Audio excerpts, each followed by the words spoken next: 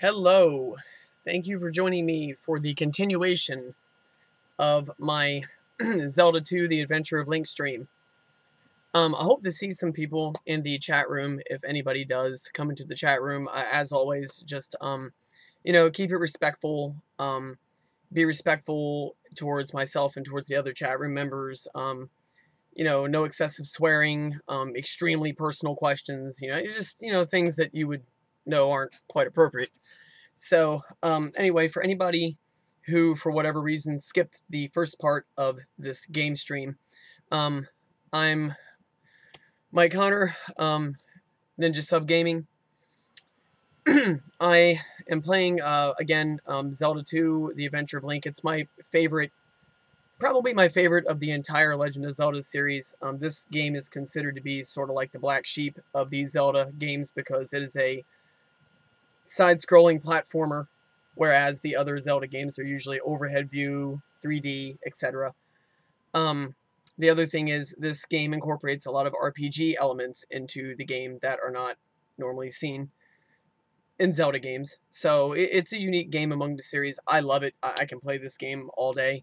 So if anybody who joins the chat has any suggestions for a future stream or whatever, by all means, feel free to throw it at me, because I play pretty much every gaming system, every platform, from Atari to PlayStation 4 and everything in between, PC, handheld systems, whatever. So chances are I either have the game or I can gain access to it without too much of a hassle.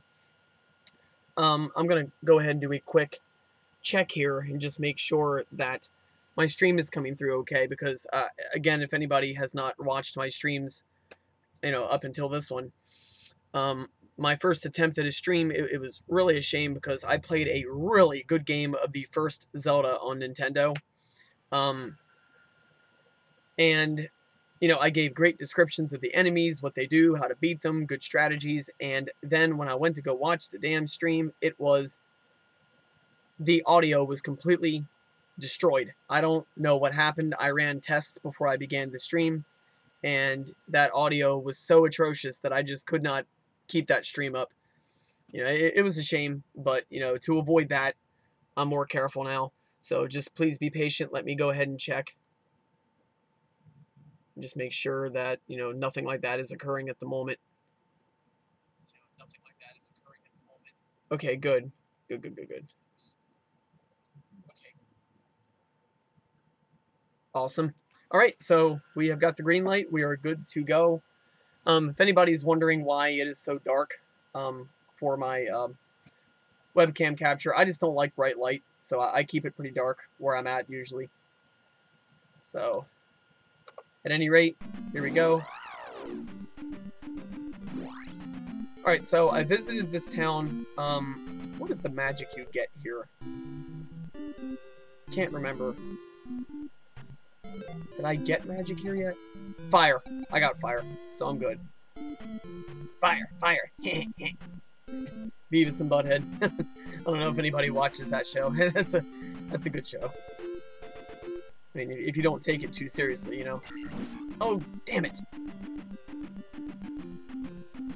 I keep forgetting with this monster here, you cannot block his fire attacks unless you have the reflect spell. I'll show you. I'll be the guinea pig here and show you what happens. You can have your shield up. Boom. He'll still hurt you. Now, that creature right there is difficult because you cannot kill him unless you have the fire throwing spell. Oh, I just died! Oh my gosh, I have got to be more careful. I just, I was talking and playing and I wasn't paying enough attention, and well, there it is.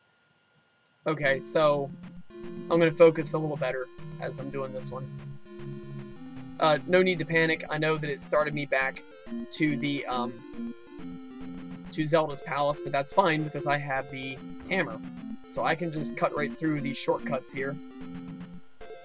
And do-do-do-do-do. Come right over here. I'm going to see if I can get this fairy. Show you how that works. Nope. Caught that enemy nice and good, though.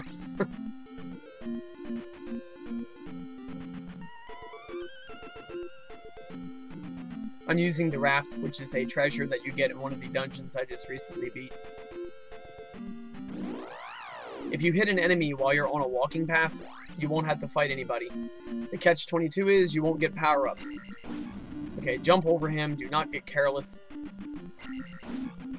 And by all means, to anybody interested in doing streams, before you volunteer to get hit to demonstrate a point, pay attention to your life meter. That would be a very good idea. Alright, so anyway, these creatures here are obnoxious. You gotta use the fire spell to take them out. And funny too, because they're a stronger creature than those, bat creatures, but yet you can block their attacks, but you can't block the vampire or the bat creature's attacks. That's very backwards. You wouldn't expect it to quite be that way, but... Okay, now, when you stop to do a battle, I'm going to tell you, usually, if you got the energy to do it, don't run. Fight. Reason being, I tell people that is because in this game it has a lot of RPG elements, and any person who's ever really messed with an RPG game knows for a fact that you power up through fighting enemies. In this game, you don't really go buy power-ups. You earn them through battle experience. If you want to get stronger, you got to get into the battles here.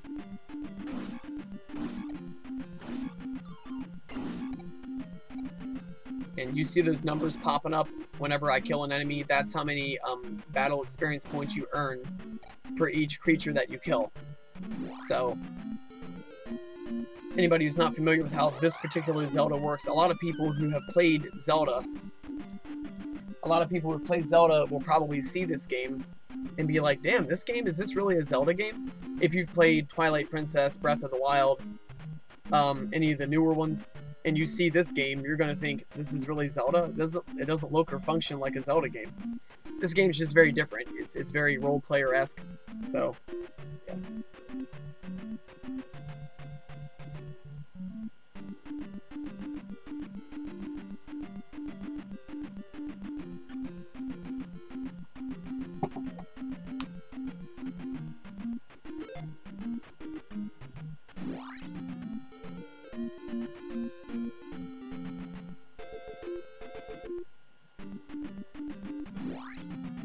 Okay, for this stage here, alright, so we're in the rock maze.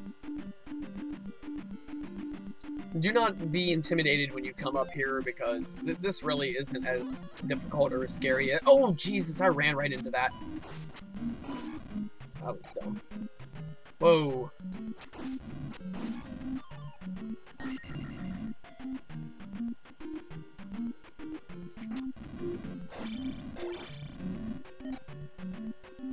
Any of those blue creatures that I just fought, you have to use Fire Spell, or you cannot hurt them. Okay, I typically go over, you see these ladders? Or these bridges here? I go to the third one. The third one. Then I hang the first left.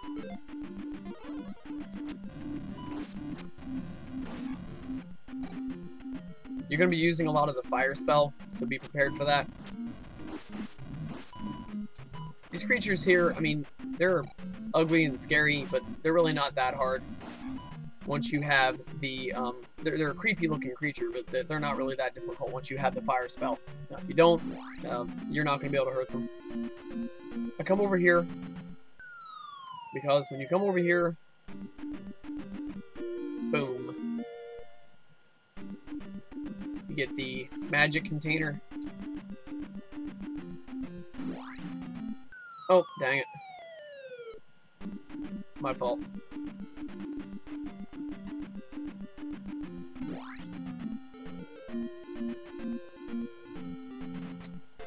Alright. Now, the lost child is here, too, if I am not mistaken.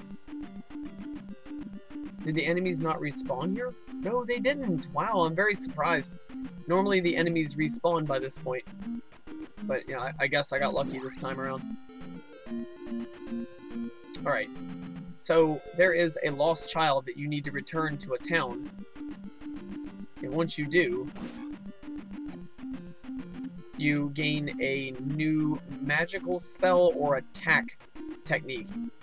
I can do the downward thrust. You guys are going to see me do that. See that? That's the down thrust. I'm going to do it on these two right there. See that? I couldn't hurt him with it, but yeah.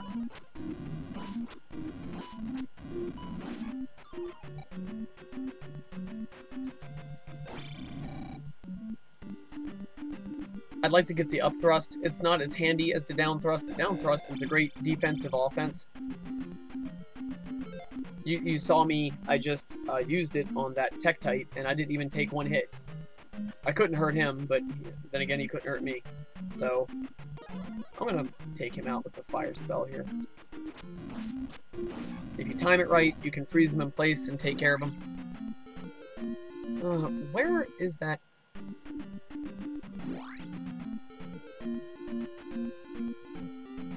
You find that lost child here, and I know for a fact you do.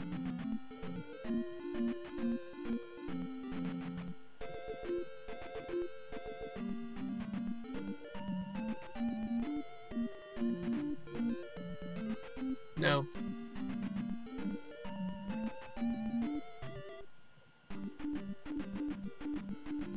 Whoa. My life meter is a little lower than I'd like it to be, so I'm going to try to be careful here and not take too many hits. Whoa. Luckily, these guys don't have extremely good attack power.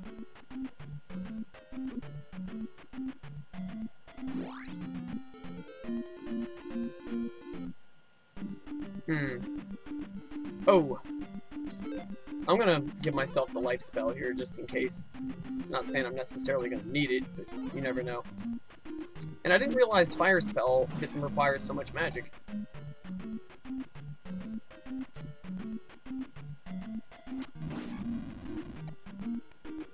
Oh, awesome. That's what I'm talking about. Good deal. Alright. This game is very fair. I mean, it's notorious for its difficulty, but I can tell you that, you know, Zelda 2 is fair. It hooks you up with a good amount of power-ups and things like that. It won't leave you hanging. No, I don't want to come here either. And I just cleared this area, so I shouldn't have any enemies to fight. Not yet. It takes a few minutes for enemies to respawn.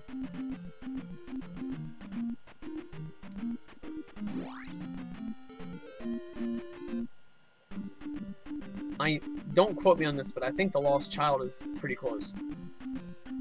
Am I gonna need anything? I guess not. Awesome. Oh, spoke too soon.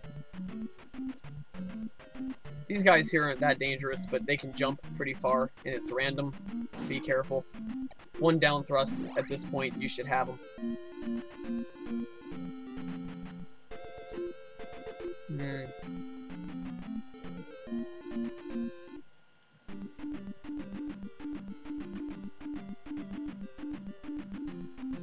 No? Coast is clear. Check that out.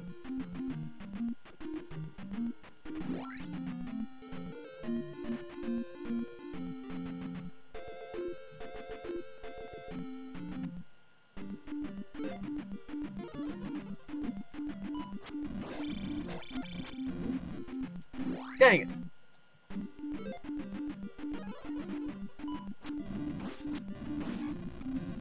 There it is.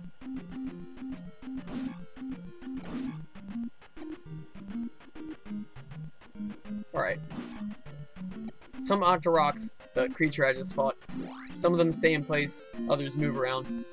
Pretty random thing.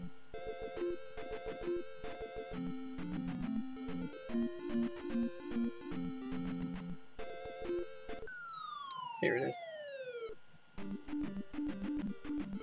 I would do a life spell because you're probably going to get, yep. Okay, these lizard guys here. Can't quite recall what strategy I used for them.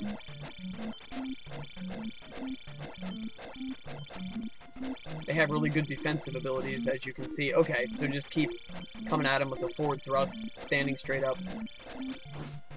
Oh, and you can hit them low. Alright. Alright, so there's your lost child.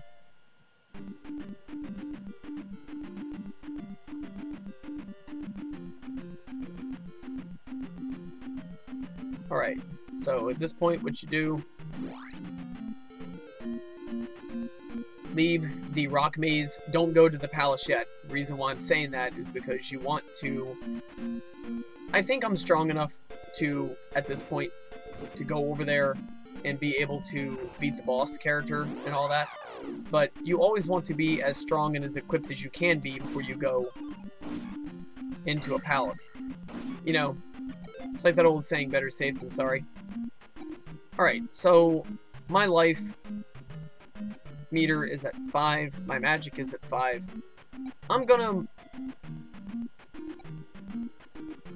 What am I gonna do? Am I gonna wait and upgrade something else? Or am I going to... you know what? I'll increase my life abilities. It's getting to that part of the game to where, you know, you want to be careful because the enemies are getting stronger and stronger. You don't want to be caught flat-footed.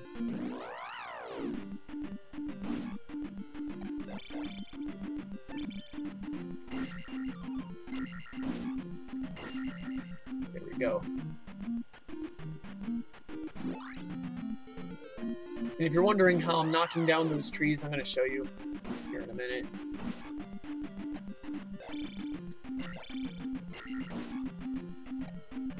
If you're wondering how I'm doing that, it's the hammer that does that. Weird, right? I mean, it's a hammer. You wouldn't think that would be the thing that would do that, but...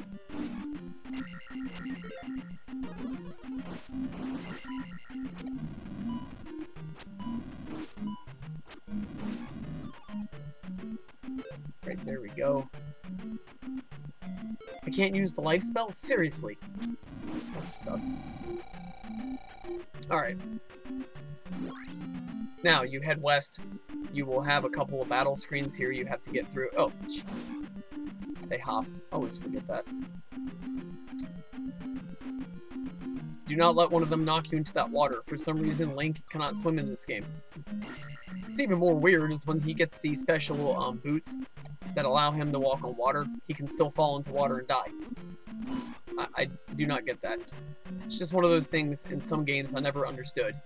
Like in Double Dragon, the Lee brothers could be killed if they fell in water. These tough martial arts masters can be killed by merely being thrown into water. I mean, I guess neither of them know how to swim or something? I don't know what the logic is to that, if there is any. Always thought that was just odd.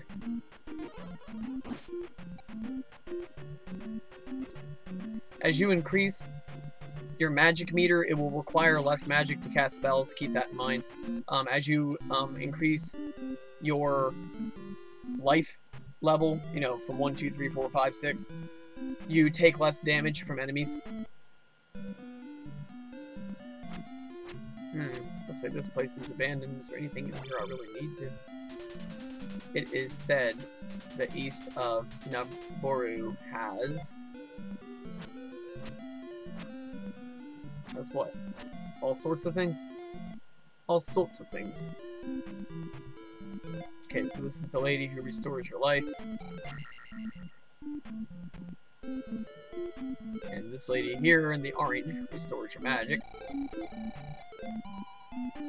Be careful when you talk to some of the townsfolk. They turn into evil bats.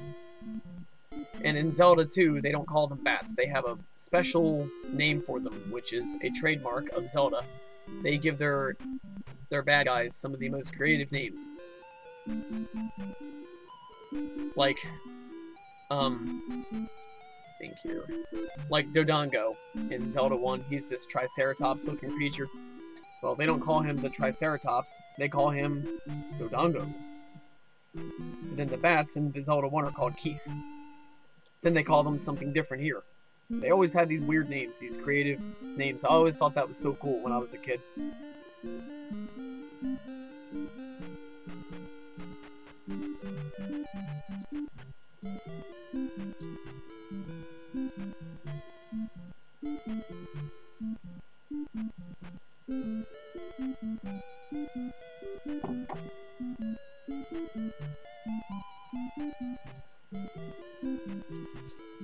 Alright.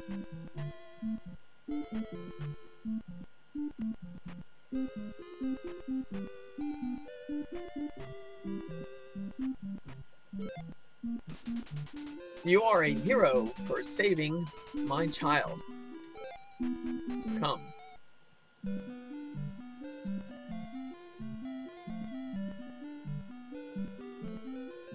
This one, I believe, is the reflect spell, but I could be wrong. So you come up to the Harry Potter wizard here.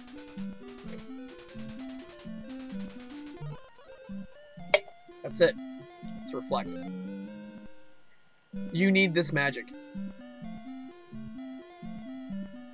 Some magic you don't need. I'll give you an example. Shield, you do not need that. You don't even really need the life magic. It's just nice to have it. I mean, I'm a good player, but I'm not one of those people that can, you know, just roll through this game without hardly even getting touched. I've seen people do that, and that is really cool. But, you know, I cannot do that. So for normal people, you're going to have to, or even for skilled players, you're going to have to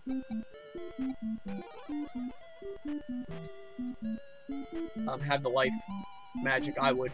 Alright, so I'm going to go ahead and take a page out of Santa Claus's book. And, oh, you can't go down the chimney here. You can do that in some of the houses, and I know it.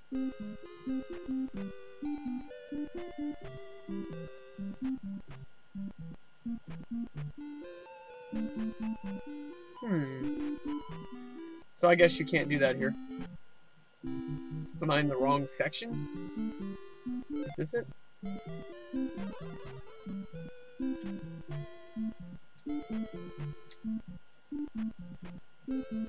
Ah. There is a house, and I know it, where you can go down the chimney.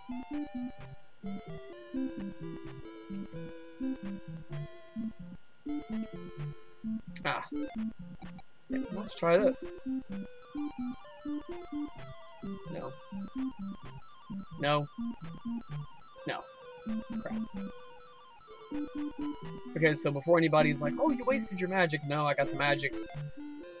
The magic restoration lady right there, ready to hook me up, because her and I are tight. I'm connected, so. Anyway, what is the name of this town anyway? Mountain Town of Darunia. Okay, this is Darunia. Alright. Alright, so here we go.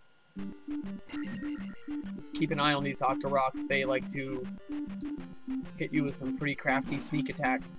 They will jump and kind of do like a double jump, where they jump when they're already in midair, and they can knock you down into that water, and it's an instant death.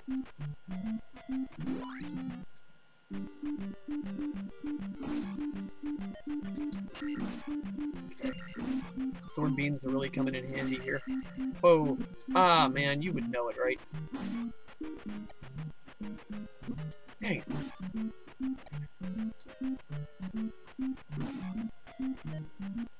Not a big deal. I only lost 1 bar of life. I'm not panicking about that. Reason being is because I can... I'm not even going to use a spell to restore that. Well, I guess I can.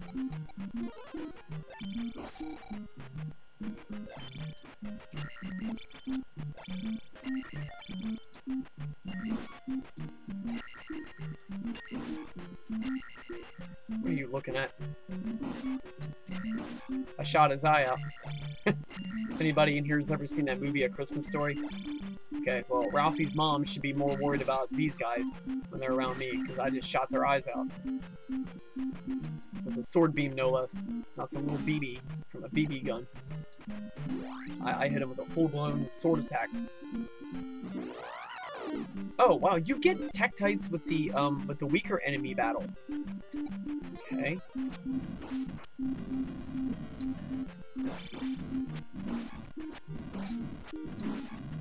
Good deal. Alright, so...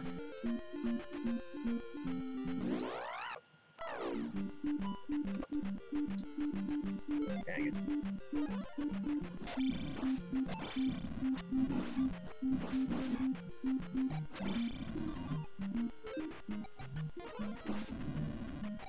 Alright, when you get that red magic container and you're missing some life, when you have enough magic to do it, hit that that life spell, and then get your magic container. It fills everything back up.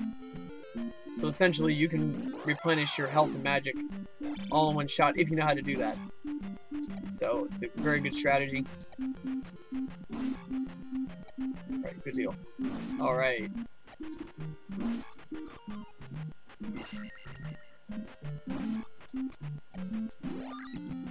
I will say those enemies there, those floating eyes, they're easy to kill. But at the same time, they give you a good hunk of experience points. I mean, you get 3. Or you get 20 per every one that you kill. Okay, I know there's a way to get up there. Is there? No. Right. I think I have to go around. Right. Alright.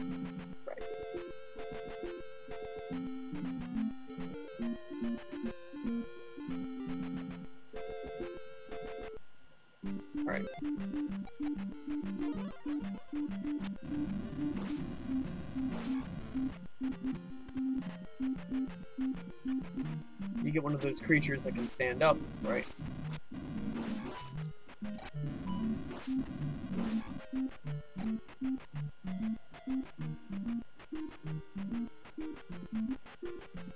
Cool.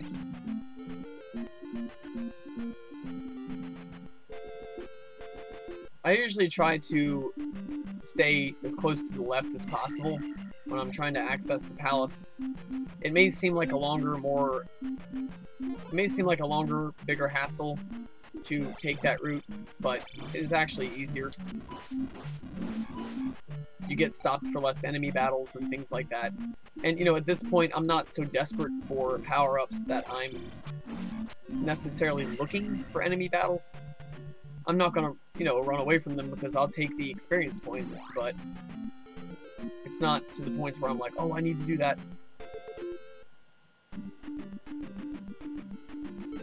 Can I avoid that if I... No, I don't think so.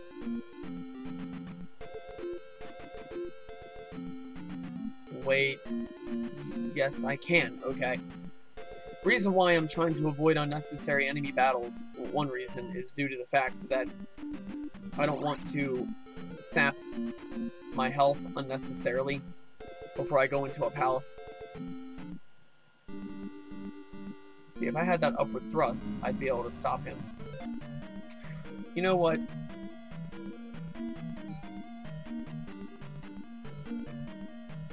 This is the 4th palace. Ah, jeez. Okay, I was kind of hoping maybe I could get,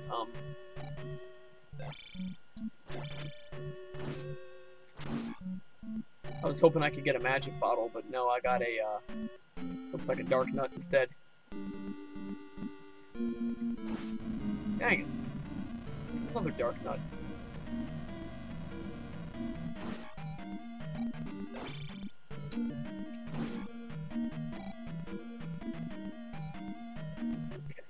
I think eventually, if I keep trying here, there it is.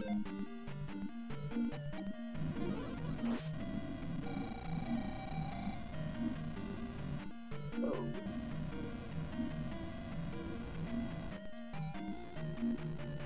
I don't think I need the upward thrust to beat this level. Reason being is there's blocks you can break that you have to hit upward. So basically the upward thrust is like this downward thrust attack, but you're just doing the sword strike upward. Alright, now, what does this reflect magic do? I'm sure many people were asking. I'm sorry I didn't explain it. It does that. These Wizrobes here, which is my favorite enemy to fight from Zelda 1, sarcasm intended. They are indestructible in this game unless you equip the reflect magic. In Zelda 1, you can bomb them and you can hit them with your sword, but in this game, you can hit them all you want. Nothing happens. You gotta use reflect magic and put their, and turn their energy beams back at them, their spells back at them. I would say don't bother fighting these guys, just unless you get that. Okay, turn around and leave. It's not even worth it. I mean, they can take away an entire bar of energy with one hit.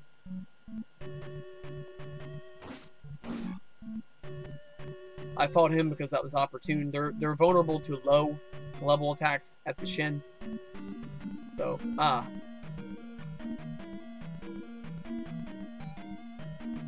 how I did this. Oh! Just wasted some magic. Alright.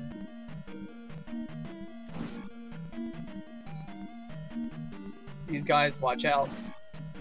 They're not particularly hard to beat, but they can hurt you pretty good. Now, the cool thing is, in Zelda 2, as I've mentioned before, you can kill bubbles in this game. You cannot kill them in Zelda 1. There's nothing you can do.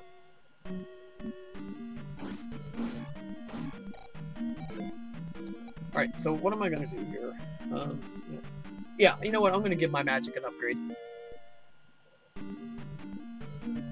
I think that's a good idea. Oh, God. These guys here. Alright. Be careful. These versions of Dark Nut can throw their sword. As you're seeing here, they have an infinite stream of these stupid things they can throw at you.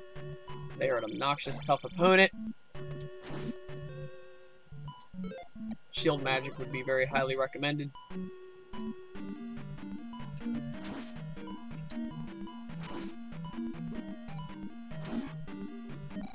Dang it.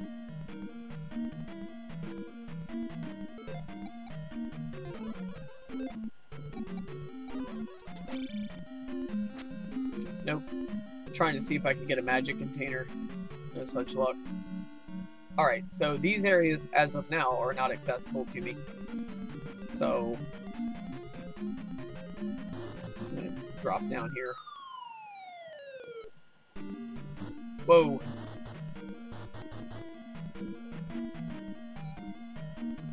Watch out, these guys right here take away experience points, and they do physical damage. So, oh.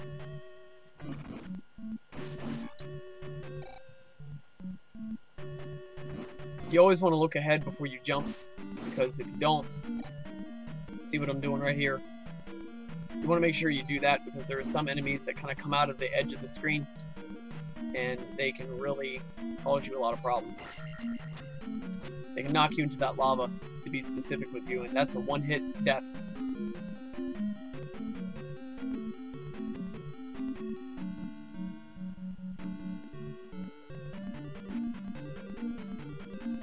So I have a key, which means I can access whatever area I would want to access here.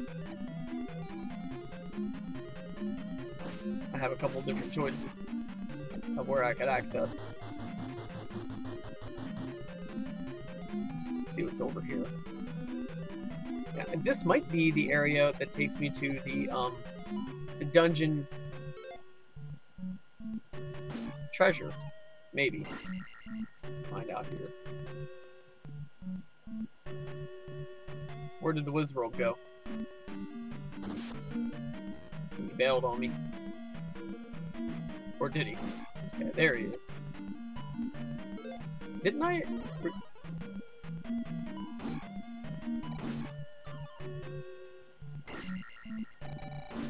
Alrighty. So we're in business. Nobody in the chat yet? Darn it.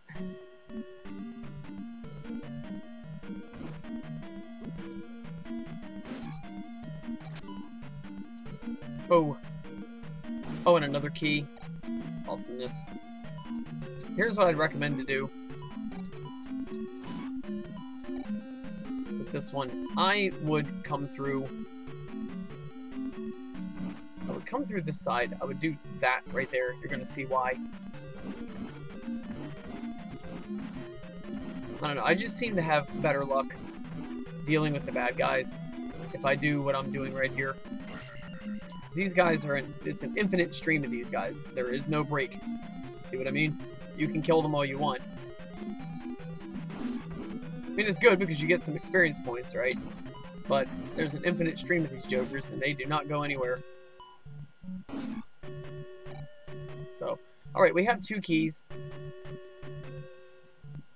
Well, I used a key. I got 2 keys. So, I used a key, got 3 keys. So I have 2 keys available to me, which is great because if you remember back upstairs here, there were 2 doors I could not unlock. Alright, so what am I doing here? Jump magic.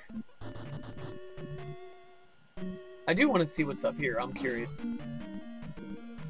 Whoa. Oh, they... You know, I forgot there for a second that his mallets come back at him like a boomerang.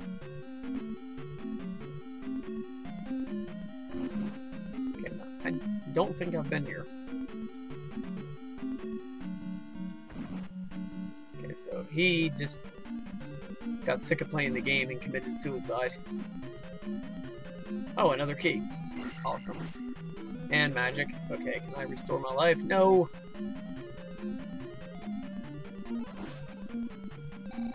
You're wondering why I'm equipping the jump magic. He is the reason why. There's really nothing else you can do to really get prepared for him other than equip jump. That is why. If I had been fighting him with my regular self, that would have been hard. You see, if an enemy commits suicide, the catch-22 with that is they may be out of your face for the moment, but they will respawn in a hot second. And when they do, well, it's difficult to really deal with them in some situations like that one, because he could knock you right into that lava. Alright. Was there not a door over here? Yes. And it's the dungeon treasure. Sweet. Awesome. Okay, so what is that I just got? That is the special pair of boots that allow you to literally walk on water. And like I was touching on earlier, it is weird that even with those boots, you can still die by falling into water during the battle scenes. I don't get it. You would think that that wouldn't hurt you anymore, but it does. And apparently Link is not a very good swimmer, because he can't swim in Link to the Past unless he has the Zora flippers. He can't swim in this game at all.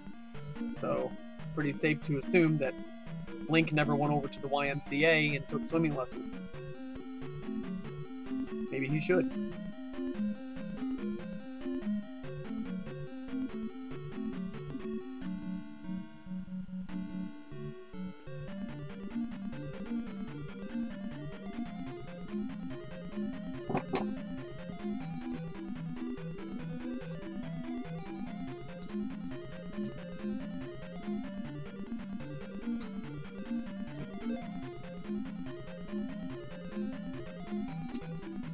Alright.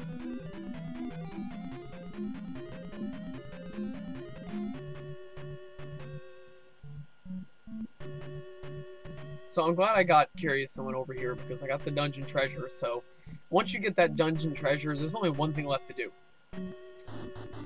That is find the dungeon boss and deal with them.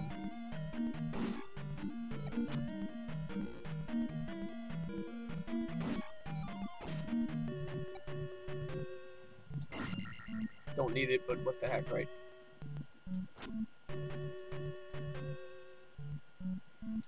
Yep, been here. Alright, so one thing about Zelda 2 that does make it a bit more difficult is the fact that you don't get a map for the dungeons. So you don't have that luxury that you had in Zelda 1, where you just simply get a map and it tells you where to go, what to do, how to do it. Already been here.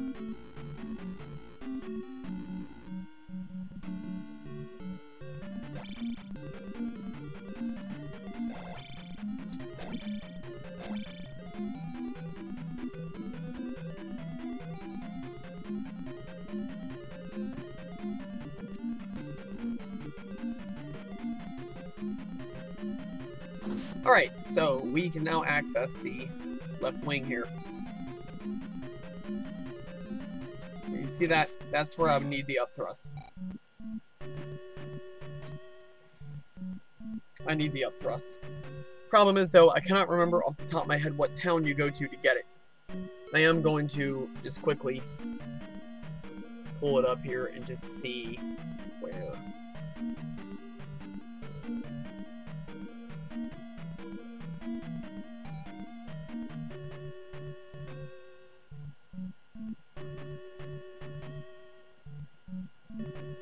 just like I suspected. It's in the town of Darunia, so I have to go back to that town and get it. The question is, though, is where do I go to get it? That's the thing I can't recall. I mean, going back isn't really that hard. It's not a huge ordeal, it's just I'm having trouble... having trouble remembering where... Because there... If you guys remember, I was trying to go down the chimneys. Well, that's why, because I thought there was a secret. I knew there was something that I was missing. And sure enough, it's the upthrust, which apparently you need to beat this level. Oh, I keep forgetting. I can just do this now. Look at that. I can walk on the water. I don't have to go through all that.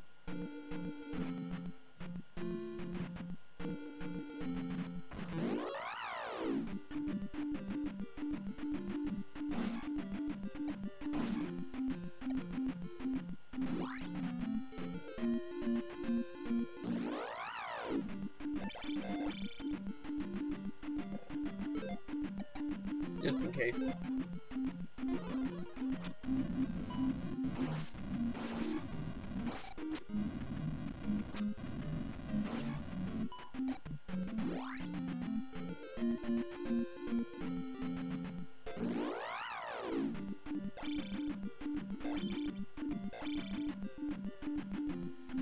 Alright, so we're gonna head back over to Darunia, and we had to do these two battles again. Yay. I'm not too keen on these because these stupid Octo Rocks, they're not a very strong villain, but they are crafty. They do that jump attack and all that. If you're not careful, they can knock you right into that water. And oddly, that's a one-hit death.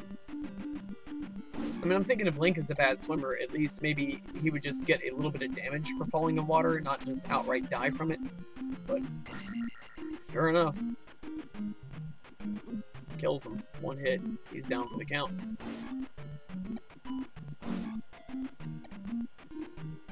Whoa, whoa, dang it. I didn't see that bubble until it was too late.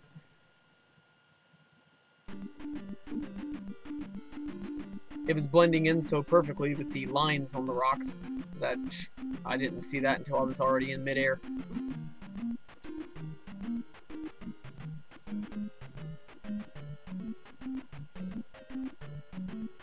Right, there we go. Alright, so where do I go to get that freaking upthrust attack?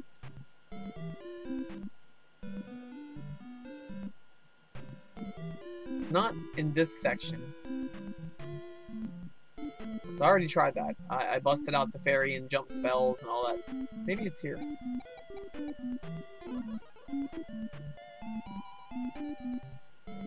I'm thinking it is, because look, I can jump up that house, which takes me to this house, which takes me to this one, and the door will not open. Boom.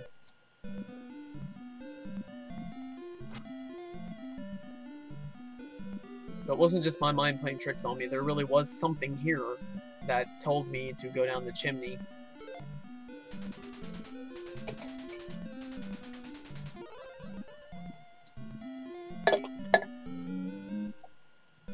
Okay, so there's the upthrust. Cool thing is that going back to the dungeon to fight is going to be easy, because all I have to do is just take the elevator down and hang a left, and I got it.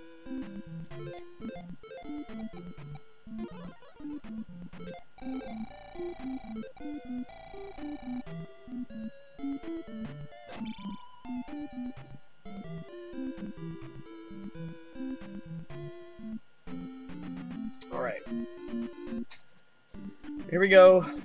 Our pal the Octo Rock is back. Stupid bubbles.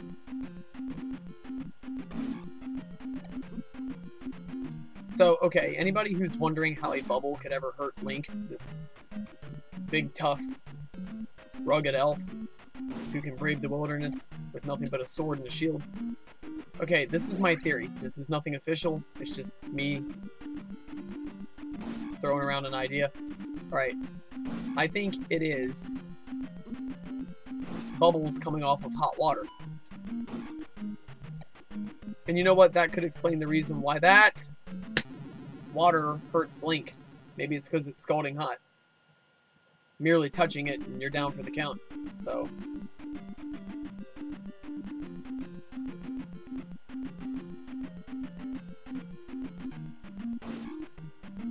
Alright.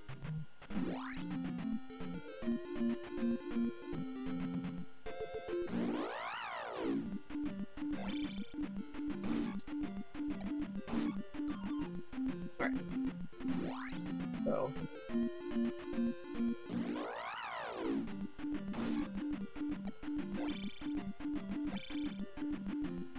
we'll work our way right back over here to the bridge.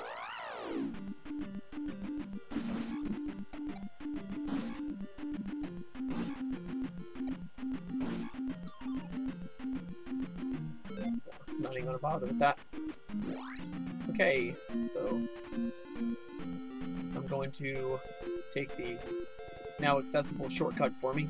Just follow the river, and boom. So I get a dark nut. Perfect.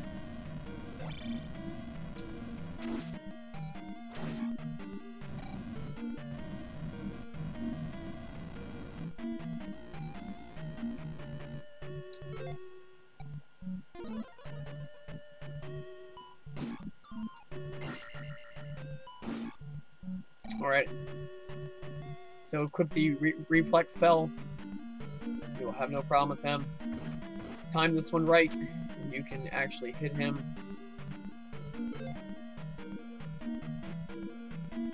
Keep him in place. Get some experience points.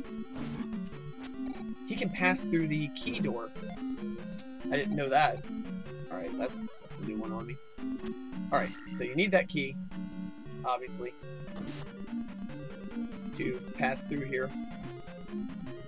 Grab it. I normally like to explore as much of these dungeons as possible, but I'm going to say I don't need to do that now because there's no locked door that I've encountered, and I would like to go fight the boss, honestly.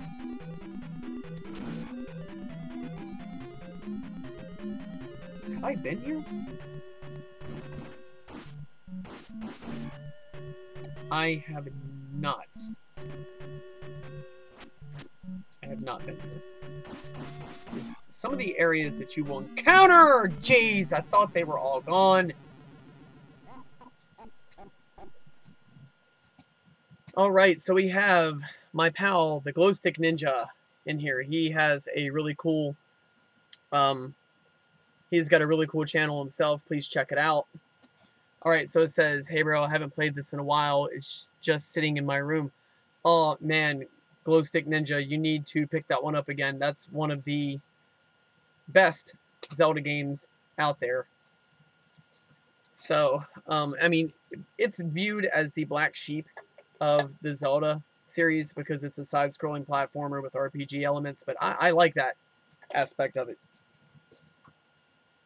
I never understood what anybody's problem with it is. It's a difficult game, but it's not difficult to the point to where it's not fun. Like, a game that could be seen as so difficult that it's not fun would be like Silver Surfer, Ghosts and Goblins, arguably. Those games can get really boring because you have to repeat yourself constantly. This game isn't like that. It's fair, you know. So if you know how to play it, you should be alright.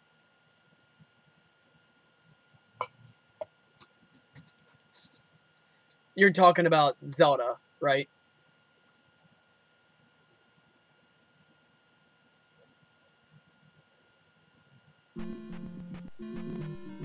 Glow Stick Ninja, you're talking about Zelda. You loved it when it came out. Is that the game you're talking about? Or are you talking about Ghosts and Goblins?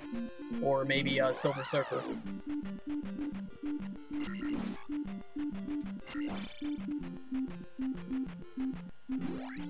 Well, yeah, I mean, well, that's why it's called Ghosts and Goblins. It's a horror game. It's supposed to give you nightmares.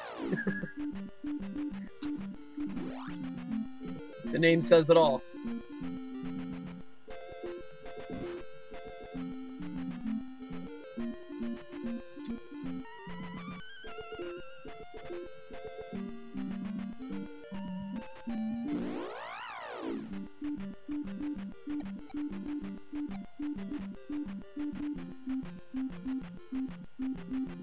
for Ghosts and Goblins or for Zelda 2? You're talking about Ghosts and Goblins, right?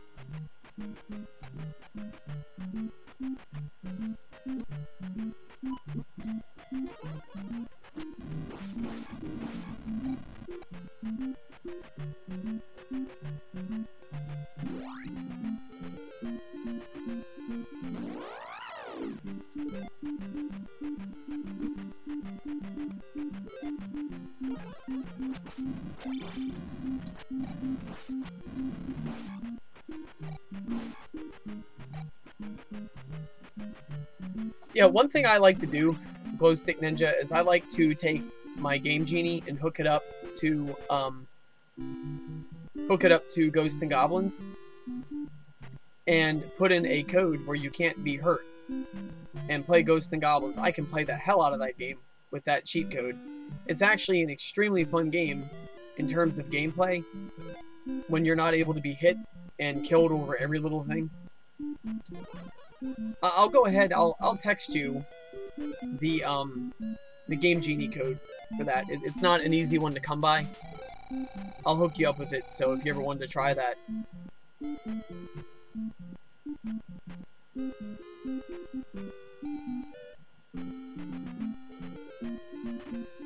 Yeah, I think there's two factors that played into Zelda 2. I think number one, it's different than the first Zelda. It's not an overhead view. It's not like a 3D-esque type of game. So people are like, a side-scrolling platformer, what the hell? That's what Mario is supposed to be. So it was different, and that kind of turned people off. And this game has a challenge to it that's along the lines of like a role-playing game. And people just did not want that from Zelda. They didn't really understand, you know, and that's just human nature, you know. People don't understand something, or if it's different than what they're used to, you know, they tend to shy away from it. I don't think the Zelda 2 incident is really much different. It's right along the same lines.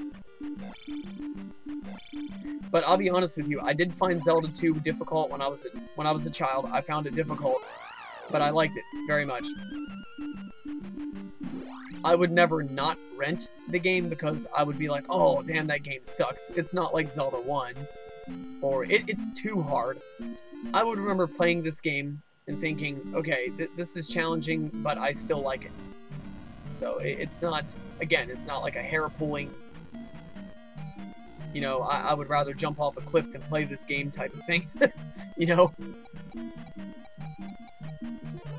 Alright, so anybody who's watching, these guys are Wizrobes. You cannot kill them in this game like you can in Zelda 1. You must equip the Reflect spell. That is your only choice.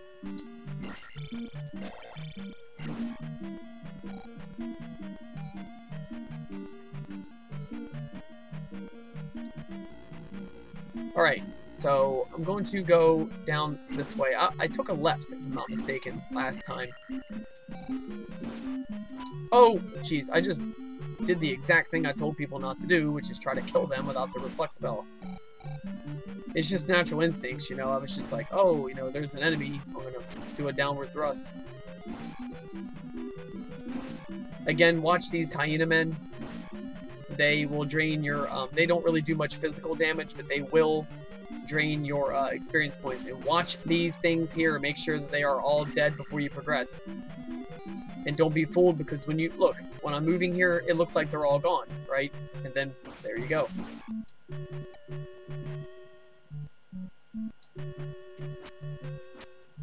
And here he comes. In fact, I'm going to play this safe, and I'm just going to do a jump spell. I don't want to waste magic, but, you know, that's the thing. I'm not really wasting magic. Whoa! Damn.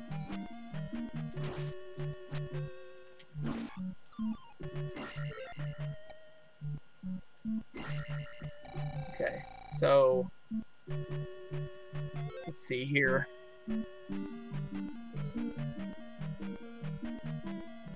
Yeah, it's very clear they were trying to, it's very clear that Nintendo and the designers of the game were just simply trying to do something with it to set the game apart, so it didn't seem like a Zelda 1 clone. I think that could also be if my timeline is correct, Glow Stick Ninja, I think this is what happened. Alright. In Japan, the first Super Mario Brothers game came out on Nintendo or Famicom.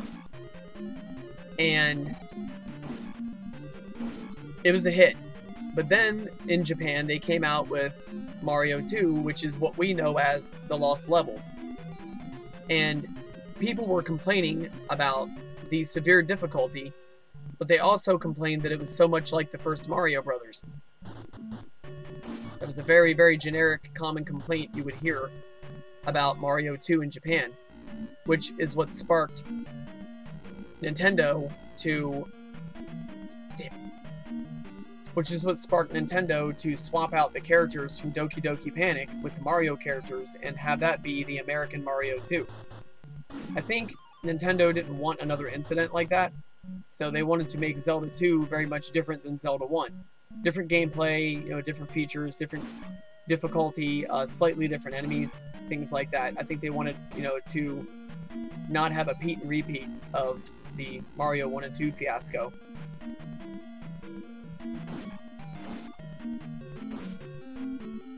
Okay, guys, I wouldn't bother. Well, I don't know. Can I? Yes. Alright. I didn't know if it was really worth going over there to get him.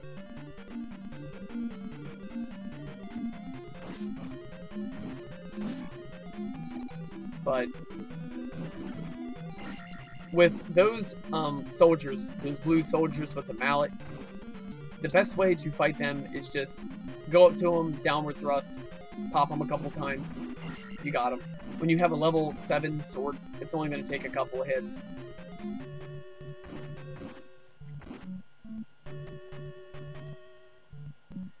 I'm not going to bother with him because it's not worth risking damage. I think I could probably take him out without getting hit, but I'm not going to risk it. Especially since, if I'm not mistaken, I'm pretty darn close to the boss. The boss in this level is not hard when you have the reflex spell, but he packs a punch. So in case you get hit...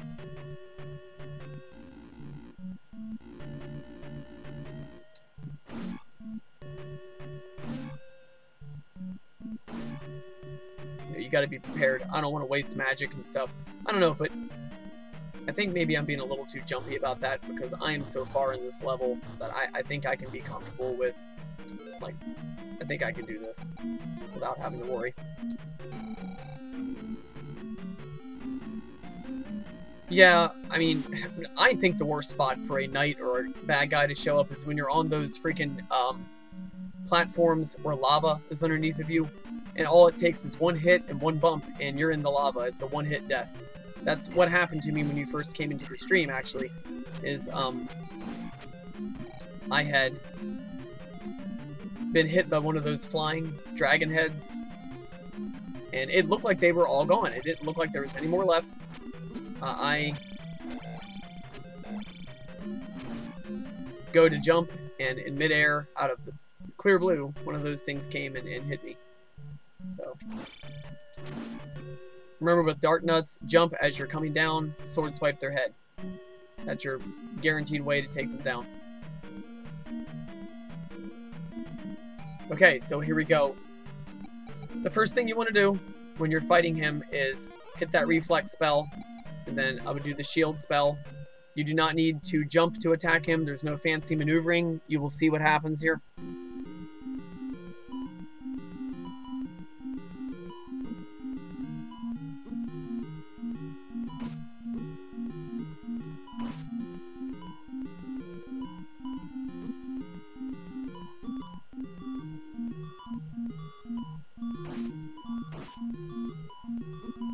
Dang it.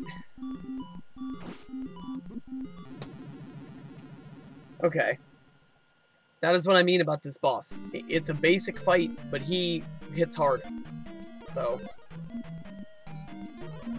I kind of went in without enough energy.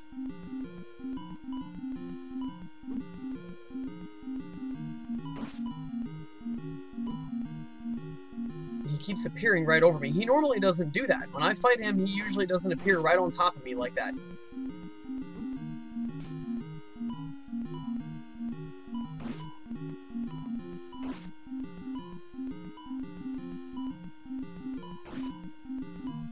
usually he fights like that. Like, he's appearing next to me, away from me. For some weird reason, that first time around, and during the first half of this battle, he was right up over me. He would appear right on top of me, stuff like that. I mean, Zelda is very much a game of skill, but there is some luck involved, unfortunately. Alright, so I am going to... Okay, Glow Stick Ninja, what should I power up? Should I do a life power up? Should I wait and do a magic? Or should I wait and do an attack? What do you think, man?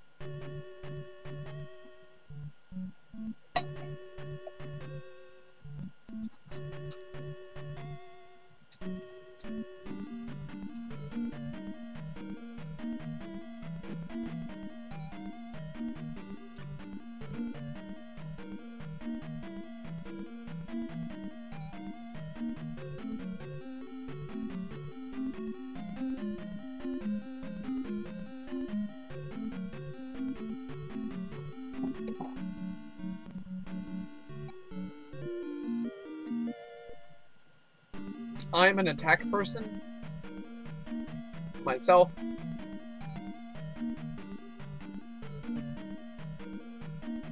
But, you know, I'm very open to any suggestions that my watchers give me. Especially ones like yourself, who I know are, you know, skilled with these games and, you know, understand them. Alright, so... I just got a fairy, even though I didn't need it. Okay. This guy's trying to gang up on me. It's all good, though. That's a rarity.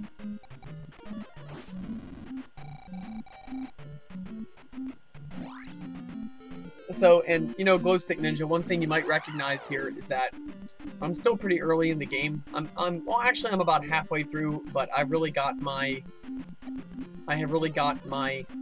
power and my life and my magic jacked way up. And as you could tell anybody who's played this game, that's an excellent strategy, because if you are not really powerful early in the game, it can really cause you a lot of problems. I tell people, with this game, power up as early as you can. That's why I'm so beasted out, even though I'm barely halfway through the game.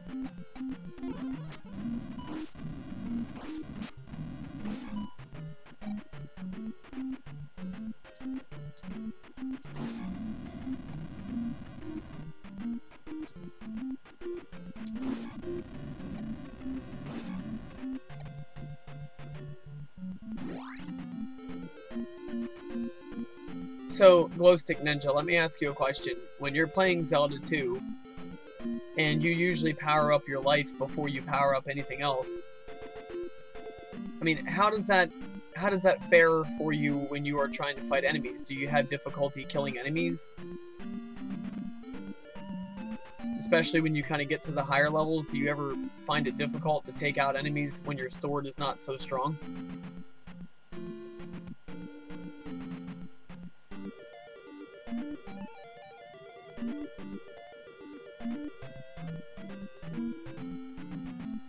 Okay, now, anyone who's watching, you can see what I just did.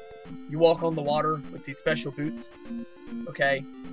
And there's kind of like a fork shape.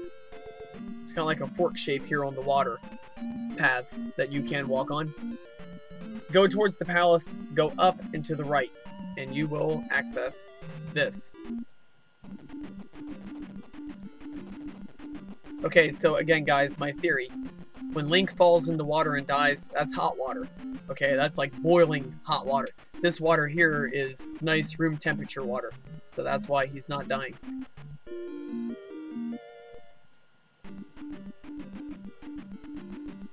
It can be difficult, but the patterns can be learned pretty easily. Yeah, that's one thing about this game, is that a lot of the characters do attack with patterns. One enemy that I find really doesn't have a set pattern, that really does not attack on a set pattern, and that is Dark Nut, or whatever they're called in this game, but the knight-looking character with the sword and shield, they're smart. They're very unpredictable, they can strike with a different attack pattern at a moment's notice. I have picked up on that with them. The more basic enemies have a pretty set pattern, but these guys right here, actually I was standing right next to one. I call them dark nuts because that's what they look like, but they are not dark nuts. They are called something different in this game for whatever weird reason or another. I think maybe Nintendo was trying a little too hard to make this game different than the first one. I mean, come on, you can still call the enemies the same freaking names.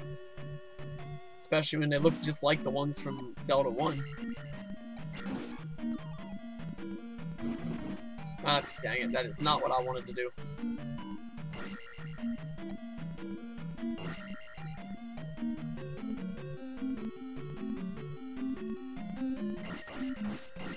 One cool thing about this game is that you can kill the bubbles. You can't kill them in Zelda 1, if you remember. They hit you and you can't unsheath your sword for a few moments, but you can't kill them. Alright, so here's where the fairy magic starts coming in. The thing that sucks is you can't turn back into Link until you exit the screen. So I'm gonna come on over here, boom, regain my humanoid form, come back over here.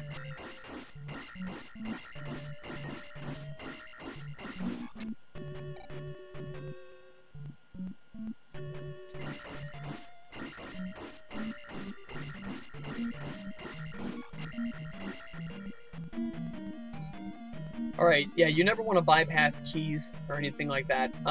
You can do that in Zelda 1, but you will not get away with that in Zelda 2. You will usually end up using all the keys that you come across.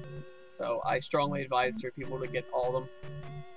Anyone who's new to this game, who may watch this stream at some point, you know, you don't want to be carefree like that.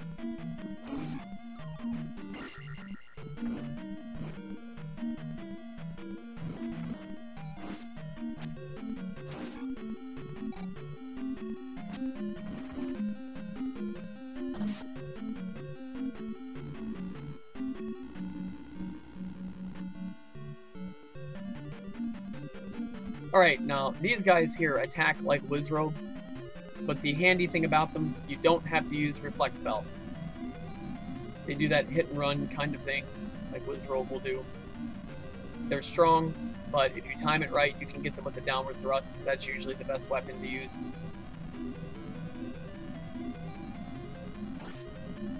Takes, at this point, 2 hits. I recommend that you kill them because they are strong and they can do a lot of damage. And they are worth a lot, oh damn it, worth a lot of experience points.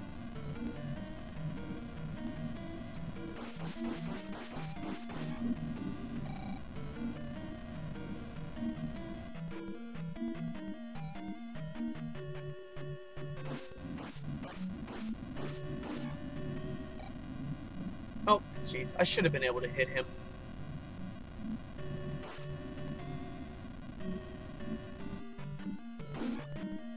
There it is. So you get 200 a pop for those guys.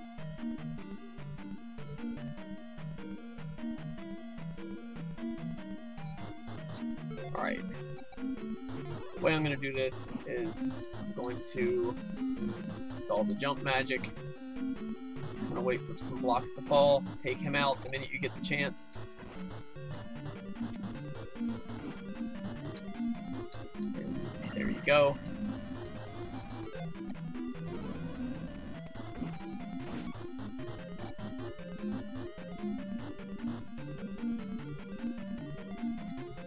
So, Glowstick Ninja, how did the pro wrestling training go? Did you get to do that?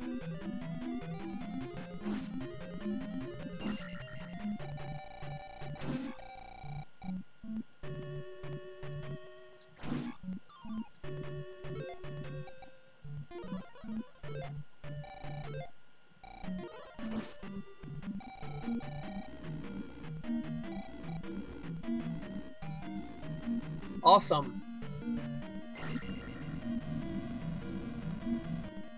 What kind of techniques did you guys work on?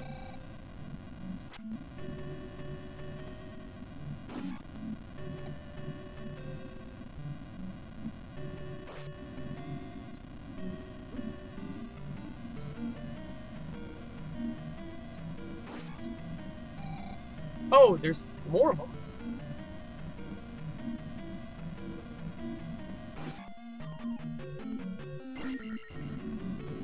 So did you guys work on a variety of different techniques, like slam, striking techniques, mat work, a variety of everything, or did you focus on one specific thing, like maybe aerial attacks or something? Or some of those finishing moves that you were telling me you were going to do?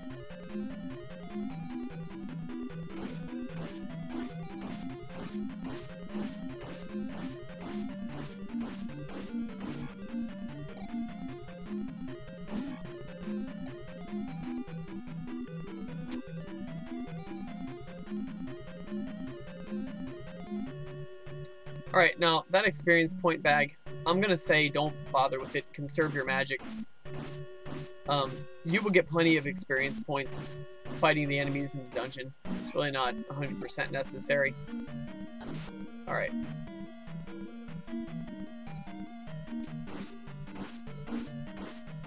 Got you, yeah, man. You know what? That is an extremely important aspect to pro wrestling that a lot of people don't think about.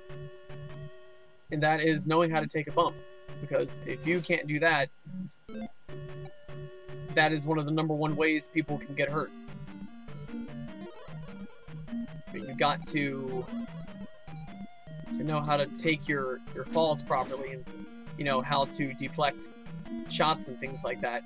You know how to take slams, how to avoid sandbagging, that kind of thing. No doubt.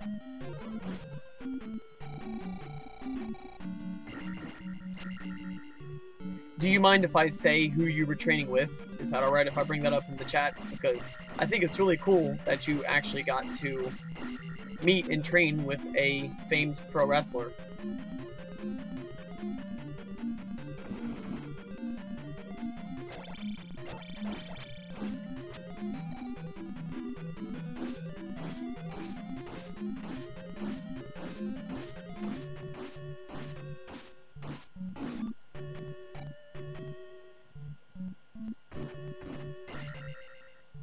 Alright. So you come over this way. Yeah, so my boy Glowstick Ninja here actually got to train with Ricky Morton of the Rock and Roll Express. If anybody's a fan of pro wrestling, then there's a darn good chance you're going to know who I'm talking about. Ricky Morton and Robert Gibson are a timeless tag team that have been around for literally decades, and they have held a huge variety of different titles and are very entertaining to watch. These guys, you know, they're not 6'8", 300 pounds or anything, but they are strong, deceptively strong, and have a damn good moveset. I used to always enjoy watching those guys. Alright, so I'm going to say take out these ceiling blocks to get a better range of movement. Alright. There we go. Actually, hold up. Might as well, right?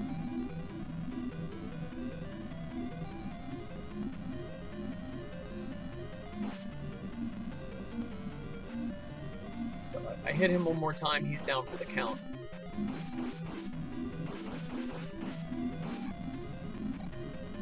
Only problem with these wizards is that they disappear so darn quick.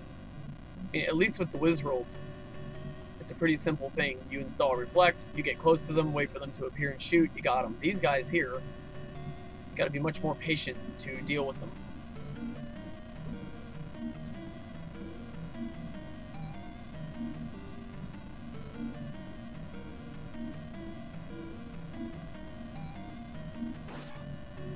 Alright, oh, jeez.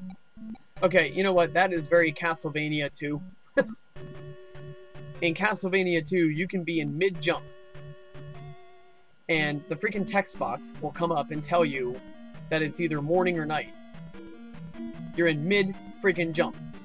So, Zelda 2 just gave me a Castlevania 2. So let's hope that that doesn't mess me up with my jump. I'm going to jack my magic up here to level 7. Oh, it didn't mess me up. Good.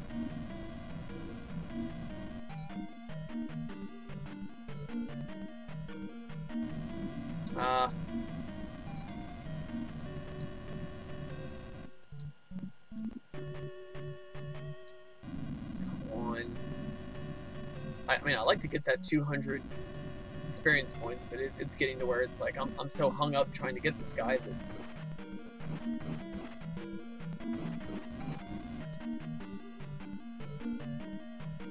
Oh, that's awesome. They do it.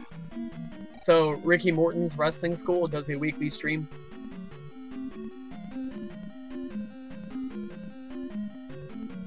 Oh, jeez. Alright, these guys here, I'm gonna say don't mess with them if you don't have to.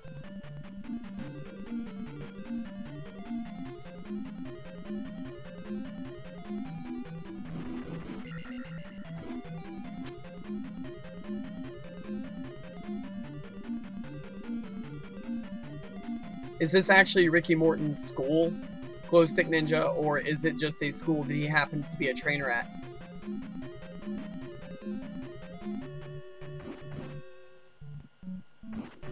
Whoa. Whoa. Dang it, getting tag teamed here.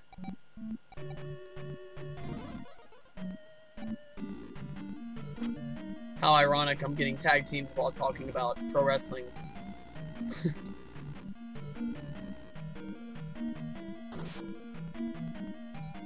And here we go. Alright, if you are forced to fight one of these versions of the Dark Nut, just remember they have a very, very erratic attack pattern. Get your shield magic installed. These ones here, the red ones. Oh, that's awesome. Okay, so it's Ricky Morton's actual wrestling school. Alright, cool, cool, cool. So, anybody else think that the red Dark Nut in this game looks like an evil version of the Kool-Aid Man?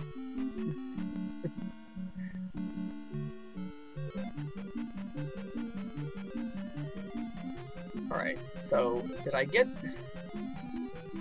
Let's see... I did not get the dungeon treasure, but I am up to the boss. I'm gonna fight this boss here. He is a real... Yeah. He's the one that I had the most problems with out of all of them. So I'm just gonna use my normal strategy, which is get shield magic installed. Dang it.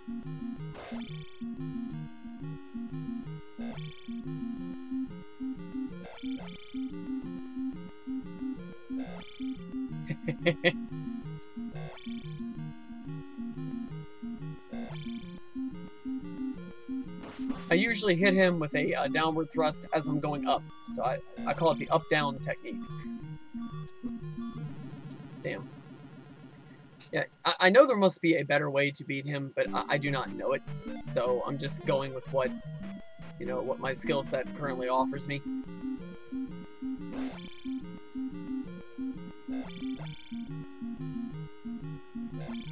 Then there have been times where I've fought him, and I have been able to use this strategy here and never get hit once.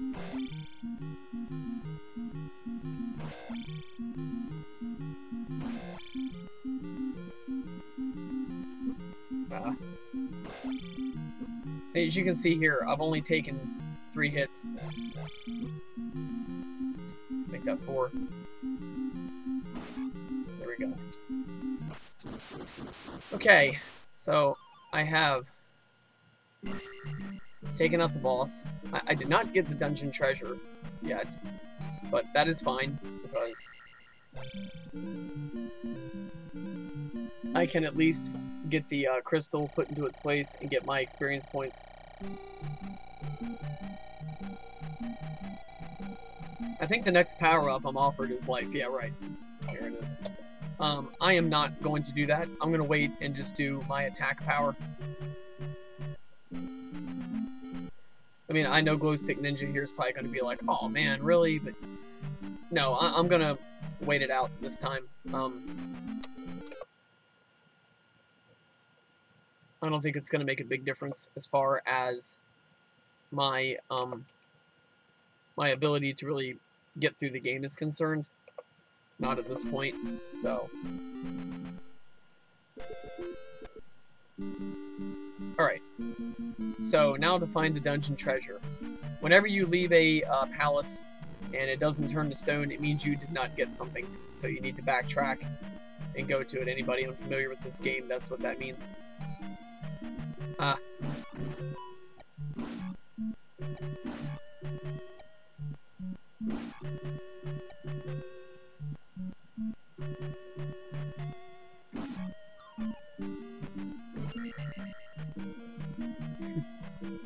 Right on.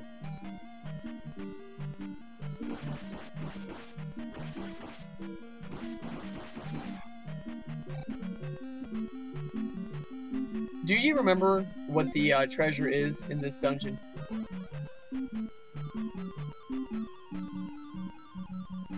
And also keep in mind, people, when you are the fairy, you can still get hit. So that does not give you invincibility against taking damage. You can still die in the fairy form.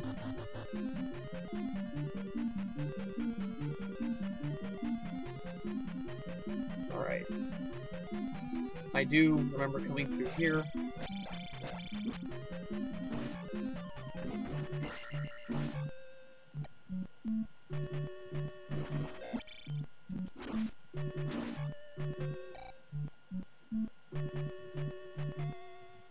Gotcha. Alright.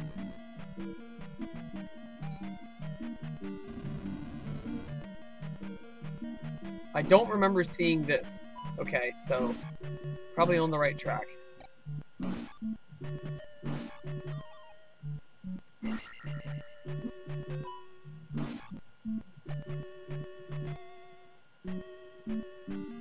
Oh, you're off, Glow Stick Ninja. You have to go.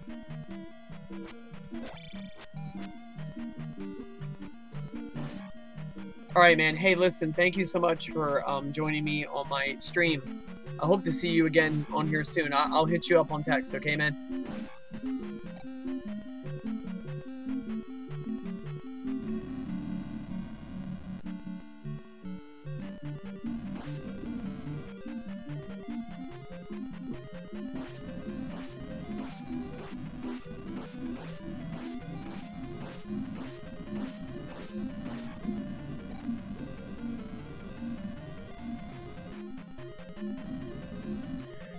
Alright, so...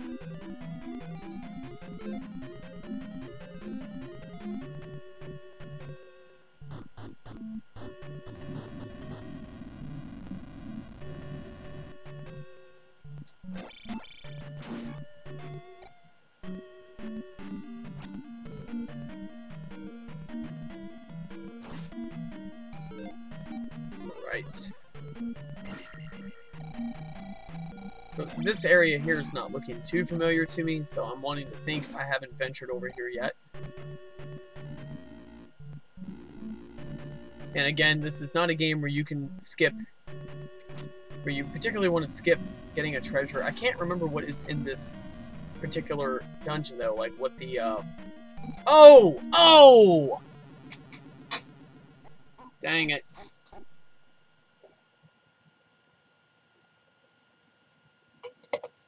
Okay, so I was too careless that time.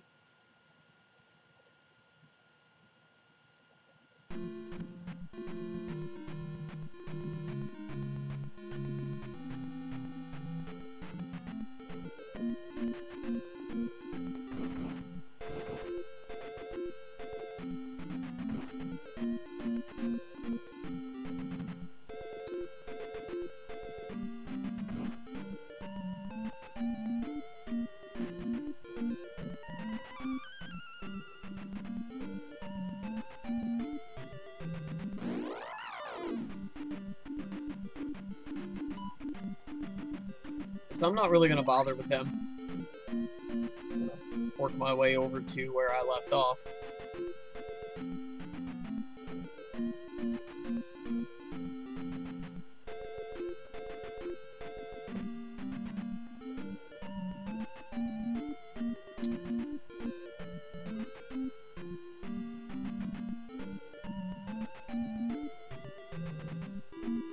If the enemies hit you while you're on water, they will disappear. You don't have to fight them. So if you're in kind of a rush...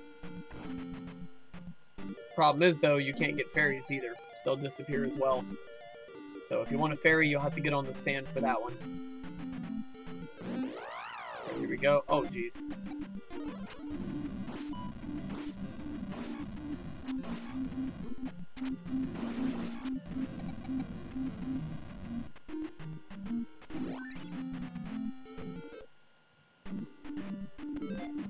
What is it here? I can get. There's something I cannot recall. I think it's a heart? No. Experience points. Not that that's a bad thing. I'm just saying.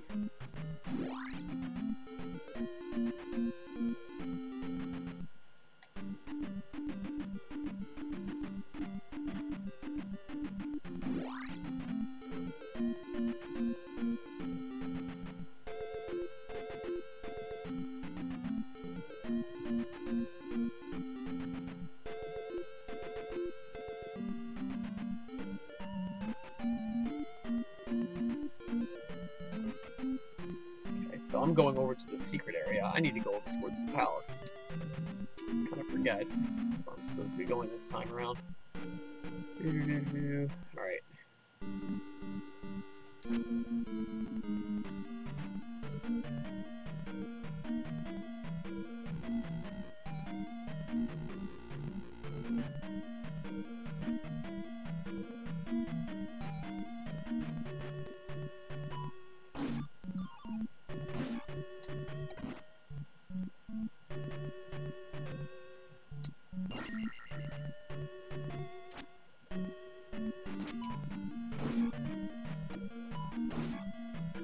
Alright, so make your way past those guys. I'm trying to remember what I did last time to get to where I was before I took that fall. They killed me.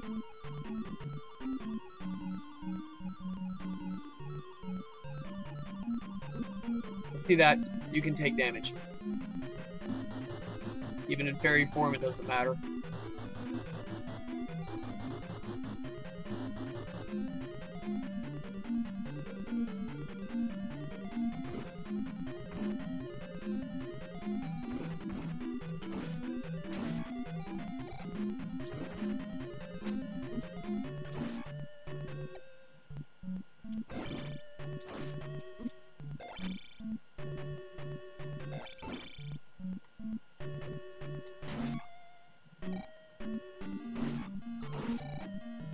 Alright. I went this way, went down. If I'm not mistaken, I went to the right. Maybe I'm wrong? I don't know.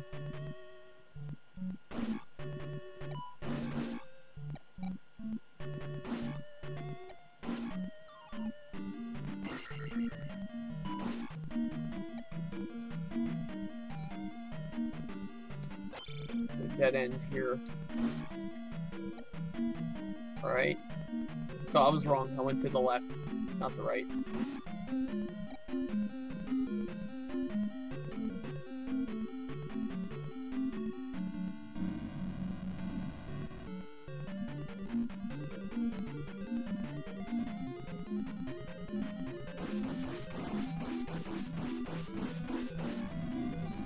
If you noticed, when I was doing the downward stab on that bubble, I stayed on top of him because doing that allowed me to avoid getting hit by that wizard. So, I mean, sometimes it's true, the best defense is a good offense.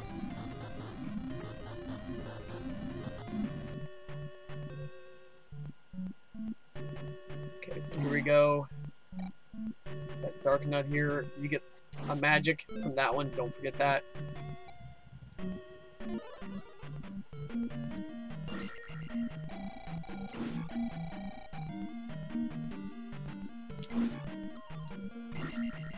Alright. I went down here, and then I think I went to the right here. Right, okay. There was the bridge, and there was these wonderful little guys here waiting for me. which, you know, I kind of forgot they can appear.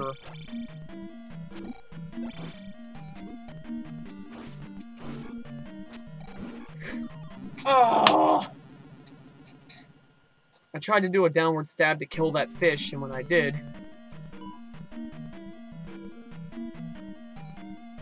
if I could have just done that right off the get-go. Dang it.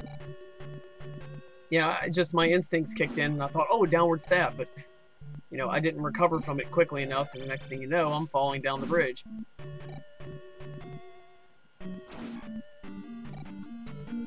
When you're on a bridge that has those breakable blocks, the thing to do, if you find yourself ever having to do a downward stab, make sure you stop doing the downward stab quick enough. Okay, don't like this. Not like this.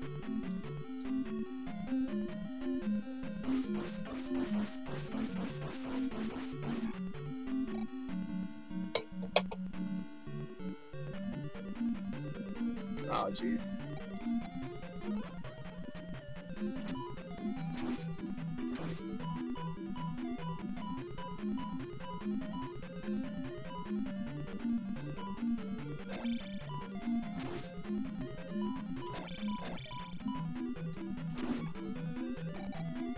Alright, so how do I get over there? Jump? No. Oh! Awesome. Okay, so apparently I have to access that secret room over there. I'm going to install the jump magic. People don't think that's a little weird, but we'll see why in a minute.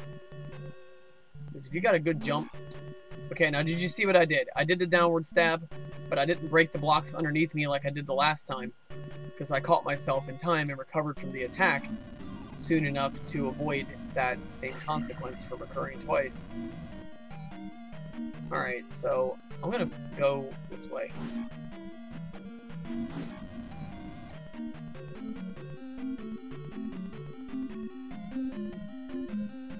I didn't go down here. That's probably the reason why I did not find the dungeon treasure, and of course we got a dark nut guarding a key. So what would that mean?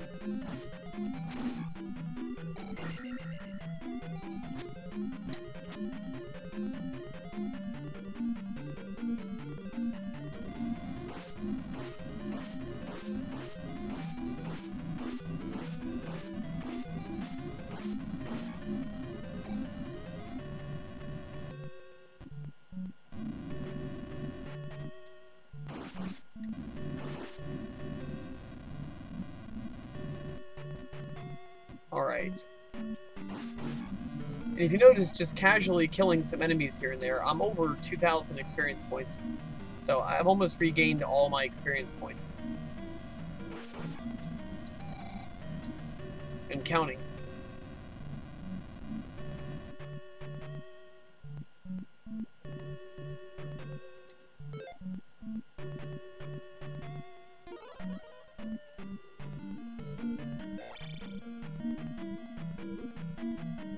Okay, so you're seeing why I did that.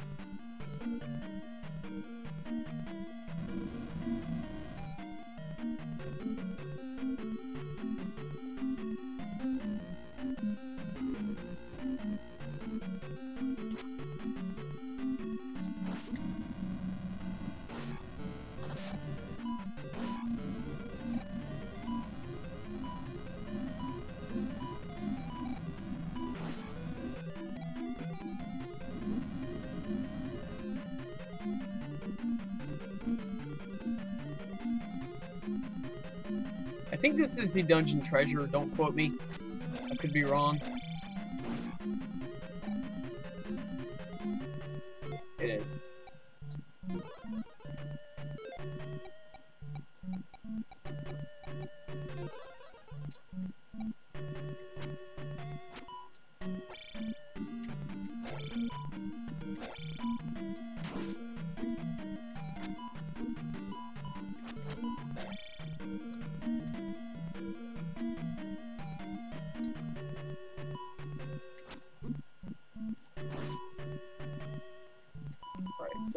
tedious mini-boss battle here.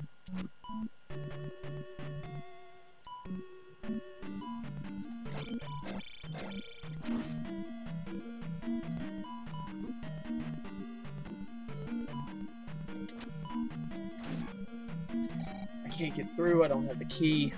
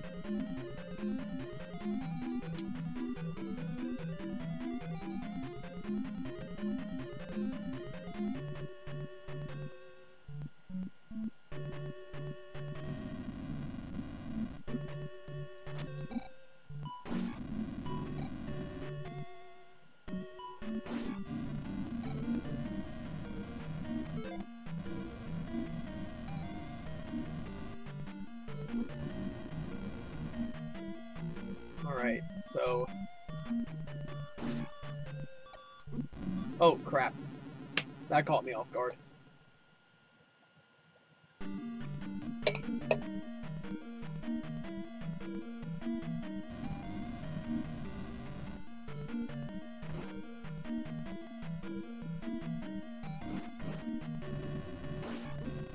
Dang it.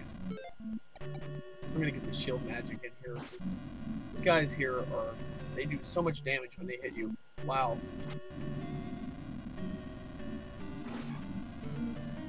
Ah.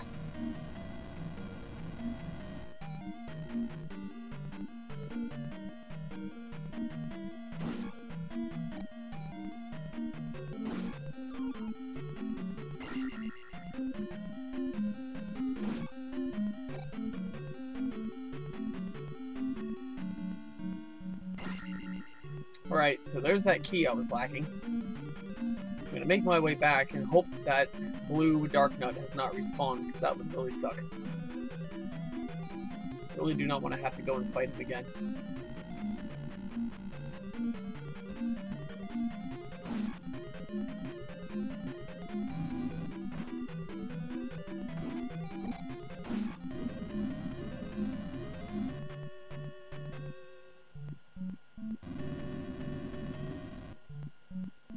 Alright.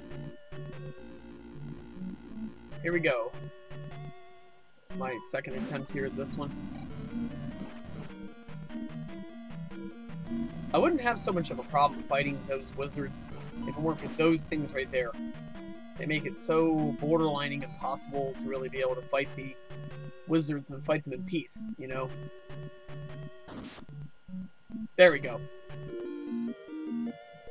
That's the recorder flute. You do need that. There's no getting around it.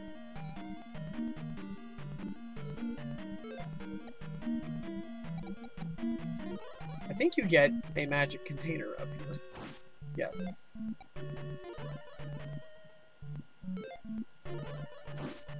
So I fully restored my life and my magic by doing that trick.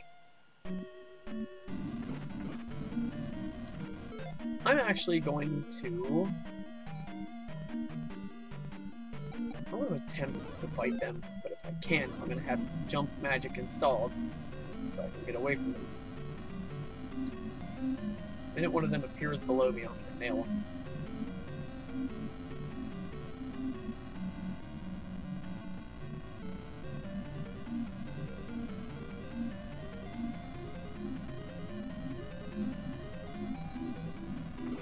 What?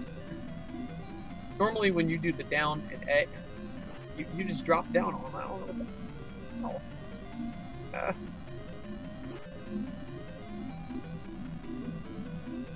Damn.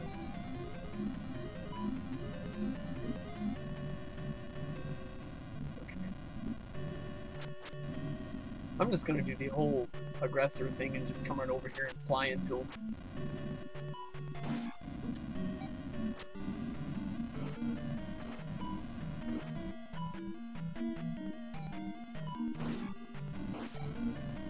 so it's working.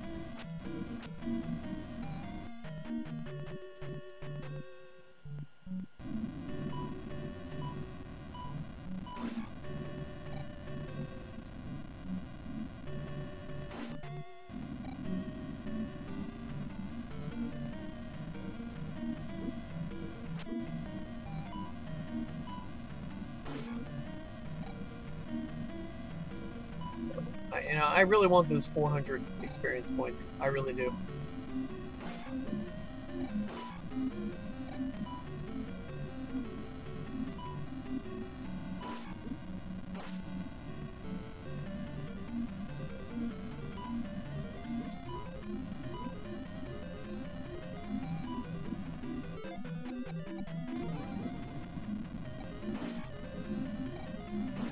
All right, there's 200 of them. Halfway there.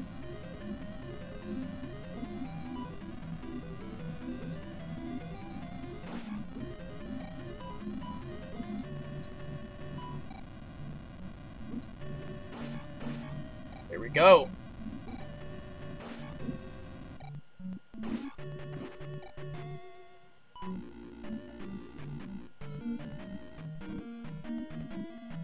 Okay.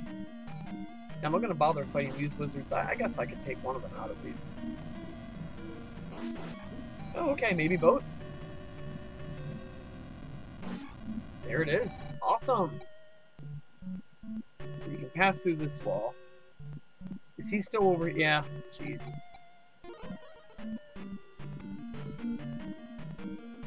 So he's going to try to get that one hit in before I go, which is not happening because I'm not playing that game with him.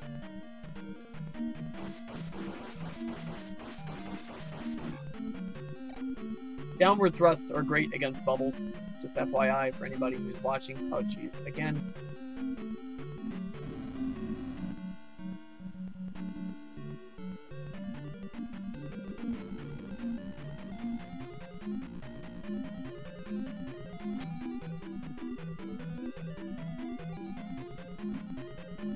Oh, jeez. I just wasn't paying attention there. That was my fault. My bad.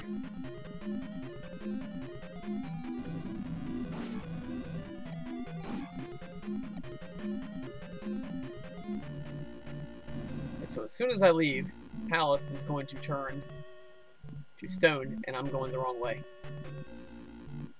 I need to go this way. Oh, I thought I was going to hit him. Am I?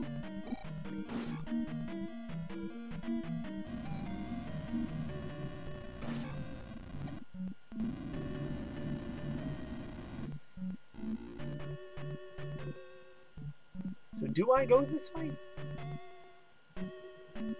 It's a new one on me. Oh, jeez. Right over me. Drops those flames.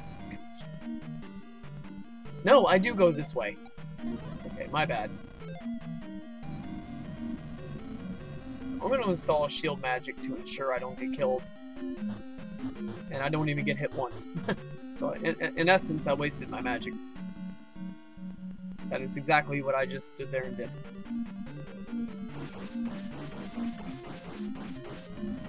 Jeez.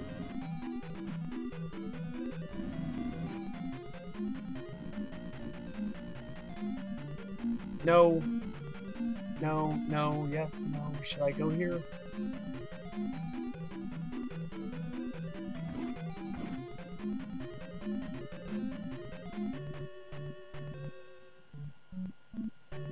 I think so.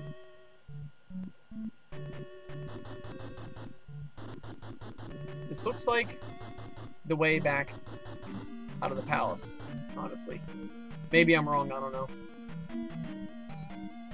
No, I'm on my way out. Good.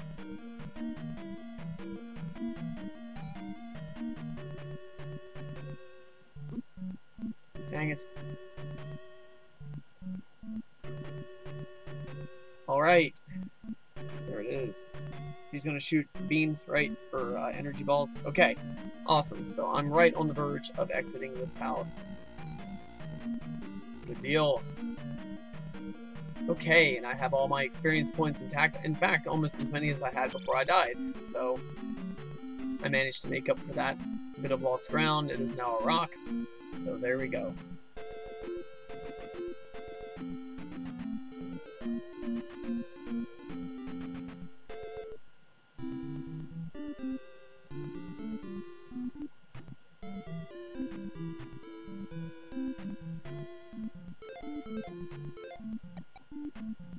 Okay, so come here. I'm going to get my life and magic restored, and then I'm going to head on to the next palace. Now, for anybody wondering how you access the next palace, when you get that whistle, it's a funny thing because that whistle is not as usable as the one in Zelda 1. In Zelda 1, you can use it to teleport from one place to the other. You can use it to injure Dig Dogger and weaken him to where you can kill him. You can use it to access level 7. Here, all you can do is destroy that monster right there. Hit B. There you go.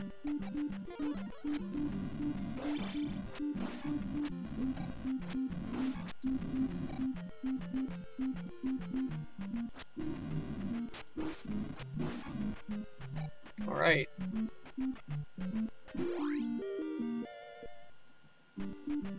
Right now, this is where the game's going to get a little difficult. I mean, it's not been easy.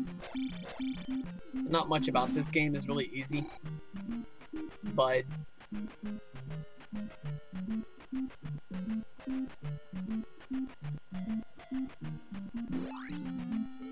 it really starts to crank up the difficulty level right about now. So once you destroy that beast and get past them with the flute, that's when you can guarantee things are going to get pretty tough. Whoa. So you guys have these Lizzophos monsters, that's what they are called, appearing and throwing rocks at you. Now how creative is that? Lizzophos that peek over your fence and chunk rocks at you.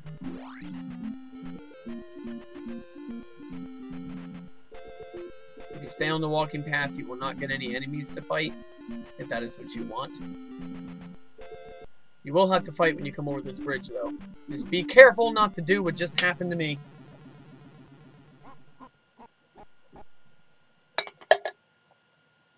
The coast looked clear. You guys saw that. Everything looked good. I went to jump.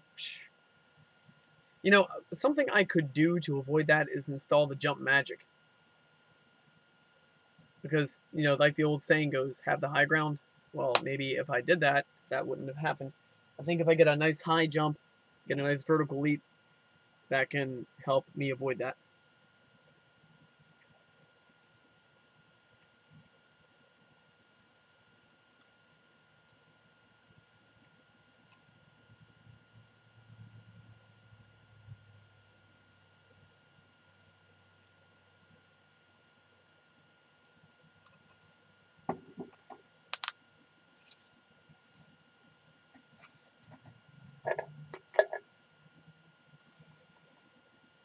Alright, I'm going to put you guys on a brief intermission here.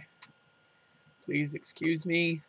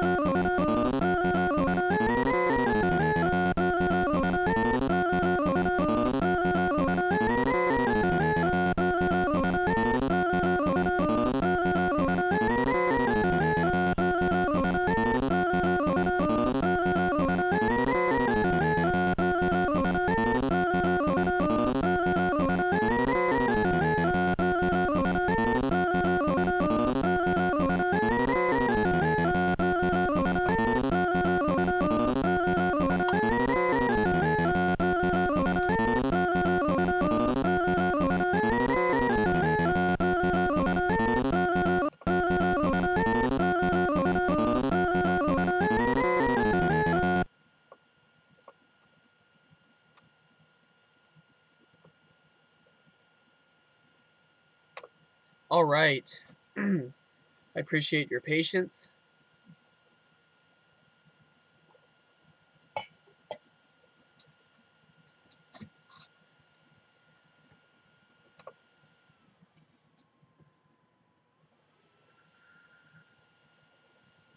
All right, so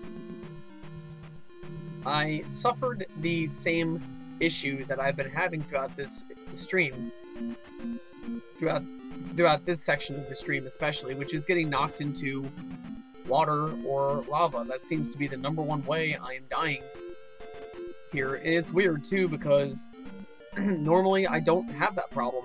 I don't know why it's happening now. But, you know, there it is.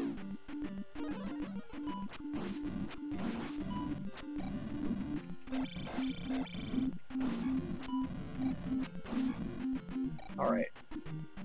The only thing that really sucks, I think, about when you die in this game is the fact that you lose all those experience points. And those experience points come in handy. They are very, you don't get rupees or currency in this game. Experience points essentially are your currency. So that would be like if you were playing Zelda 1 and every time you died you lose all your money. That just plain down sucks. I do think that's one aspect of this game that could be improved. Like in other role-playing games, or games that have role-playing elements, let's say Final Fantasy VII, if I am not mistaken, and I could be, but when you die, you don't lose your experience points. Whatever experience points you have, you keep it. You just start over wherever you saved at. This game, you don't get that luxury. That really bites. All those experience points. You can literally be 1 point short. So my next upgrade is going to be at 4,000 points. So let's say I was at 3,999 points. I die. Guess what? My experience points go back to 0. They reset. That sucks. When I was literally 1 point away from an upgrade.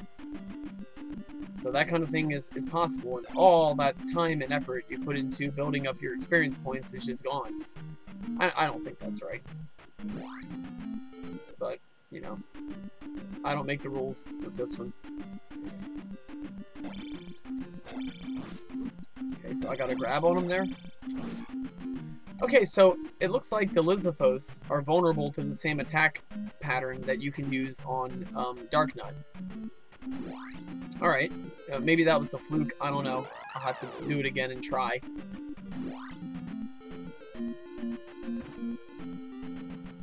Okay, here we go. This is where I had the problems last time. I am going to equip Jump Magic. And it appears as though I was right. See, look at that. Now, if I had done a normal jump and took a hit, I'd be dead. With these super jumps here... There we go. Okay, so I tested that theory. Jump magic is a great thing to use when you are having that issue. Whoa.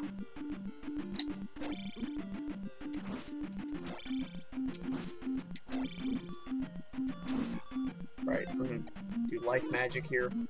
And the jump magic works good for crossing the questionable cliff, you know, where there's a lot of cliffs. What am I trying to say?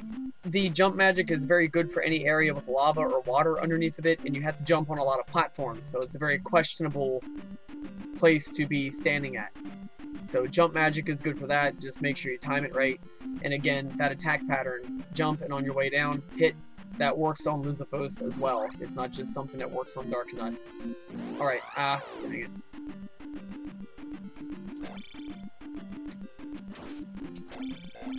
Really?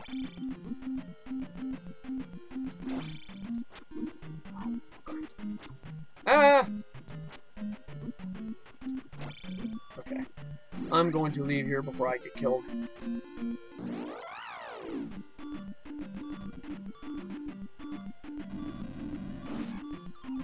Okay, man. Oh, you want to talk about dumb luck.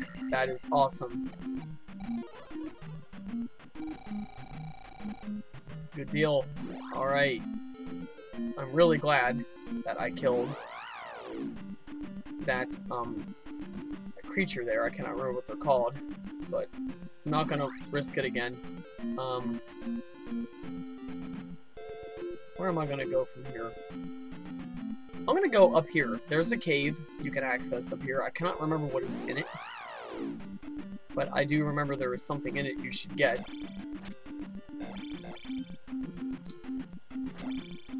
Okay.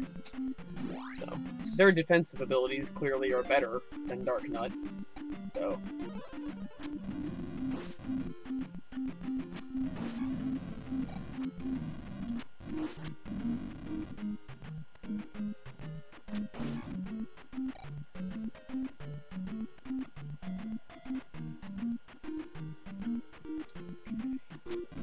So what am I doing here? What am I after? This is a heart container, if I'm not mistaken, but I very well could be. So don't take that with a grain of salt, because I might be wrong.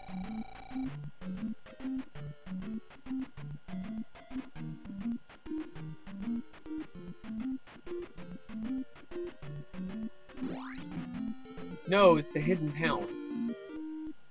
There we go. Alright.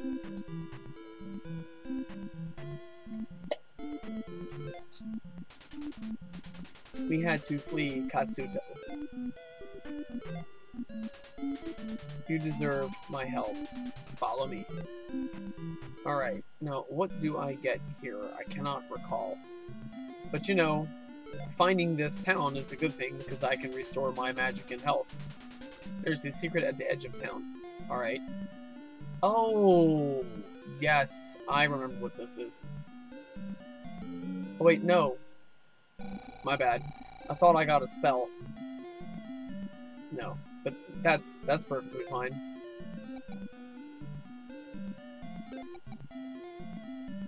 So my magic meter, I have all the bars for it, and I'm only one notch away, I'm only one level away from giving it maximum strength. So actually my life, my magic, and my sword attack are up there pretty good. That's awesome.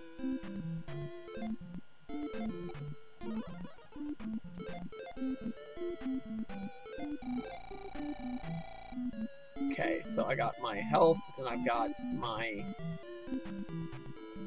health, and I've got my magic all the way up. The hole in Palace's endless trap. Okay, I'm not able to think of what that means off the top of my head here. Okay, so with this one, watch what I just did. You walk over to the fireplace, you see the opening there. So you do a Santa Claus, but in reverse. Instead of going down the chimney, you go up that thing.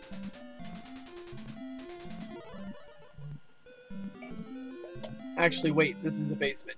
So you would still be technically going down the chimney. Alright, so you do a Santa Claus. Alright, this is what I was thinking of, the spell magic. The spell magic is really cool because it does what I'm going to demonstrate here. If this area is the same one that I recall.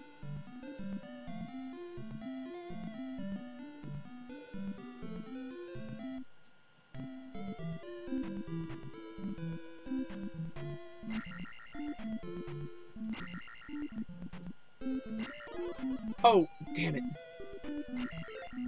I just used the life spell when I didn't need it by accident. I accidentally pressed the wrong button. There it is. Dang it. Alright, so let me get my magic back on par.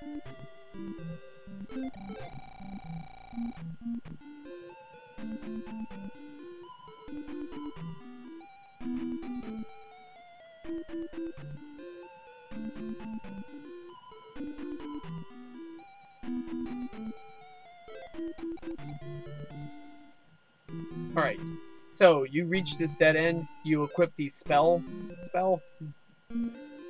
and Use it, and boom. So that's what the spell magic does. It reveals secret areas that you could not access otherwise.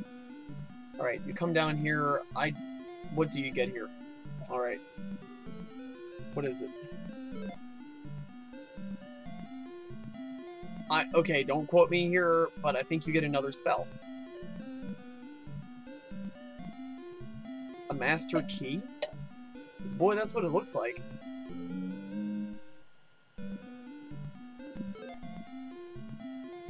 That's what I think I'm seeing. Okay, cool, cool. Because when I think of the Master Key, I think of Zelda 1. Because you have that key that you get at level 8, which enables you to use an infinite amount of unlocks. So you don't have to keep getting keys or buying them or whatever. That one key unlocks everything. So that's the way it works in Zelda games. A lot of the time, you have to buy a key to unlock a door, and when you unlock the door, you no longer have the key. You use it up. So, they cut you a break in Zelda 1 and allow you to get a special key that's reusable. And that can unlock any door. Okay. Want a rock, do you? Okay. What piece of me? What now, big boy? Thinking you're all big and bad swinging your mace? Alright.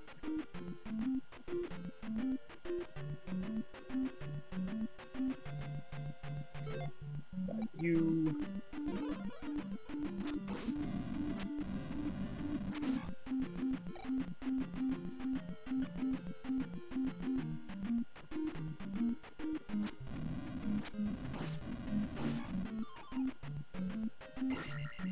Oh. I didn't recall there being 3 of them here. Yeah, that's a Tektite, believe it or not, from Zelda 1. Well, that's the Zelda 2 version. I'm gonna tell you what, they are straight up roided out in, in Zelda 2. They're an easy enemy to kill in Zelda 1. And they really hook you up with some good stuff. But in Zelda 2, they don't really hook you up with really good stuff a lot of the time. And they're tough. Actually, your regular sword can't even hurt a Tektite.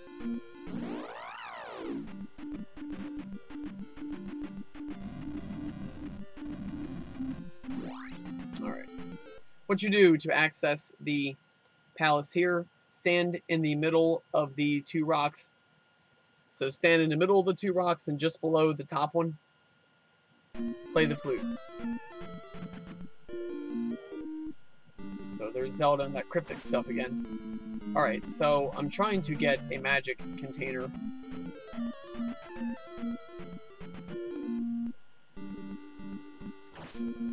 Dang it.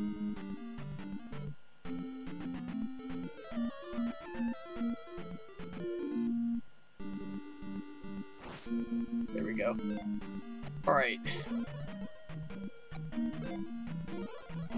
Anybody wonders why I do that, it's because if you're running low on life, you can restore your life with the magic spell, with the magic life spell, and then restore your magic completely with a red case of magic, with a red bottle of magic.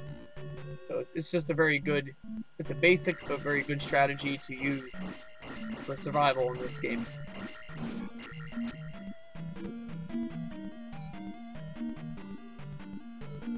Is it worth that? I don't think so. I don't think getting experience points that I could easily earn at some other point in this game is worth risking all that. Alright. These guys here aren't particularly strong in terms of how much damage they can take, but they can dish out some damage. So, I can definitely come down here and get that one. Alright.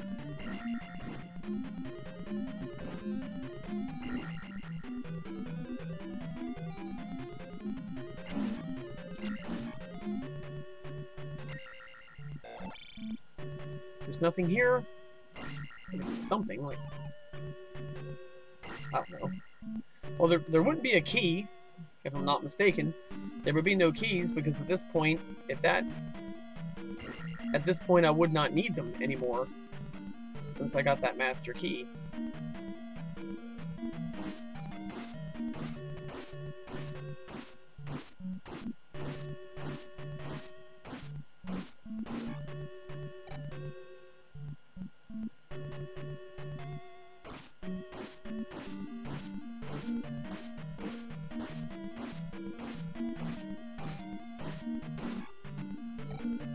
Alright. So we've cleared this whole area here. Really nothing to see here. Alright, so we got Wizrobe equipped to reflect.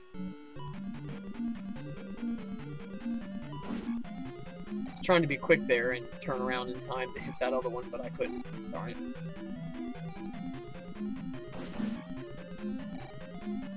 Oh, I can't duck that. Okay, A for effort, but no, FYI. I kind of figured out I wasn't going to be able to duck it when it was too late. So, install shield. Go to town, show no mercy. Alright. If you fall down this cliff here, I don't think it kills you. It takes you to another level. Part of the level, excuse me. I am going to... Oh, jeez. You know, on second thought, maybe I should have went down the cliff.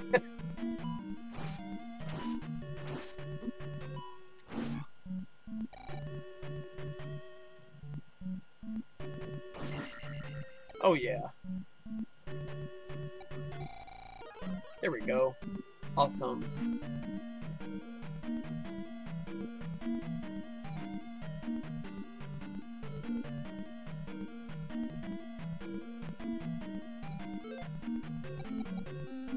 I'm not going to bother fighting because we have these statues here that will shoot me the whole time I'm trying to fight the Wizrobe. So I'm going to come over here, hit reflect, and see. Boom.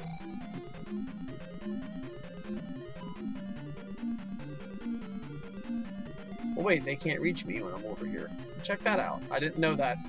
In Zelda 1, if you stand in between the statues that shoot beams at you, they can't shoot.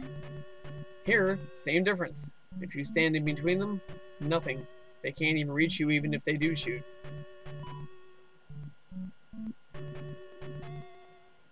So where's Wizrobe? Doesn't he want to stay and play, or...?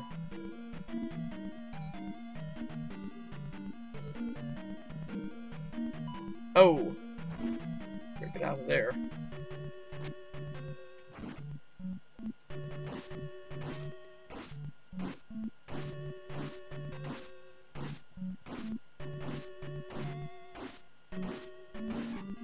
Alright.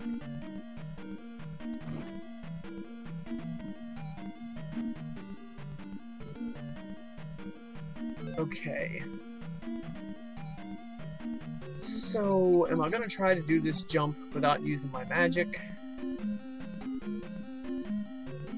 I think I can do it. Alright, there we go. 1, 2. There it is. Awesome. Barely missed him. Dang it.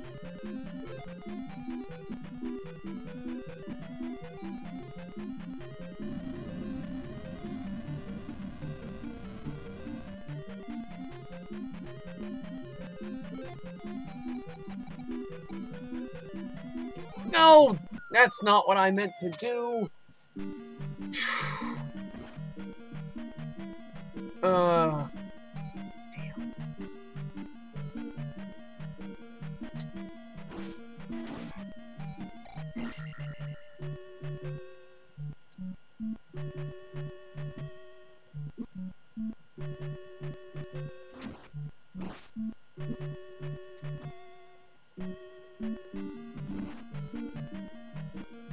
Alright.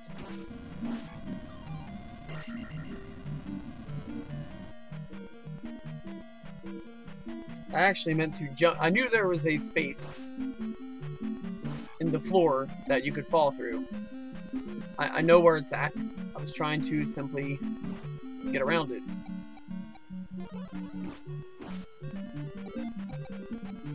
Alright, well, this is good because I don't know.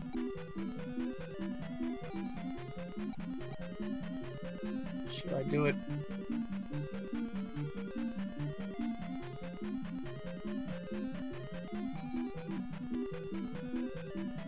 Alright.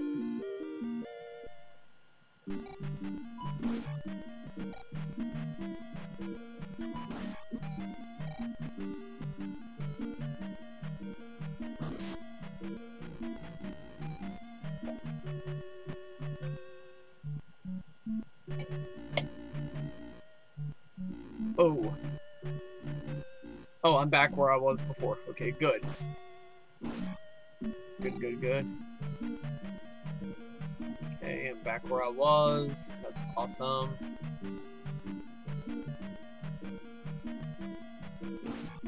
Great. I took him out. Now, the only thing I want to do here, and I'm not able to do... I can't use Reflect. I can't use any magic spells. I have no magic left.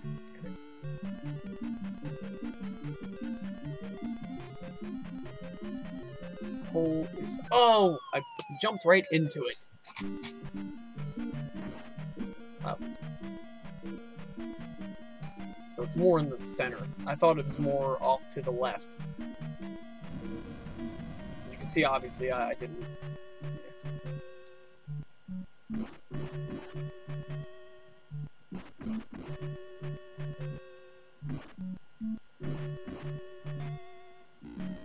Alright, so... Coming back up here.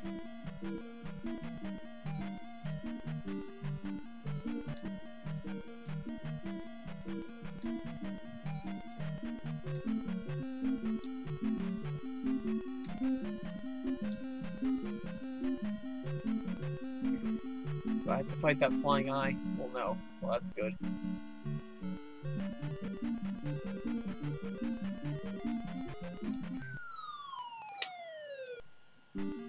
Ah.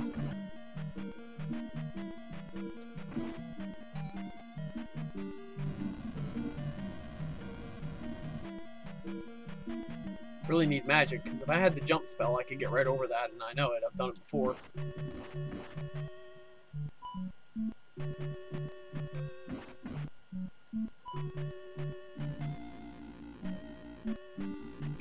Try it again. Can't get it this time. What I might have to do is actually just... Wait a minute. Nope. I might have to just go back to the entrance of the palace here and just start over.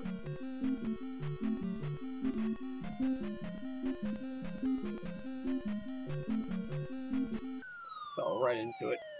Okay. This is starting to get old.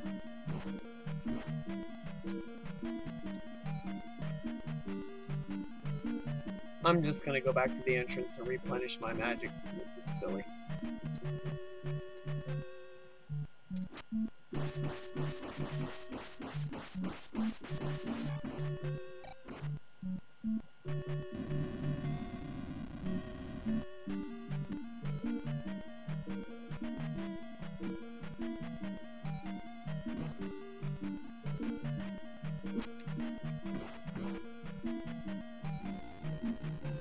Alright, so back up I go.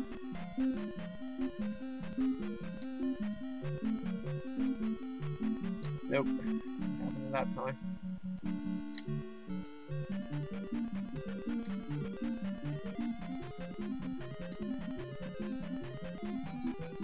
Here we go. Nope, almost though. Close, but no dice.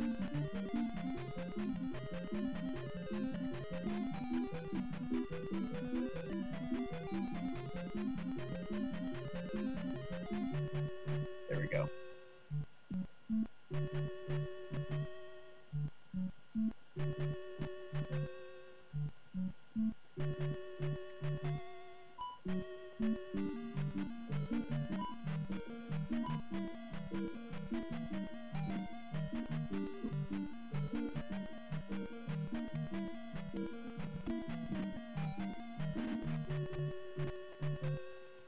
Alright, so I'm going to make my way back over to the entrance. Oh, huh. No I'm not.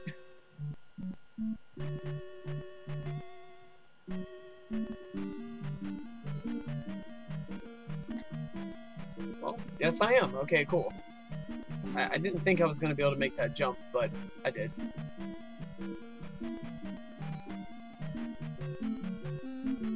That one right there is just a matter of... You gotta have a lot of skill with jumping in this game. You gotta really know how the mechanics for that work. Alright, so I'm gonna head back this way. Now I am going to replenish my magic. At least give it a good attempt here.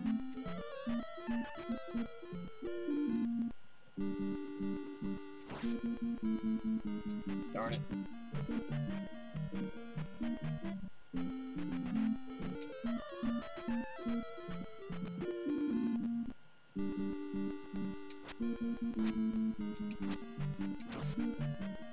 For a second there, I didn't think anything was going to happen.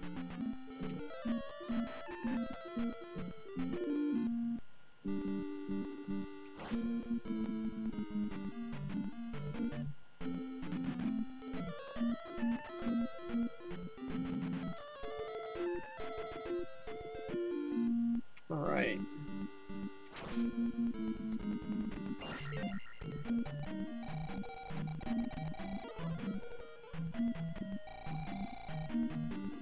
I'm going to get some more magic here, just to play it safe.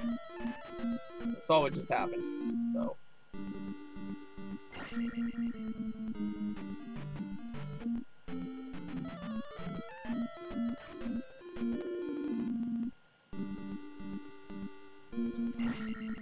Dang it. There's another dark nut.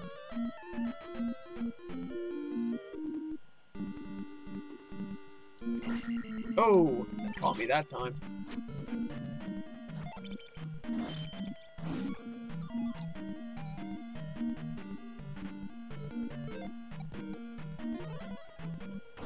But I got magic from the dark nut, so there we go. Tomato, tomato. I get some experience points. Alright, everyone wins. Well, except for the poor dark nut.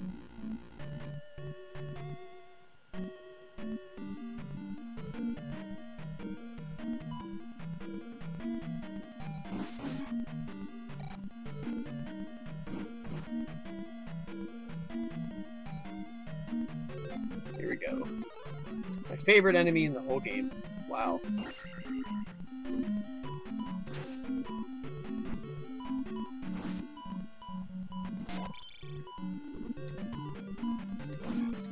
I want to take him out so he won't respawn, or at least not so quickly. Alright, I'm comfortable using jump magic. Reason being is because I'm going to come right over here, and that statue up there should hook me up with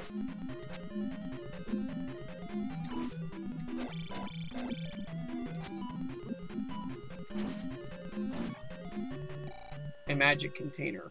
So I'm going to give myself life magic here. Boom. Boom.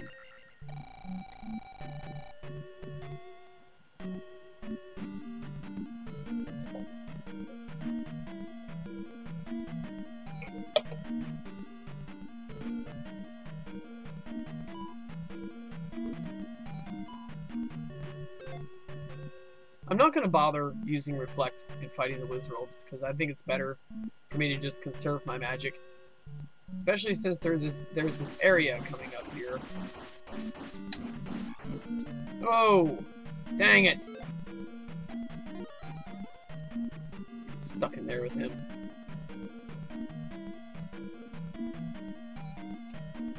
But at least it makes getting through there easier. Alright. So here's what I'm going to do. Equip. Jump again. I'm just going to mosey my way right on past him. I'm not even going to bother fighting him. There it is. Now see how easily I got past there? Before, it was bordering on impossible. I had to fight one of those dark nuts on the steed, on the horse. They are just bound and determined to make me fight these stupid blue dark nuts. So, a downward thrust does a pretty good amount of damage, especially by this point in the game. I think one more time and he'll lose his horse. Yep. There it is. Actually, that was a pretty good fight.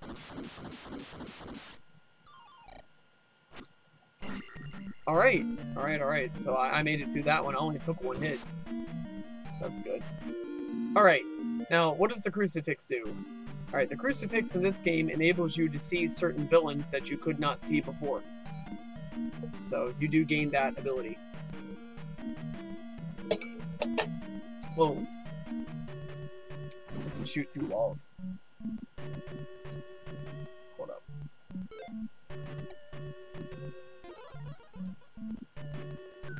And I fall right through the floor any old way. Basically, I just wasted my magic. That's silly. So I got the dungeon treasure, which means, okay, that's a double thumbs up. Because that means I can now find the dungeon boss, and if I can win, I got it. I'm trying to remember who the boss is. Alright, enough. Good deal.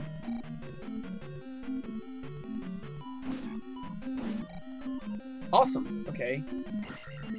200 points there I got. Alright. So, what I need to do... Jeez.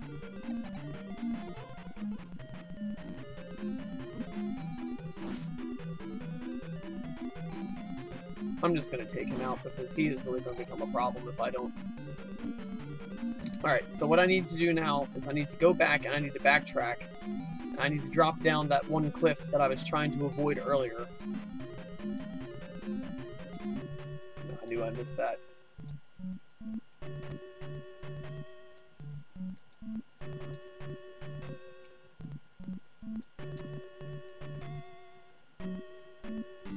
There we go. Yes.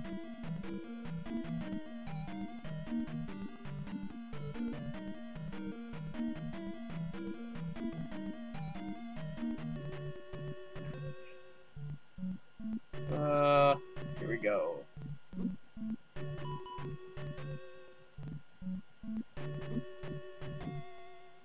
Here I am, no magic power yet again.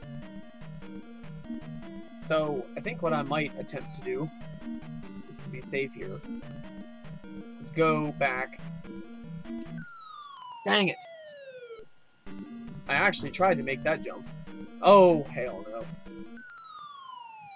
I tried to make that jump, I failed.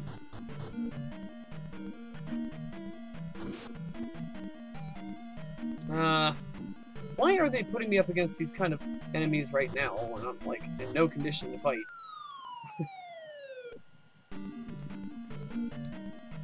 Okay, I can fight you.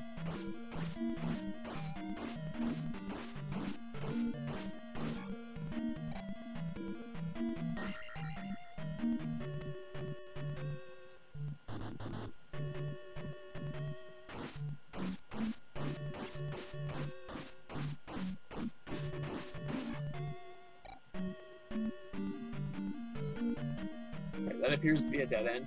Alright, so we're gonna have to drop down again. I think if I keep dropping down, I'll come back to here. Okay, yes. Awesome. Alright. What I'm going to attempt to do, I cannot make a promise as to whether or not I can make it out of here in one piece. I'm going to try to go to the entrance. Damn it. And try to get out of here. Yes! Looks like I can do it. Alright, I'm gonna try to go ahead and restore my health and everything. Get some magic.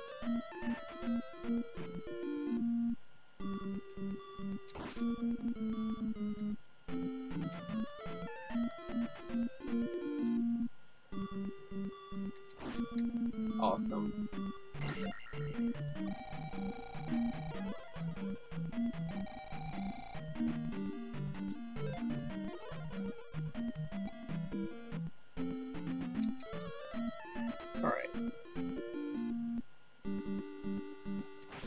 Good.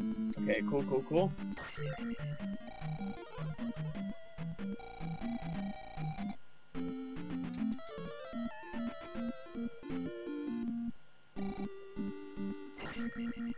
Darn it. I do want to get my magic and my life fully restored before I go back in there again, because this dungeon, honestly, I'm surprised I haven't died more than I have. Alright.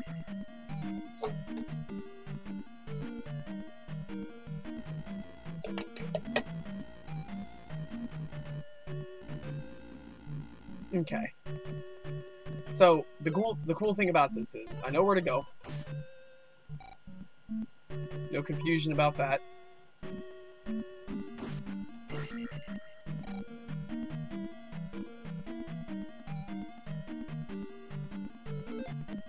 Uncool thing is I gotta fight these dorks again.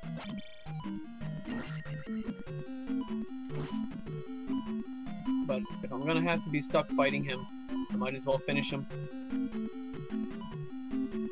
You don't want him respawning. So, alright. Well, before I do that, though, I do want to come over here and do this.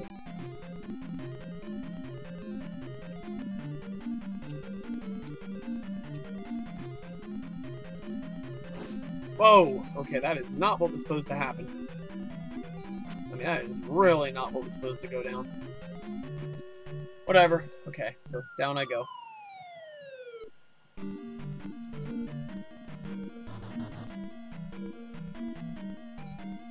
Oh, dang it. So I got hit for nothing. Alright, whatever. Alright, so here we go. I do believe there is something here.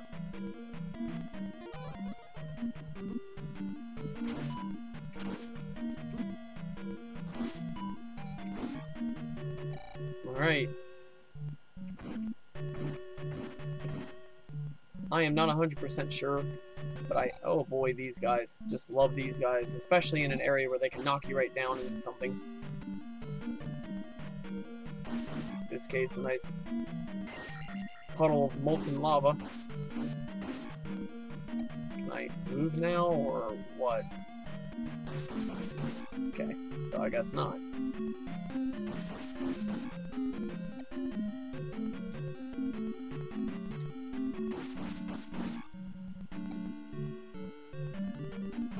Is it an endless stream of these guys? I thought... It is an endless stream. Ugh.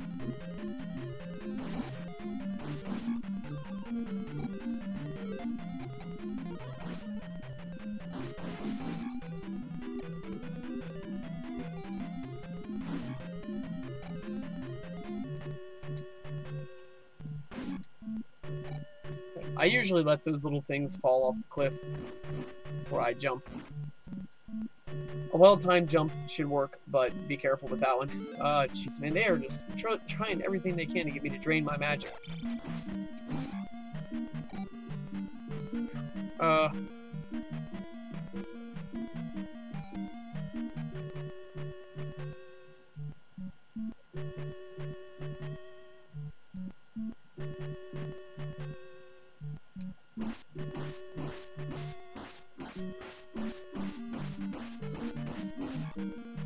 Alright, now see, here's what's going on. People are going to see this and be like, well, what do you do? Well, here's what you're supposed to do. You're supposed to use the fairy spell. I don't think I have enough magic to do it. I'm going to attempt it. Can't promise anything here, but... I can! Oh, nice. Be careful, you can still be injured when you are the fairy. Some people mistake the fairy for being invincible, but it's not. You can still be hurt. So we gotta watch it with that.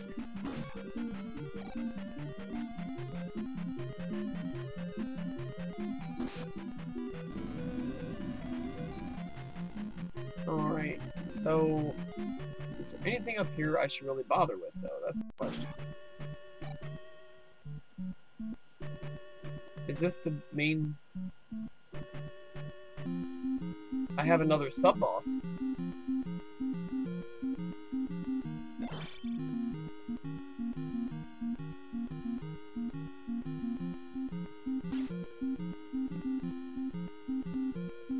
Okay, I wasn't expecting this.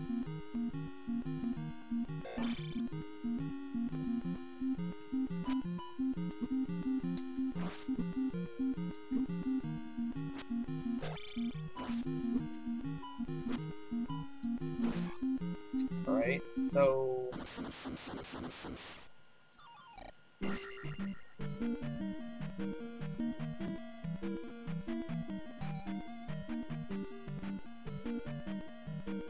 recall this part.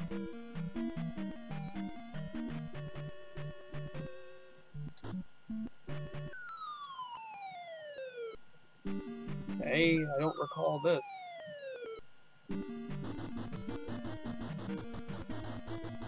I do remember this room. Now this room I do remember.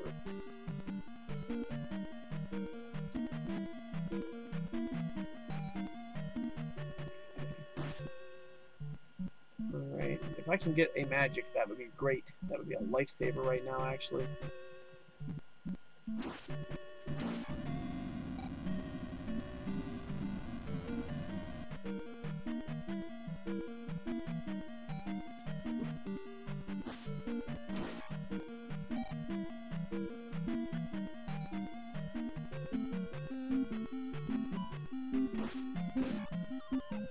Oh, here we go. Now we're talking. Boom. Awesome.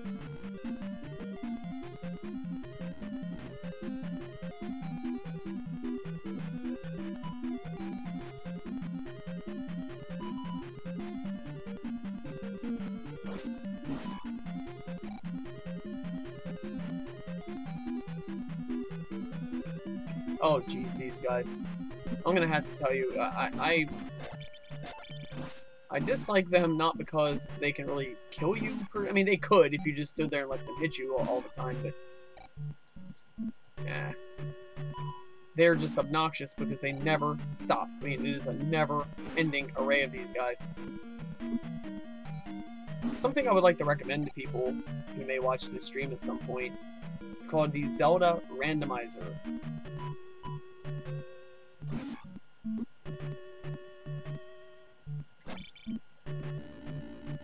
What it basically does is it takes all the treasures and the enemies in the game and it swaps everything around, so it's always different every time you play the game. So you can play Zelda on the randomizer, it'll be totally different than Zelda 2 is here, and then you can beat it and randomize it again and play it again and it'll be different again.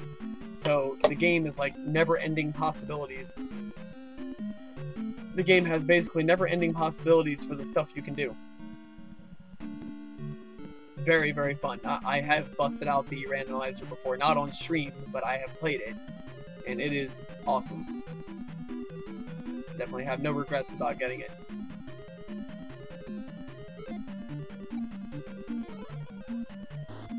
Okay, notice I did the jump magic rather than the fairy.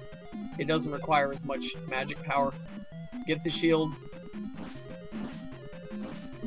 Install that.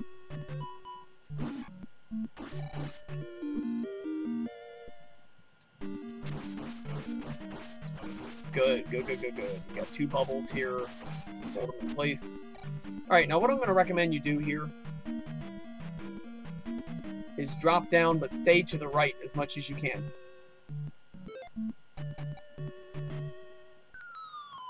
Stay to the right as much as you can. Damn, it doesn't work.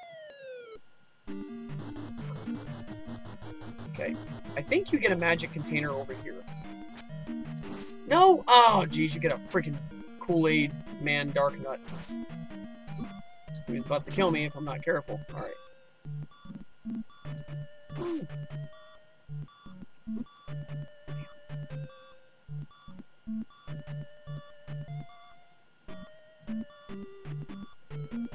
Close but far.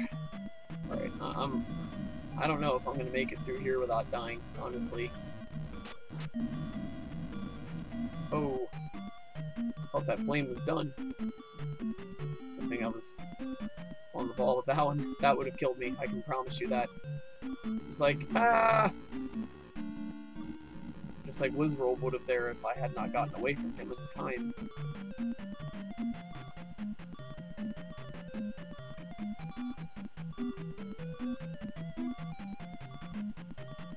Oh man. What to do for this one?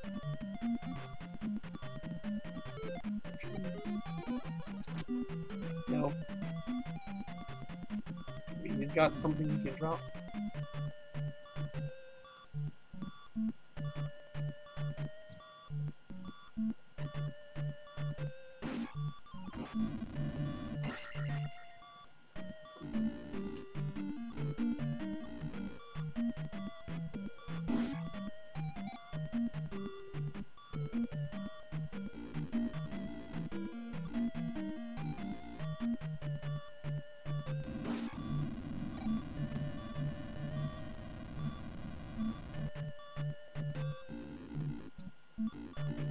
Alright, so this is a matter of patience, because if I can stumble upon some magic, I will be able to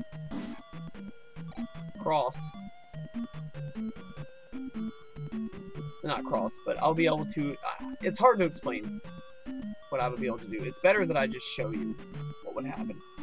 But in other words, I can use that magic to access what I think is the boss area.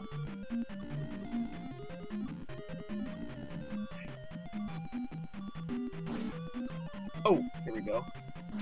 If I get one more of those, then I've got what I need.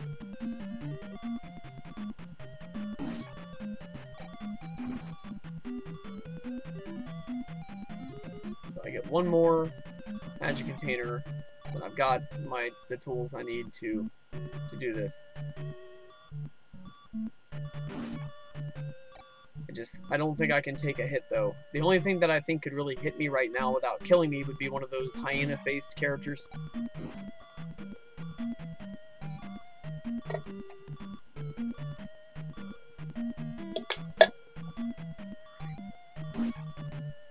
No. A lot of Zelda 2 is patience. You don't have to have the patience to beat Zelda. You don't have to have the patience to beat Zelda 1 that you need to beat Zelda 2, or to even play well at it. To be good at Zelda 2, it does take some patience.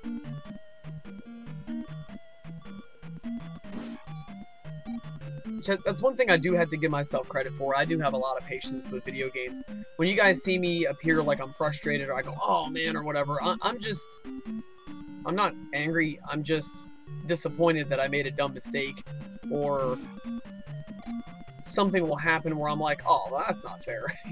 You know what I mean? I'm not mad, I'm just mildly annoyed, very mildly.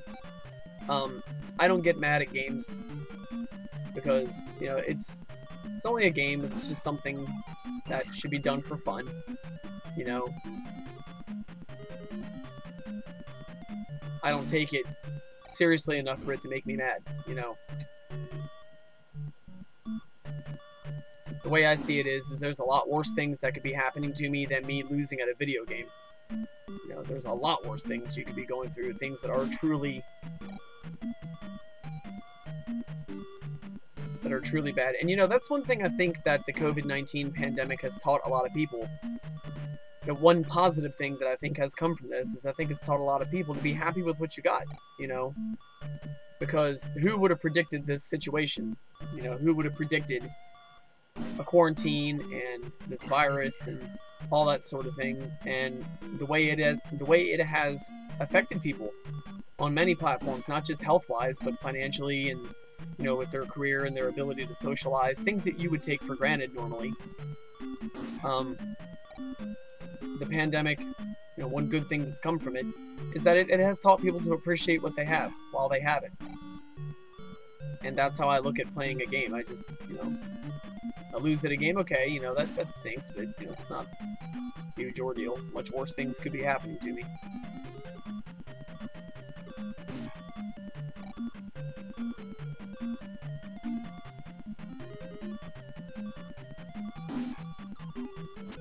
Alright, so what I can do now is I can get my life back up there. And now, I actually could go and use the fairy spell, but I'm not going to. I want to get some more magic before I go and do that. I don't want to be running around. Because once I use that fairy spell, it's going to knock me down to almost no magic, which would really suck.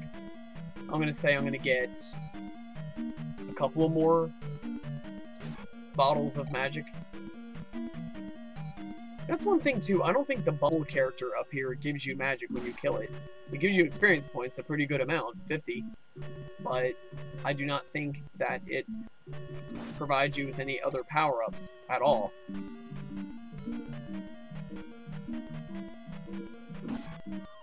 Oh, there we go. Say, get one more of those.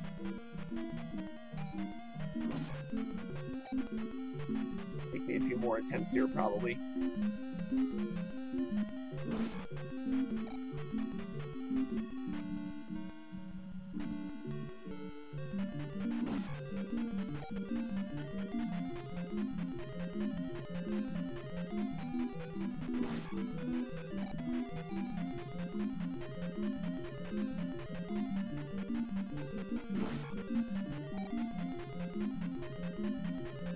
And if you notice too, I'm inching up on my next upgrade.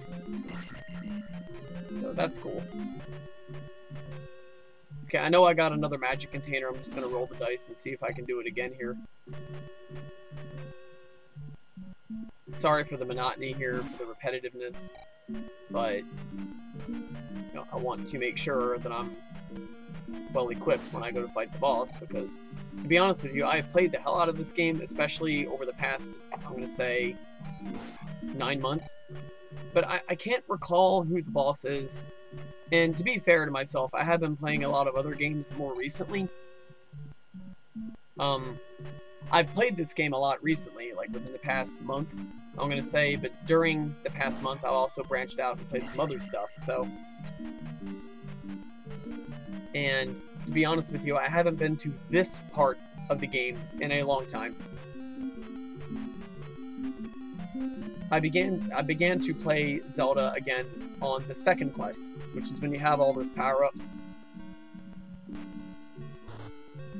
Okay, this is what I was talking about. Right there. Use the fairy magic in midair. Oh, geez, you see that cheap shot, punk. You guys saw that, right? Okay, so here's the boss. It's actually one of my favorite... Well, this actually is my favorite boss in the game. It's the lava dragon. So, alright, let me take a potty break, and then we will go ahead and deal with this creature.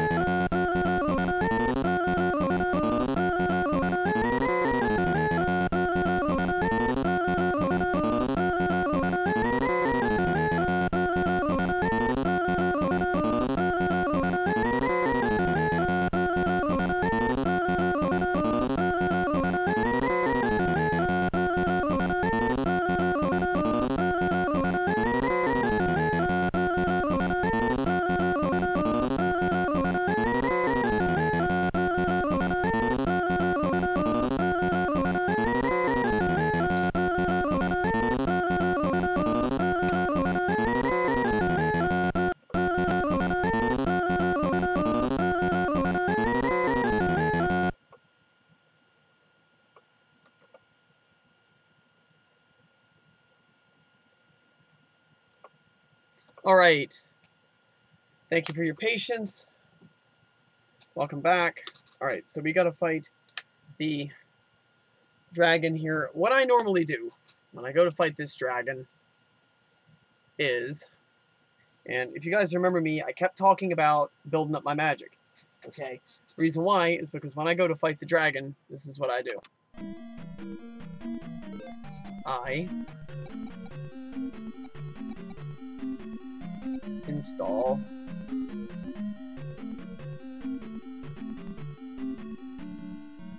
I'm gonna do life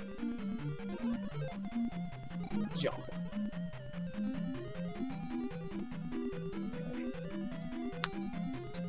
He's not the hardest villain, but he has an unpredictable attack pattern. See, sometimes he comes up, whoa, comes up, you know, more to the right.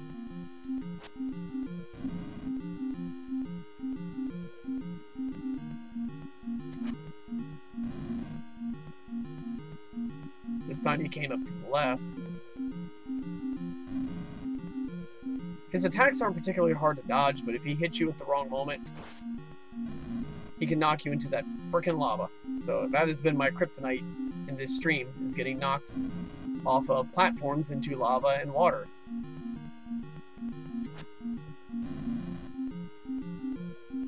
Again, it's kind of a matter of patience with him.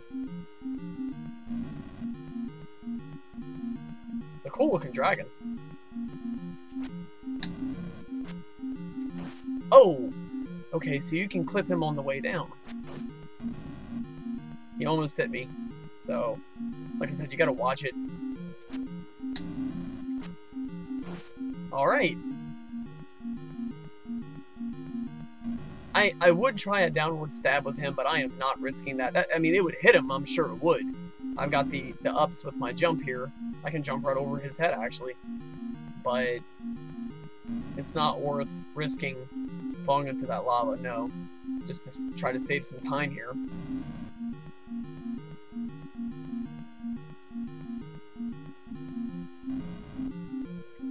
And I have all the treasures. Actually, the next palace is going to be the final one.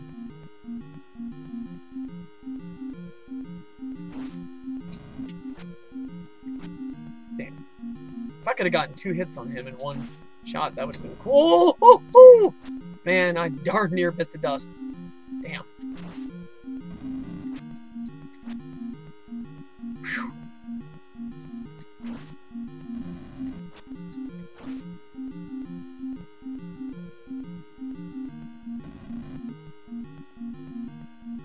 I have not died often fighting this boss, because I've found him to be more of a strategy-based one. I mean, a lot of the bosses in this game are strategy-based. They have a specific attack pattern that you have to adjust to, or whatever have you. Damn, I would have had him if I'd have caught him. Okay, but hey, nothing to complain about. Alright. Now, wouldn't it suck if you beat him and then you fell into the lava by accident? Yeah, slip of your fingers or something and you fell in there. That would be awful. Okay.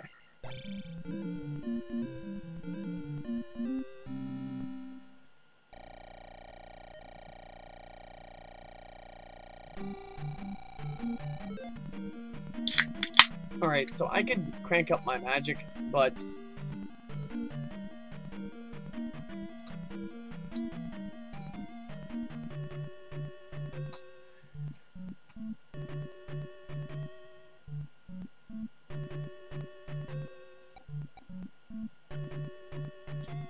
actually, you know, my life is as high as it can get. And you really need magic in the final palace. So I'm gonna do magic upgrade.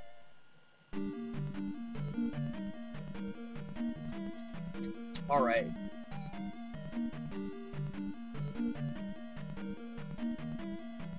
So, alright, I'm gonna vacate the premises here. Alright. What I'm going to do, I'm going to take a break from playing Zelda 2. I'm going to hook up another system. Not entirely sure what I'm going to play here. Let me put you guys in an intermission, and I'm going to come back with something. I'm thinking Asteroids for Atari, because I was playing that and doing really good at it yesterday, too, actually. Probably the best game I've played in a long time. So, I'm thinking we could pick that up, maybe. I don't know, I'm going to put you all on a hold. And then I will be back.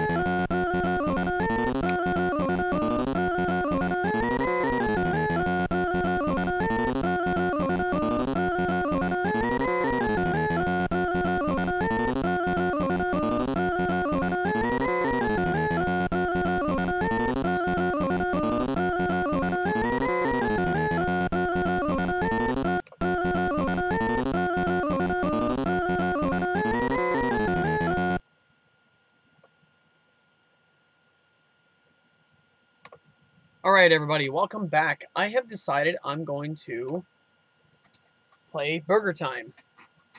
This is a hard game, but an equally fun one. So basically you're the chef here, and you have to run over all these different ingredients. The buns, the lettuce, the hamburger, the meat part, and you have to make the sandwiches drop all the way down to the bottom. See what I'm doing? So you have to create a sandwich without being touched by the evil hot dogs or deviled eggs or any of them. It's a cute game. It's fun. But it's a difficult game, though. I'm going to tell you, this is not a game for the impatient or for the faint of heart.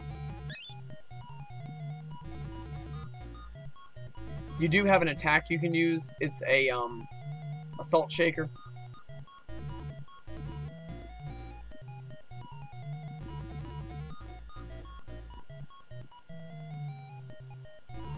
Okay, so we got one.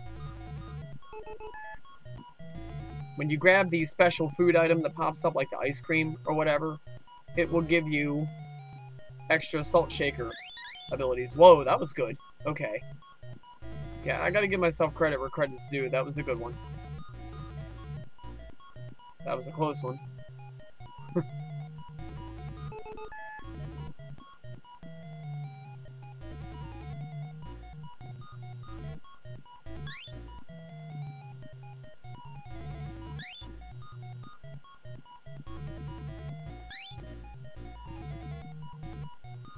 I think I got it without even losing a life.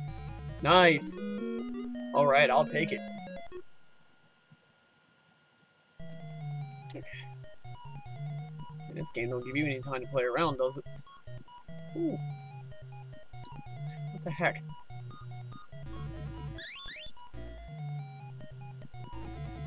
Ah! I tried to do the salt shaker, but I was too late. Damn. Wasn't fast enough. Let's see if I can get it together better for this round. Woo!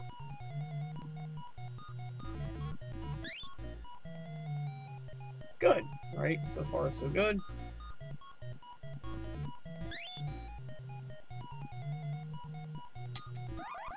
So that's how the salt shaker works. It stuns them. It doesn't really hurt them, but it just stuns them.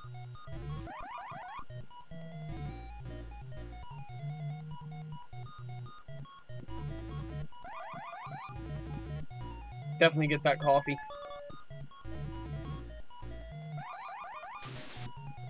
I wasted a salt shake. Damn it.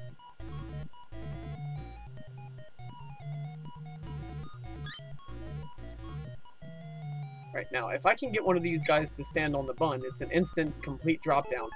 So I've just got a complete hamburger thanks to that. Cool, cool. Okay. Whoa! Damn, right out of nowhere.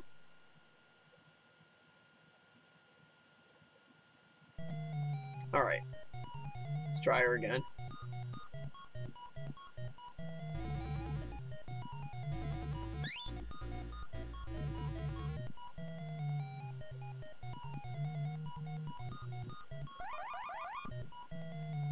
Oh, I don't have any more salt shakers. Okay, I might be able to beat this stage. I can't promise anybody anything, but it's possible.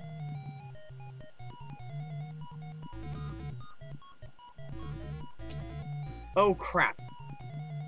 Damn, did you guys see that?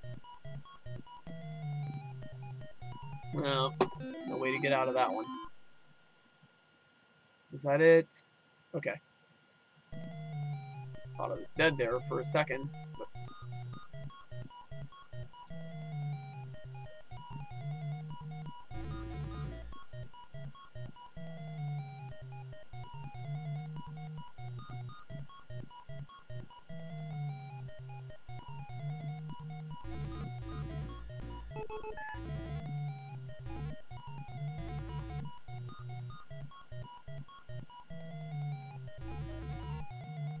Alright, you guys see, all I need to do is get that one stupid thing there.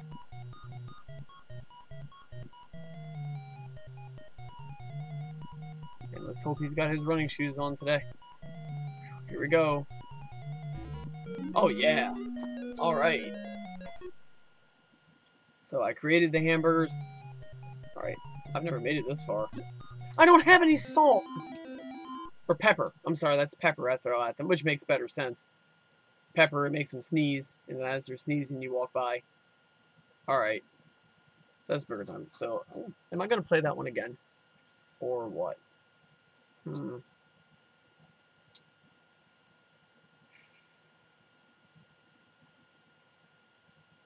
going to switch off to another game. Okay, let me put you guys on a hold again, please.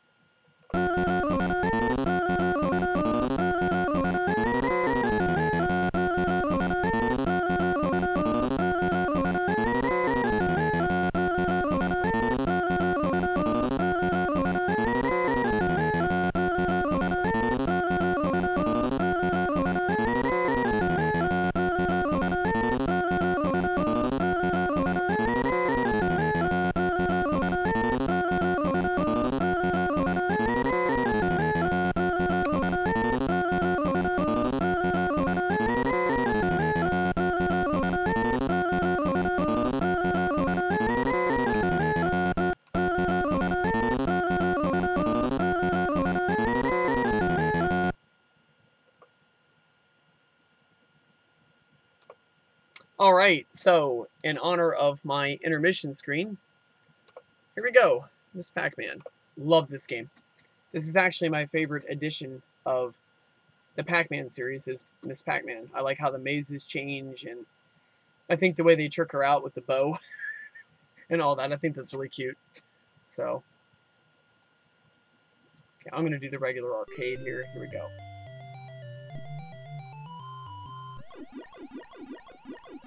This feels very much like the arcade version.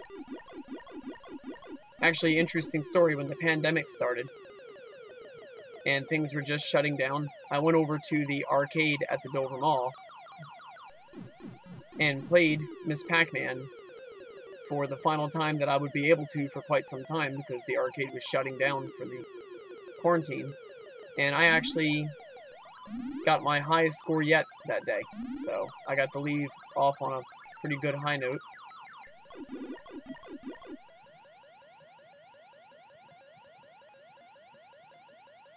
Alright.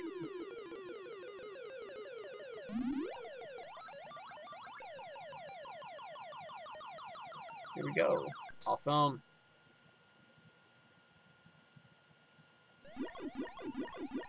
The mazes change. I think that is so cool.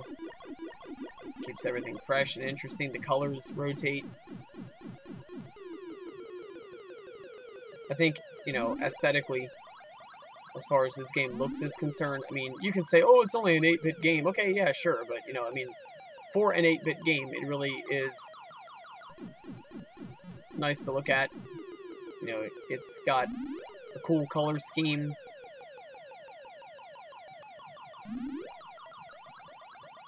Whoa, what the heck? I tried to turn and I couldn't. You guys saw me go back and forth there. I wasn't trying to do that. I was actually trying to go ahead and turn and go to my left. But I was unable to do it for whatever reason.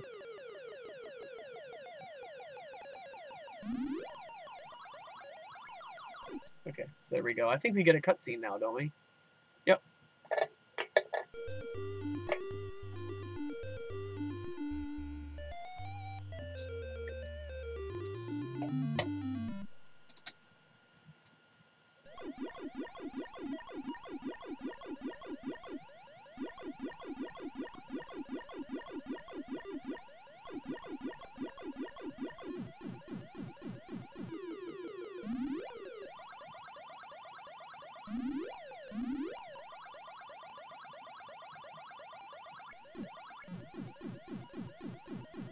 Would like to get my hands on that. I think it's a grapefruit or an orange, but not worth risking it. I always tell people, when you play this game and you get the invincibility power-up, power-up dots. Don't go after the ghosts. Eat as many dots as you can while they're not able to hurt you. Clear as many dots as possible. And if you happen to be close to a ghost, eat them, because you get points for that, which will enable you to get an extra life.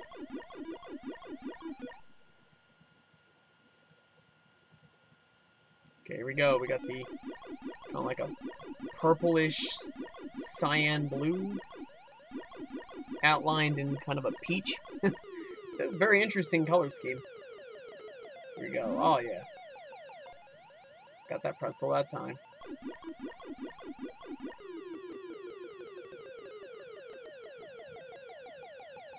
I may have missed the fruit in the last level, but this time I did not miss that pretzel. Actually, one of my favorite streamers, Mike Matei of Cinemassacre, you guys should definitely check his stuff out. His streams are the bomb.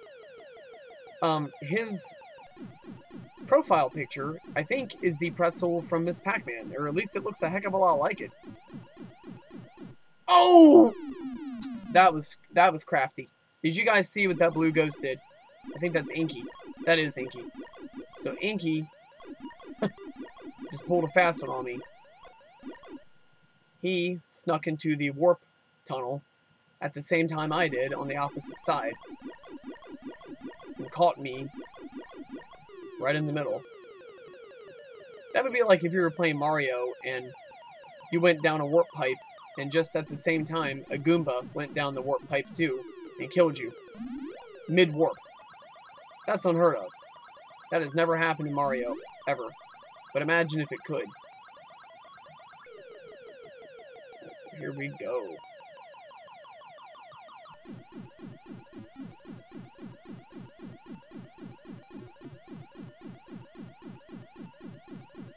Alright, I think I can beat this level now. I think I've pretty much got...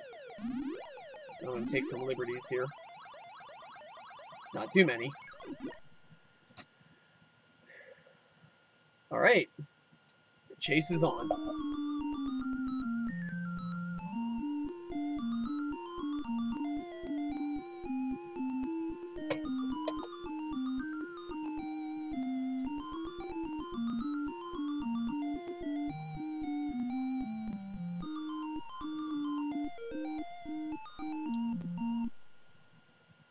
Alright, here we go. Notice the pattern I'm using for this one. This is where it gets kind of hard. You know, Miss Pac-Man is not monotonous. It doesn't keep you going through the same thing again and again, like regular Pac-Man. But the catch-22 is that with this version of Pac-Man, the difficulty gets up there, because once you start learning a maze, it changes. So with this maze here, I try and... Woo! That was close. Way too close. With this maze here, I always go down first, because you don't want to be stuck in that little box at the bottom. That is no man's land, or no woman's land in this case, since we're playing Miss Pac-Man, right?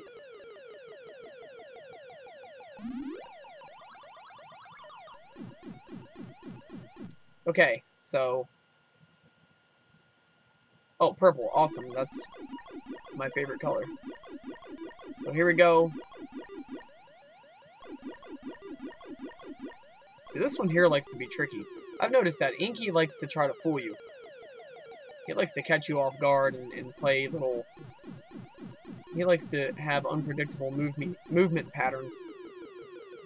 Which, if you're not aware that he does that, which I didn't realize that until just now, actually. Great, I can get that banana all in one swoop. That's another thing, too. You don't want to go after the bonus items unless they are in an area that's convenient to go in, where the risk of getting trapped is low. I think I got it. Maybe I'm speaking a little too soon, but I think I've got this level. Yes. Now, if the red ghost had taken a left turn there, I probably would not have been able to do that. I probably would have been killed. So, thank goodness that he decided to go where he went. Here we go. Now notice they're not staying vulnerable as long as they were before. Oh, no. See, that was my mistake. I should not have went up to that corner. Dang it.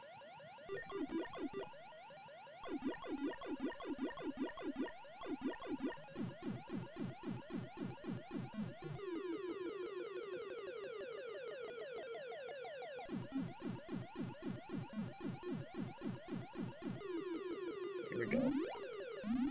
So that's good. That's going to buy me some time. They had to go back to the regeneration box. Okay, great. And I've only died one time. I think if I'm remembering this right, this follows true to the arcade, which means I beat this level here.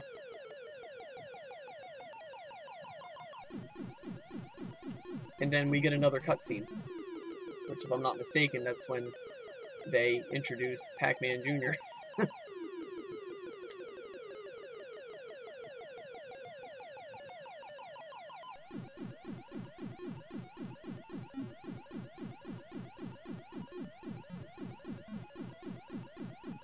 Alright, here we go. I think I've got this one.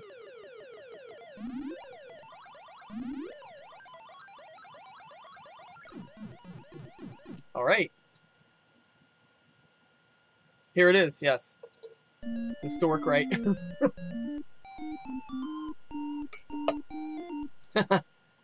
Oh, okay, cute. Alright, this is a maze I don't recall. Maybe it's just on this version of Miss Pac-Man. I do not recall this one ever at any point. But it's cool. I like the way it's laid out and everything. It's definitely not boring. I mean, this game won't make you fall asleep.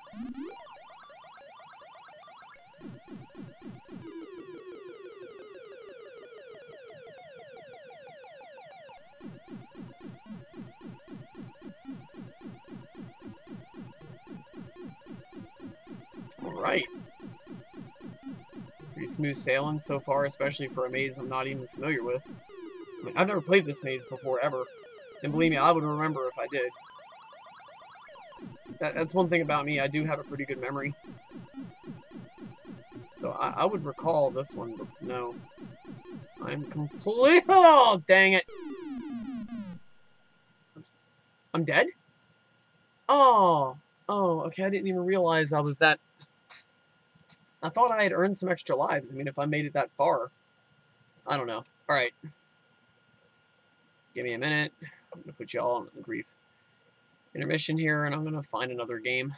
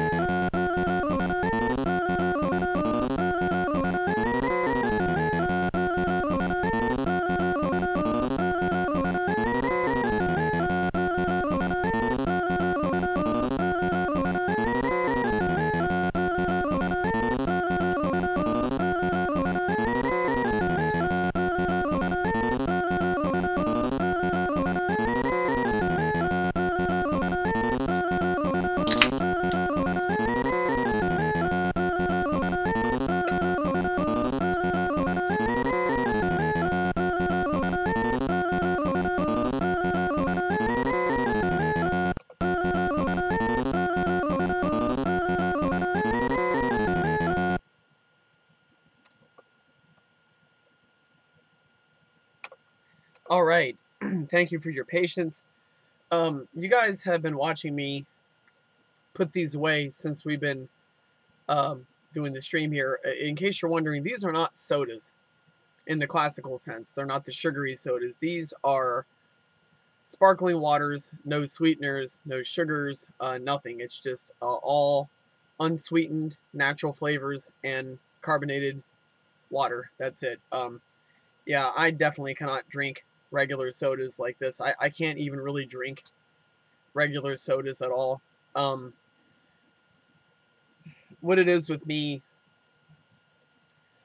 I don't have diabetes, but I have a vulnerability to getting it. So in other words, if I were obese or if I had a crummy diet, I would get diabetes. There's no questions about it. And another thing is, too, I have a disorder that makes my liver and my kidneys quite sensitive. So my body cannot handle that much sugar. So it would actually hurt me. I can't drink alcohol. It would tear me up. I would try to drink something like that, and I'd wind up in the hospital. So I have to be careful with my diet. So no, these are actually quite good for you. I highly recommend them. This one right here is one of my favorite ones. It's the coffee and blackberry flavor by AHA. They have other ones too, like LaCroix. Yeah, it's really good stuff. If you're used to regular sugary sodas, it's going to take you, I'm going to say, about 2 weeks to get used to these. But once you get used to the no sugar flavor, they're really good. Like, I mean, when I go to drink these, I'm not like, oh God, that's bitter. No, I mean, they actually do taste good. They actually taste like what they're supposed to taste like. Like, this tastes exactly like, you know, not blackberry, black cherry coffee. So, if anybody's ever had coffee with the exotic flavors, it tastes very much like that. Okay, I was, if I'm not mistaken, I brought up Gradius in an earlier stream. I did bring it up. I can't remember which stream it was. I brought it up, but I brought up Gradius. It's a really good space shooter, so I'm going to bust it out. I first played this game when I was in 4th grade. I was 10 years old when I first played this one, and wasn't a huge fan of it, but I do like it. I like it more now as a grown-up. I have not played this one in such a long time. I can't even tell you when I did. It's been that long.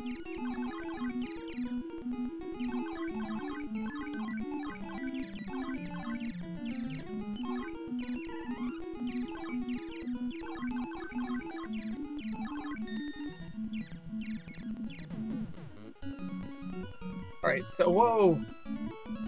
So you get power-ups as you go. I'll show you something. These...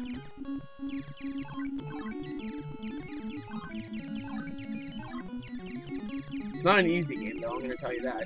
If anybody is looking for an easy ride, Gradius is not the place to get it. Damn it. I was trying to pass through here and show you what happens. Okay, well, it's not even worth it because it keeps killing me. You'll have to excuse the bumps we're hitting in the road here. I haven't played this game in so long. It's coming back to me, you know, slowly but surely. I'll get better as I play it. I mean, I know this isn't a competition or anything, but, you know, when I play a game, I do like to try to do my best at it.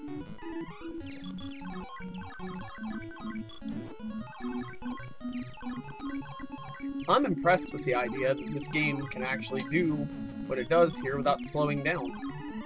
And it has so many different things going on the screen, and there's a lot of characters running around, yet there's no slowdown, or very little. That's really cool. Whoa! Oh my gosh, that's right, that's a boss. Let's see. A lot of stuff here. I'm very rusty at this game. I'm not going to call myself ignorant to it. I'm just going to call myself rusty.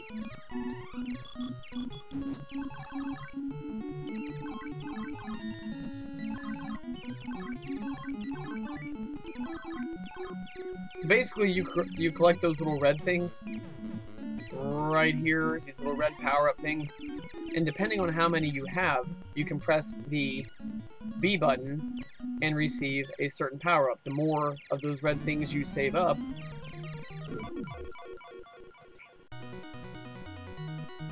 I'm gonna try it again.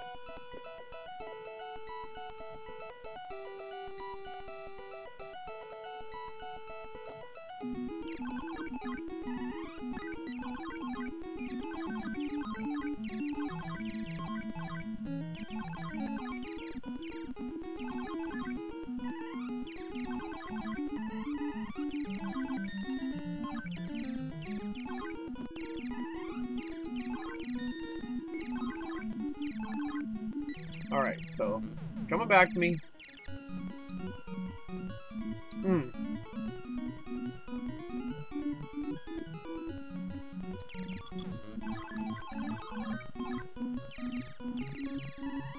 I got a force field installed in the front of my ship, which blocks small attacks. That's good. If you fly in the middle of that broken mountain, you'll get extra points. But I tried it twice, and I ended up dying twice. So I'm not even gonna bother.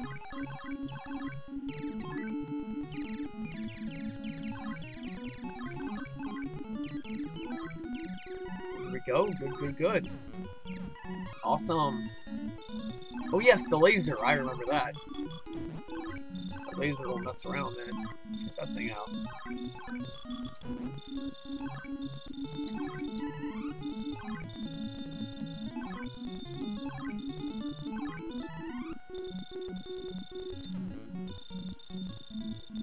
Okay.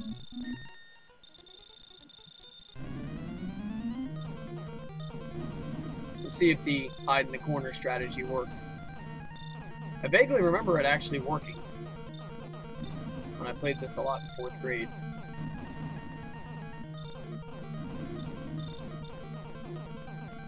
Alright. I did always find the customizing abilities in this game to be fun. You know, the different things you can trick out your ship with. Oh, and this guy. I remember this. Okay, yes, yes, yes, yes, yes, yes.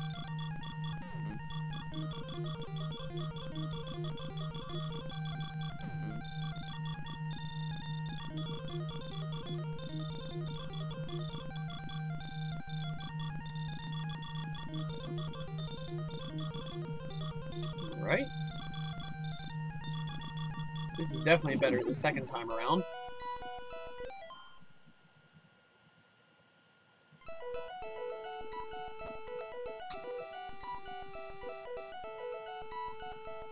Oh, here we go.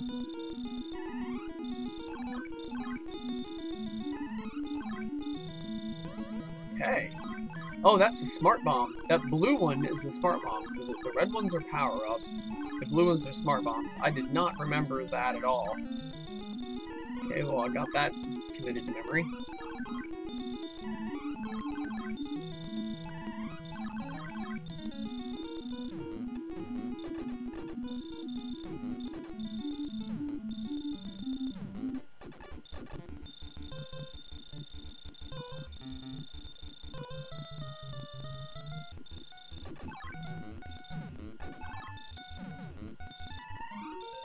Alright. This is going right darn good.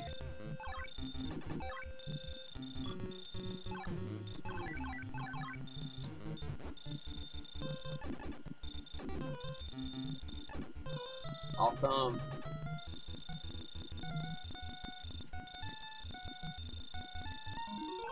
My force field ran out. Damn it.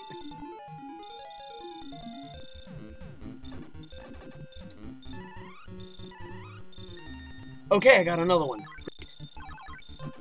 Tell you what, man, that force field was really good. I mean, I can't complain at all. The thing was very reliable. You can see it at the front of my ship there. So we got these giant floppy disks flying at me. Huh. Now, if I had not had my force field at the front of my ship, I would have been dead right there. Oh, I remember this. Yes, yes, yes, yes. The randomly appearing floppy disks come at you. I remember going in circles worked pretty good. Great.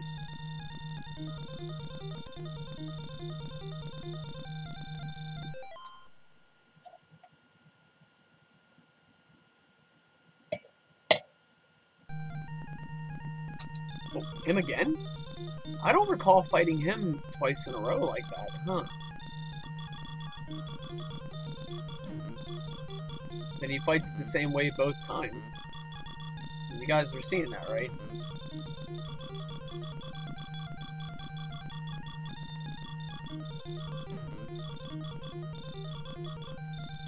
I think I got him. Yes. Awesome. This has been a pretty good run here so far.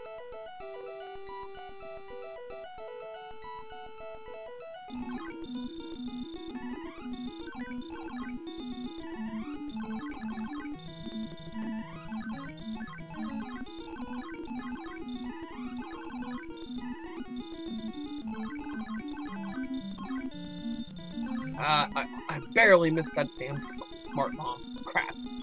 I could have got that thing.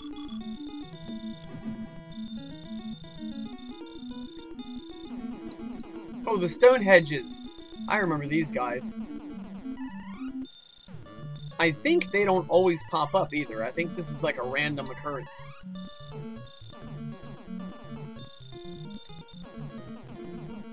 I'm wanting to say I remember them not being a constant thing in the game. Oh! Damn it!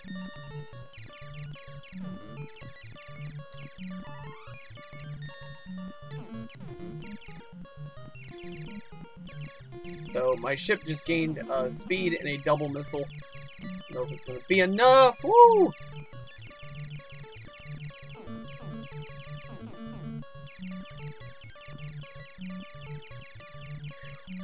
That was a close one. Damn.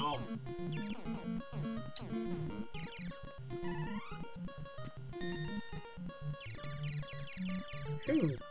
I don't want to get too fast because if I do, I'm going to be running into stuff. I feel like Speedy Gonzalez with a blindfolder on. Like, pop! Run right into a wall. Like, you know, just run into the wall and just slide down, you know. So.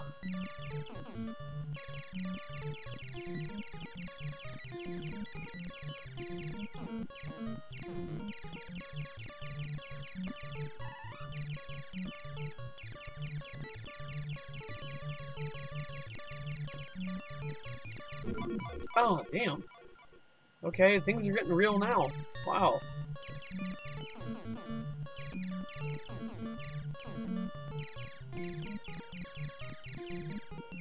Whoa.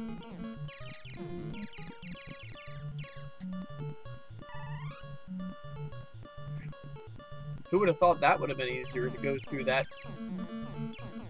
Wow. Let's see if I can have the same luck twice. Just trying to keep my cool, get through the obstacles. I think I did it! Do I fight the boss? Who is it?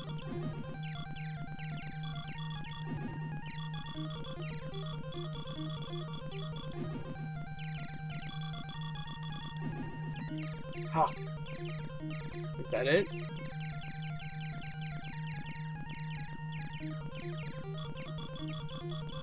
No.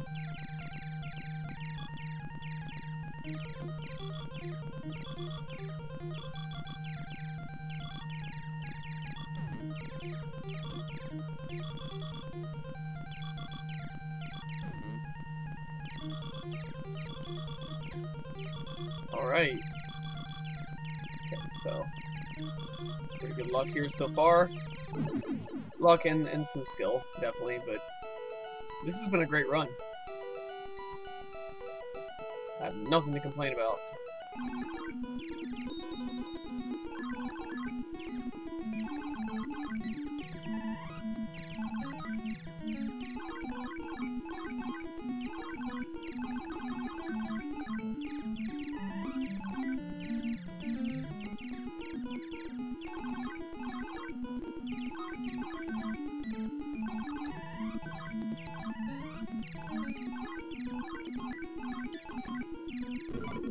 Oh, he caught me off guard. I mean, straight up caught me off guard. Damn.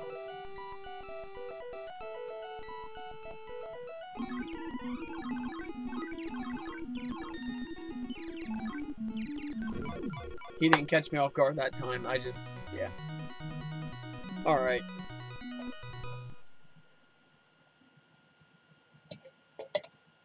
Okay, put you on intermission. I'm going to find another game here.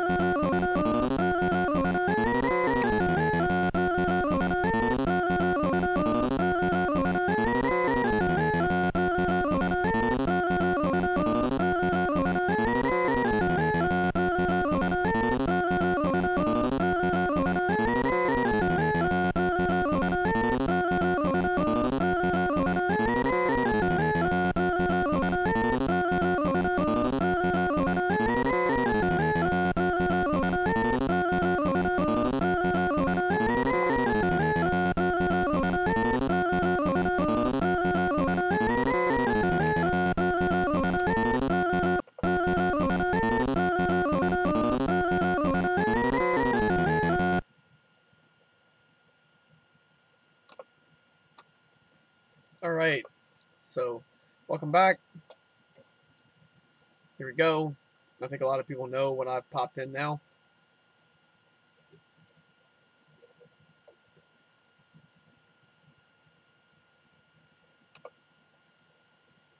We now have Super Mario 3. Just give me one moment, please.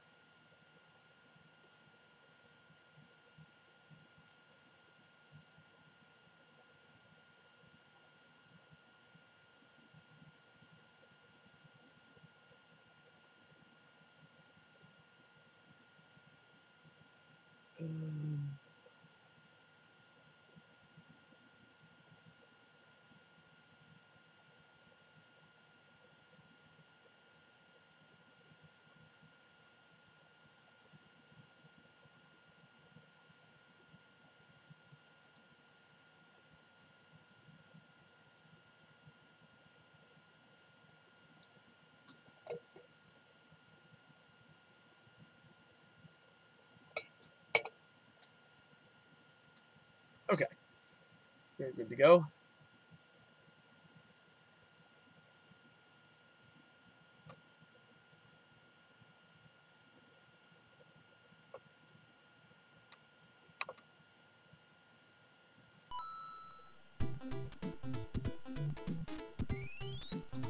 Cool, cool. Alright. Widely considered one of the best games for the Nintendo. And I'd have to agree. Before I got this game, for the Christmas of 1990, I used to be so happy when I would go to the video scene and it would be available for rent. I knew I was going to have some fun when I came home, so...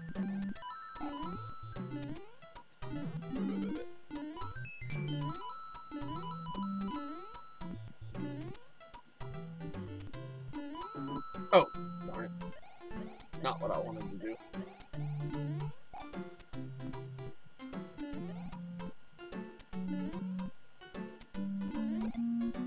Okay, cool, cool, cool.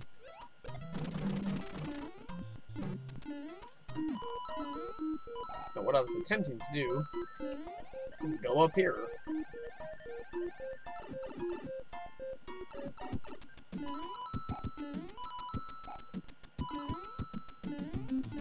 Yeah, I remember the commercials for this game when it was first coming out in the United States. The crowd of kids would be standing there. I think they were standing there in the shape of a giant 3, and they would be chanting Mario. And also,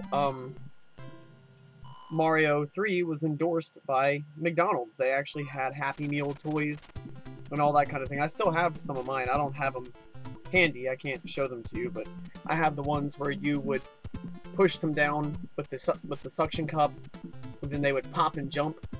I don't know if anybody's ever seen toys like that. And yeah, it was a fun time. I will say the 80s and 90s were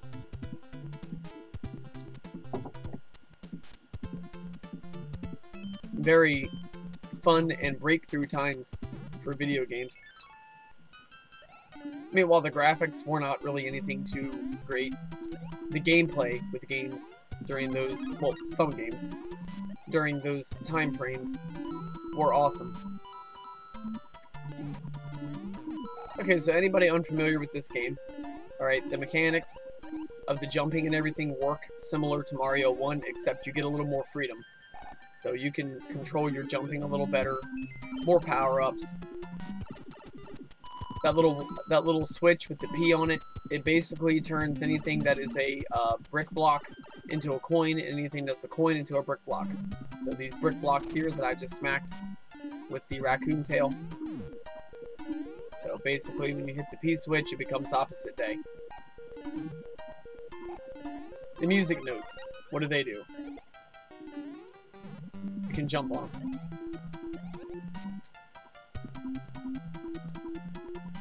Alright, boom.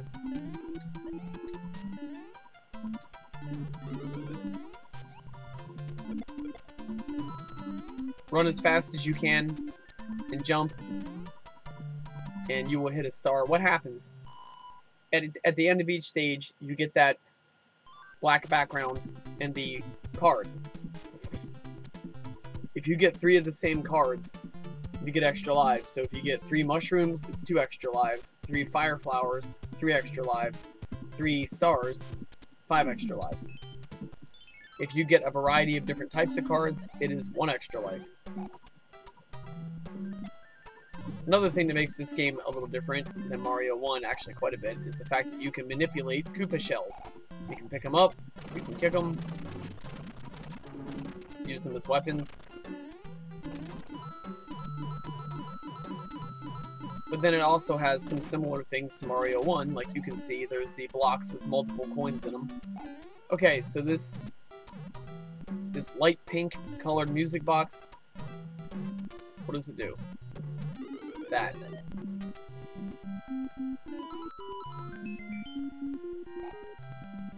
You go to the cloud area here.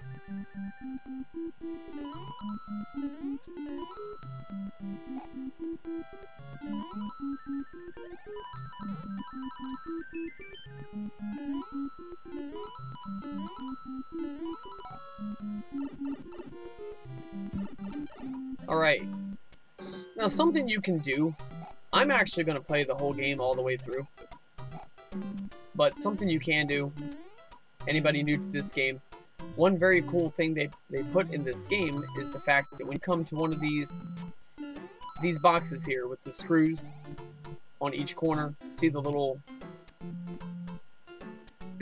flat point screws right there? Yeah. Which is, I think that's really cute. It looks like they actually screwed the blocks onto the background. Alright, what you can do with the white one, you can come over and duck, hold down, wait a few seconds, and you will be able to go behind things and blend in with the background. Go behind the curtain here, and boom. You access Toad's house, and you get the whistle from The Legend of Zelda. And it does the same thing as the whistle from The Legend of Zelda Part 1 does. It teleports you to a different land. So if I went ahead and blew that whistle, what would happen is a little cyclone would come and pick me up, just like in Zelda. And it would take me to this island where you get the choice of going to different worlds. In this game, there are 8 worlds. So there's World 1, which is Grassland, World 2, Desert Land, World 3, Waterland, World 4, Giant Land, World 5, Skyland, World 6, Iceland, World 7, Pipeland, and then there's World 8, which is Darkland. That's your final one, that's where you go to fight Bowser. So you basically get to choose what land you want to go to prematurely. You don't have to actually play through all of them. But I decided I'm going to go ahead and start streaming Mario 3. That's going to be part of what we're seeing here.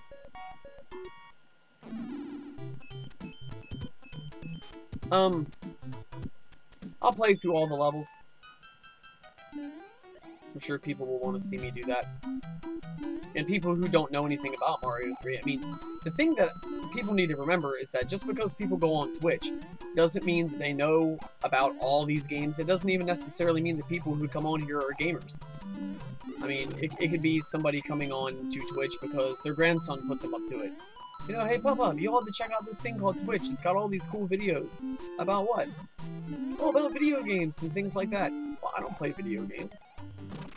But it's cool, you should check it out. So, you know, at their grandson's request, just giving you a random scenario, you know. Oh, damn it. On my end, it got slow, and I misjudged my jump, and phew, down I went. Ooh. Ouch. I saw a really cool video on YouTube that shows supposedly what happens to Mario when he dies by falling down a cliff. I can't remember who it was that posted, or what the address is, with the URL, or who the person that posted it was, but it's a really cool video. If you go and search it, I'm sure you'll dig it up. It's, what happens to Mario when he dies. And I don't think there's any other videos that are like it, so I'll look it up here in a minute. Show it to y'all.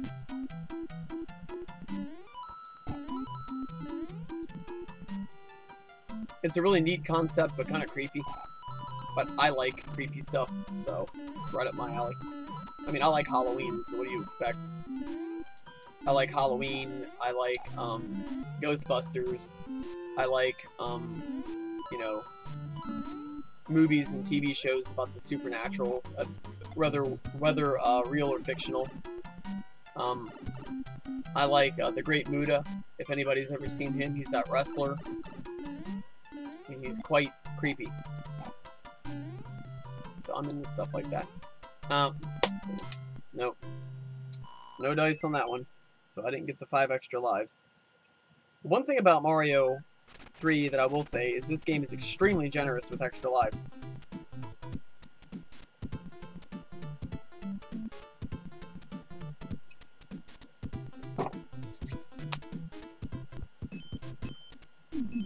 Okay, so you see that Ace of Spades?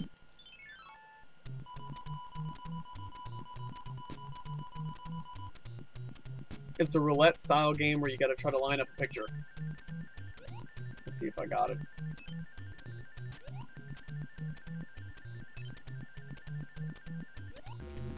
So close. That happens to me all the time. I'll get the first 2 parts right, then the bottom one wrong. Okay, so there's 2 ways you can get through this level. That is, you can...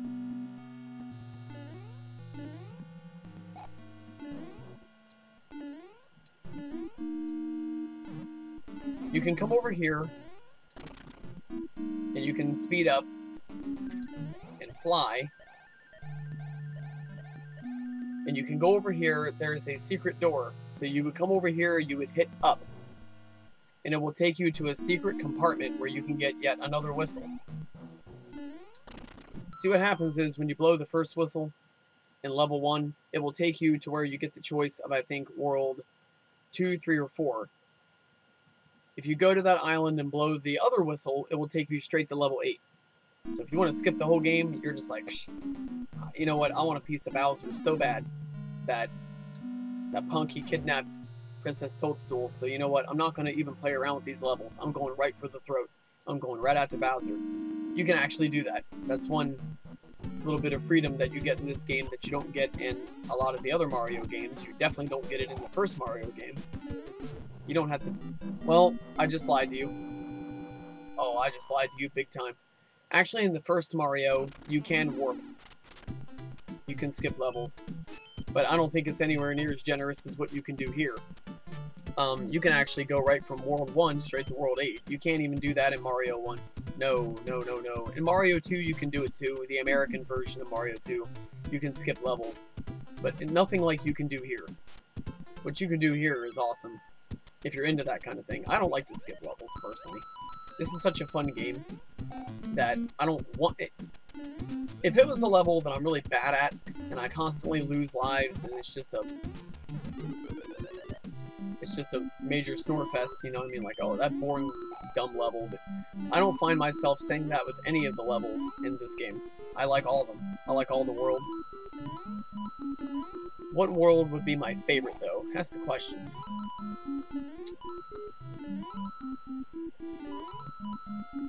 I always had a lot of fun in Waterworld.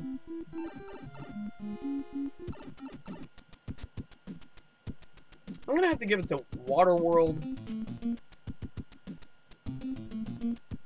I always like Giant Land because everything's giant, you know, of course, so that's a really unique twist.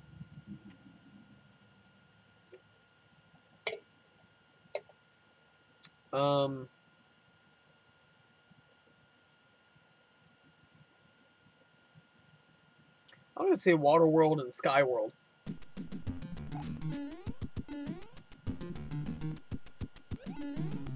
Alright.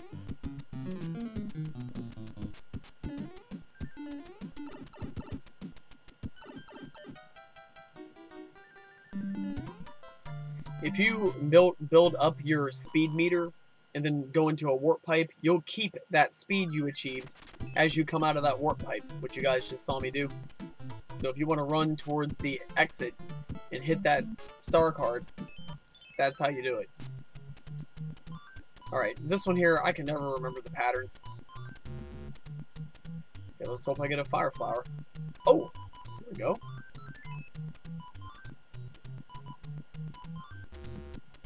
Alright, well, hey, I got something.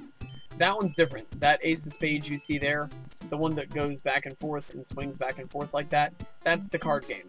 The one that stays still and doesn't move, that ace of spades, that's your matching roulette game. So, those are the differences there and how to tell them. Alright, so, anybody just joining the stream, if you're completely new to Mario Brothers, alright, so, he and his brother Luigi are plumbers from New York, and they are pals with people in this alternate kingdom that many people don't know about, called the Mushroom Kingdom. And Mario, his girlfriend, is the princess of this kingdom. And she's constantly being kidnapped by this evil snapping turtle looking beast named Bowser. And the mechanics of the game are as follows. You jump on your enemies and squish them, You can throw fireballs at them, use different kind of weapons like you see me here with this raccoon suit. You can smack them with your tail. Very family-friendly game. Suitable for all age groups. Some of the games are easy, some of the games are hard. It just depends on which one you get your hands on. For example, this one here, the difficulty is about average. Objectively speaking, if you're anywhere near familiar with how to play Mario, it's about average. Mario Brothers 2 in Japan, which is called Mario the Lost Levels in America, that game is hard as all sorts of hell. That game will put you through the ringer. It will kick your tail 5 ways to Sunday and back. It will test your skills, test your patience. Okay, so I think you might get the point. It's hard.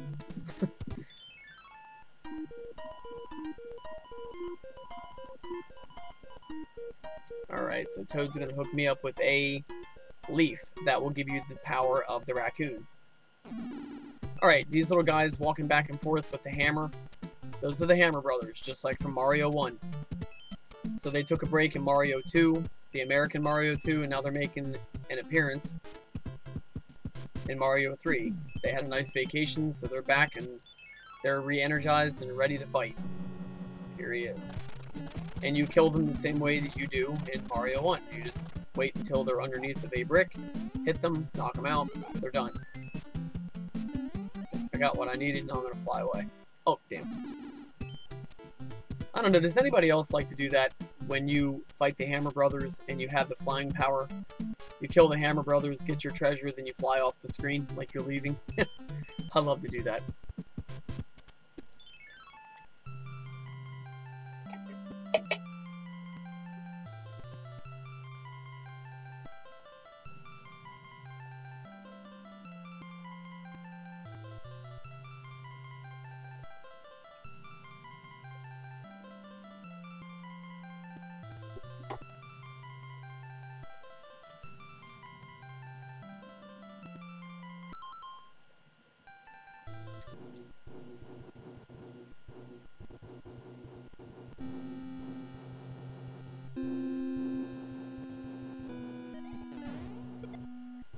Alright.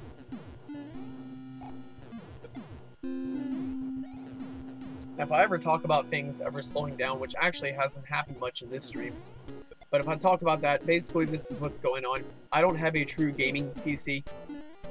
There are PCs made specifically for gaming. I just simply do not have one. I'm using a regular laptop. It's a good laptop. It's reliable, but it's just not made to process and handle all the things I have going on at once. I have the OBS program up, which is what you use to program your streams and to coordinate them. And then I have my Nintendo going. I have a controller plugged in. There's a lot going on. I have my webcam going. So this computer here is juggling a lot of stuff at once. So when I talk about slowdown and how the game is slowing down or getting choppy, that's why. You know, being honest, that's the reason why that's happening. Alright, so I gotta fight one of Bowser's kids here. That's another little interesting twist in this game, is that you have to fight Koopa's kids. Oh yeah. There we go.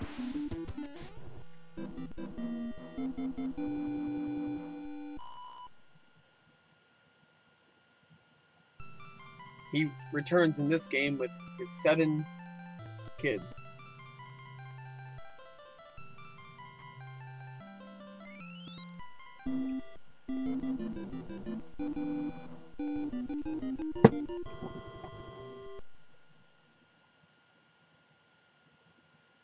There's a recurring theme in the game. For each world that you encounter, you go to a castle. One of Koopa's kids, one of Bowser's kids, has taken the king's magic wand, transformed him into a creature, and ran away. So you have to go beat the Bowser kid get the wand back, bring it back, transform the king back, and then you progress to the next world. So think about it in terms of how Zelda 1 works. You know, you go to one dungeon, you beat it, you kill a boss character, and then you go and you can access the next dungeon. And another thing that's similar between Mario 3 and Zelda 1 is that in each dungeon you get a treasure, while each time you beat a world, you get a treasure. You see right here. Princess Peach will send you a nice letter with something in it to help you out. Okay, so we're in Desert Land. This is a fun one. I like this one. It's not one of my favorites, but I do like it very much.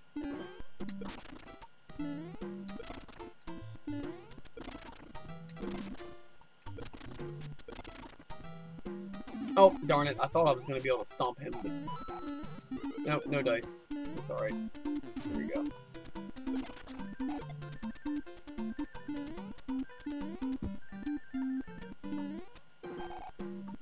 Most enemies in this game don't respawn unless you warp to a secret bonus area and then come back.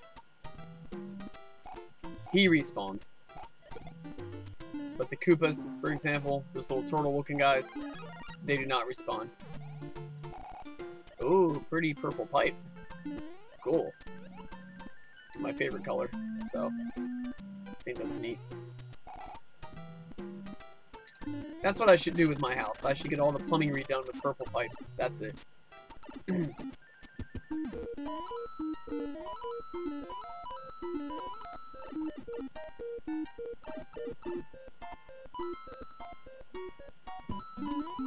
You get 100 coins, you get an extra life. In case anybody's wondering, if you're not familiar with Mario, when you collect coins in this game, you do not collect them to spend at a power-up shop or something like that. You get them for extra lives. So essentially, you get 100 coins, you purchase an extra life. Then the counter resets, and you go get 100 more coins and get another extra life. I've already gotten 14 extra lives here. So, this game is so generous with extra lives. Mario 1 is not. You get an extra life in that game, you should be looking up and thanking God for that. But this game is different. You can... I didn't get the star?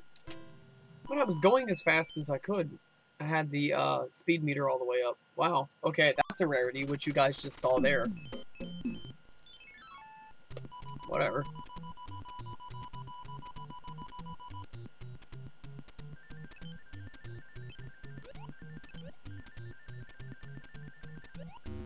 There it is again.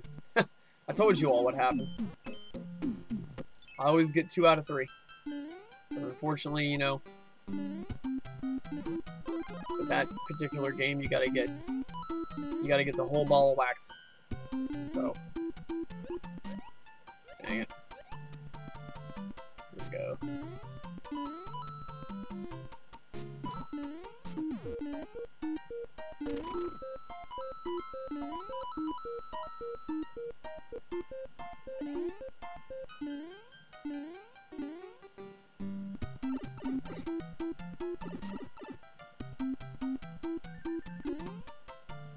See that? I got a star that time. That's what should, quote unquote, had happened last time. I don't know why the heck it didn't. If anybody has a guess on that one, I'd love to hear it.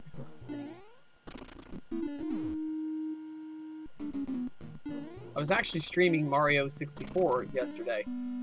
One thing about Mario 64 that legit disappoints me and pisses me off is, okay,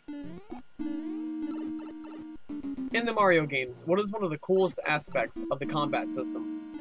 That would be what? The fact that you get those power-ups. You get Fiery Mario, you know, and then it was expanded upon in Mario 3, where you got all kinds of power-ups. You get Tanuki suit, which is that raccoon-looking suit. You get the Raccoon Mario, which is this right here. You get Fire Mario. You get Frog Mario. You get...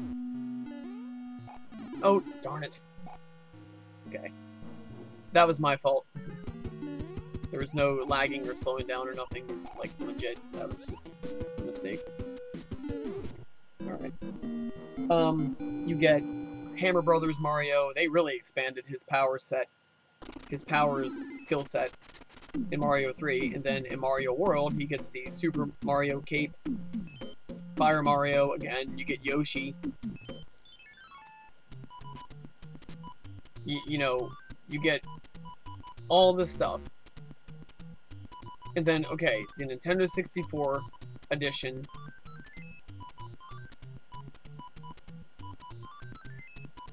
of Mario comes out. Now, when that game came out, legit, when Mario fans heard about it, they're thinking, oh my god, a 3D Mario, I mean, how's that going to play? I bet that's going to be awesome, blah, blah, blah. Here's the thing, anybody who thought that was correct. It is awesome. To this very day, is one of my favorite video games. Okay, a lot of games before and after just aren't as good as Mario 64, per my opinion. But the thing that really made me raise my eyebrow and kind of scratch my head over is the fact that you got Nintendo 64 manipulating Mario. That is awesome. The way they programmed the game and made it look, feel, is awesome. But he doesn't have the power-ups that he has in Mario 3, or even in Mario 1. He has a couple of things. He's got the Metal Mario, he's got the ability to fly with the wing cap, and he has the Invincible Mario, but Invincible Mario in 64, Mario 64, cannot kill enemies. He can only pass through them. And he can pass through certain mesh fences and things like that. So he basically becomes kind of like Invisible Mario. You know, you can't touch me, you can't hurt me, but I can't do anything to you. I can access certain areas. Those are the only three things you get. Alright, so Metal Mario, he can go into water and walk on the floor of the ocean. That's his major thing. And he's indestructible. He can't be hurt by fire and things like that. And of course, Wing Cap Mario can fly. But here's my question. Why not Fire Mario in Nintendo 64's version? Why not Tanuki Mario in Nintendo 64 Super Mario Brothers? Why not Hammer Brothers Mario in, you know, Mario 64? This may be pushing it a bit, but why not Yoshi? That would be cool. Imagine how that would be if you could use Yoshi in Mario 64. And I'm sure, you know, I'm sure in today's time, people have made hacks where you can do that. I know they've made hacks for Fire Mario. I know they've made hacks for other things. But, and I would think that people have made hacks to use a Yoshi character. But imagine how cool it would have been if those things had been actually put in the game by Nintendo. That would have been completely awesome, and I would have expected that. I mean, what Mario game outside of the educational Mario games has Mario without the ability to gain the fire powers? Come on. Whatever. Damn. Alright, well, I did pretty good that time, actually.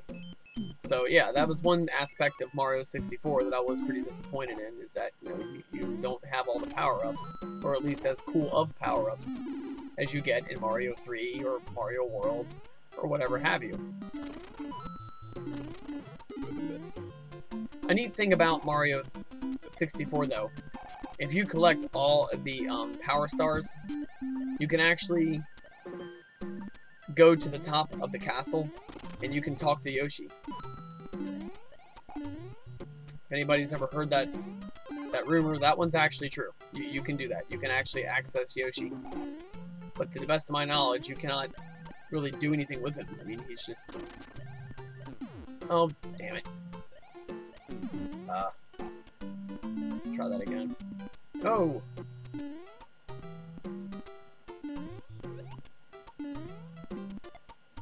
You know, those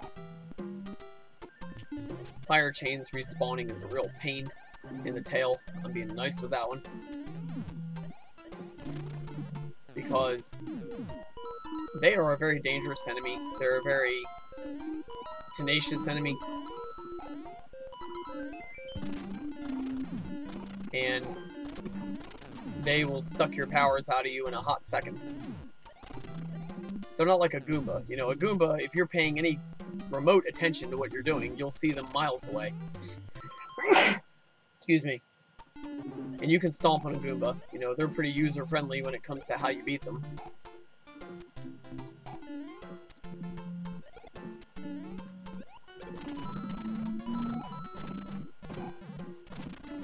But those fire chains, you can't jump on them. You can't touch them in any way unless you're hitting them with the raccoon tail. I think you could stomp on them with the Tanuki suit.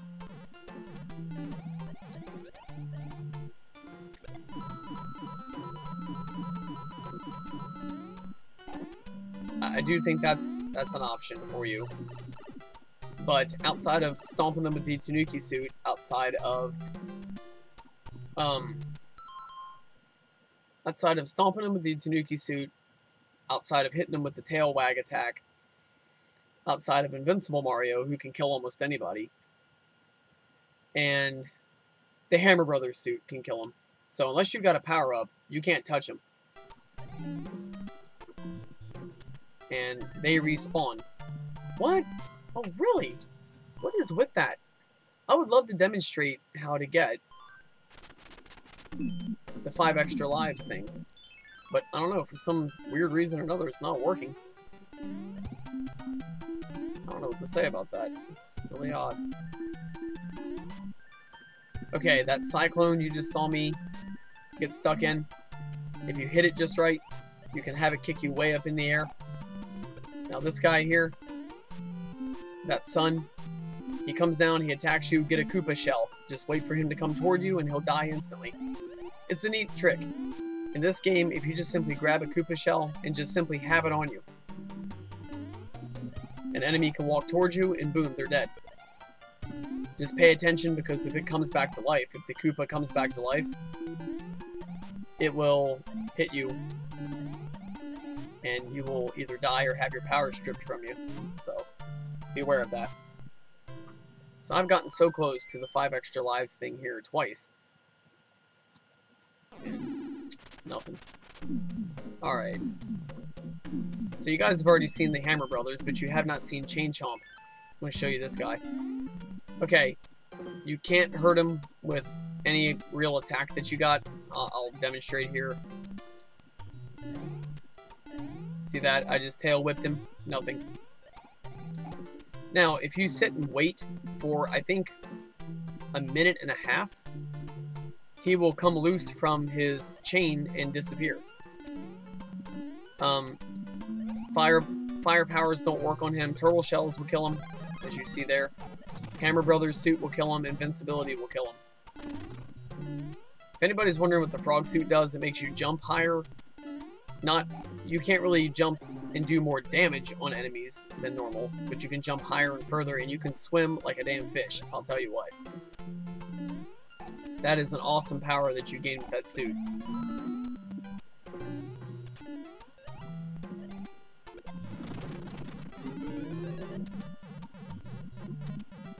Alright. So Jack and the Beanstalk action here.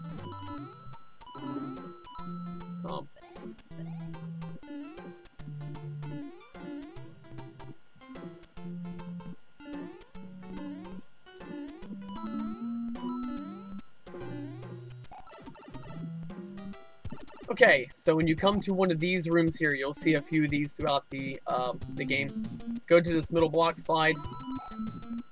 Hit it. Actually, I've got the raccoon power. Never mind. Watch. Forget I can.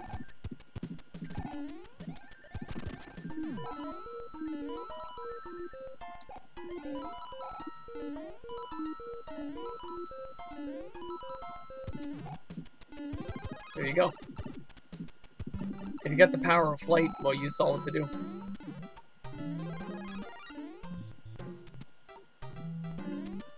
Oh, here we go. I'm going to get this turtle shell. Kind of use it as a shield as I'm running here, because there might be a bad guy here that's going to try to... Yep, sure enough, there's a Chain Chomp. Yeah, nothing too serious, right? You got to watch that, because at the end of some of the stages, there will be a bad guy waiting to kill you. Let's see if I got it.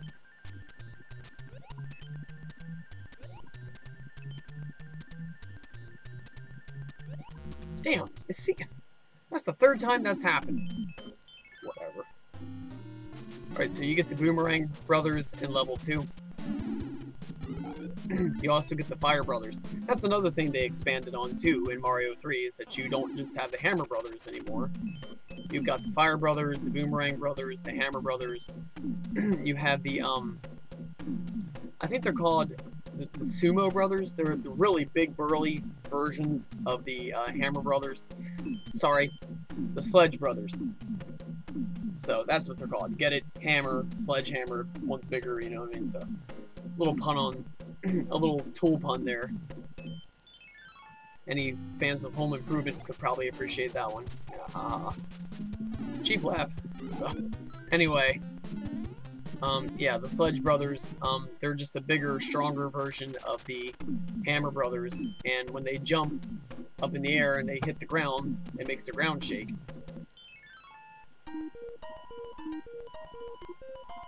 You first encounter them in Giant Land. Alright.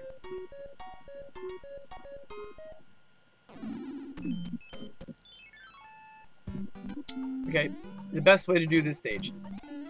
If you want to beat this stage with the minimal fuss, best way to do it is how you're going to see me do it here. Have a flying power suit.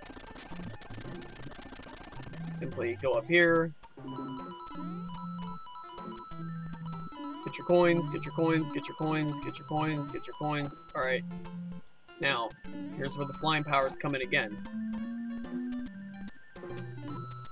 What?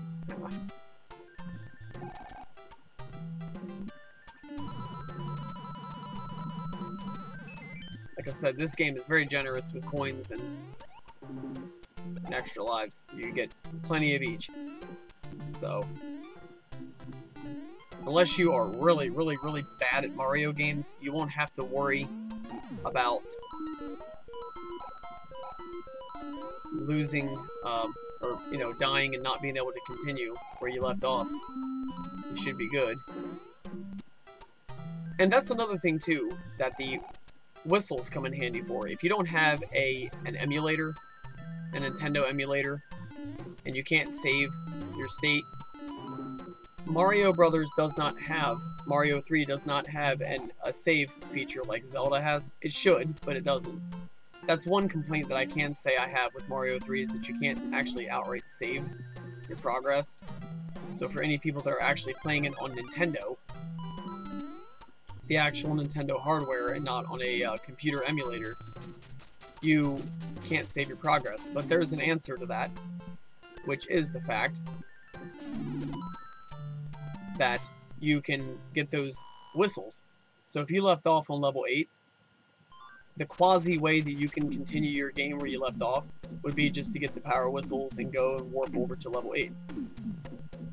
So it's like a very rough version of saving your game, I guess you could say. Just don't forget what level you were on.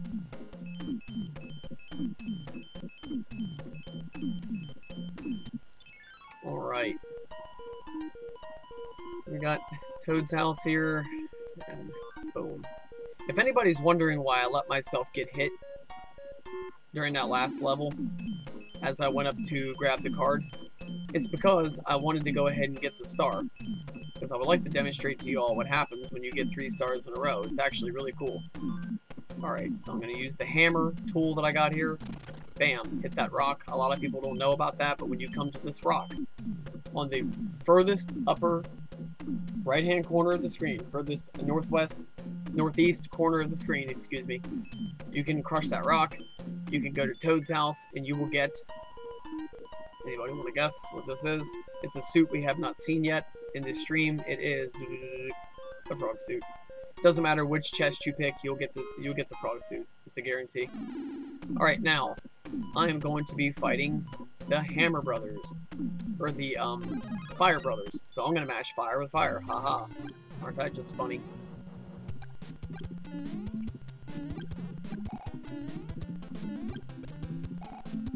Just pay attention to their attack patterns. They always shoot 1, 2, 1, 2. As long as you know that pattern, you can pretty much dodge it, go over there and stomp them. You can jump on their heads, or you can hit them with fire. They're also vulnerable to the Tanuki suit, stone statue attack. They're vulnerable to, if you encounter them during a stage, you can kill them with a Koopa shell. You saw me do that. They're vulnerable to the Hammer Brothers suit, so you can take them out with hammers. So those are the major weaknesses there. Alright. I should be able to show you what happens when you get 3 star cards.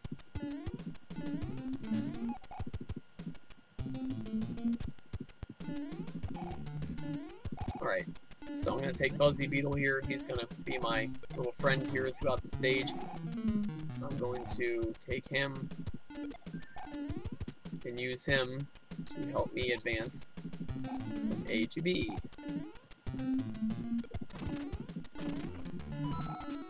When you see, if you guys look, you see all these stars in the background. When you see 2 white stars, damn it! I'm trying to demonstrate that, but it cost me my flying powers. When you see 2 white stars in the background, it's a block. You can hit it. And it will appear. Magically appear.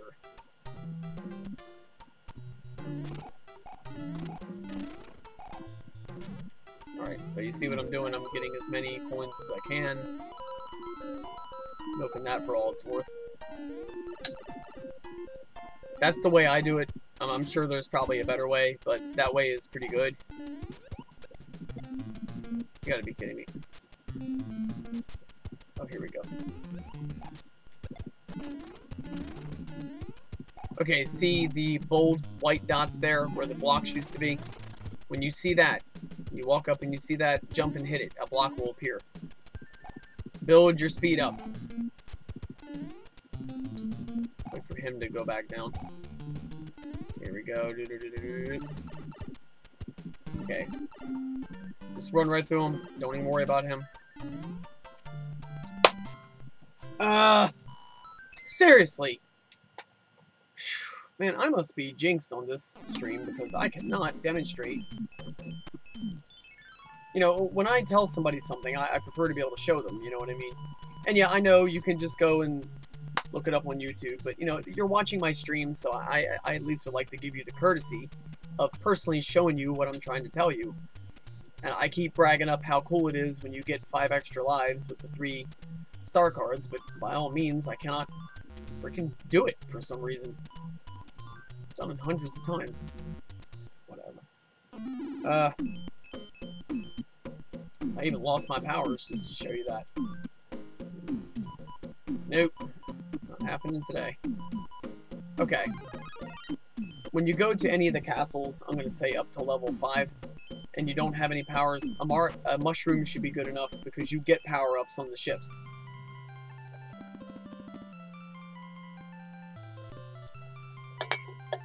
That's something to keep in mind. If you are Super Mario, but you don't have fire, or raccoon suit powers, or whatever, don't panic.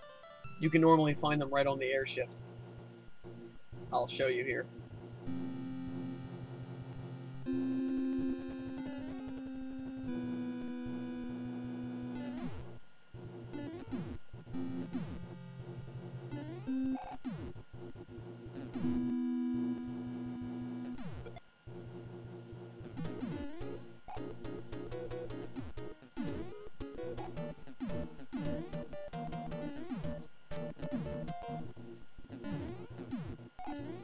If anybody's wondering how I jumped on top of that bullet gun without even looking, it's just because I've played this game so many times. I just know how to do it. No special trick, it's just I know how to feel the game out. I mean, I've only died 1 time so far due to a hardware issue here. So, it's pretty clear that I understand how this game works and the mechanics behind it and all.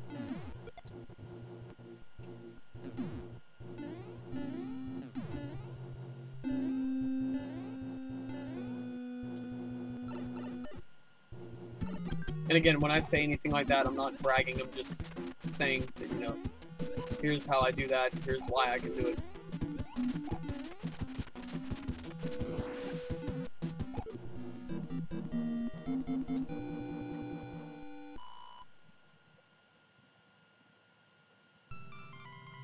I mean, it'd be no different if anybody asked me, how do I know how to do a flip? I just tell them, look, you know, it's part of what I do in ninjutsu training.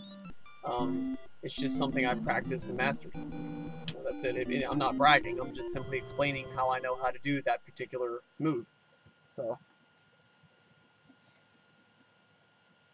okay. I need to take a potty break. I'm actually going to let this screen right here with Princess Toadstool's greeting letter be your wait screen. So, enjoy seeing that little cloud flicker. I'll be right back. Thank you.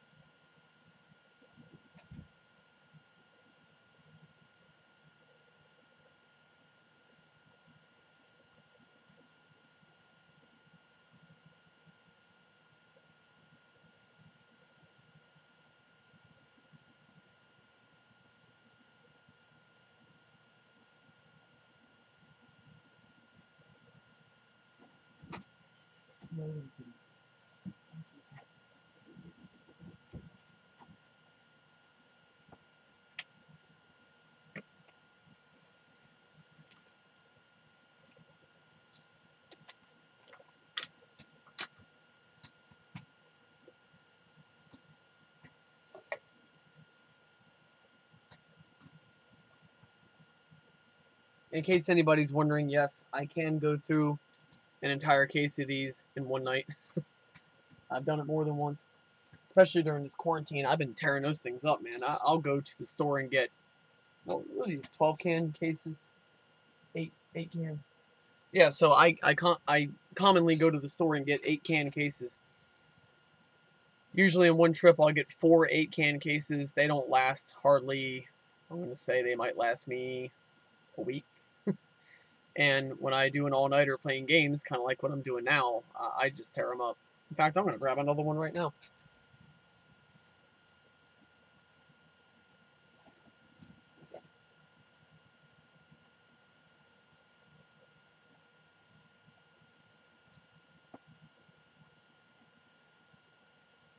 All right, so we got blueberry and I don't think I'm saying this right, so my apologies.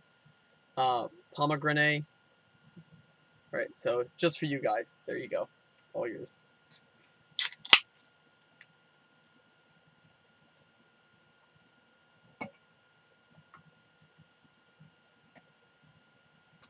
All right, I'm gonna check the audio actually on this stream right while I have it on my mind. And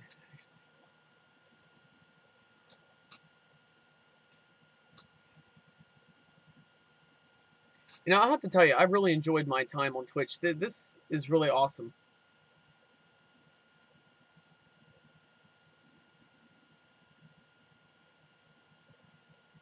No, I really like the little logo with the little character, the little square character with the little slits for eyes, the little purple thing.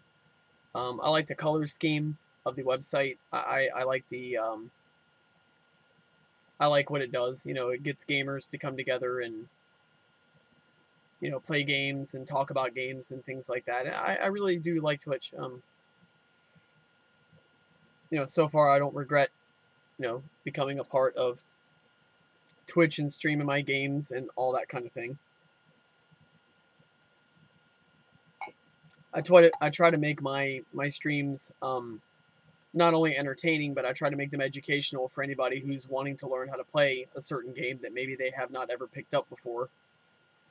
Or maybe they're considering getting into playing video games and don't really know, you know, where to start or what to play, you know, so I try to make my stuff informative as well. Maybe that's the teacher in me coming out. I don't know, but, you know, I hope it works for any of my viewers. I really hope you guys enjoy my stuff. Okay, so check the audio. Maybe they have not ever picked up before. Good. Good, good, good. Okay, so let's go to Waterland. Sounds like the name of a theme park. It's like Hershey Park and Wild Water Kingdom step aside. We got Waterland. Brought to you by Nintendo. The guys who are so big and so cool that in Ghostbusters 2, they controlled the Statue of Liberty with none other than a Nintendo controller. And in fact, I think I can bring out the controller that they use. Do I have it in hand? Yep.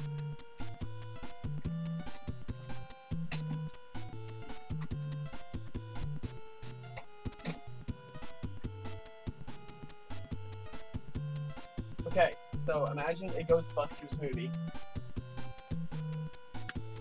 with Bill Murray and the gang, and they hijack the Statue of Liberty to fight some big nasty ghosts, and they are controlling that thing with one of these. Boom. They are controlling everything she does and how she's doing it with this bad boy here. So just imagine that. That is how powerful Nintendo is. They have a hand in everything.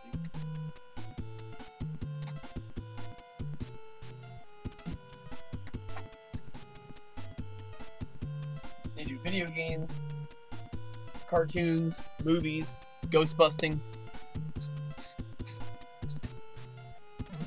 You name it. They are jacks of all trades. Alright, so here we go. Actually, I can demonstrate how the frog suit works, if anybody's not familiar with it. Alright, so you can... But you know what? It would have made better sense if I would have showed you how the frog suit works versus how it works when you don't use it. I should have done that. I should have shown you this level with Mario in his normal form. And then versus the frog suit. Okay, so Mario in his normal form, when he comes into the water, he'll sink slowly unless you make him swim. With the frog suit, you can just steady yourself without doing anything. Like, look, I'm literally not touching my controller. And he can steady himself. You can just move down, up, right, left to do whatever. If you hold down A, you'll swim really fast. And this is one of the fastest swims in the game. I think the only swim in the game that can even come close to matching that, or that can match it, would be Boss Bass. Now, that fish can swim very quickly. But outside of that particular character, you enjoy the fastest swim in the game. See, look at this. Look, even Blooper here can't keep up with me.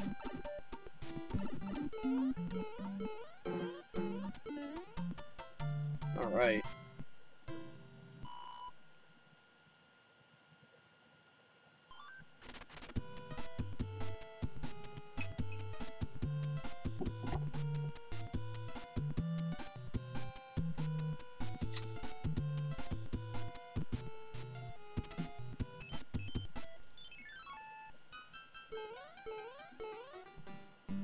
Okay, now the frog suit, while it comes in handy with those underwater levels quite a bit, for this level it really doesn't do you much good. If I'm being honest, it doesn't.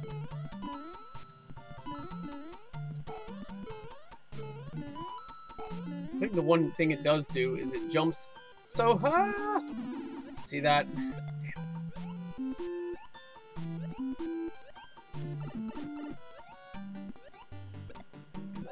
skills. Do I have it? Yeah. The frog suit is harder to jump accurately and keep your footing. At least that's my experience with it. So.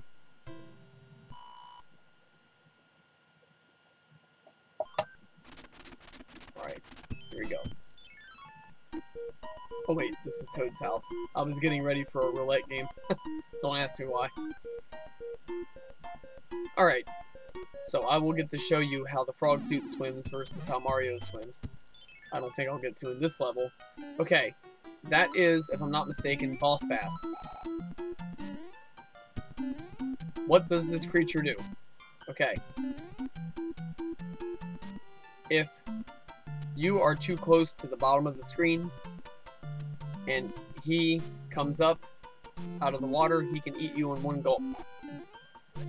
So the next question is going to be, how do you not let that happen? I'm going to show you how I do it.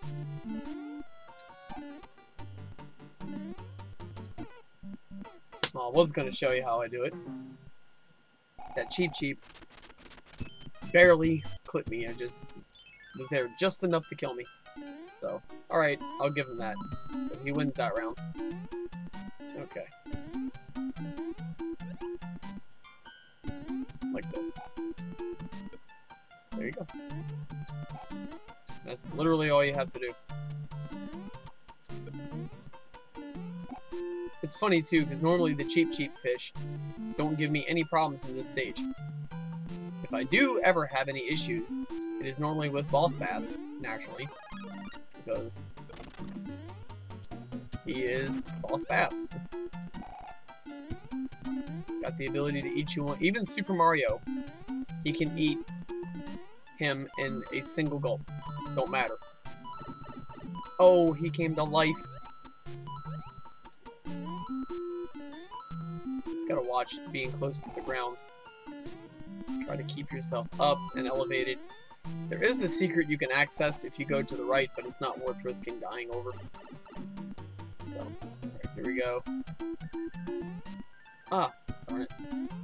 Swing and a miss.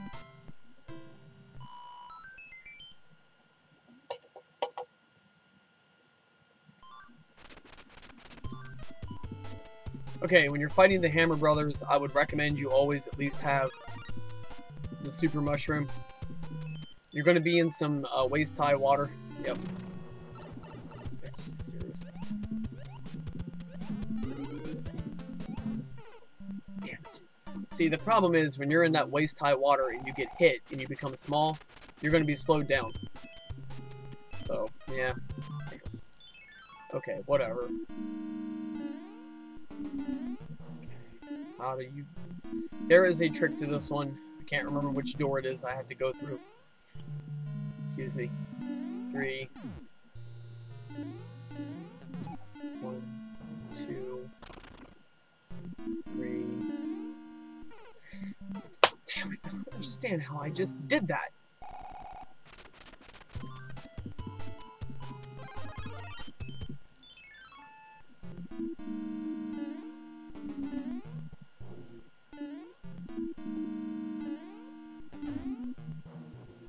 Got you. 1, 2, 3. There's a thrump. Okay, these ghosts here, look at them, they won't move. There it is. So it's the 6th door down, if I'm not mistaken here. Okay, this character is called Boom Boom. Stomp his head 3 times, don't get caught by his shell spikes, and you should have it. Alright. By all means, I should be able to take these guys out. I don't even know what the hell happened last time. That's more like it.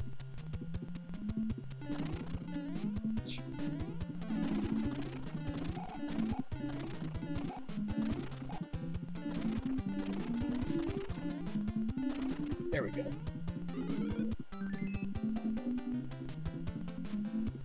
Splish, splash, I was taking a bath. I don't know, when I saw that water splashing, that song popped in my mind. So. Alright.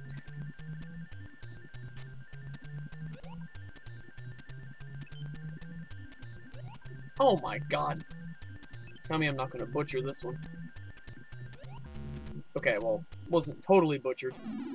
Actually, it happened again. I got 2 of them on the mark and 1 of them not. Okay, so, at any rate, moving forward.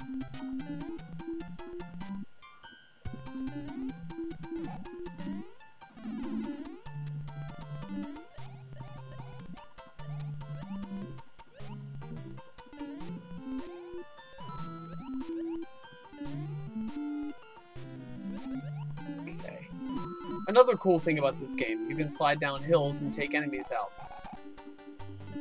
Okay, another thing you definitely need to know. This Paragoomba here that spawns these babies, these baby Goombas will get on you and they will take away your ability to jump efficiently. How do you get them off? Like this. Shake the controller, back and forth, boom. So you literally shake them off you.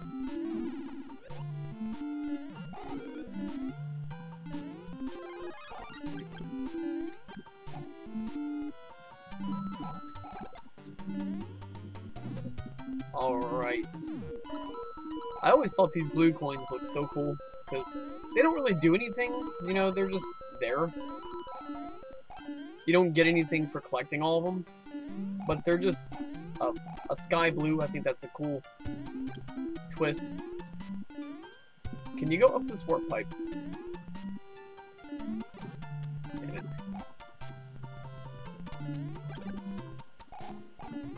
Nope. Okay. I didn't think you could, but I figured it's worth a shot. Okay, who thinks that these bushes in the back here look like Diglett from Pokemon?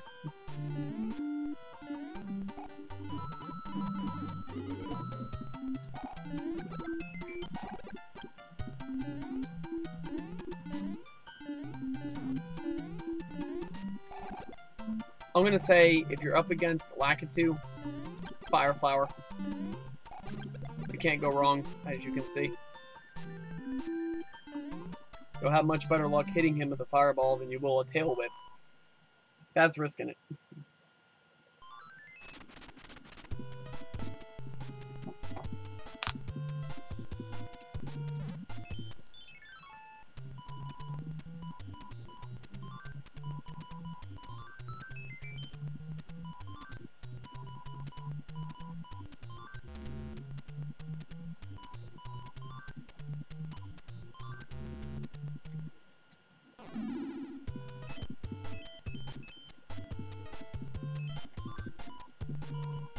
Alright, a really cool area to access in the game. Get the hammer. So pick up the hammer. You know, MC Hammer. Can't touch this. Pick up the hammer. So get Mario to pick up the hammer. And then you can get that little rowboat. I think that's a really cool touch to this secret. Oh boy, one of these again.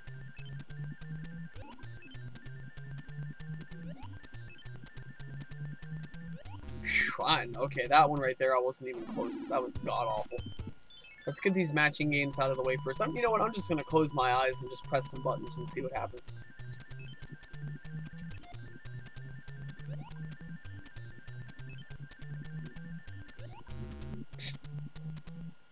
I give up. If anybody knows how to do that, let me know. That matching game. If anybody actually knows the mechanics behind that one and understands it, let me know. I've been playing this freaking game for literally 30 years, and I cannot figure out how the hell to play that game right. I'm tired of it. 3 decades of that torture.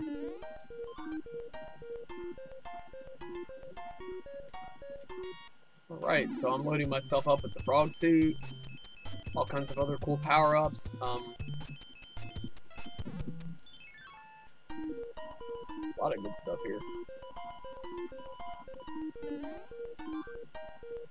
Fire Flower, awesomeness. You can't go wrong with that. Needless to tell anybody, the Fire Flower is an awesome weapon to have when you are in Iceland,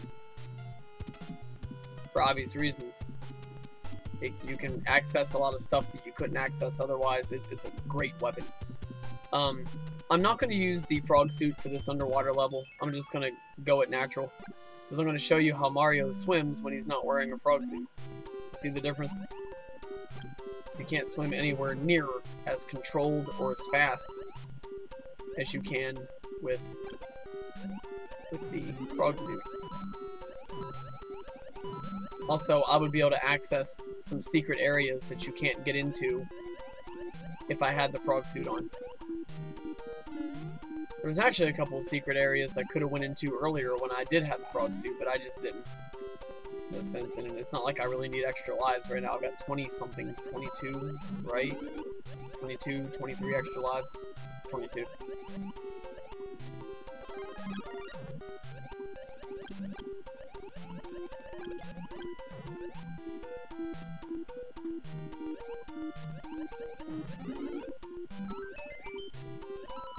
Okay, these jellyfish, you can't kill them, you can't hurt them, so don't even try.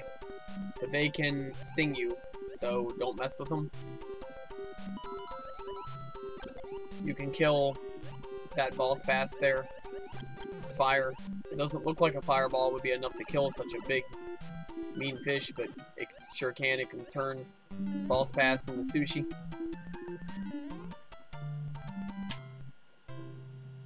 Got a fire flower again. Man, you know what? I give up with showing you guys that trick with getting the 3 of the same card. 3 stars. Well, I mean, I'm not literally giving up. If the opportunity arises, I will show you, but I'm not gonna worry about it, because it's just not destined to happen today. Something else to note, every time you finish a stage, this drawbridge will go up, and then if you finish another stage, it'll go down. So if you pay attention, I can access this whole area here. When I finish stage 6, I will not be able to cross.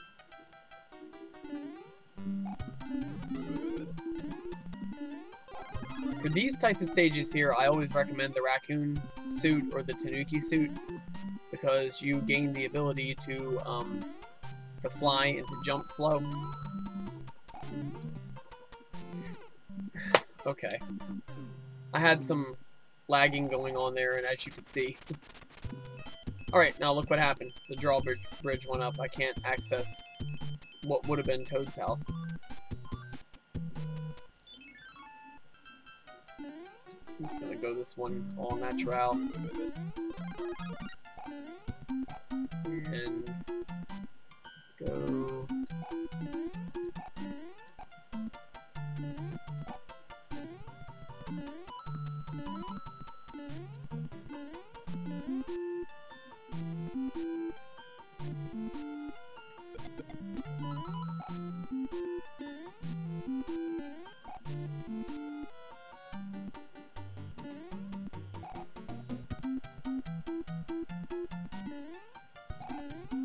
Right. I thought that was an extra life. You can get an extra life here. Is it? There we go. I knew there was one around here.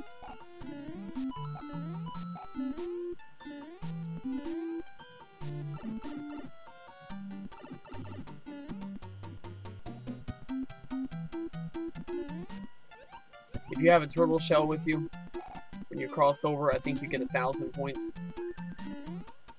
Yep. So just FYI. Alright. On to level 7. This has been a pretty good run in terms of, you know, my performance. You know, not that I'm really keeping track of that, you know. I don't know. When I do a game stream, I'm not trying to showcase how good I am at a game. You know, I mean, I think you should try your best, but I don't.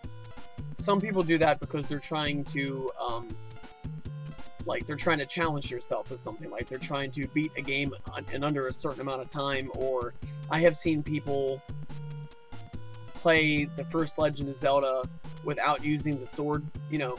So, I normally don't play it for things like that. But, either way, still, this has been pretty good run.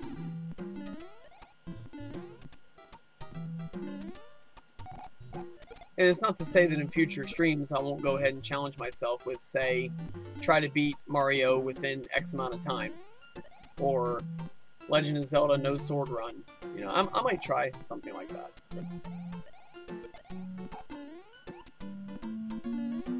I don't particularly care how good I am at a game. I just care if the game is fun. I mean, that's what games are for.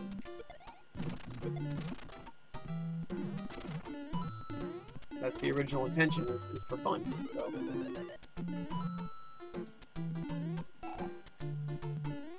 I'm not much of a graphics person, obviously, because if I were, I wouldn't be playing Nintendo, right? I'd be playing my Xbox One right now, and only that. Or game systems similar to it. I've always said that, you know, playing video games for graphics is like dating a woman for looks, and only for looks. You know, if she has a really crummy personality, and same goes for a woman dating a man, you know, if she's only dating for looks, and he has a crappy personality, you know, it's going to be a miserable experience. Well, it's really no different with video games. I mean, if a video game can look very nice, but if it sucks, you know, and it's boring, or... That's why I let him hit me, by the way. I was gonna jump in and get the fire flower, which I think is a little more advantageous at this point.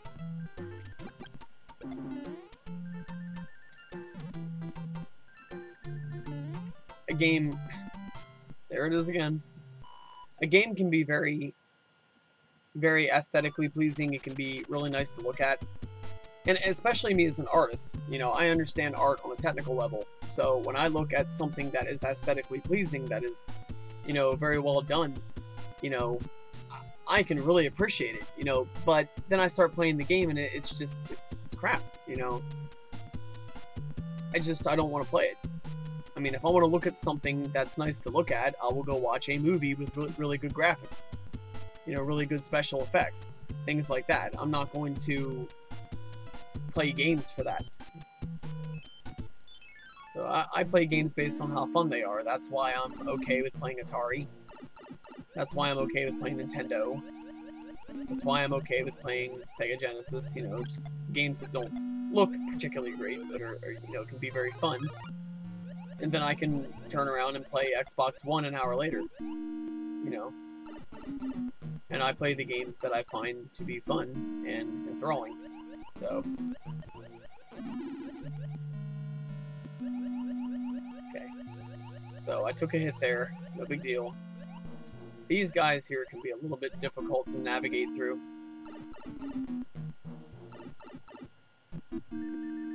Alright, so we got Boom Boom here. Best thing to do, stay on top of him. When you see those spikes come out, jump. Jump nice and high. Don't let him... Each time you hit him, he gets angrier and faster and stronger. So, you don't want to let him get away from you, per se. Because he can be quite a handful if you let him, you know, mount a comeback. You know what, I am tempted to stop playing those. I am really tempted to skip those from now on, because I'm so sick and tired of never getting anything from it. If you match the pictures correctly, you get extra lives. I have gotten 2 things from playing that freaking picture matching roulette game. I've gotten Jack and Squat. Yeah, 2 things right there.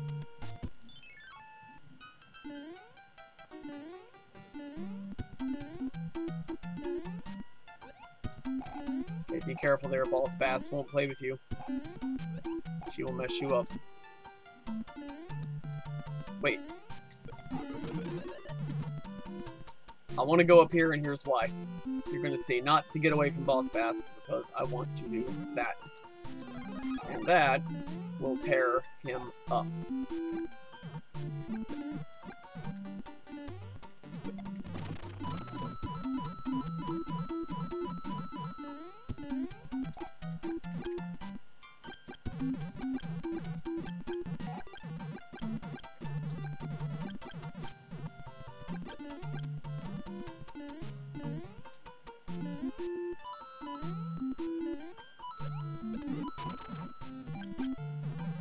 Oh, another thing to tell you.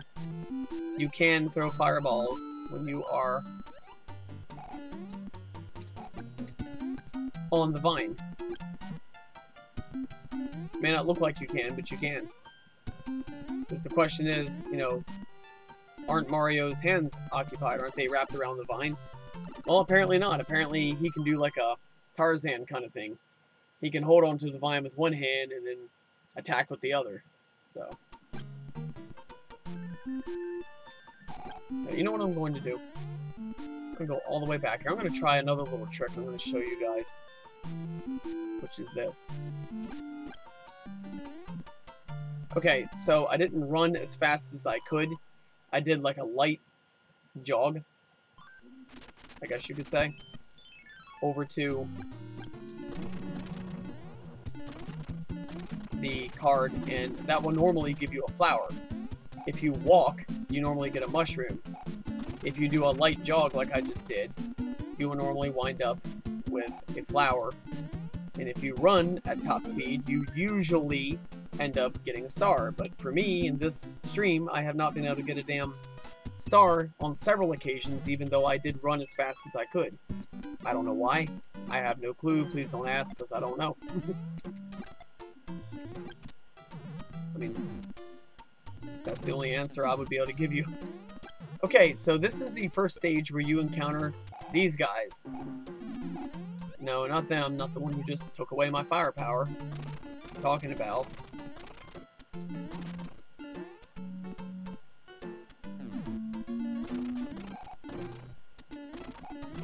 one moment. Seeing if there's any power up I can get here.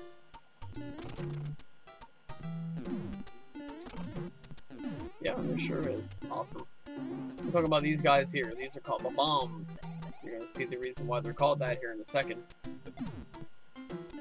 Do not get caught in that explosion. It will knock the daylights out of you, strip your powers, etc.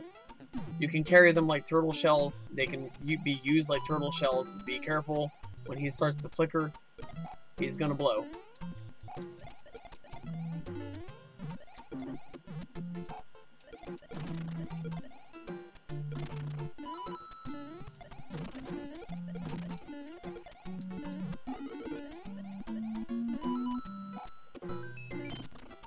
Oh.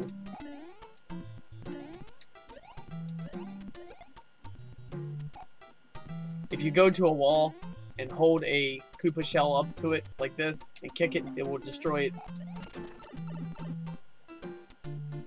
So you can always do that. If you go to the left here, you can get the frog suit. I do not want the frog suit. Don't really need it. I'm pretty comfortable with what I've got right here.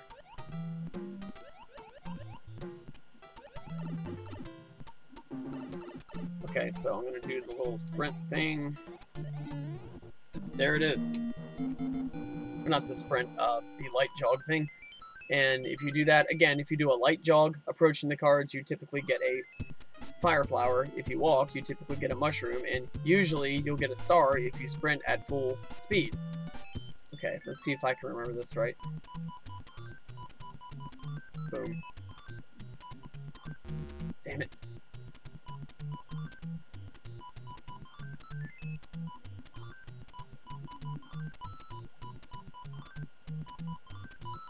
It looks like I got it. Swoosh. Alright. Steve Nash has the ball. He shoots. 3-point shot.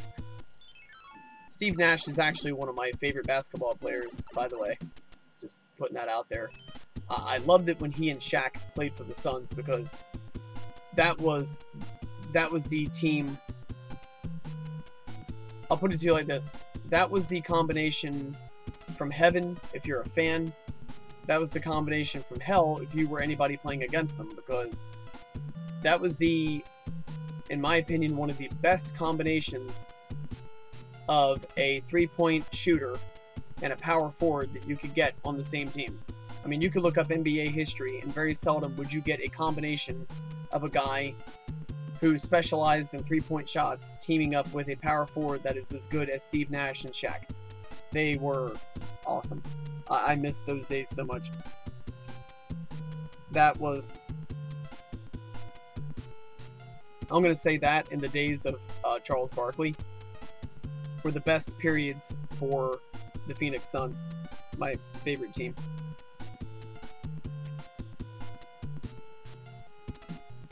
Well, one of them.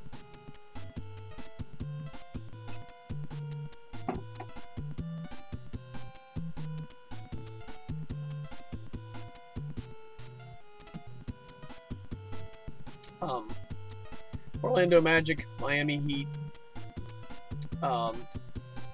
Boston Celtics, the Phoenix Suns. Yeah, those are my major teams. So yeah, Florida's teams. And no, I'm not from Florida, but I still like their teams. Yeah, the Phoenix Suns and the Boston Celtics. Pretty darn strong teams. I mean, they've had their ups and downs, but pretty good teams. All right, so here we go. Let's get ready to do the airship for World 3. You know, the Koopa kids better watch transforming the king into different creatures like that, because some of those creatures actually have powers. Like, if you remember that little creature that the king's been transformed into, they can barf up those spike balls and throw them at you. So they might be creating a monster by doing that, so they better watch it. They might be creating their own worst nightmare, kind of like Frankenstein's monster, you know.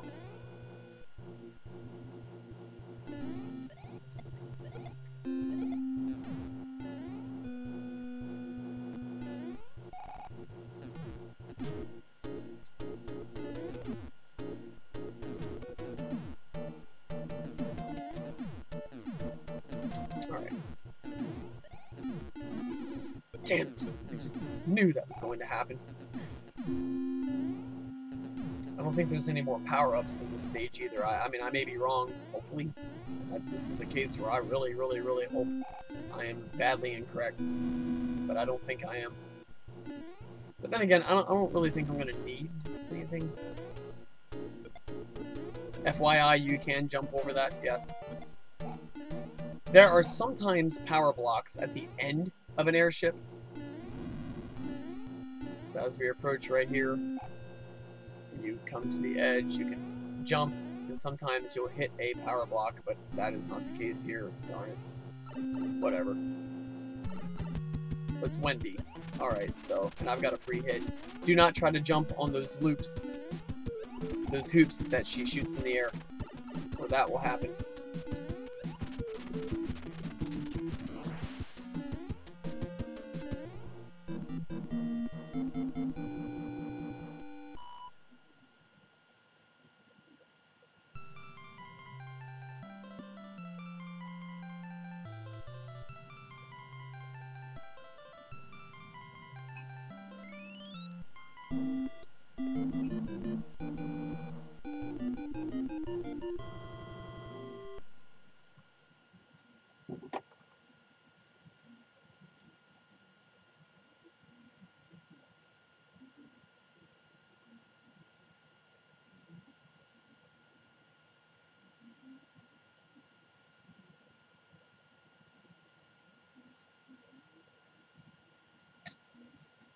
This letter, I'm going to read it.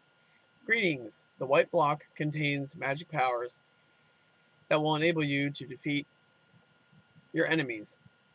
I have enclosed a jewel that helps protect you. Princess Toadstool. Okay, that little music box, it puts the Hammer Brothers to sleep. I only recommend doing that, putting the Hammer Brothers to sleep so you don't have to fight them. I only recommend doing that if you're low on lives and you don't have many power-ups.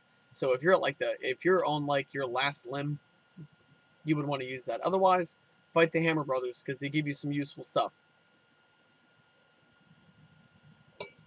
One really nice little trinket that they give you is the Cloud.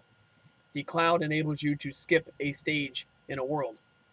That really comes in handy with some stages, I'm going to say, in level 6, level 7, and level 8. I'm going to particularly focus that on level 8. Level 8's got some stages that, even to my standards, are pretty darn good and hard. So, yeah. You want to fight as many of the Hammer Brothers and all their varieties you can get your hands on. And if you got plenty of lives, don't be afraid to die a couple of times fighting them. It's worth it. So, alright. Now, I could not end this stream without showing you guys what Giant Land's like. Giant Land is awesome. I'm going to say, aside from the other two lands that are my favorites, which is Water Land and Skyland, this would be a possible third. I don't know. I'd have to think about that. Alright, here we go. Check that out. Is that not awesome? Whoa! What the heck? Normally, when you stand next to a pipe, a piranha plant won't come out. What's up with that? Did I see that right, or... No! I actually forgot about that. Yeah, normally when you stand next to a pipe, piranha plants won't come out. Now, when you stand on top of the pipe, they definitely don't come out. Either way. But in Giant Land, apparently standing alongside the pipe does not make them not come out. Oops. It's insane. Okay, when you hit a block, if you hit it close to the right side, the mushroom will come up and go to the left. If you hit it on the left side, it will come out and go to the right. So keep that in mind. It will come out and start moving the opposite side of whichever side you hit. That's especially important to know when you're next to a cliff, because if you don't know that or don't pay attention to it, you could end up losing your item. Extra lives, you know, that kind of thing. Alright, so check this out. Now this is cool. You get the raccoon thing. You can still... You can't do that either. But you can crush the blocks and they fall apart into regular sized blocks. I could have swore you could smash those apart with your tail, but you cannot. Oh no, you can't. That's right. Never mind. My bad. Just had a brain freeze there for a minute. I'm going to show you guys one of my favorite attacks in the game. I call it the bottle cap smash. Made that up when I was 8 years old. Boom. Is when you drop a Koopa shell on top of another character. So that is coined by me, the bottle cap smash. So you get a variety here of giant enemies and normal ones, normal size ones. Okay, now anybody who was just paying attention to that would say, hey Mike, didn't you say that the Venus, or that the piranha plants won't come up if you're standing on the pipe? If it's a giant one, and it's a giant pipe, they won't come up at all if you're standing here. If it is a regular sized one inside of a giant pipe, if you stand to the side, they will come up. So there is some gray in the middle there, like a gray area there.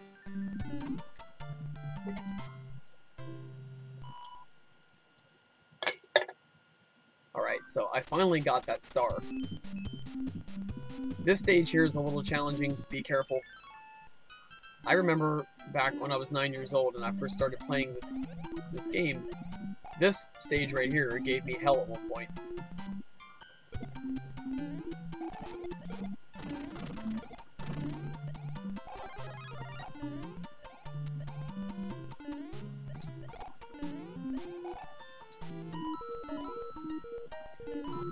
Okay, now, you'll get the invincibility star if you run over here. No, they don't have... Okay, never mind. Scratch that. Alright, so I got a second star. Alright, knock on wood. I should be able to go to that third level. Okay, these are the guys I was telling you about. Those are the Sledge Brothers. I accidentally called them the Sumo Brothers. It's funny though, in Mario World, they do actually introduce a character that fights like a sumo wrestler and looks like one. He's a Koopa. But he looks and fights like a sumo. Can't remember his name. What is his name? Oh, and by the way, before I go any further, I'm going to show you all that video.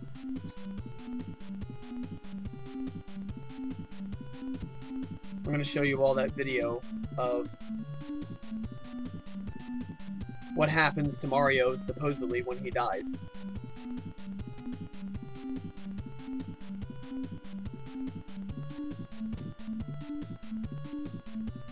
Alright, so what is he called? Actually, check this out. He is called...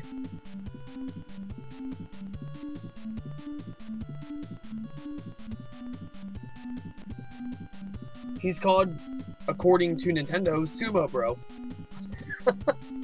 So check that out. Yeah, he's a Koopa that fights like a sumo. Alright, now, what about that video I was telling you all about?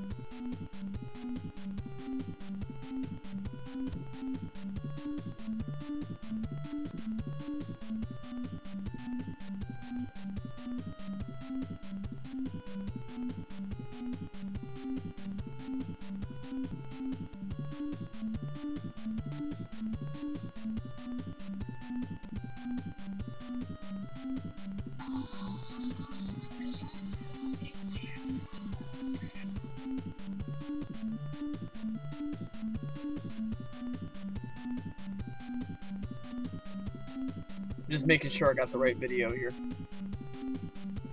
Yep, this is it.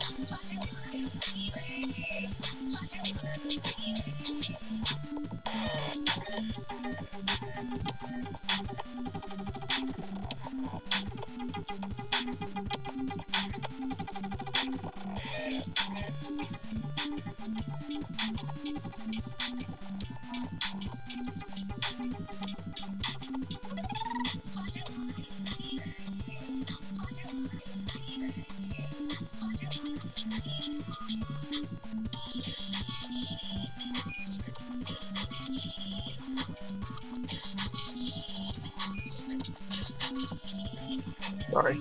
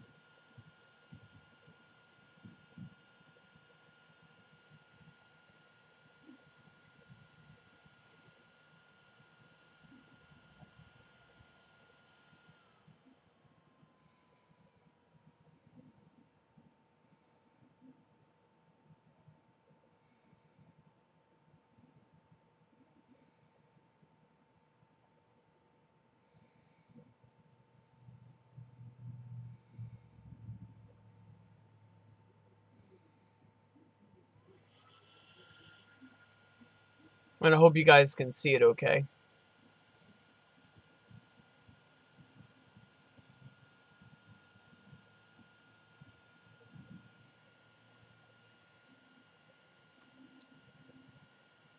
So yeah, it's a pretty neat twist on the concept of Mario dying when he falls down.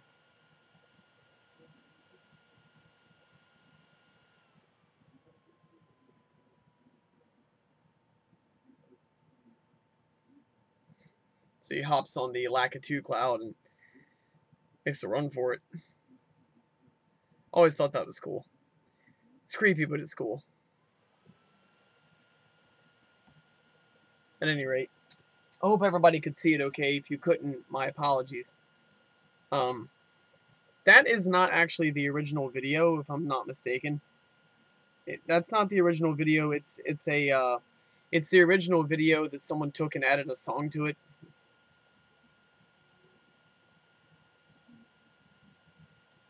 The original one.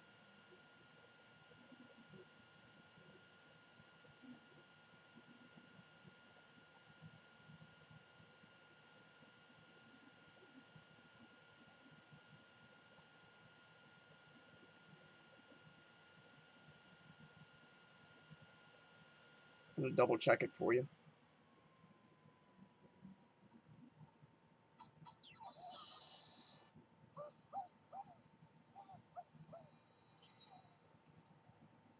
Okay, the original video is called Super Mario Underworld. Okay, that will give you the original video with the original sounds and all that. So it'll be the same video that I just showed you, but with the original sounds and voices and all that sort of thing. And I apologize if you all couldn't see it. I really couldn't tell if you could see it or not. There might actually be a way I could just bring it right up on the stream, but I didn't think of that. I just thought, oh, easier thing to do would just be to hold my phone up and show you. But at any rate.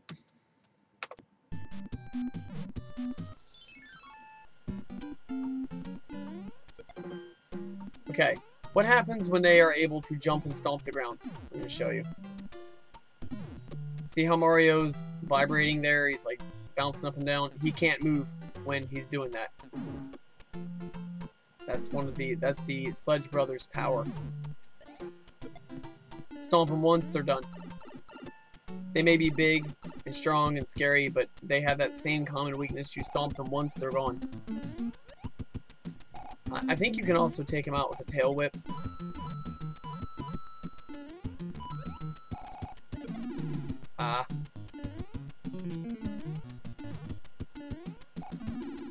Well, hate to break it to you there, Mr. Buzzy Beetle, but that was a waste of your time. I got my power right back.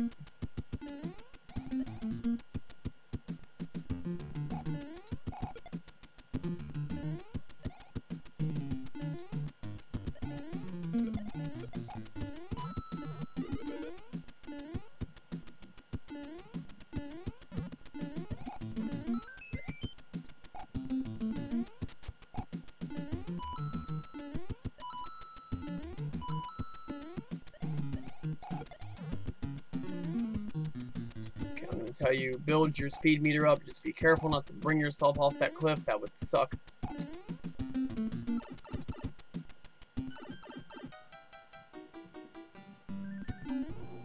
Boom, there it is.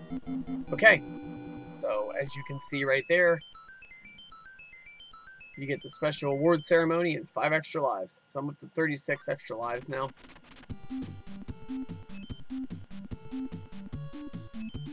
Alright. I'm going to hit this mini fortress here, and then I'm going to end the stream for Mario. I don't know if I'm going to play anything else. I might. I don't know.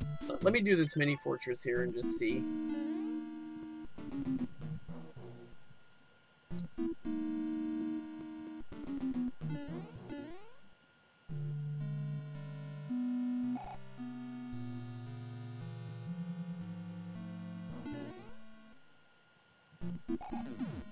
So with this one here, I don't take warp pipes. I just go straight through it. I slip through all the crevices.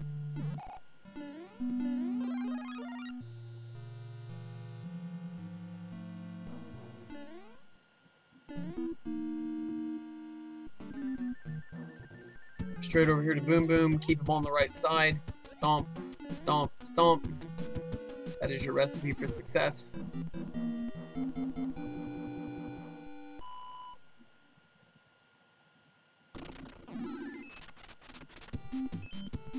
I'll attempt the card game here and see if I can have any luck.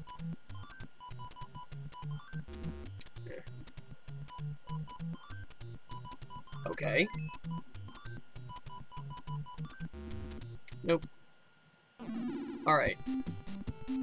So, let me put you guys on an intermission here.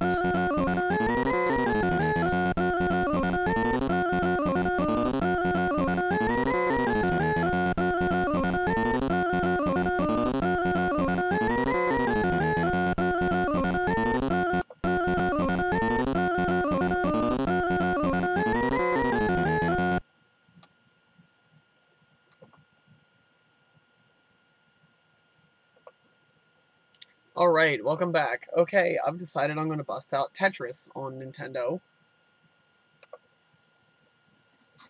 Then I'm going to go ahead and fire up my Switch.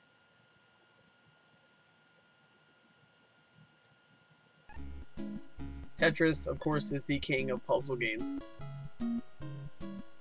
A very interesting history to this game as well. I would recommend people look it up. You know, it's interesting where the game came from and how the person who originally designed it actually didn't get any of the royalties from, or the payments from the game's success until many, many years later. So it's a really interesting, in-depth story. You should definitely look it up. Alright, so of course we're going to start off like that. To my knowledge, a traditional Tetris game starts off at level 0, so that's where I start.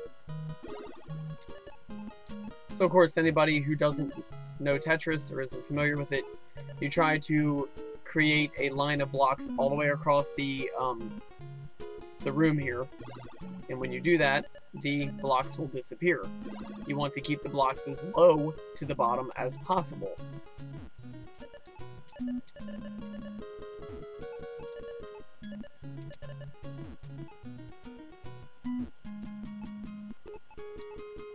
I'm going to try to set up to where I can get 4 lines in a row. I'm going to attempt it. There we go. Boom. So, again, try to create a row of lines clear across, and then they'll disappear, and you score points for that. I usually play A-type, and I start off again at 0. Level 0.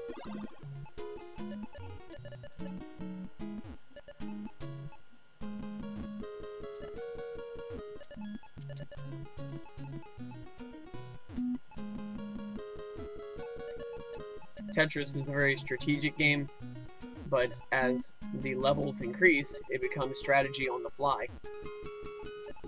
Especially if your blocks start to build up high. Now, what happens if your blocks build up so high that they touch the top of the room? You lose. So that's what you definitely want to try to avoid. I'm going to get a little risky here and put that... I could have taken that long block and set it right down in the middle, in that open space right there, and got quite a bit of points, but I think I could do better, honestly.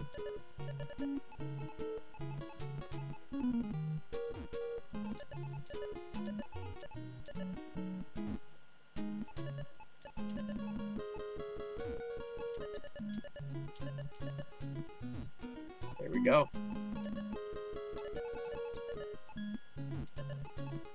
And here comes 4. Boom. 2. No! Oh man, I miscalculated that one. I thought for sure I was going to see that thing. Thought that was going to work, but okay, my fault.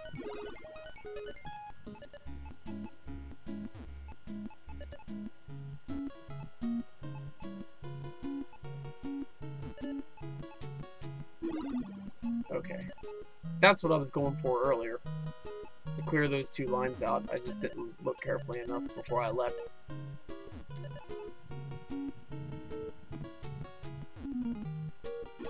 That worked out.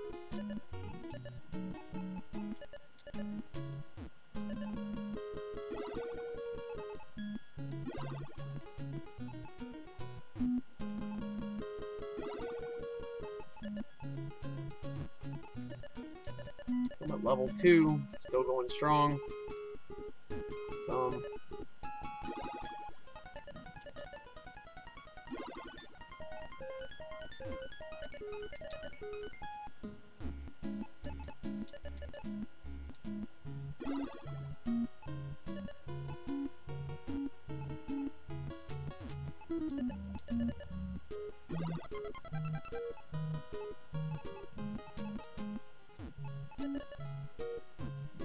Alright, so this game's going pretty good here so far. I mean, I'm only at level 3, to be fair. So I'm still very early in the game, but I've taken some risks here and it's paid off. I'm not going to always recommend to do that. I would say get some practice under your belt before you try anything like what I did earlier, where I stacked all those blocks up and maneuvered blocks into them to knock them down. It's definitely not a beginner thing. You don't want to risk, you know, getting yourself all backed up and possibly losing when you could have avoided it.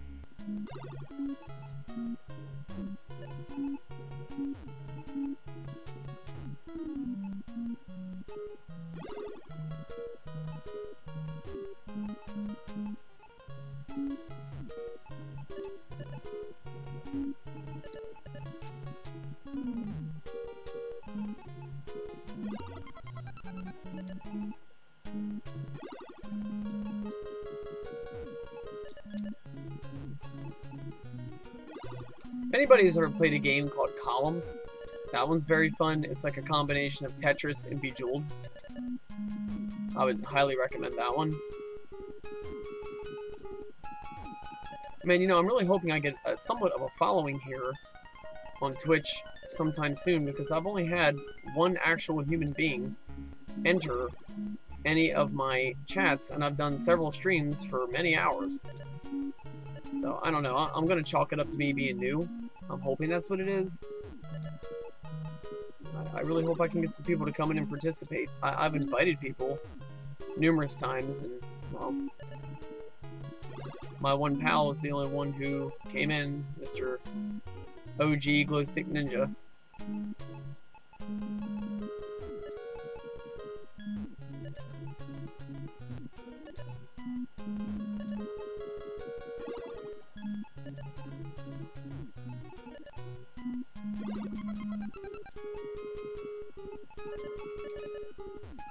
Alright, going strong, going strong.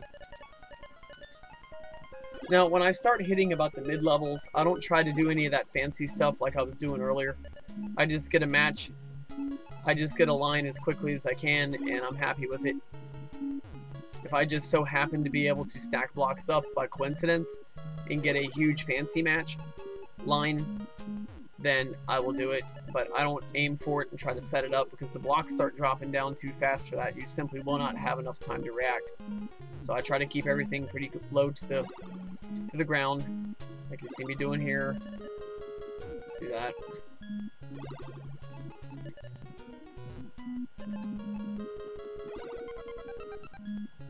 So now we're at level 6. You can see how much quicker it's getting. You know, Tetris, if you choose to let it do it, will give you difficulty increases in reasonable increments. Excuse me.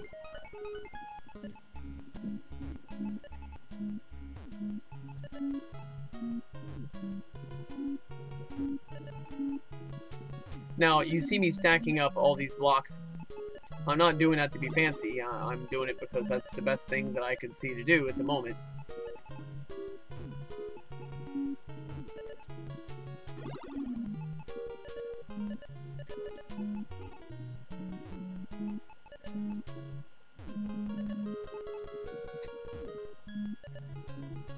When I get to, I'm going to say level 5, 6 of Tetris, I view it in a similar way that I view Jiu-Jitsu. Just whatever move is available to you at the moment, take it and try it.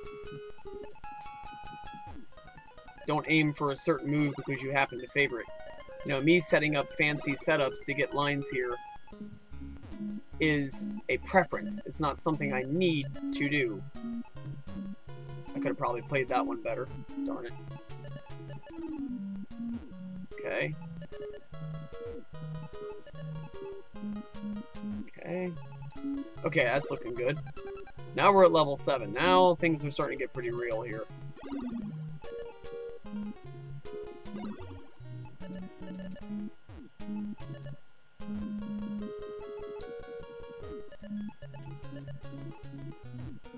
This is where it's getting pretty heavy duty.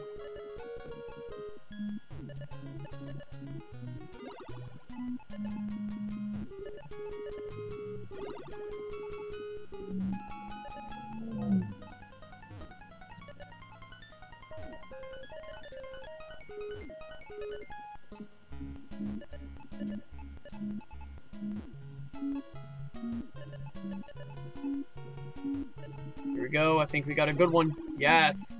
Awesome. We're still pretty low. We're still pretty low on the screen. So this is looking good. Awesome. Probably shouldn't have done that. Let's see what's happening. I'm starting to stack the blocks too high. Through a stroke of dumb luck there, I was able to get them down. I just happened to get the right blocks given to me. Now we're at level 8. I'm still pretty close to the bottom of the screen. Keep it that way. So any match I have offered to me, I'm just going to take it. Any line that I can get, I'm just going to go with it. I'm not going to get picky. But you can't be. You can't be picky at this point in the game. I mean, I'm sure there are people that are so good at this game that they can be picky, even at level 8, but I am not one of them. You know, I'm a good player, but I'm not, you know, like a world champion or nothing. See, like right there. It was just the sheer speed of how fast that thing dropped down. I couldn't keep up.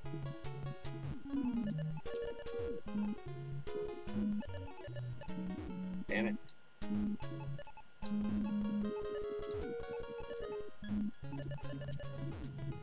Ah! Yeah. Okay, so not a bad game. Could have been better. It just got to the point where the blocks are just dropping down so fast. Pardon me, just couldn't keep up. So, but I made it to level 9, so that's pretty cool. All right. So should I play another round of Tetris or bust out my Switch? I had a lot of fun with that, honestly. I'll get my Switch out.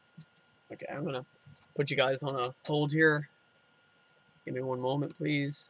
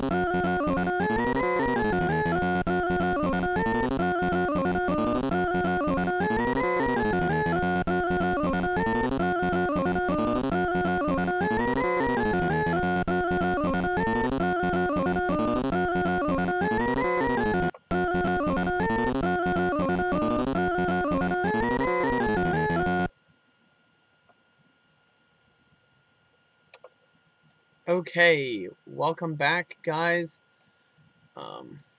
Just adjusting this here.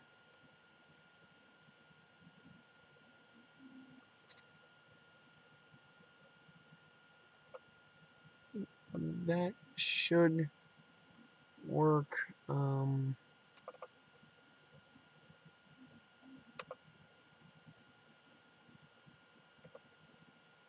moment.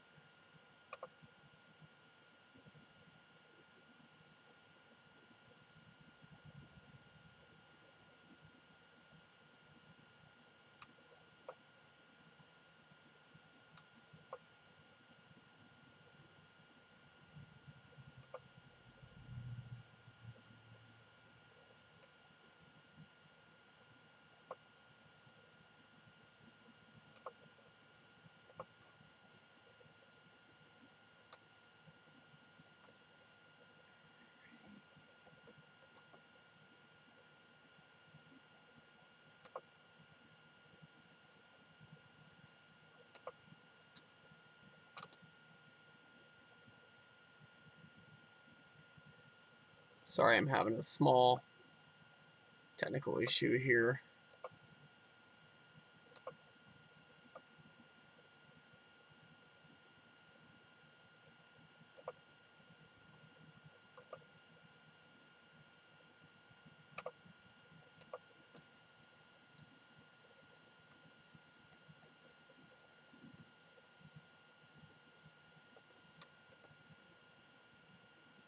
Gotta bring back Mr. Jack-o'-lantern here. What the heck?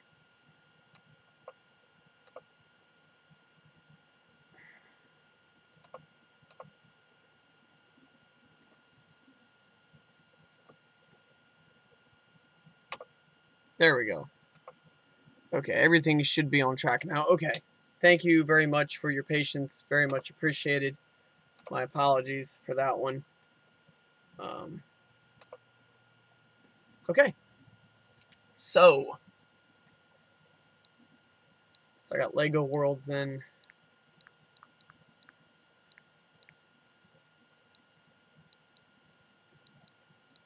Alright, I'll tell you what I'm going to play. I'm going to play...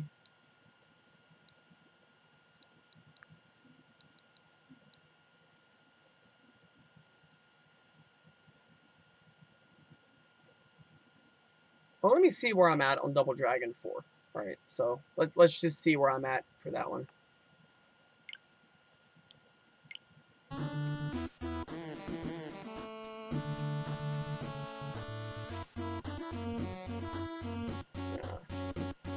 My control going nuts on me again. Okay, there we go.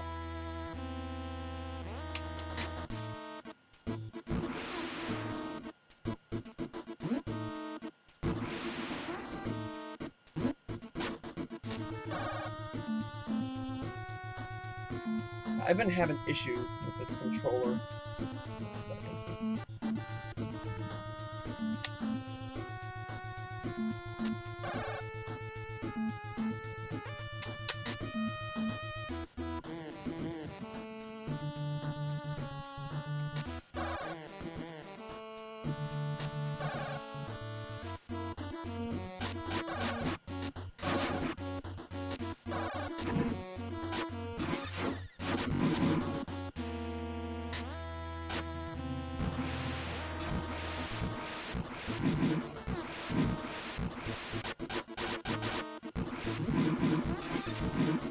I'm the guy doing that spinning clothesline, Zangief style.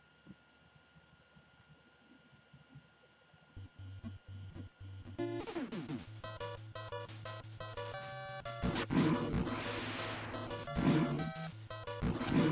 think my controller is back on track here. I've been having issues with it making me go up when I'm not really pressing up. Okay, so this is Double Dragon 4.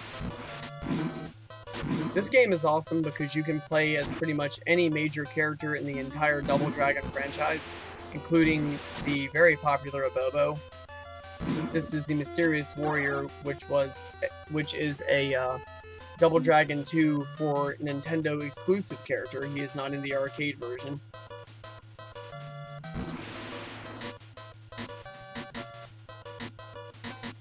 He is very, very good in this game. But you can see that, you know, Mysterious Warrior here is no slouch. He's cleaning house. And check that out.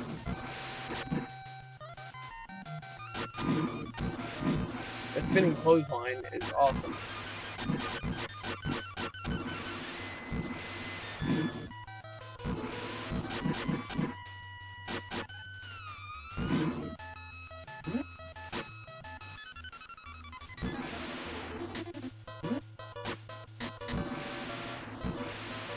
Double Dragon 4 is a unique addition to the Double Dragon franchise because it goes back to the 8-bit graphics, but it is a pretty recent game.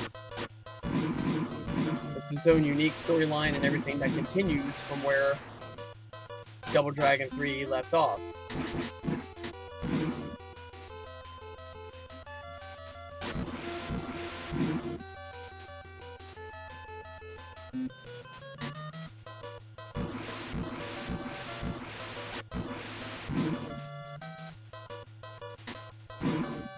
I think I got him.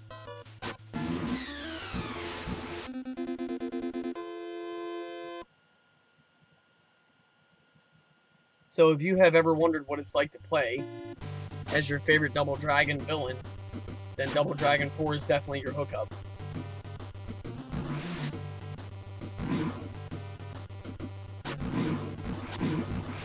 It's a very fun game, despite the fact that it's gotten some negative reviews. I think it's a good game. Now, my taste in games and movies and things like that can be a little different, but I would definitely say that my taste isn't bad. So, this is a good game. It feels like a Double Dragon game. It plays like a Double Dragon game. You know, if you're into that kind of thing, it's got the retro throwback look to it. Nah, I think it's cool. I mean, I don't play games for nostalgia. I honestly don't. But this one does take me back, so.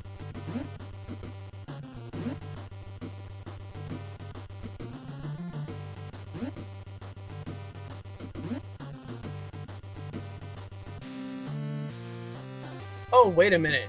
Oh my gosh, I've been playing this game the entire time and the screen has frozen. Hold on, my fault entirely. I am so sorry. Screen is frozen up here. Jeez. It's really a good thing I looked over and saw that.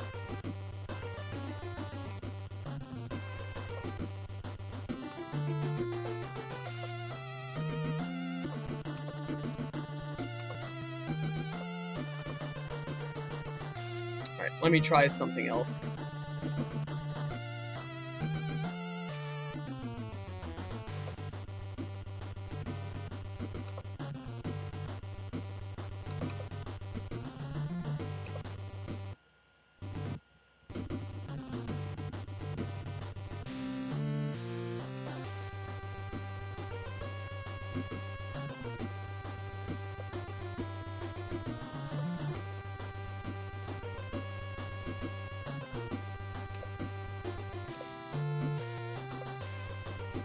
Alright.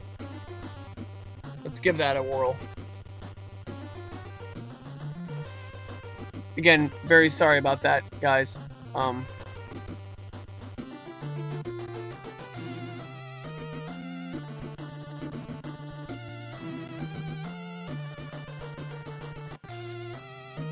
Beats me as to why that happened.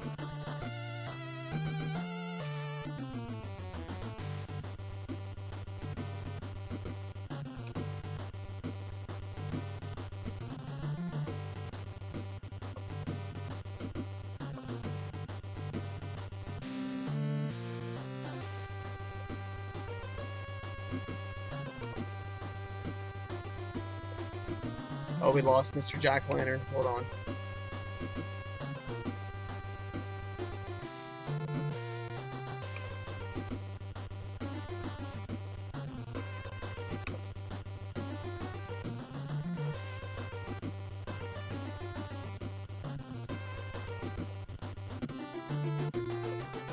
Alright, there we go. That should work, by all means. Alright, that's better. Now we're getting somewhere. Alright.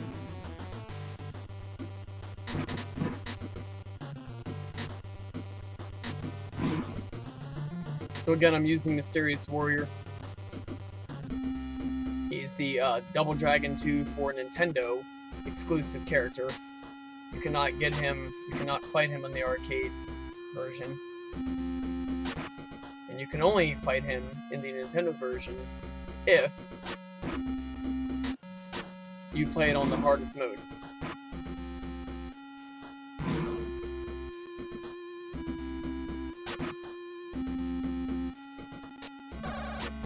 He wants to throw stuff, does he? Alright, I can match him on that one. Throw one of those Mysterious Warrior fireballs. Alright, so I am playing yet another game that looks like it is from the 80s or early 90s. I'm going to switch it up, keep it fresh here. I'm going to play something, you know, that looks and feels more modern. Which means I'm going to pop in. If there were some people in the chat, they could give me suggestions. I'm not going to do anything with Breath of the Wild because that is a game where if I'm going to play it and really do it well and make it captivating to people watching it, I'm going to need time for that. This is not a game that I can just play for 20 minutes and, oh, that's really cool, I really enjoyed that stream. No, Breath of the Wild is a game I would have to dedicate at least to really make a good stream or even part of a good stream every bit of a couple hours. Which I don't really think I have that kind of time right now. Let me pop in Super Mario Bros. U Deluxe. That's a good one. So it plays a lot like the classic Mario games on the regular Nintendo, but you have all new power-ups, all new levels, and updated graphics. So it looks like something from more modern times.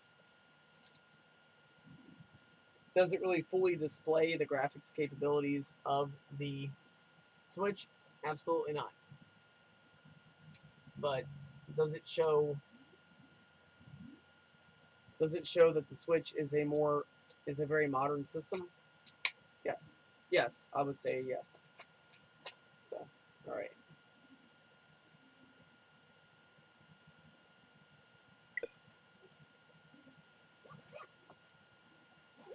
I've beaten the game, if I remember correctly. Oh, glitch here.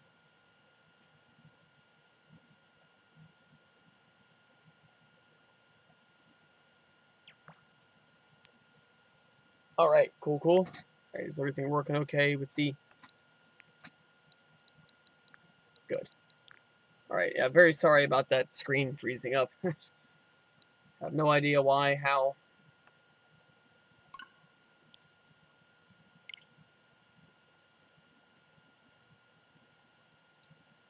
Yeah, there's my me. Actually, it looks like me, too. It's really cool when you can make one of those and it actually resembles you.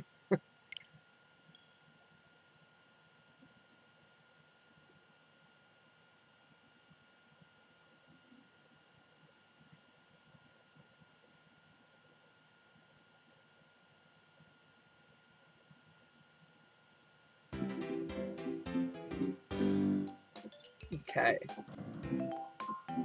This came as a recommendation to me from a friend that I went to junior college with. And I had to tell you, that girl was right on the money. This is an awesome freaking game. I love it. It's one of my favorite ones on the Wii, or the Switch, actually. If you beat the game, you get access to this game here. Play new Super Luigi U It's basically like, it's basically exactly like Mario U, but just with a few extra little things thrown in there. And of course, you're playing as Luigi, and he has, I believe he has different attributes in this game, if I'm not mistaken. You know, he's got, like, you know, the higher jumping and things like that. Find out here, actually. I've never really messed around with Luigi that much. Used him that much in this game. I've usually used Mario. So let's find out. Does he have his high jumping and all? I'm pretty sure he does.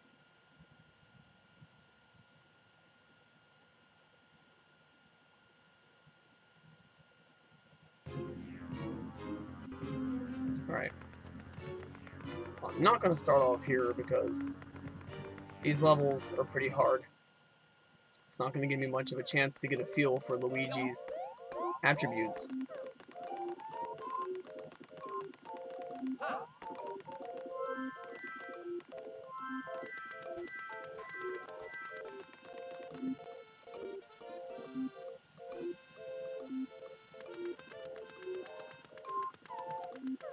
No, I just went right back where I came from. Darn it.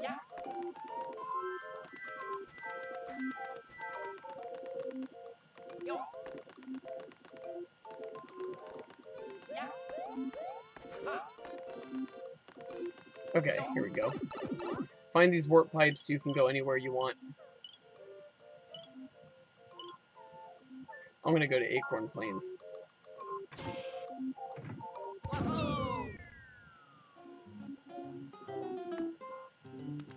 Here we go. So does Luigi have his high jumps? I mean, I've played as Luigi a few times, but it was several months ago. No, he plays normal. Okay.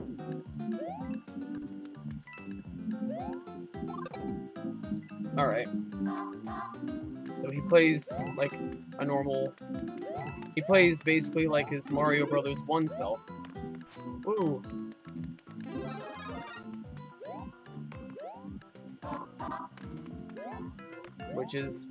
Which basically means he plays the same as Mario, more or less.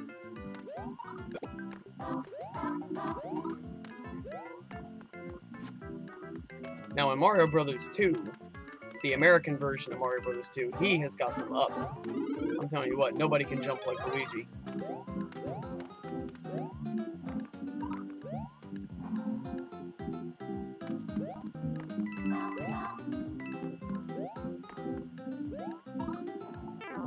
Damn it.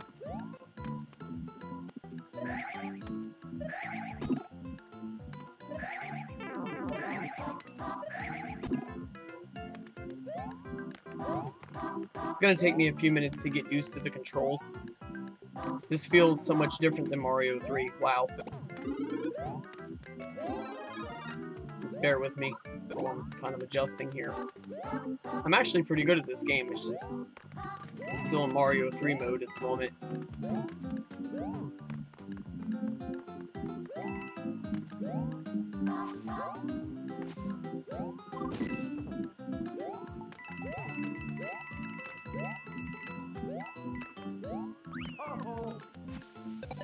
You have a lot of the same attacks you can pull out in Mario 3, like you can slide down the hill and kill enemies that way.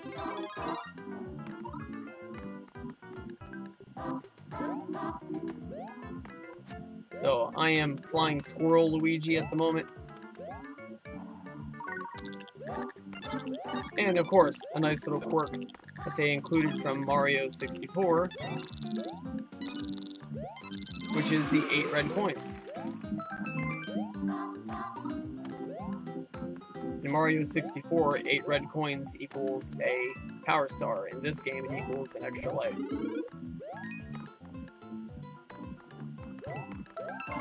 Another thing that's making this feel different for me is usually I play as Toadette. She is the bomb.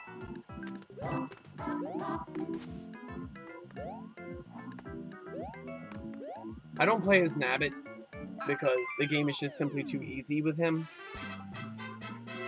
I don't normally play as Mario or Luigi or as Toad because the game is a little hard with them. It is just perfect with Toadette. She is purely awesome. Let me show you.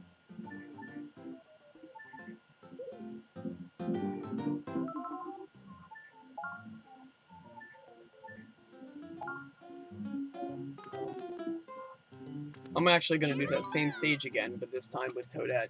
You'll see what I'm talking about. She controls much better. She's got better footing and traction. She's got more accurate jumping. This feels more like I'm playing Mario 3. When you play as Toadette, it feels like you're playing mechanically. It feels like you're playing Mario 3.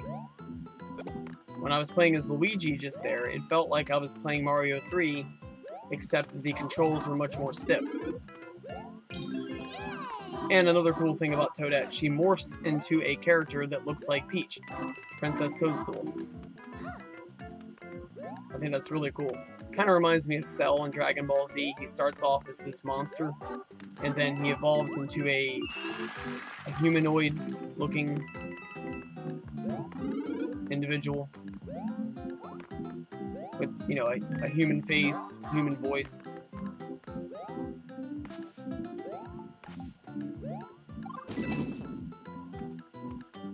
Another cool thing, she can double jump. Check that out.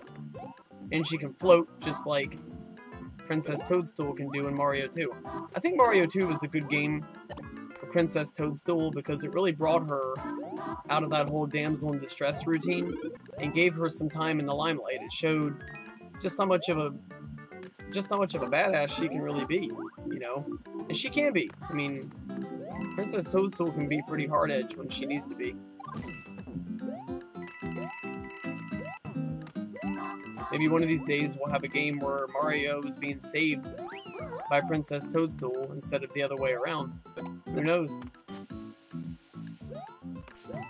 Another thing is, too, you'll notice with Toadette, when you play as her, you get more time on your timer.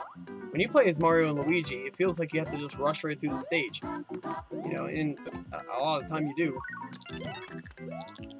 But with Toadette, you know, you can take your time, you can look for secrets. And that's one thing about Mario 64 that I think is awesome. They don't have a timer. Imagine if they did. That would totally suck. You got this awesome 3D environment and you can't really even explore it because you're restrained. You have restraints from a time limit. That would just suck.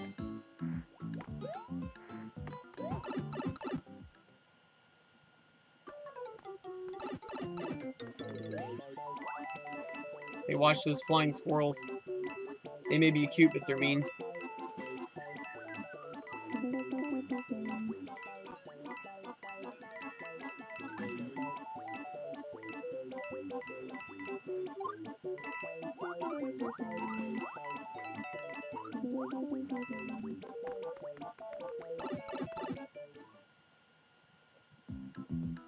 Now, I've conquered this entire game, so I have access to all the levels. If anybody would ever join me in my chat, I would take requests to play certain levels. You know, maybe soon, hopefully. Yay! I did it!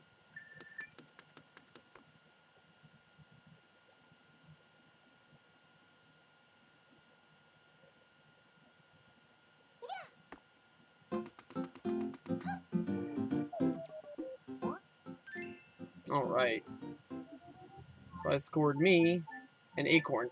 What I recommend you do is, when you have a lineup of items like this, if you have a variety, ice flower, mini mushroom, penguin suit, humanoid form for Toadette. This only works on Toadette, by the way. You know, you got the power acorn, acorn, mushroom, and then you have another one of these humanoid form power-ups for Toadette. Okay, when you have a lineup like this, I'd go over here to the mushroom, swap it. Find a thing that's the least most powerful, get rid of it. The mini mushroom is not the least most powerful. You can access areas of the game you cannot access otherwise when you are too big. So keep that in mind. The mini mushroom, the little small blue one, don't get rid of that. They're rare and they're very handy. If you have a full roster of items and you have a mushroom there, and they're offering you an acorn, get rid of the mushroom. There you go. Oh, another throwback to Mario 3, we have Toad's house.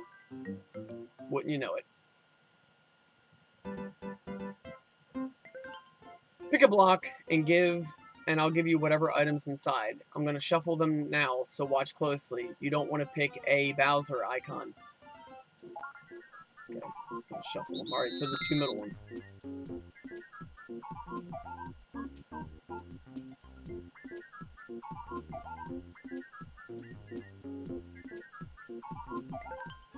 Okay.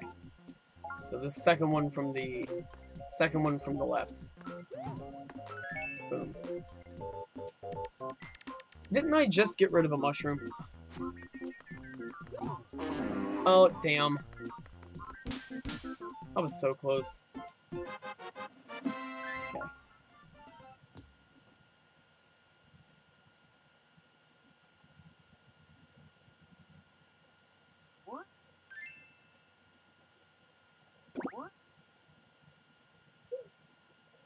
So what am I going to discard? See, that's really ironic. That I just got rid of a mushroom. Now I have to get rid of one of my things here. One of my items to bring a mushroom back. It's like that mushroom just did not want to go, so he found a way to come back and haunt me. So, out of all the choices here, I'm going to tell you, get rid of this. Well, no, you won't want to do that, would you? It's not going to really make a difference what you do. Do not ever get rid of one of these. These allow you to fly all the way through a stage. I'm going to say... I'm going to get rid of this right here. Because you find these everywhere. I mean, literally, find them all over the place. Alright, so that's Toad's house. We've got the castle. It's a mini castle. It's not the full castle. The full castle. Oh, and I'll show you how these bonus stages work. It's cool because you can interact with the environment on the maps. If you happen to try to pass over that pipe when the piranha plant's out, then you gotta stop and fight these guys. There we go. You'll get an invincibility star a lot of the time while it's working. Kill all the bad guys, and you get a treasure chest. You get an invincibility star. Now, those are handy. In certain levels where it's really hard at the very beginning, those can be a lifesaver. Okay, so let's make way for... No.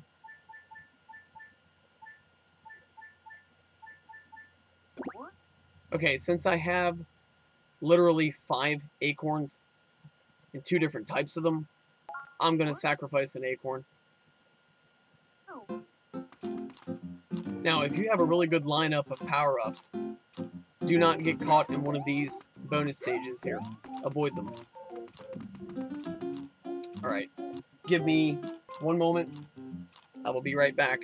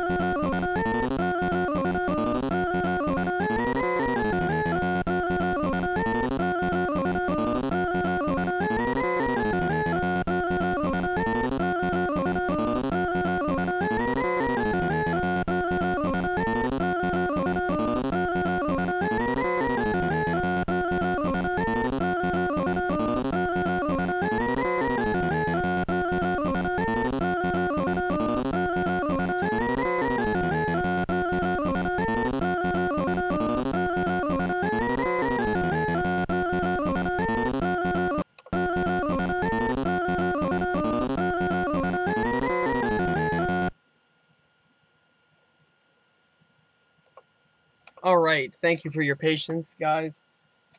I am back and ready to roll. Okay, so we're going to play the castle here. As my girl, Toadette.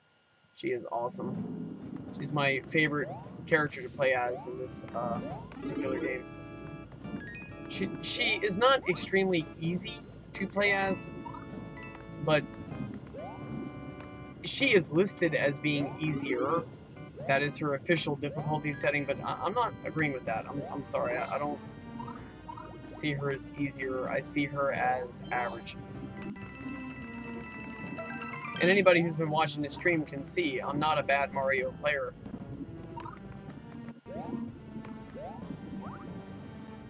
I know my way around Mario games pretty good. One of the games I'm better at. But yeah, I mean, this game here, you know, when you play as Mario or Luigi, it's pretty tough. I'm not going to say it's impossibly hard, but, you know, it's hard to control. I'm going to put it to you like that. When a game is hard due to the controls, that kind of sucks. And again, taking nothing away from the game here. I'm just saying that, no. Toadette is awesome. She is definitely my go-to character. I don't play as Nabbit because he is, like I said before, he is easy. If you play the game as him, you're not going to get any challenge at all. The only thing that can even kill you is lava. Lava, and I don't even think you can die from falling in a cliff. I think when you fall in a cliff, he bounces back up or something like that. I'm not 100% sure, because I haven't messed with him much. My little nephew tends to play as Nabbit quite a bit because, you know, he's very young and he doesn't have the motor skills. Yet, for a character like Toadette or Mario or Luigi, so he goes to Nabbit because he can't die, pretty much. And that's okay for a small child to play as Nabbit. Alright.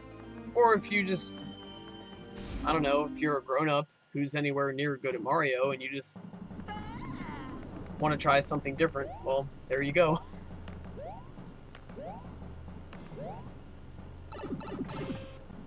Nabbit is very different in the fact that he's so easy, he'll put you to sleep.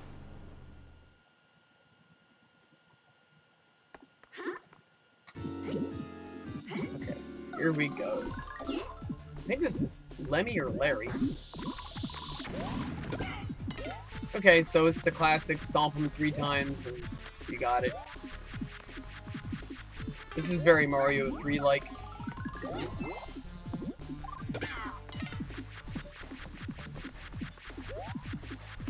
Don't try to jump on him or touch him while he is roaming around the room like that. Here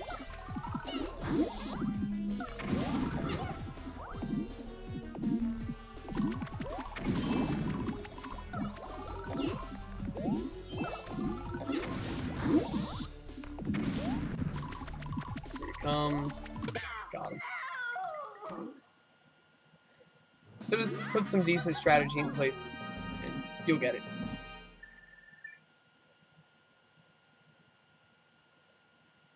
Wow, so I've been streaming for a little over 6.5 hours. Well, that's a record for me. Check that out. Alright, so we got, and notice, every stage in this game, every part of the game is named after food. We got acorn plains. Well, that would be more like squirrel food. I don't know too many humans who eat acorns. Although I've been known to have an acorn sandwich once in a while, you know, when I'm really hungry and there's nothing else around. So if you see me scourging around in my backyard, you know, on the ground, you know what's going on. I'm just trying to fix me an acorn sandwich. No, okay, back to reality. Alright, there's layer cake, desert, or dessert, haha. Sparkling waters. Well, actually, I drink those constantly, so I definitely picked that one up.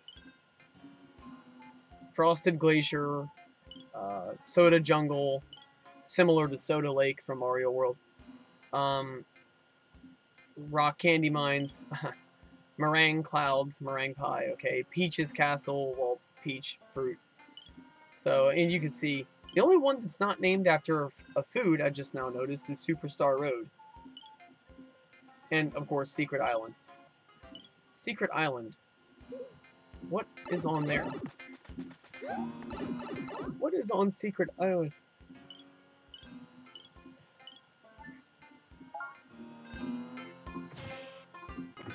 I remember going there, I just can't remember what is on it. Oh, it's that Toad house with... Here I go. Can't remember. Oh, this. I remember. It just shows you the credits and everything for the game. Okay. No, I'm good.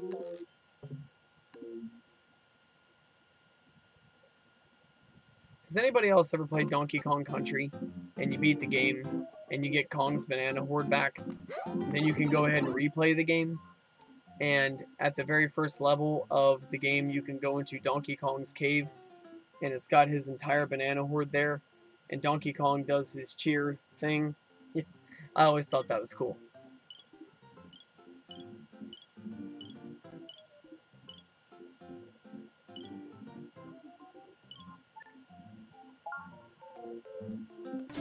Excuse me.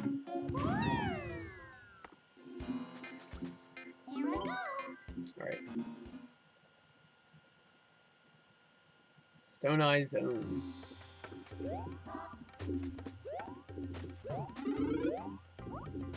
So, I am not going to get that because I love... Well, you know what? Okay, I'm going to challenge myself a little bit. I'm going to take away my double jump ability.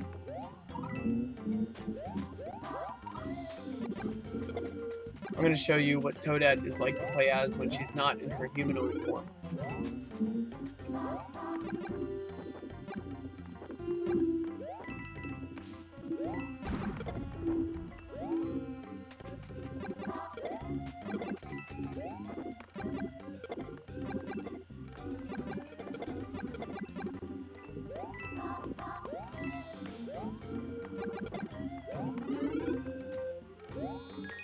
One thing about Mario World I miss is they had an extra power-up box at the top of the screen. So if you got hit and lost your power, you could, like right there, I thought I was going to be able to reach him if I did that spin. See how that spin will make you hover in the air a little bit? It's right there. I thought I was going to be able to reach him, but no. Not happening, not this time.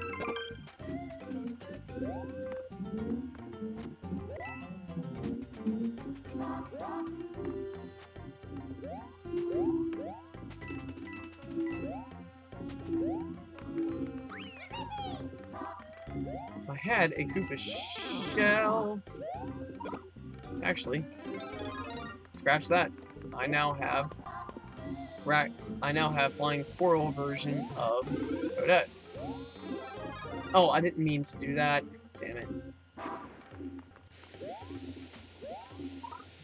Okay, whatever.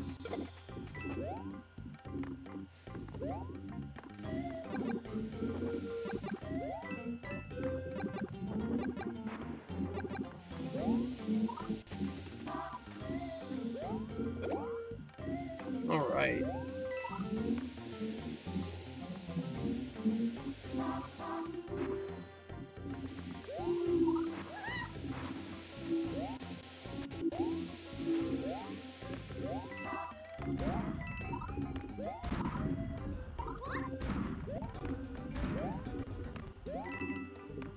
And you know what? I'm not going to be sore about not really getting a good jump on that flag. That one's pretty tough.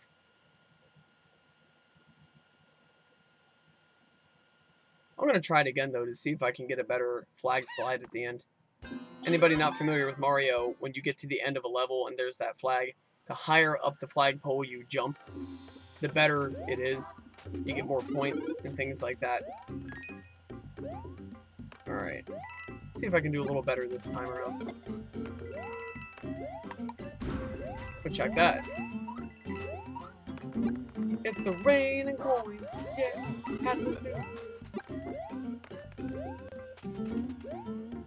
Now, see, if I had played as Toadette in her humanoid form, I could have easily gotten a good score on the flagpole.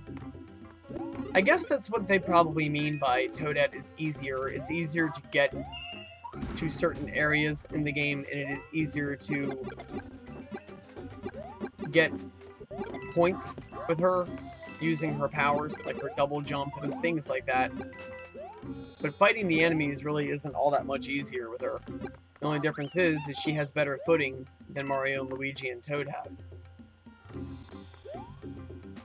Alright, so we got a hybrid here of a Arabic desert and Stonehenge. That's quite a mix, right? Only in Mario. I love in Mario Land on Game Boy how they have that one stage that's themed after China, and you had to fight those kung fu fighters and stuff like that. That is so awesome. I had actually... I hadn't forgot that stage, I just wasn't thinking about it when I was playing my stream for Mario Land, so it kind of caught me off guard when I suddenly saw it pop up. I'm like, oh, this stage! Yeah, yeah. That's like right up my alley, you know.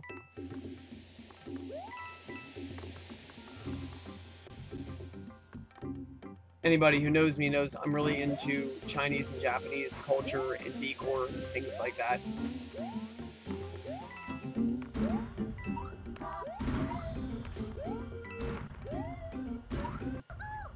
I only did slightly better. Damn. Problem is when I got to that part, I didn't realize I was actually at that part because it looks so similar to the other parts in the level. Okay, I'm gonna give her one more shot. If I can't do it this time, I'll move on to a different stage. I don't want people falling asleep on me. So I've literally been up all night streaming, so USA up all night, step aside, because Ninja Sub up all night is the new show in town.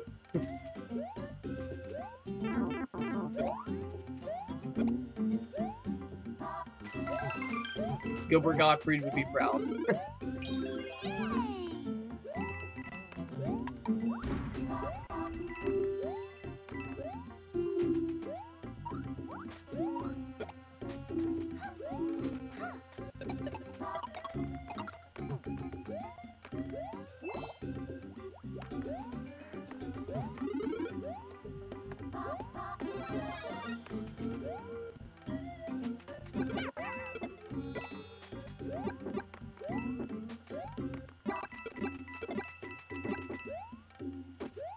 Alright, so we're halfway through the stage. Let's keep a lookout here for the fight. God dang it, I almost died. Crap.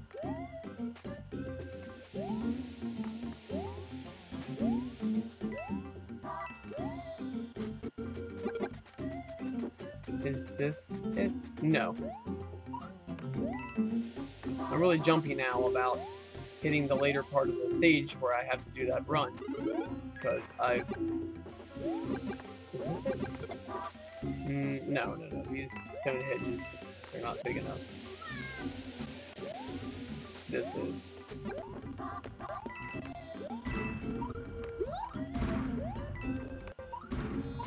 Ah! Did you guys see that? I effed up on the last jump. Literally, the last damn jump. Psh, I had that in the bag.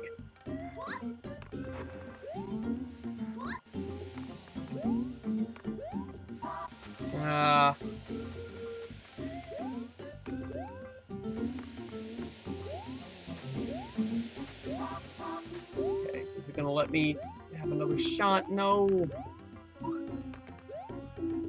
Damn. Okay, well, I cheated. Got 1,000. Alright, I'm done. I'm not gonna make anybody have to sit and watch me do that again. So what I'm going to do tonight is I'm going to finish my Zelda 2 stream. I can't wait to go to the final palace and take down the final boss. If you can beat Zelda 2 legit, you know, without using an emulator and saving your state, and without using, you know, game genie cheats and stuff like that, you're really doing something. That's a hard game.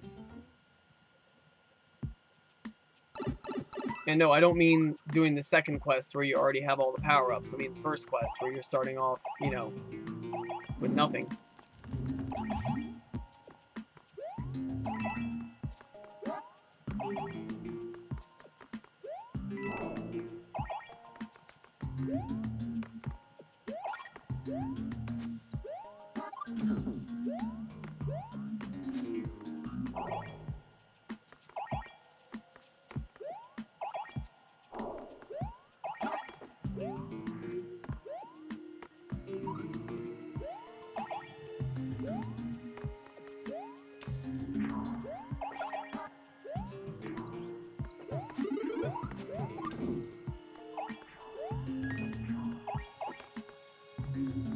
I think that is a fire brother up there that I'm seeing.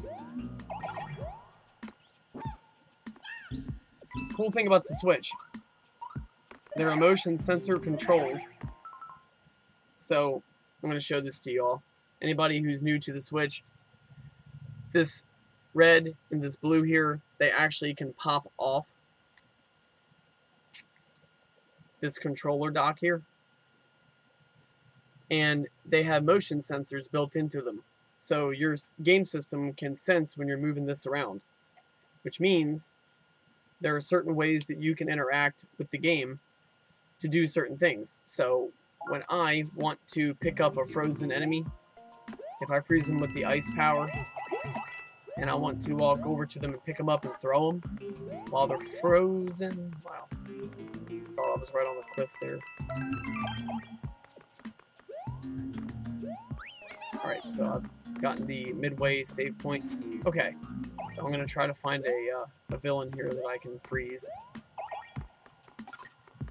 I think I just got... Whoa! Damn it. If I shake the controller, I can pick him up.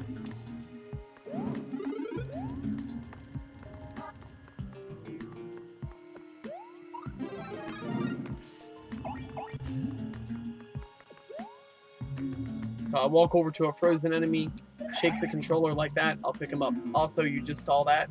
You can do a spin attack. Shake the controller. Watch. Do it again. There you go. When you have the propeller hat, you can actually fly when you shake the controller too, just an FYI.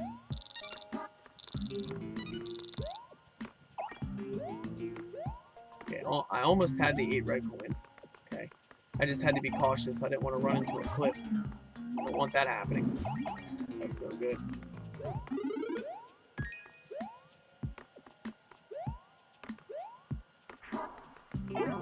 Damn it.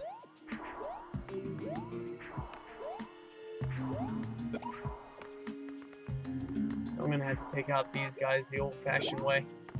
There it is. No ice powers to put out their flame. I had to go over there and do the traditional Mario 1 stomp. Who's in the mood for cake, guys? Look at that background. Huh?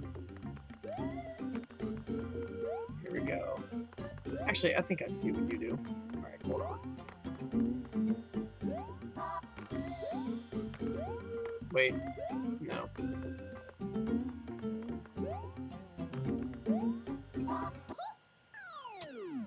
I could have done a lot better than that. Come on. That was weak.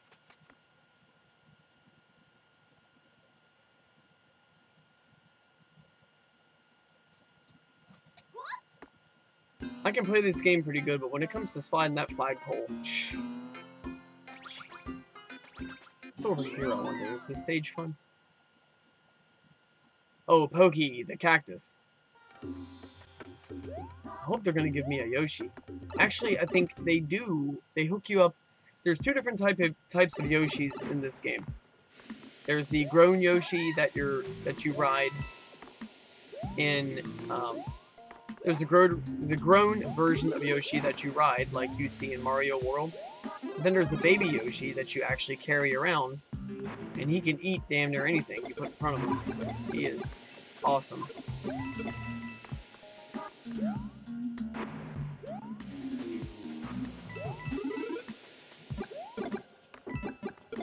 Tell you what though, the fire flower really does a number on Pokey the Cactus. Oh, check you out. You just want to hang out, don't you? Alright, that's fine. So do I. Right there. But don't go to pieces on me.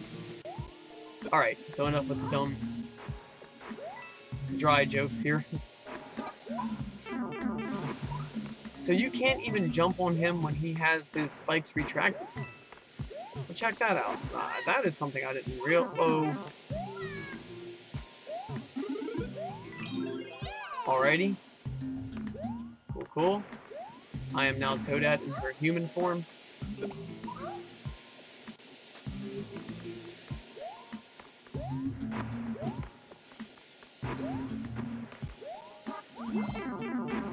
I shouldn't have done that.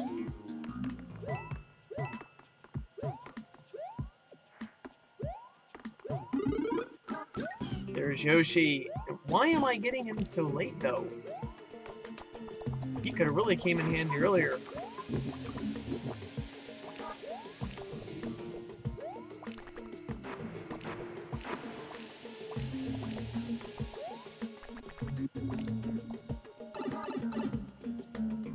Alright.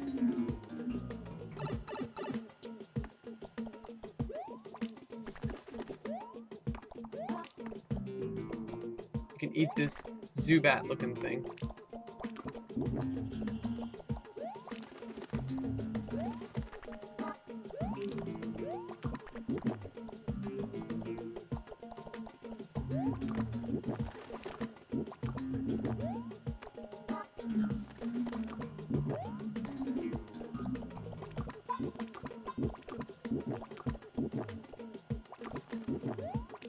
Alright. Yoshi, tearing it up. I'll tell you what, as a secondary character, I think he's one of the best ones they have put in this game. In Mario, you know. He came along later in the series, but he is an awesome character. He is a iconic character. He's a stable mark character in Mario. And a very handy partner to have when you're playing the game.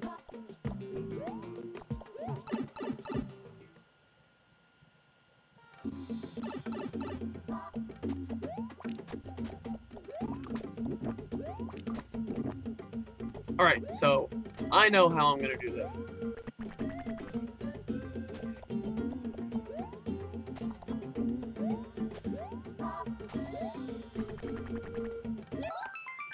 Boom! Now that makes up for all the other times where it didn't turn out so good at the flagpole.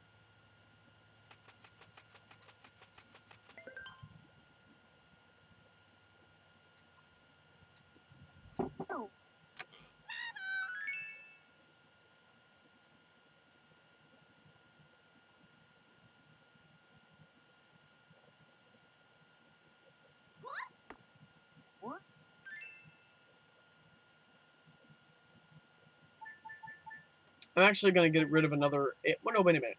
This mushroom. I was going to say get rid of an acorn because I still have so many. But I'm going to discard that mushroom. Hopefully he doesn't come back again like he did before. Alright. I am going to head to my favorite world in this game.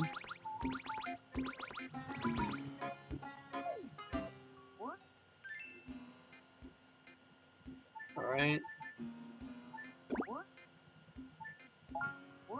So I'm just going to replace an acorn with an acorn. I am going to head over to my favorite stage.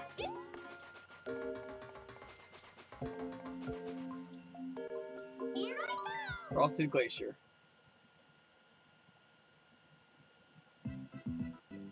I like snow and ice and cold stuff and Nordic scenery. Things like that. So this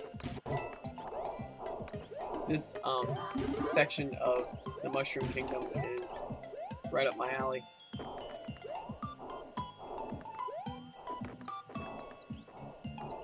Oh, I don't have... I thought I had fire power already. That's why I wasn't walking over to get this flower. I didn't want to waste it. turns out I didn't have that. So I kept trying to throw fireballs and nothing was happening. Right. You line them up, I knock them down.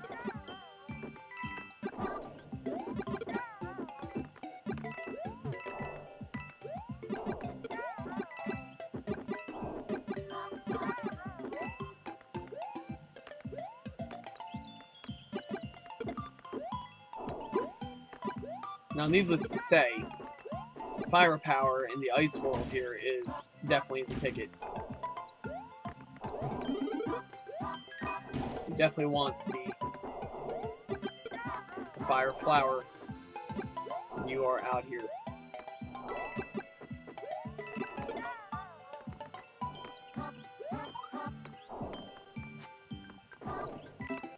Oh! Yeah, you gotta watch that because you're not the only person with fire powers. These Venus fire traps clearly have that ability too, and they can make these blocks of ice drop. That ain't good because they can mess you up.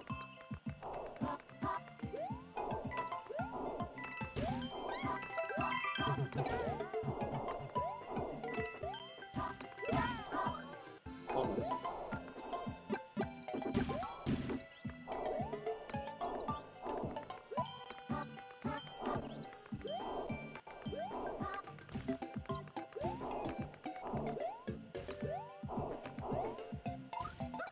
Alright.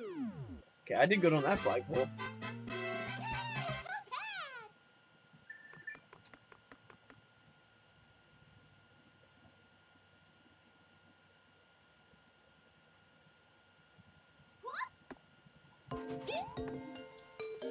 I'm going to take a quick moment here to save. Well, as soon as I'm able to.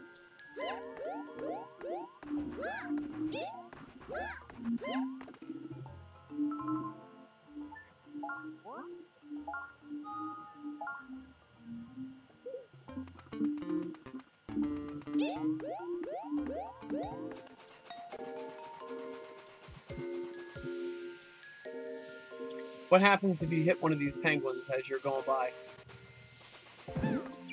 Right here. Well, what happens is they hook you up with a cool pair of shades like they have. Actually, they don't do that. They try to mow you down. But of course, if you got the fire flower, it's going to be quite the opposite outcome.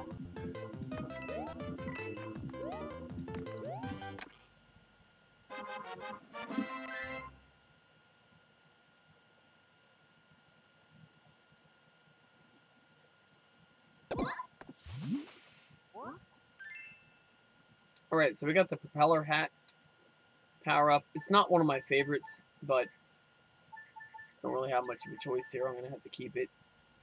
I'll replace the princess crown with that because you can find a princess crown darn near anywhere. Now, the propeller hat can be a little bit difficult to locate. So if that is a power-up that you like, you're going to have your work cut out for you finding one. I'll just give you the heads up. It's not as common as, say, a fire flower or something of that sort.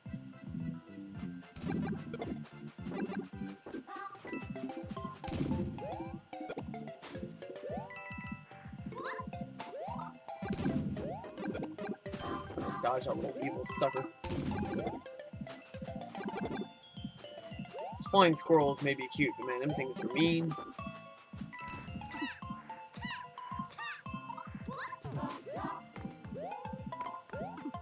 Whoa, dang it.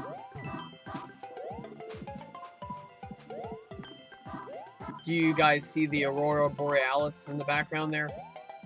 That is beautiful. This game has got some awesome art.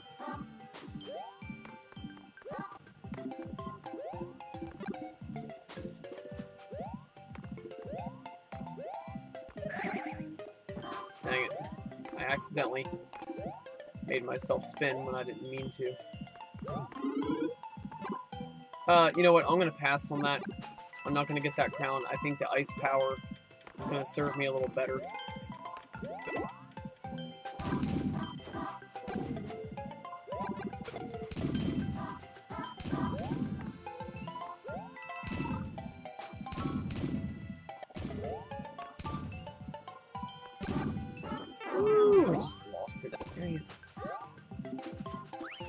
stuck in a bad spot there. That was my bad, though. I should have been more careful.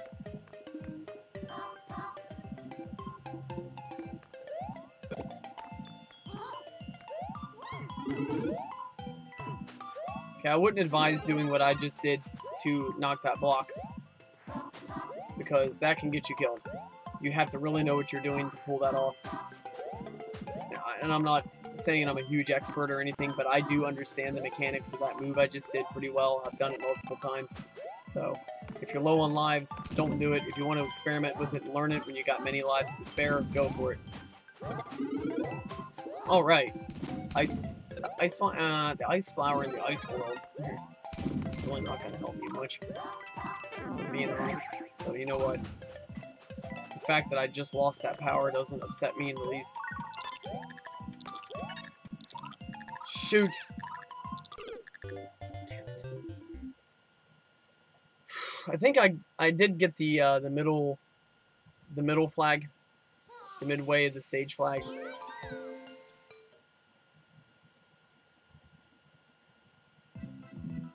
Yes. All right.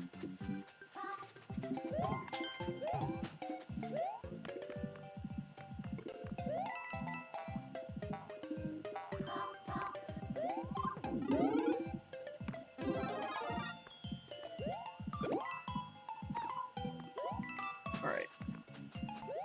So I was good.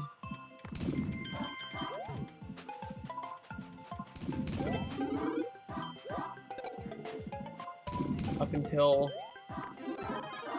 I got to right about here.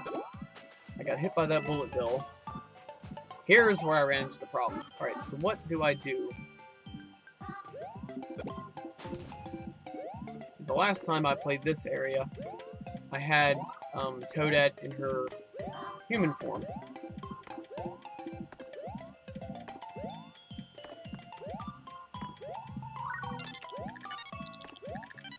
There we go. Glad that worked. I was debating on even attempting that at one point.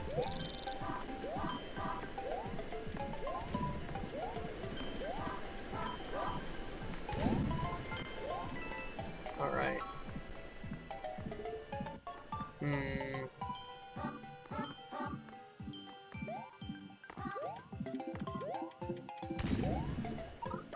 Alright. There we go.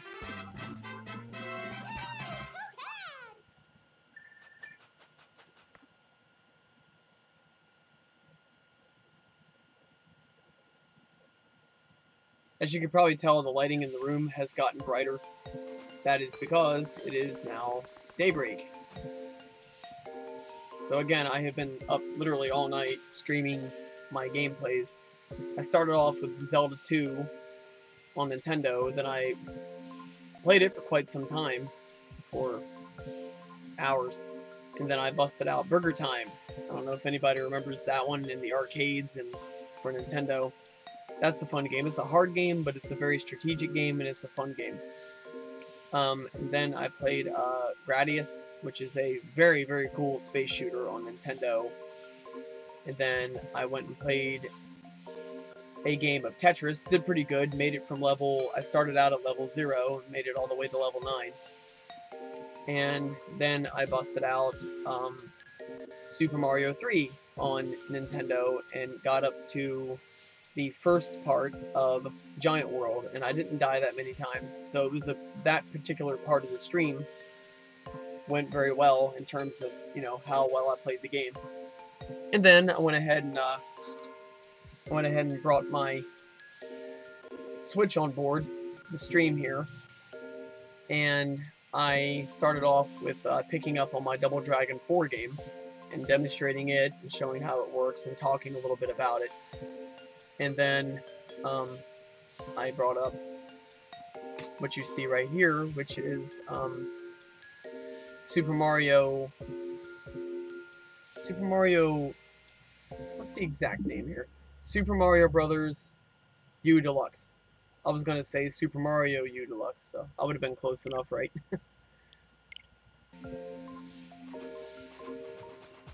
I don't think forgetting one part of the name would totally butcher it, would it? So this is where I'm at now.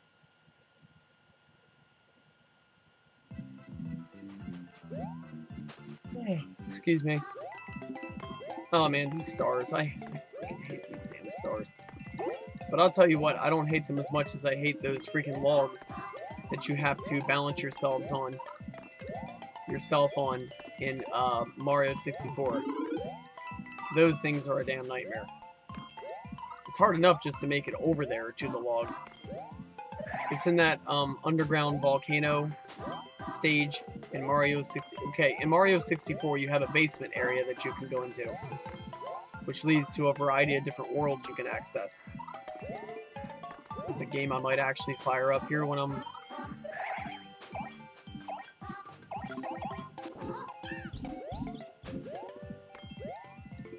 done playing some of this. I think I might actually bring out Mario 64 again and pick up where I left off. But there's a basement area where you can access a whole bunch of different types of levels. And one type of level you can access is this volcanic stage. And there's a part in it, that's what I was trying to get there, because I wanted her jumping abilities. With these stars, that jumping ability really comes in handy. She can float like that right there, and she can double jump like that right there. And in this volcanic stage, I like the volcanic stage. I think it's fun. It's very unique. But the one thing about it is there's this one part of the level that you have to beat,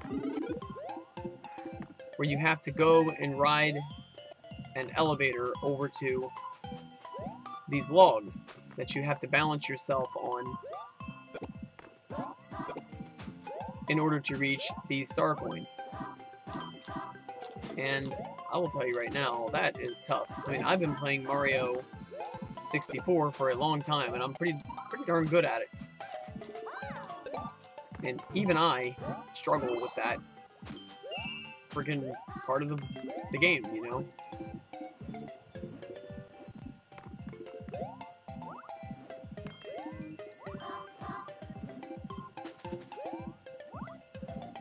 Now, the stars are a pain in this level, but they are nowhere near as big of a pain as those logs in Mario 64. So, I guess I'll, you know, between the evils, I'll take it.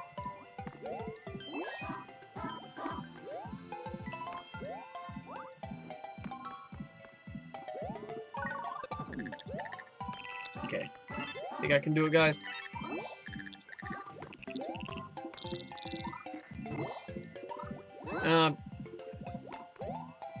Apparently not.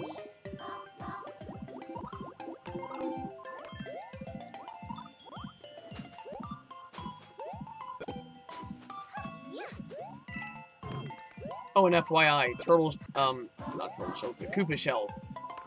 When you throw them, they collect coins if they hit anything. If anybody's wondering why I didn't get that power block, I don't really want what's in it. Nothing I'm really too interested in.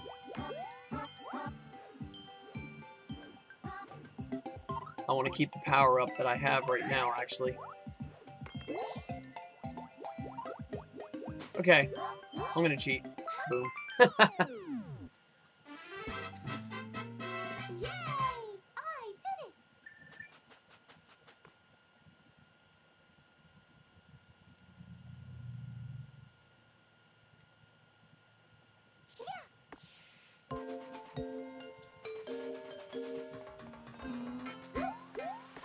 Is this the desert?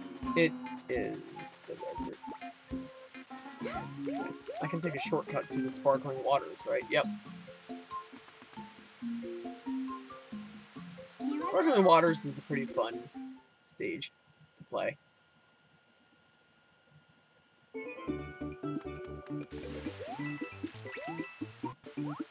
You got these little crabs that look like a parasect from Pokemon.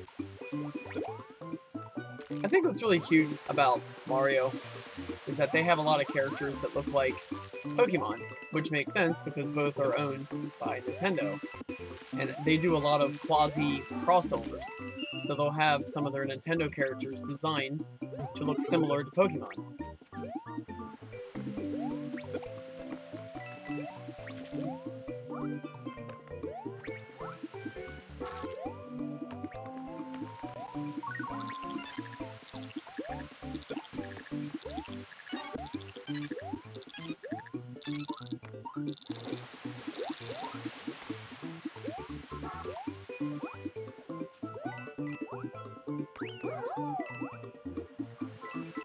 Alright, so ride those waterfalls. Ride them things like a big wave on Venice Beach. If you're a surfer. Oh, a power block. That's right. I keep forgetting that this game actually has those. That is a really cool aspect of Mario 2, the American version of Mario 2, that I'm very glad they brought over into this game, is that you can get these power blocks mid-stage, pick them up, throw them, and boom. I mean, you clear all the enemies out. Any coins that, you know, you can't get your hands on, they'll drop down. It's really cool. Alright. So, I've been playing this game for a good while. I don't know exactly how long. I didn't notice how far into the stream I was when I began. But I'm going to save it there. I'm going to put us on an intermission. And I'm going to set up my Nintendo 64, and I'm going to play some Mario 64. I'm really eager to go back into the volcanic area and see what I can dig up. Maybe, if I'm feeling brave and patient enough, I might try that stupid log part of the level again. Maybe, no promises on that. So if anybody's wanting to see me do my best impersonation of a masochist, I might have to disappoint you. We'll see.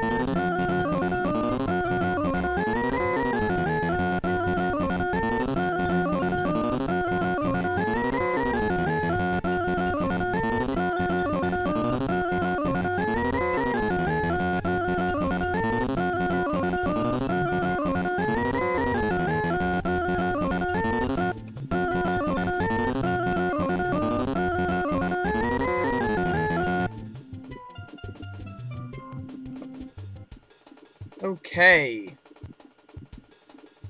Welcome back, everybody. Thank you for your patience. I want to make sure I got everything where it should be here.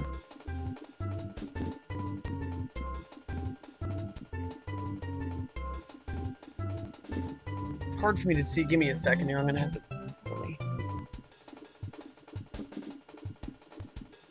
Yeah, looks like we got it good.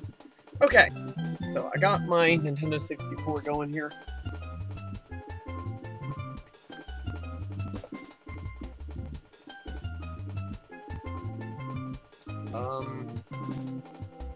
Why is controller not working?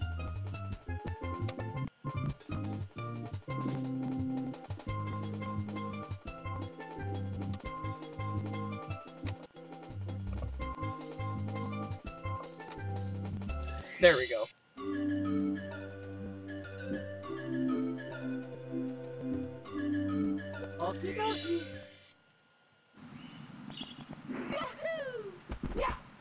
Alright.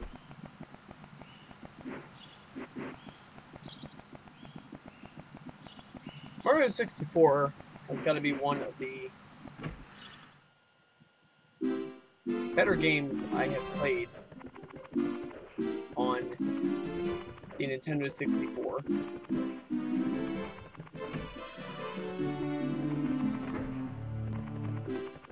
I like most of the catalog on Nintendo 64. I haven't really encountered a lot of games I don't like. But Mario 64 stands out as one of my favorites, no doubt.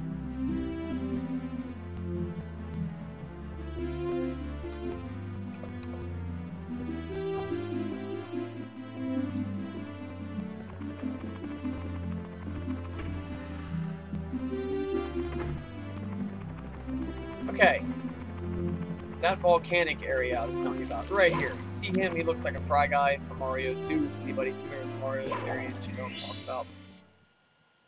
Okay. Red hot rolling log. Okay, so they're gonna just cram that right down my throat, aren't they? They're gonna maybe go to that stupid rolling log. This is a level a lot of people have problems with because you can fall easy and get burned by the molten lava. Just like that, actually. But it's all good because you got coins around you at your disposal that will restore your health. So, I mean, if you fall into the lava, don't feel bad. I mean,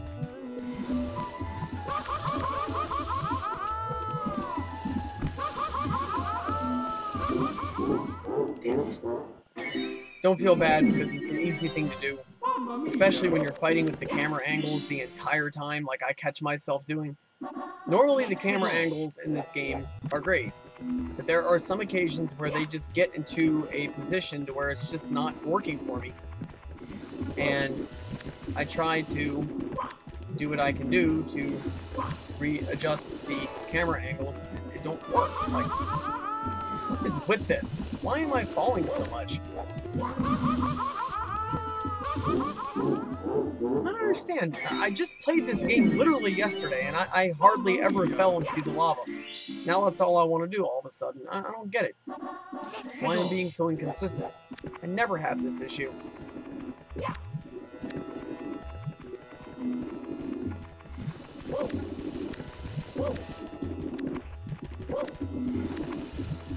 Alright. There we go.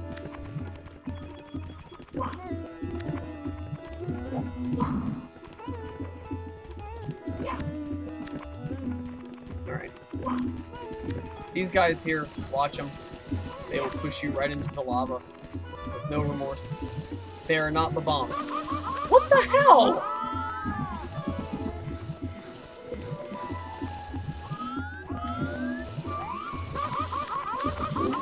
Do you guys see what I'm talking about with the camera angles? I'm standing there fighting with the camera and I can't figure out where the hell I need to go.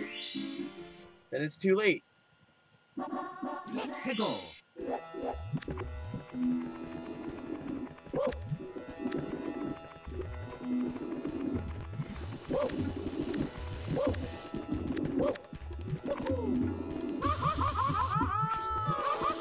you don't stop getting burned. Ridiculous.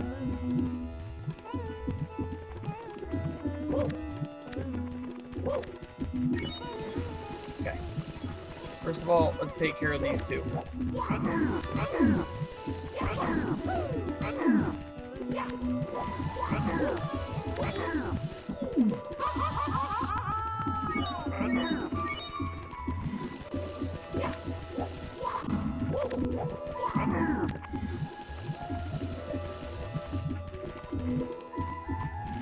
Okay, that is not going to work because I am never going to be able to get over there now.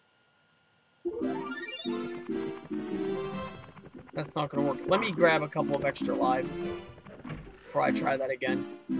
I don't know what was going on back there, guys, honestly. I mean, I normally never have issues like that.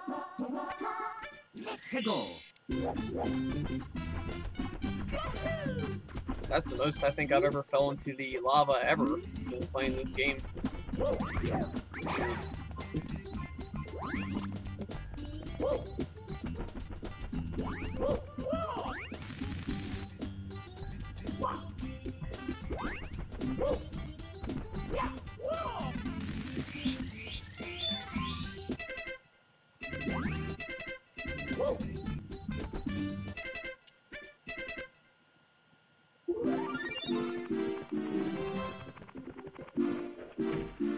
So just an FYI, you see what I'm doing here.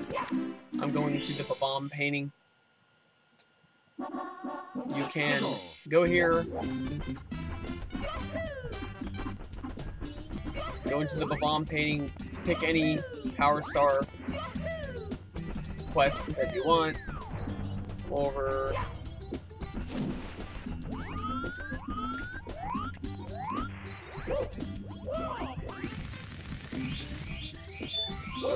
There you go.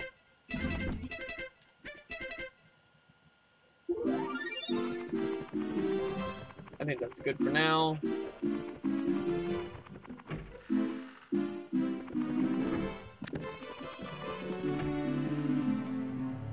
I just didn't want to be caught flat-footed without enough extra lives. Okay, now, when I go in here, how can I adjust the camera? I'm going to kind of pretend I'm standing on that elevator, and I'm coming over. Not enough room. Okay, alright. So, how do I get the camera to turn around so I can see the logs from where I'm at? Let's try here. Okay, so I'm riding the elevator. How do I do this?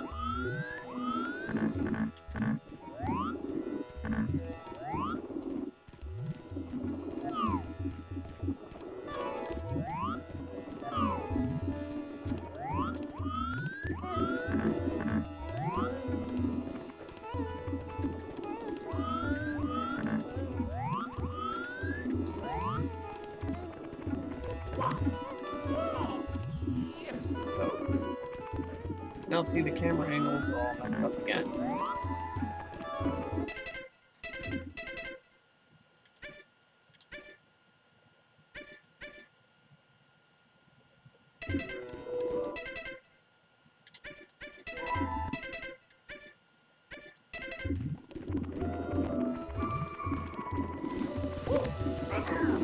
That's not it either.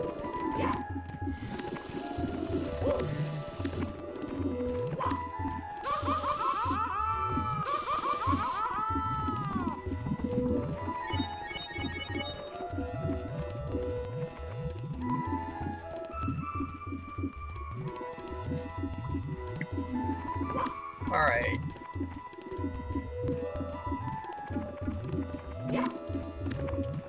Go.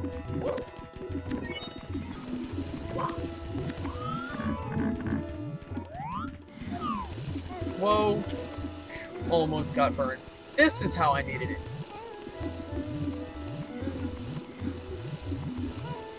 Right there. Now see how much easier that was? My goodness. See there, I wasn't... I can actually see where the hell I was going. Yeah, that does help. Alright, so... I have to get over there using this log. Okay. Damn it. Seriously. I don't understand why this thing is going right the opposite way as what I want it to go.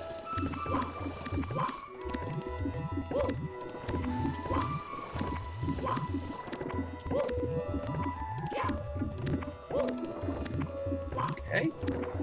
Alright, I'll start cooking now.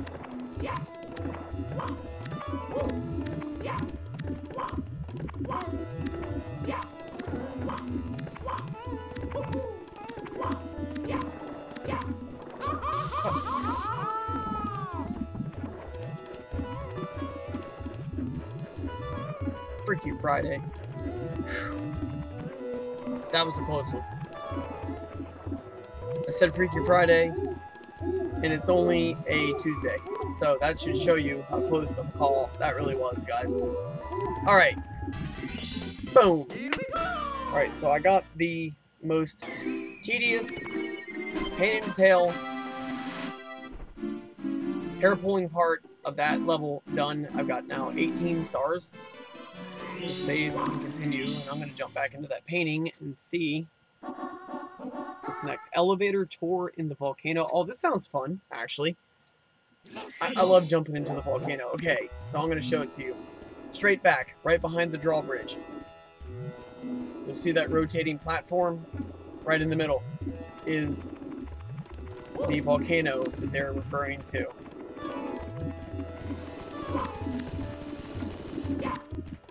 And of course, I'm just going to start that.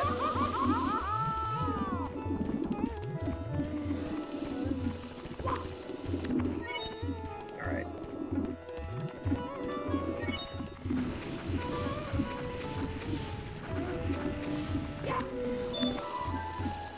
Cool. Good. So my power. Oh, wait. What the hell? I have had so many problems with that. Now, you know, you can go back and watch my stream yesterday if anybody's in disbelief. I had very little issues with falling into the lava yesterday, barring my attempts to go over to that log because I couldn't get the damn camera angles right. But I wasn't falling into the lava like I am now. My goodness. And no, I'm not tired or anything like that. I feel fine. I've got, you know, my fuel in me. So, and it's in a Mario mug, which I'm sure that gives me extra luck when I play any Mario games.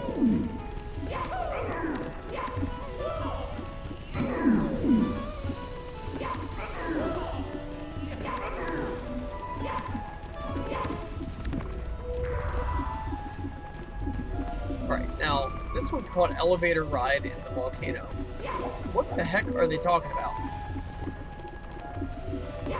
I hate it when you come into one of these stages and they get all cryptic with you. What are they talking about? Elevator Ride in the Volcano. I'm looking. Oh, I see it.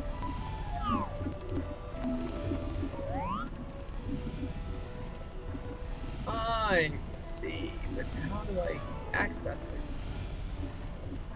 How do I possibly get over there to that? I think I'm gonna have to backtrack.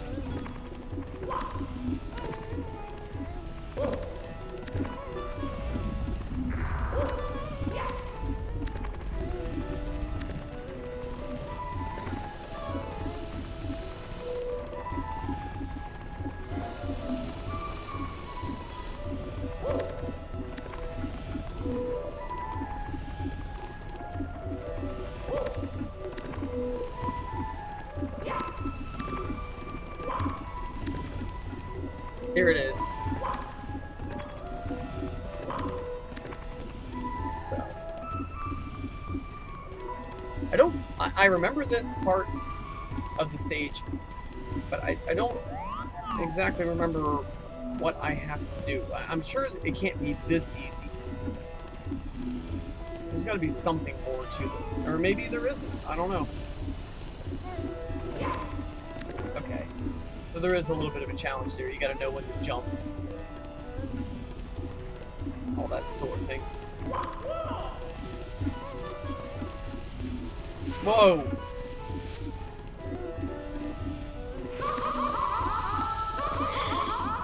There it is.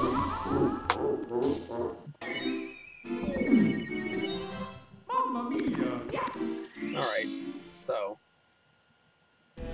Yeah, I should have been more careful. Oh, they start me out back here? Okay, well, that's nice. If they hadn't, definitely would have been excusable, because I could have re-accessed it again without too much trouble. Still, it's really nice that they didn't make me go through any extra hassle. Hats off to the programmers for that one. Very generous freebie they gave us. Alright.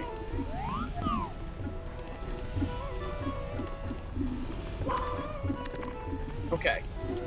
So I'm just going to keep riding the elevator here to see what happens.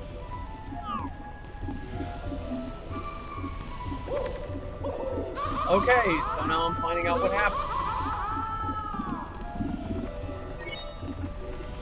So you have to get off and slide and grab that pole and climb. Or you drop into the lava, which I definitely have not had problems with doing here. In this stream, I've been dropping off into that lava quite frequently. Can't really understand why. It's usually not something I struggle with. But,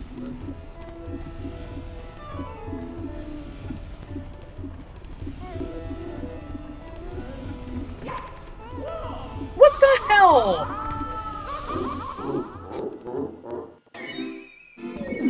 Okay, that was crap. I'm sorry,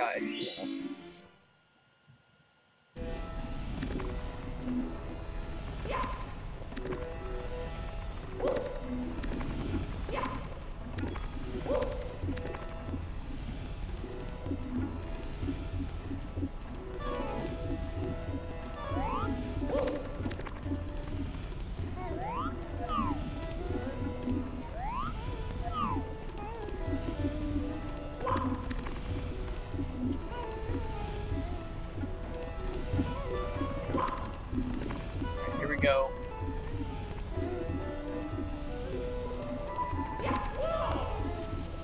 Okay.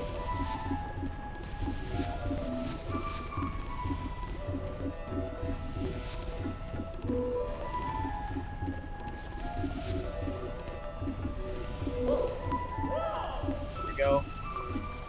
That's exactly what I was aiming to do. Was just jump over those flames, those flamethrowers, and bada bing. I'm standing on that pile of Reese's Pieces. Okay, so that will take care of all the major. That takes care of all the major stars in the volcano land here, but there is another one. Does anybody want to guess where it is? Well,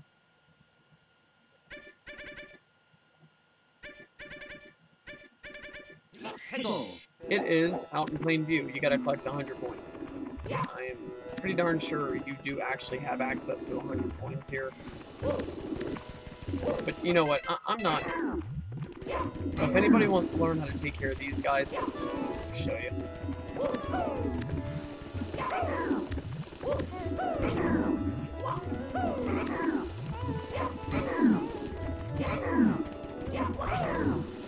It's a timing thing.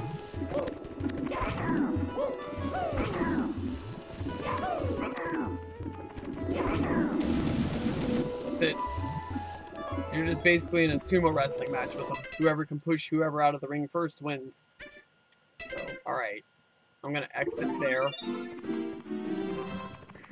I'm gonna come over here, because there is an area I am very curious about. I can't quite figure out what you have to do.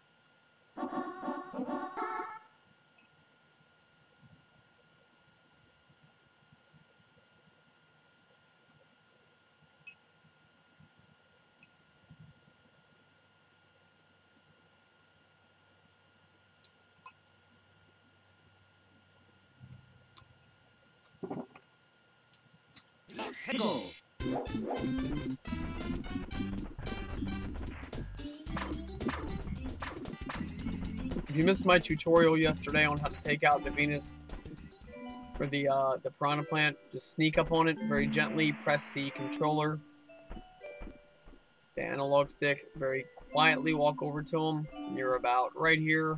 Punch. One hit wonder. If you catch that creature while it's asleep, you got it.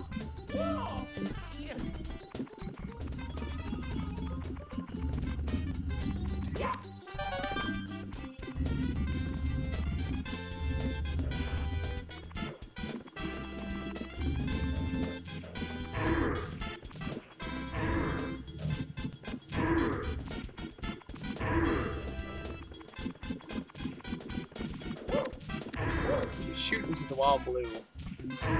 Question is, what the heck are they talking about? Alright, so I'm gonna have to just look this one up. I'm really drawing a blank.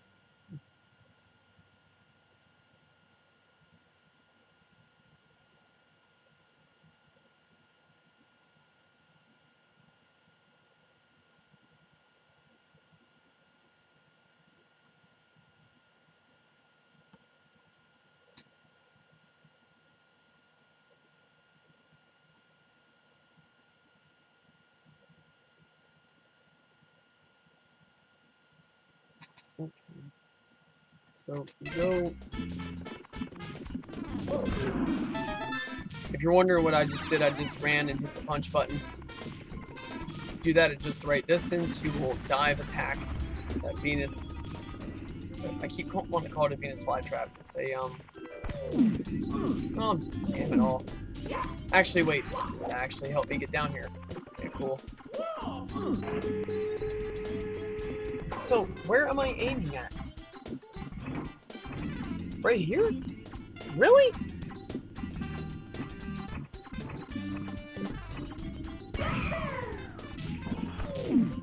Oh, the little fire station pole when you slide down. Okay.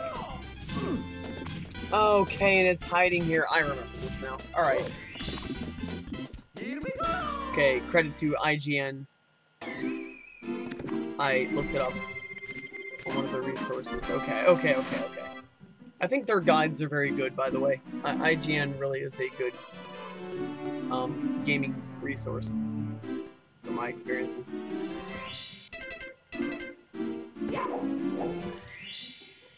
Okay, what's the last one here? Blast away the wall? Blast away the wall?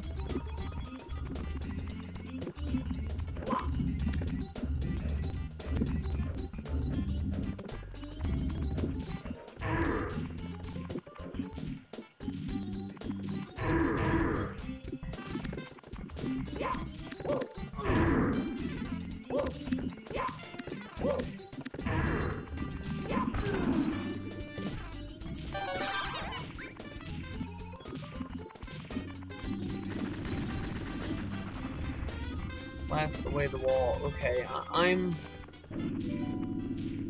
stumped here so far. I remember this one, but I don't. If that makes any sense.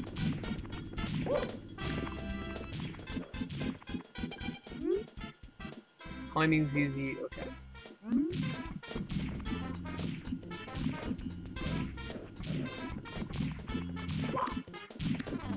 Blast away the wall. Was that a Triforce there? Or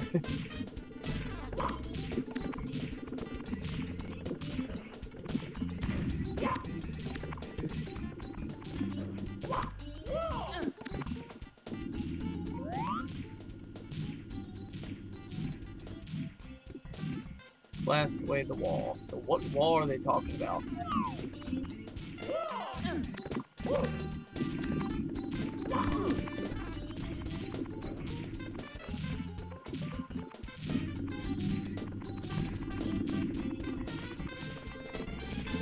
Is this?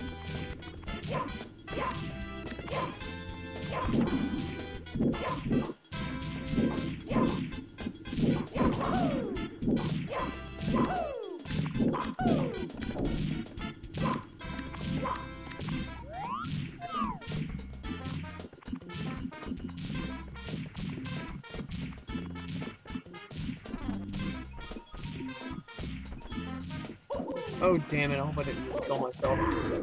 Close enough. Jeez.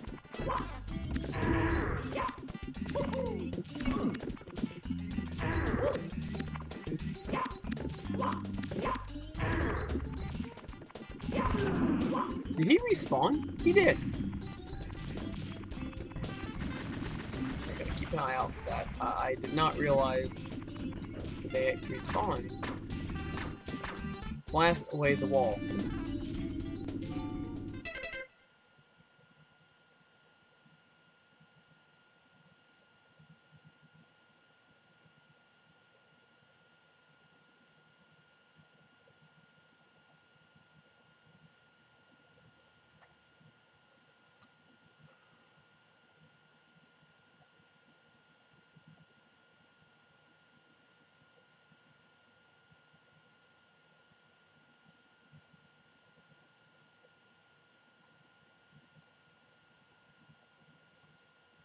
Where is this at? I go there again?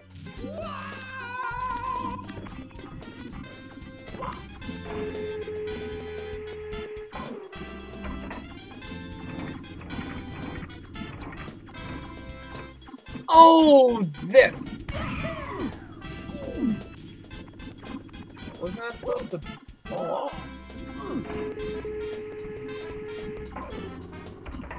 I thought you...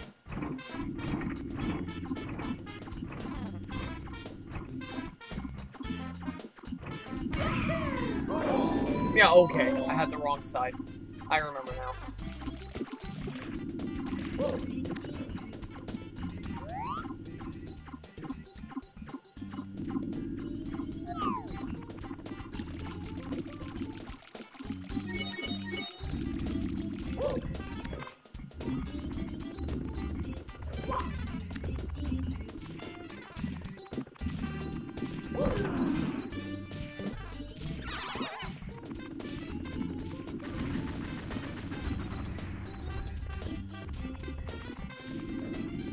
You know, it's funny, just as I started to read the IGN guide about that, it hit me. Like, literally, as I started to read it, I'm like, whoa, wait a minute. Boom.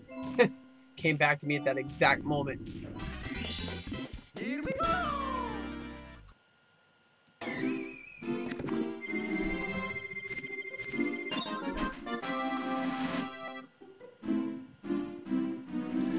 Okay, is there another one in here?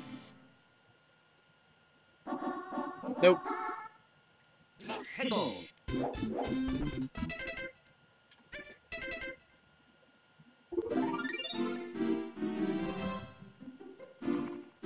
Alright, so I am going to... We're going to venture to now.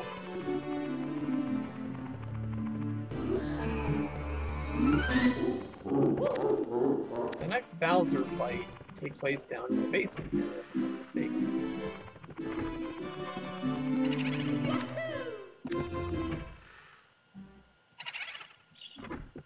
Now, this stage right here is quite fun, what I'm going to show you.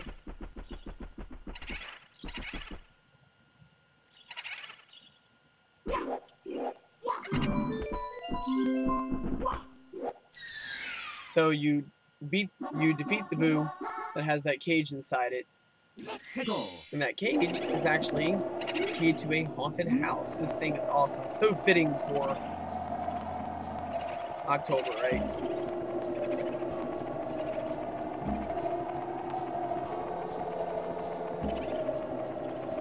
And this is awesome. The whole premise of it is cool. World inside worlds. So that cute little spider took him out.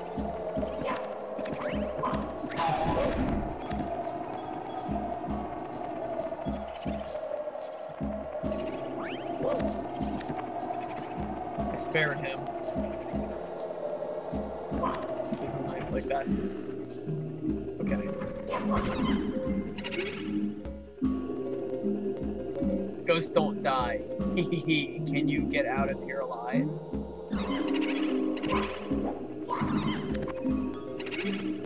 Ghosts don't die. Same thing again.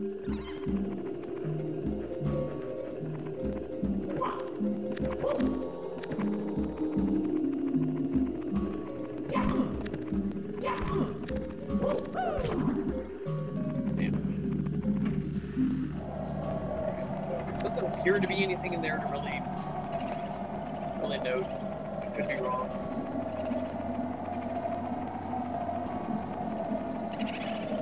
When you see a box that's hopping up and down like this, here's what happens if you grab it.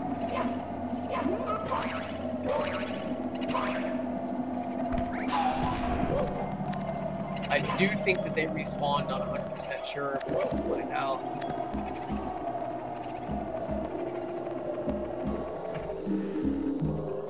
This stage here, you might not have too much trouble finding 100 coins either, because look at this, I've barely been in this stage, and I'm already up to 28, I'm about to be at 33 once he picks me up.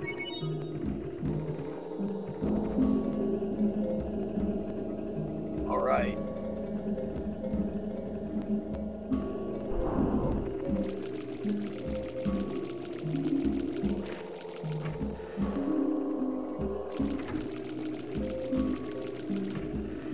So if I remember this correctly, this is a carnival merry-go-round type of room.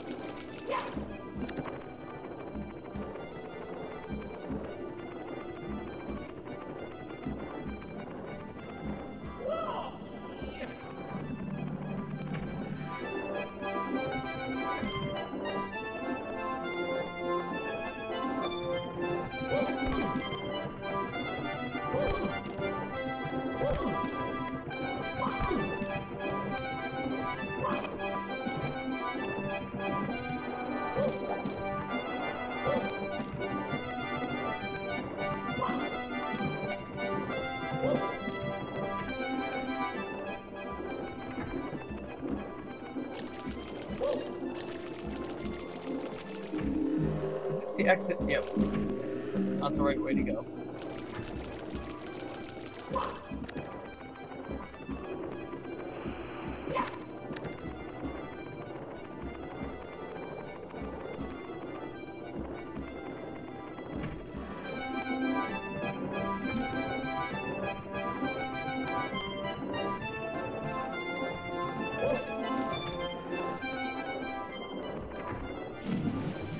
Okay, now we're getting somewhere.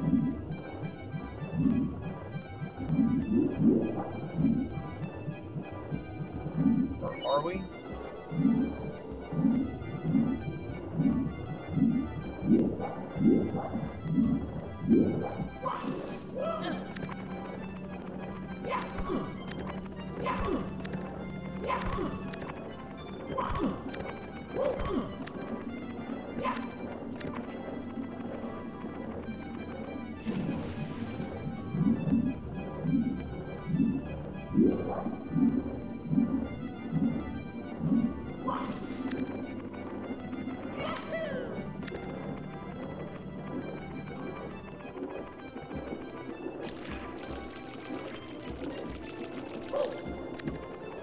Okay, so I'm a little confused.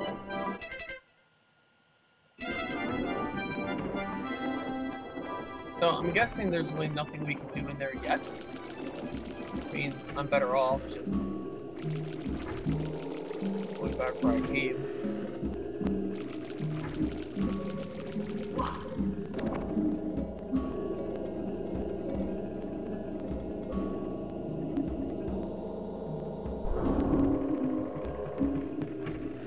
Okay, so it says go on a ghost hunt, which tells me we need to go in the house. So let's go in the house. See what the house has to offer us.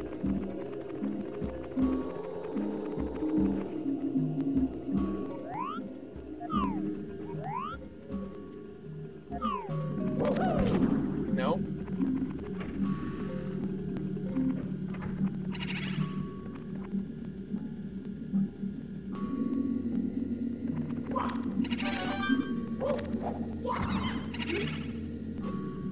Okay, why do they say that every single time I meet a ghost? Really would like to know. Okay, I get the point. Jeez, you don't have to tell me 14,762 times.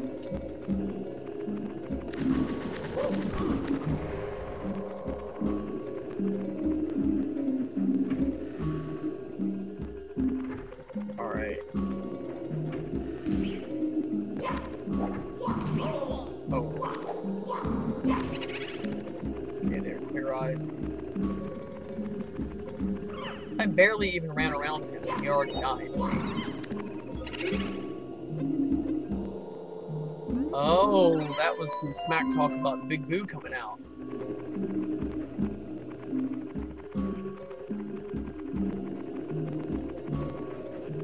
Alright, so Big Boo wants a piece of me. Alright, bring it on. Oh, okay.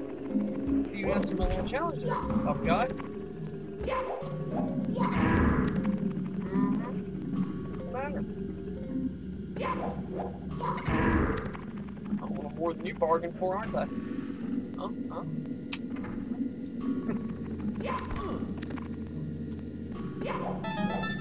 Alright. Maybe I can get 100 coins. Oh, damn.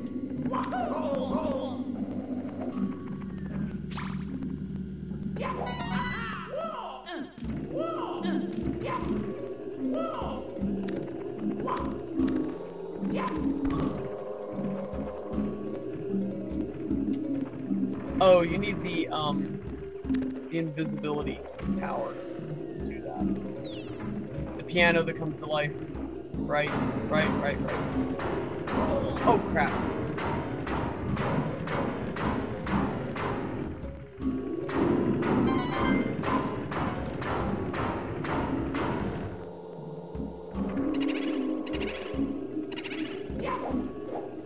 Oh, he regenerates his power. I had knocked him down to size twice. He regained it when I left.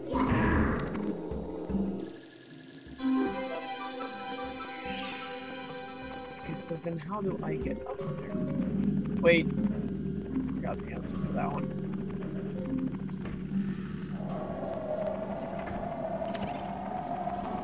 Do I...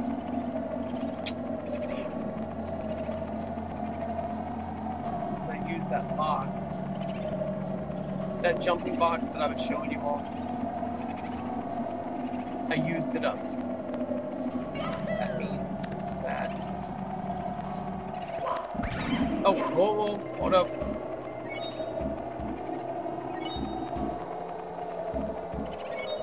Okay. So I got my health restored. That's a start.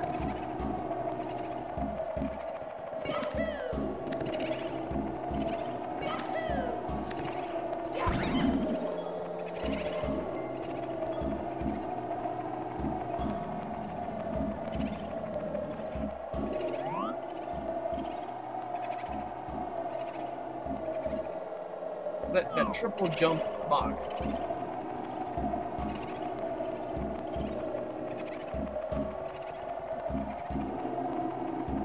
If I aim it correctly, it will bring me up to that balcony, which means I can get up here to the high. Oh!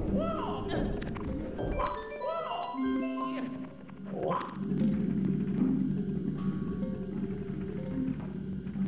Okay. Call me crazy, but this is the thing. I've got 67 coins. I'm only 33 shy of being able to get the star for collecting coins. Now, the star for collecting coins is harder to get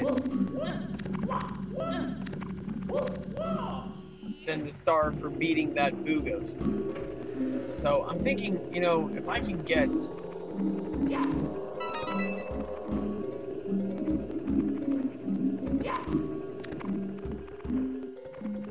If I can get the star for 100 coins, I should do it because I'm so close. Oh.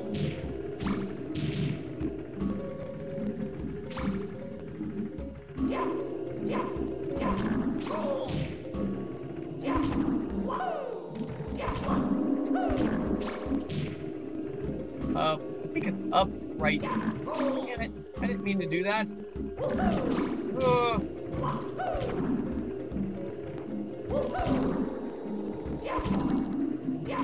Yeah.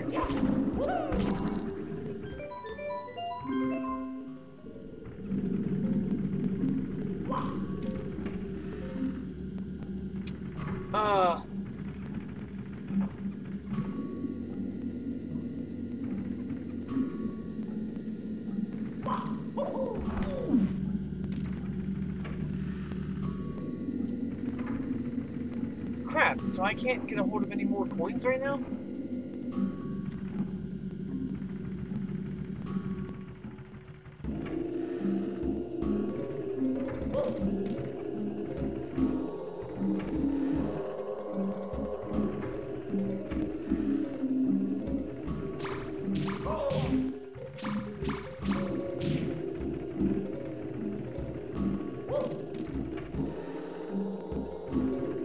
Alright, so we know where we can get 2 of the star. We know where we can get 2 of the stars.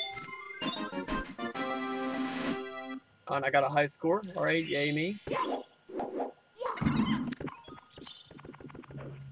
If you hold down the right button and hit jump, you'll do a backflip. Then if you hit the right button again, you'll do a stomp. It's very handy against these creatures here. Against these little ghosts. What is this? Doesn't say. Okay.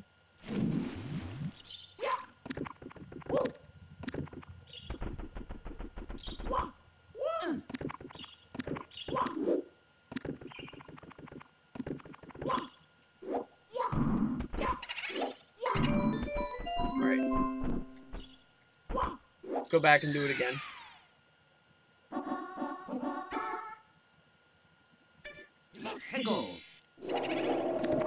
So, Secret of the Haunted Books. Now, here's my question. I'm using this right here.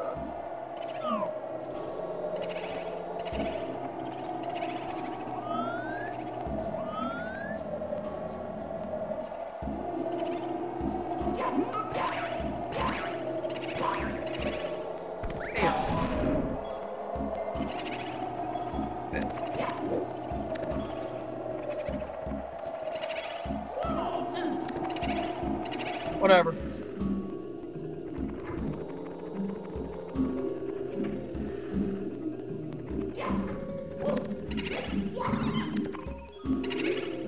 Ghosts don't die. Can you get out if you're alive?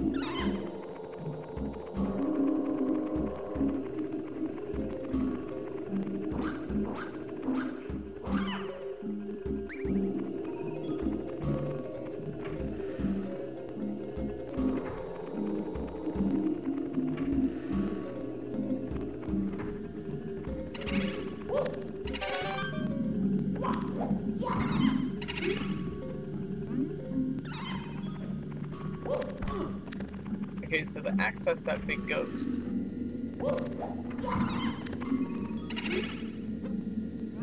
you have to kill all the other ghosts that are in the area. Makes some sense, okay. You kill the smaller ones, you get to the big head honcho. And then I have to go here, around the corner, to that back door where there's a ghost hiding.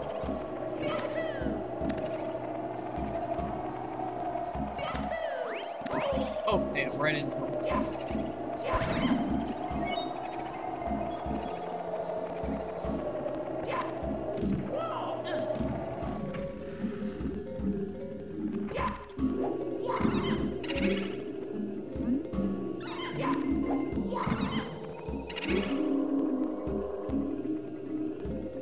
Boom! Boom! Here comes the master of mischief, the Tower of Terror, the big boo. Ha ha ha ha! Alright.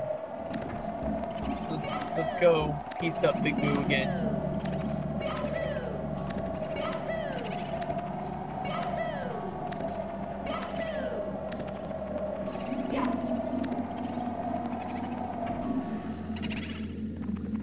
Oh, and he almost caught me.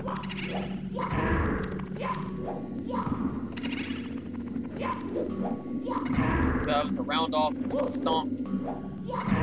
Another round off into a stomp. I love that round off. This move here. That right there. That's a round off. Okay, here we go. Ready? Perfect 10. Here we go! See, whenever I do a flip like that to get a star, there should be 3 judges sitting there holding up 10s for me, right? What do you guys think? Huh? Okay. So let's go back over here.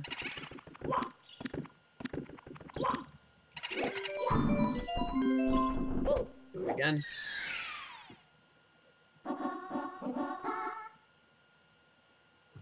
Awesome. This is cool because there are certain areas of the game, there are certain stars you can't earn out of order, because until you earn a certain star, you can't access a certain area to its fullest capacity. I went to that merry-go-round area before, but because I hadn't accessed and gained certain other stars, I couldn't really do much once I got there. So in other words, you kind of have to do some of these stars in order from left to right. So when I go here now, it's going to be a little different.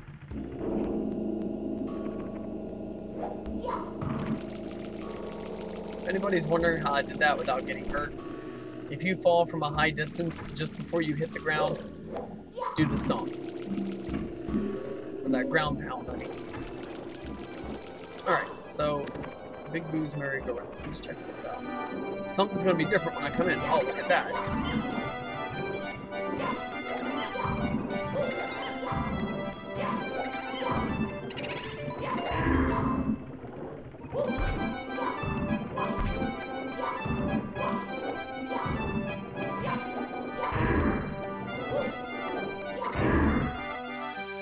Alright.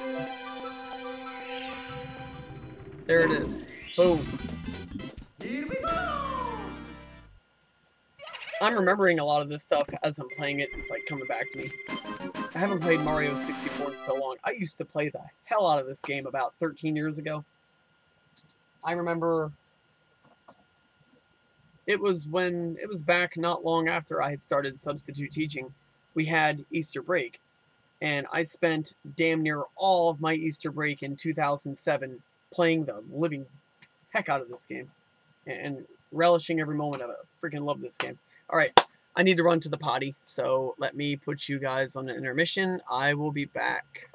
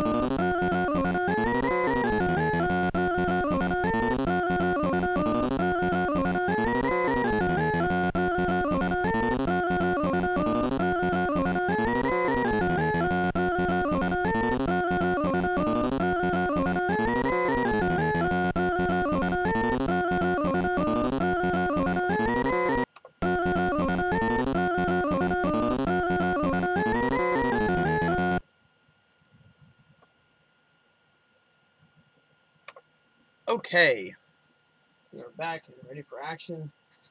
Actually, one thing I do want to do. Just give me 1 second. I don't need to do an intermission for this. I just need to pop in here. These are quite good too. It's another aha. This is ginger and apple. Good freaking stuff.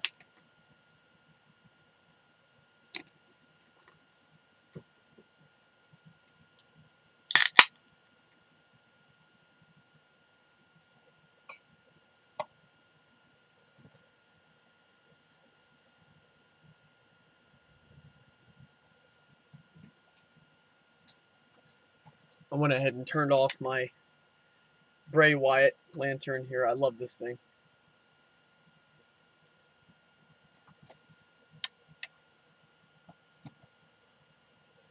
All right. Okay. Let's keep her going.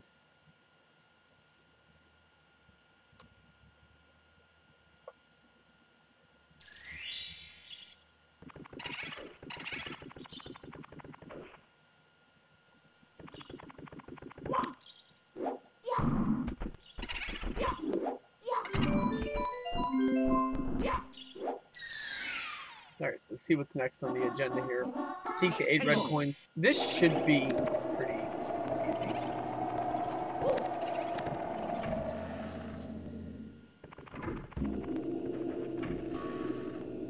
Normally, I don't think finding the red coins is the easiest thing.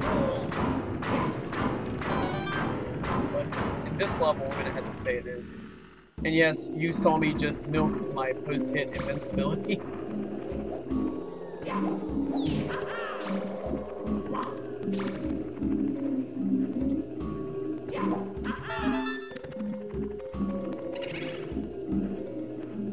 I mean, I was milking that thing like Lehigh Valley.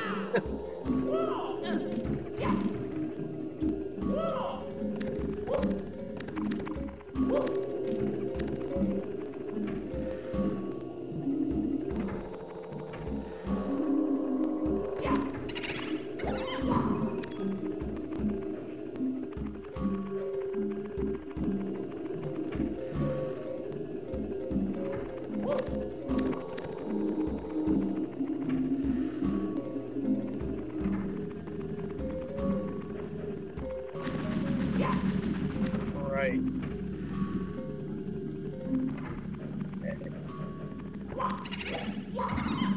See, I knew this wouldn't be that hard, because as I've been playing the other Star Quests, I have basically stumbled upon all the different Star Coins. Haven't I been in here? I have. Okay, I just came. All right. The rest of them are going to be up this way, which is fine.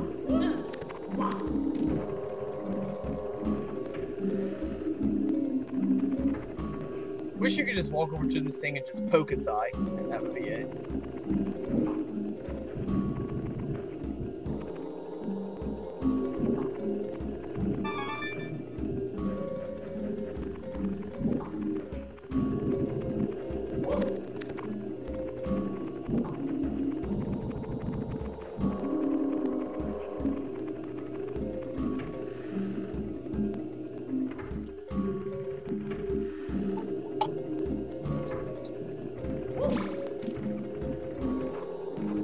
Oh, see, wacky camera angles. I can't see stuff like I need to sometimes. I guess if there is one kryptonite in this game, the camera angles can be a little tedious. I'm being nice with that. But they're not bad by any stretch. I mean, I've seen games where the camera is god-awful. This certainly is not one of them, but yeah. I mean, but you know, it's Mario Brothers' first foray into the world of 3D, so I can't be too sore about it. They get me every time. Alright, so let's top up.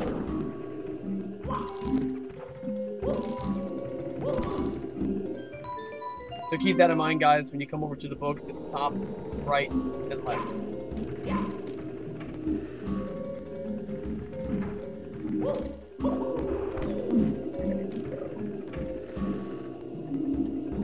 Okay, now, where is that 8th red coin?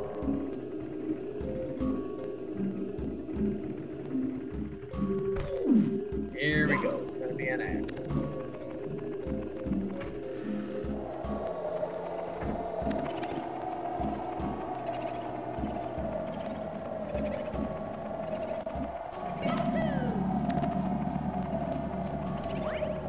Is it in here?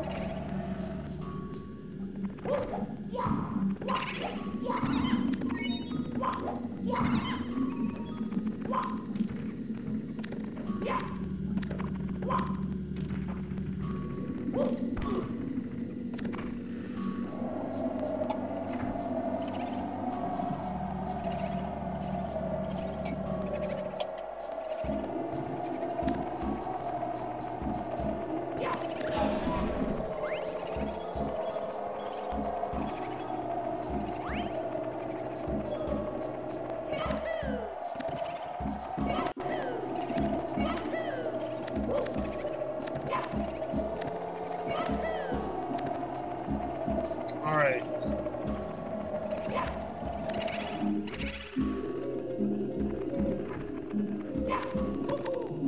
I get the feeling I walked past something that's like really blatant.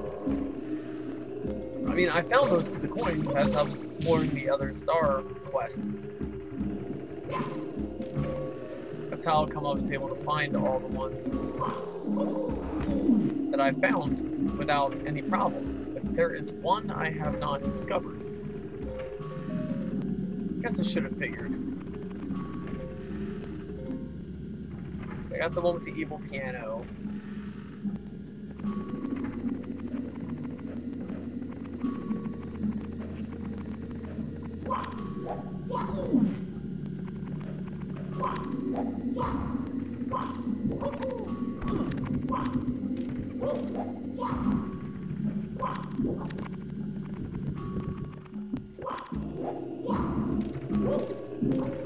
Ah.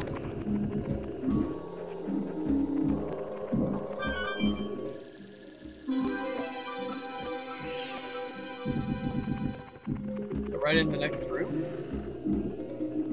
Here? Damn it. Alright, where? Ah, there we go. Okay, round off. Why am I not rounding off? Missed it. Boom. Perfect 10.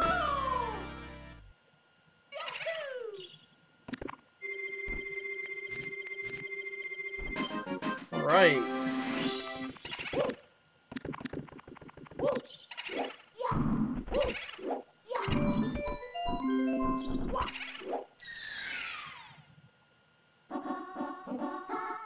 Big Boo's balcony.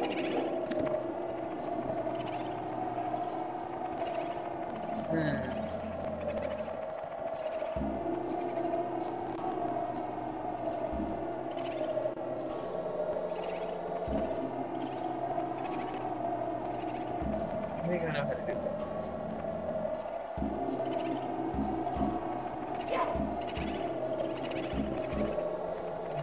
Yeah,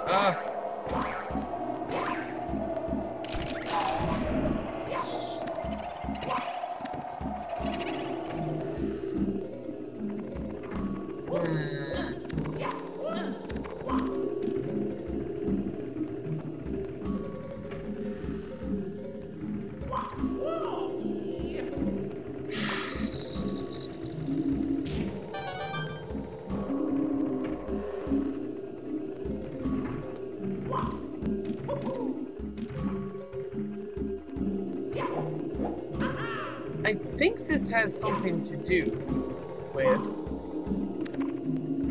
the invisibility switch.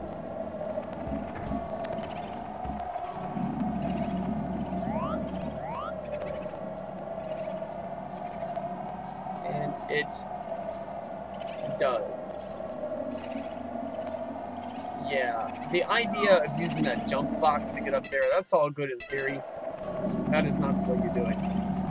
Okay, so for now, I'm gonna wrap it up with this particular part of the game. I'm not done playing yet. I'm just saying this part of the game I'm going to. But where do you go to get the blue switch?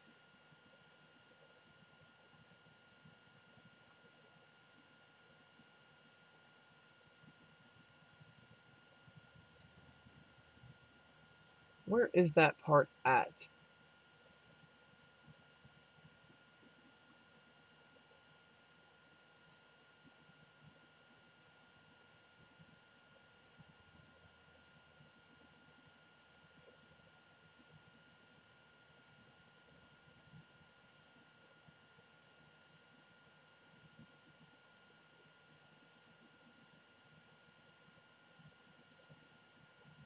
Alright.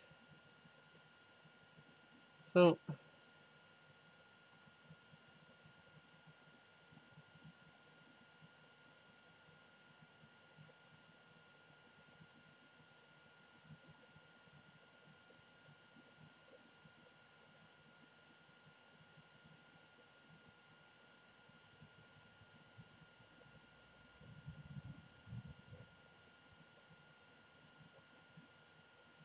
So, I need that cap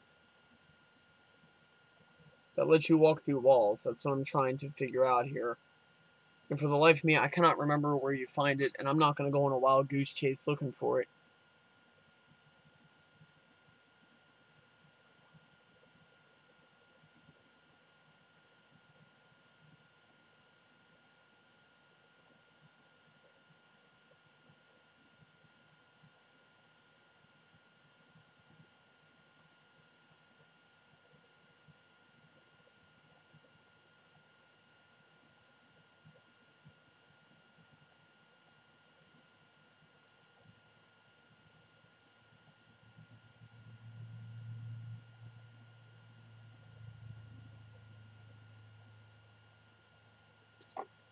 Wait a second. Wait. I don't think I'm going to be on a wild goose chase. I brought up a strategy guide here, but I don't think I'm going to need it.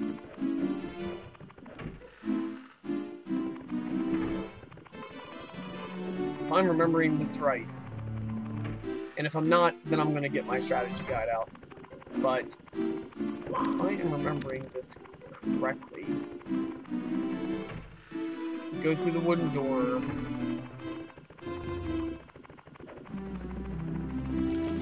And then here. And then there's something in here that you do.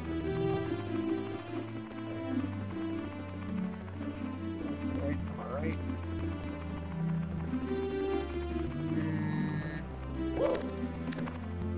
No. No? So I'm in the basement area. Damn it. Oh, whoa. Here it is. This has got to be it.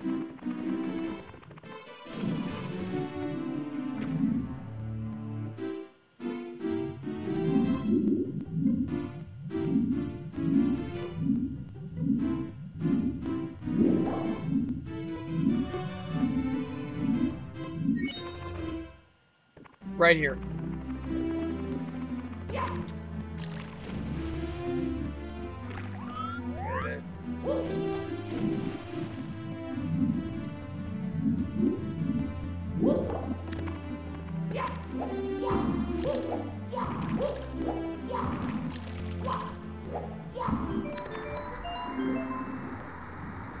And you go outside.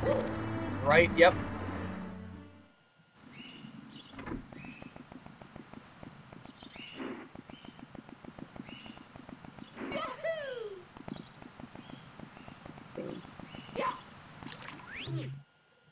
Alright. Yep, this is it.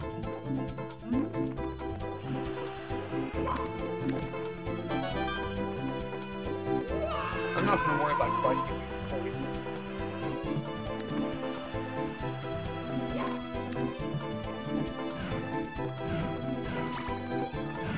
I'm just worried about simply finding I think it's the blue switch.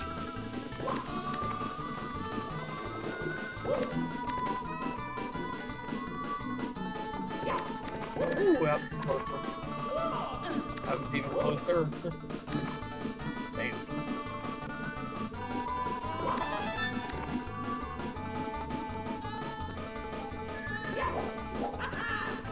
Okay, okay, yes!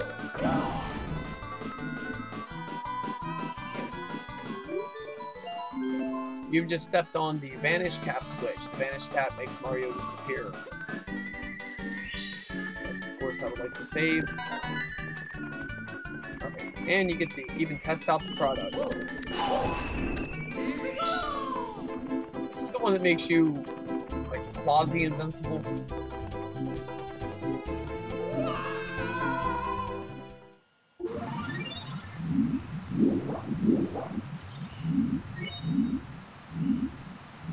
And no, I didn't just die.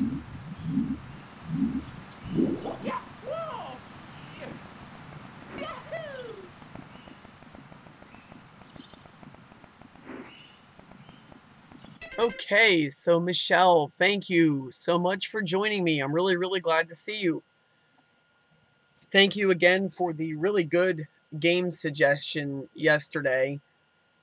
Not yesterday, I think it was the day before yesterday for Super Mario Land on the Game Boy. Did you get a chance to watch that stream?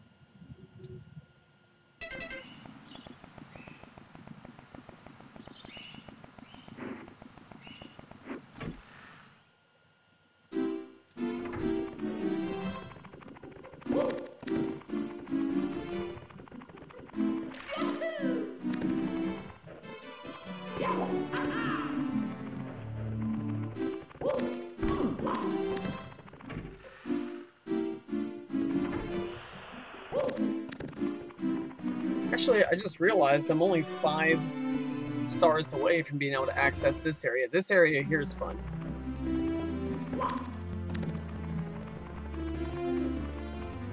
Alright, so... I'm trying to think where I could go now. Actually, I could go back to the Boo area. And I could fight the big Boo on the balcony now.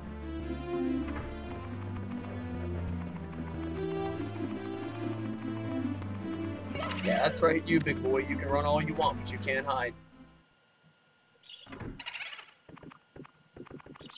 Awesome, Michelle. So what did you think of the stream? Honestly.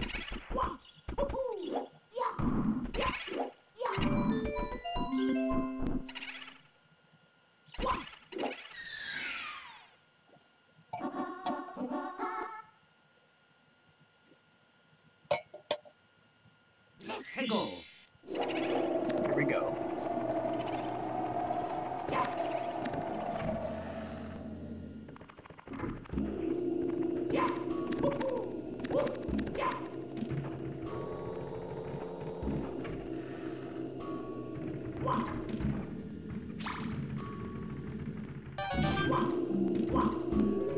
And of course. Whoa. Somebody want to explain that one? I just literally fell through the entire haunted house floor and ended up in the shed's basement. Well, that's wacky. That is definitely something that can only happen in a haunted house. Alright, but here I am.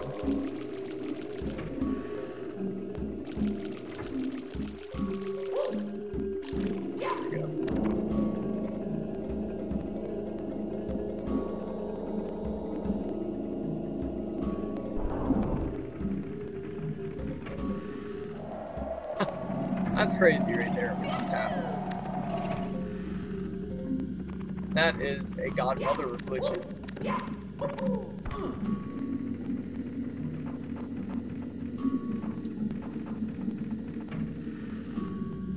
Alright, there we go. Let's hope that don't happen again. Alright. So what I need to do, get the vanish cap on, and then, if I'm not mistaken... No? Yes, no, maybe so.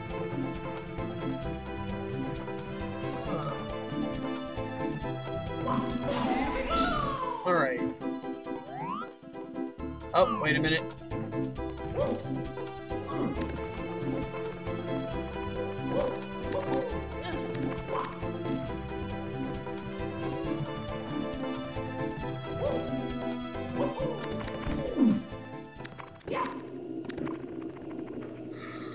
Okay, so I'm trying to get up here to Big Boo's balcony. I thought all I needed to do was get the vanish cap switch. I know that's got something to do with it. Well, I'm pretty sure it does. Maybe I'm wrong. I don't know. There's something around here that you have to have this to access. That's what I'm trying to... Damn it. Alright.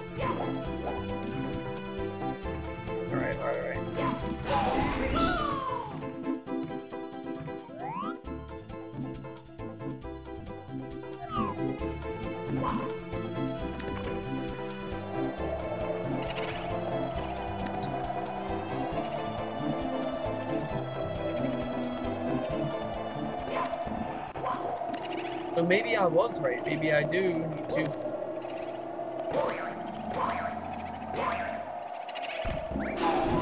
use that jump box? No?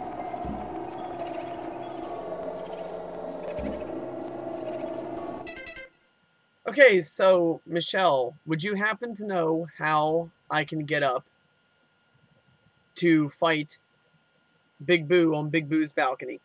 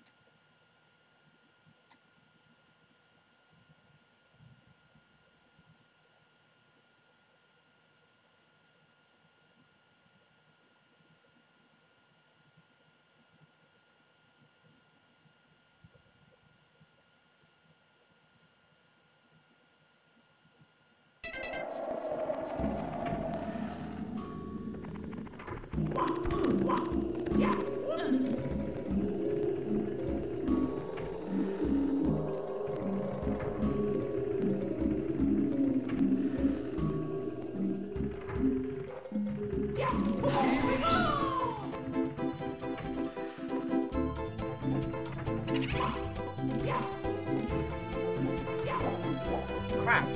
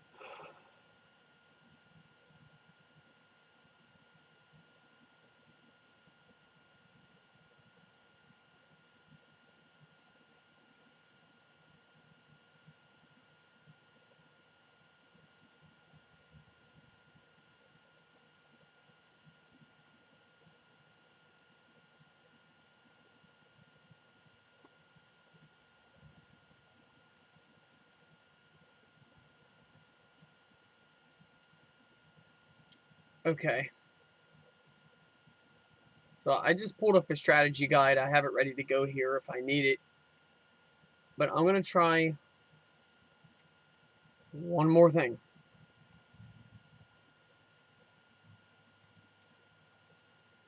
I don't know what the heck just happened to my volume. My sound. Wonder if my stream is still okay. Double check this.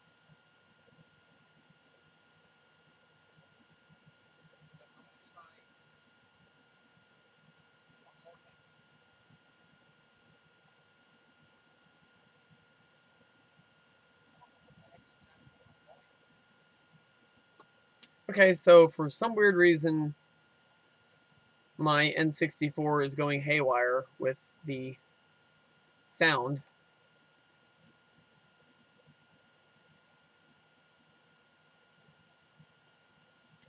Okay, so...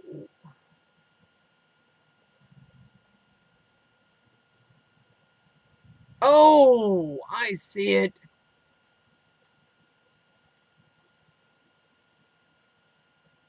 Damn. Okay, so I have to get up there.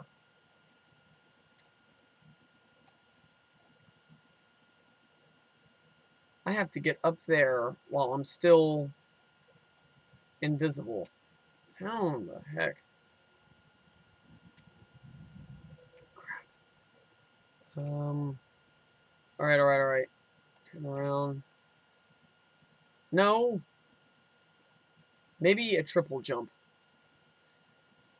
I think I might be able to barely fit one into that little limited space I got. If I can...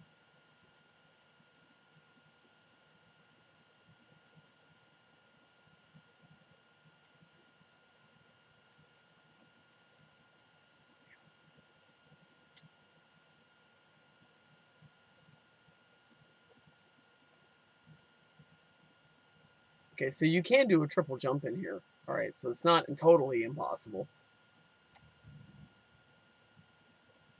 Man, that is going to be tedious. Whew. Alright, here we go. Damn. How in the world do you get up there? I was thinking a triple jump, but that doesn't seem to really be working. I don't have room to do it. You know, the triple jump is something that requires room, space. Arpose Ravenger, welcome to my stream. Thank you very much for joining me. Is this anybody I know, or just someone who randomly came upon the stream?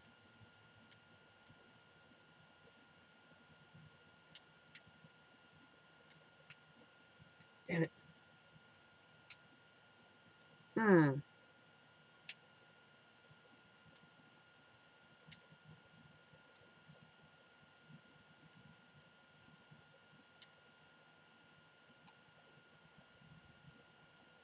Oh, okay, you can wall jump up there. I kept trying to wall jump, but I would just bounce off the wall and fall down, you know, so... I don't know, it kind of left me thinking that wall jumps in this game aren't the best. But apparently you can do them. Yes!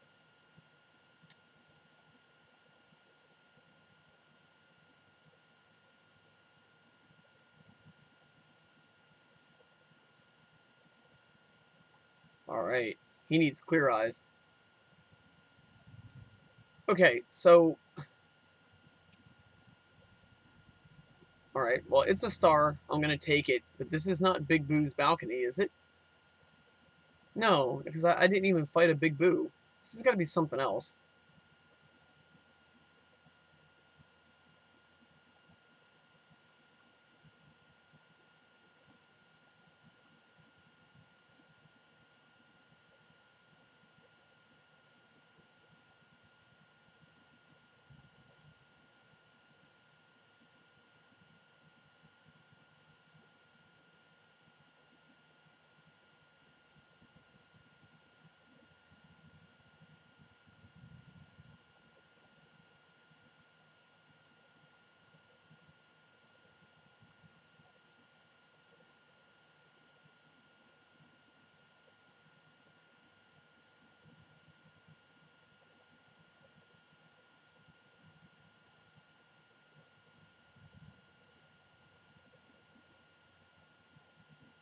Alright, so we got Michelle841992, thank you for joining me.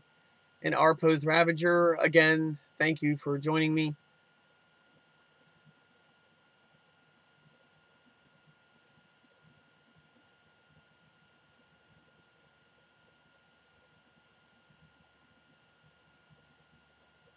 Eye to eye in the secret room. Okay, so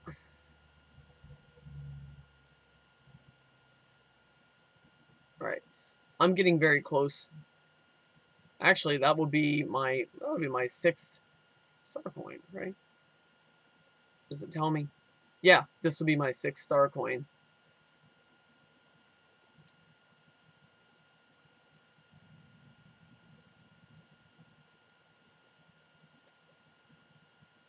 My volume is still dead. I have no idea what happened. I mean, everything is still playing okay, but just suddenly the volume just...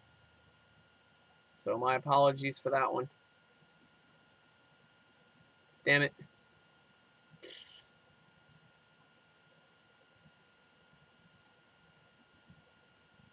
Alright, here we go. Try it again. So wall kicks do work.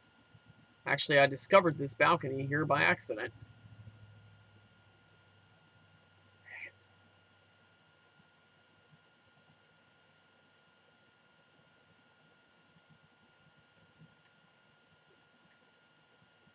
So why suddenly am I not able to...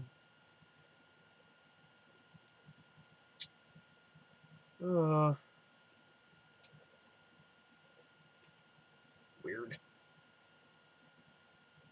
This place really is haunted because it seems to have possessed my controller and now it won't work right. I don't know. Just grabbing at straws.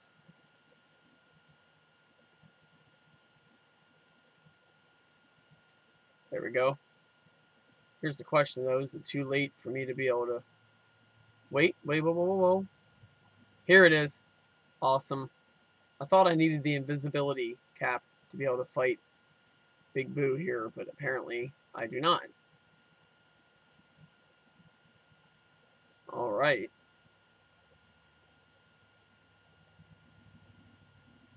Okay, so that's great.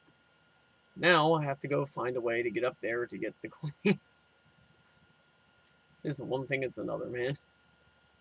It's not fair. Okay, so anybody want to tell me how I get up there to get that coin?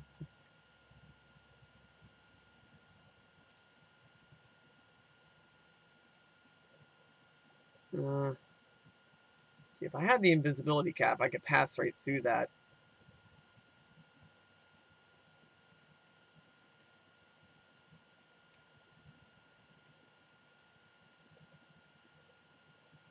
Oh,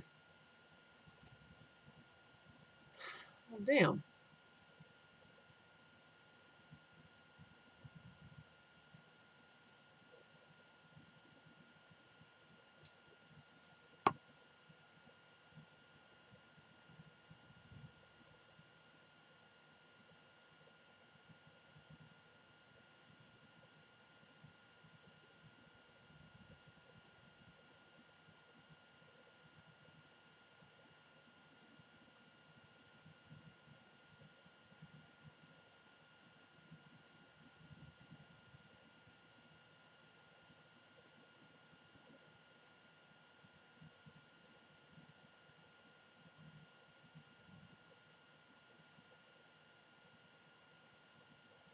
Alright.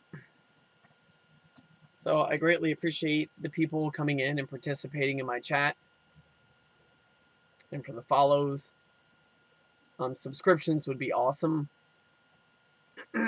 I know they do cost money if you're not an Amazon Prime or a Twitch Prime member.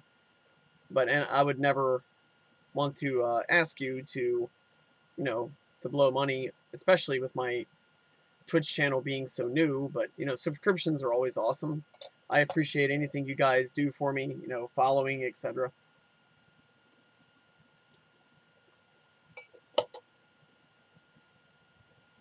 And FYI, though, if you do have Twitch or Amazon Prime, you get 1 free subscription per month. Alright, so I just got done beating Big Boo. I just did so convincingly, and I don't know how the hell to get up there to claim my prize.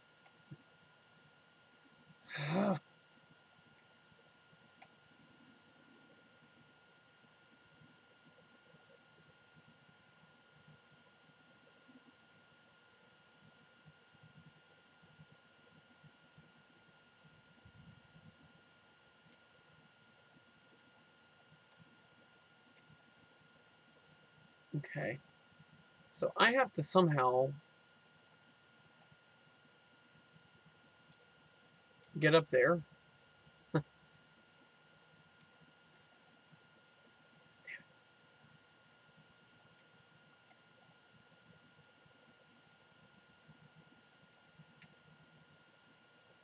Oh, crap.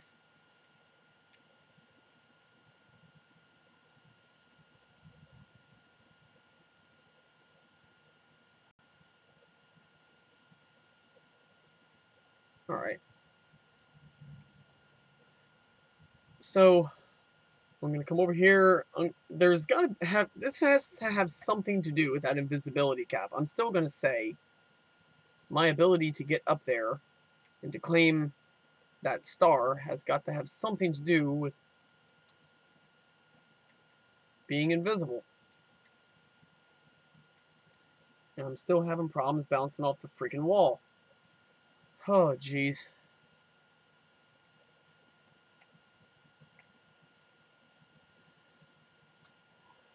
Yeah, I'm still not quite sure what happened with the volume. Anybody ever had their Nintendo 64 do that? Just, you're playing a game and then suddenly it just, the volume just dies? I had this happen once before, too.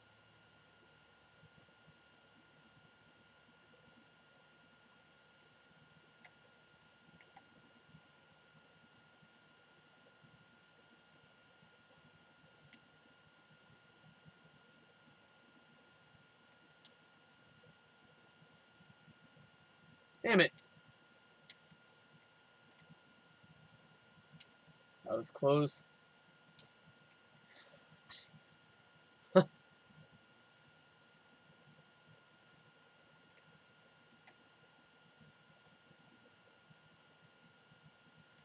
let's try it again.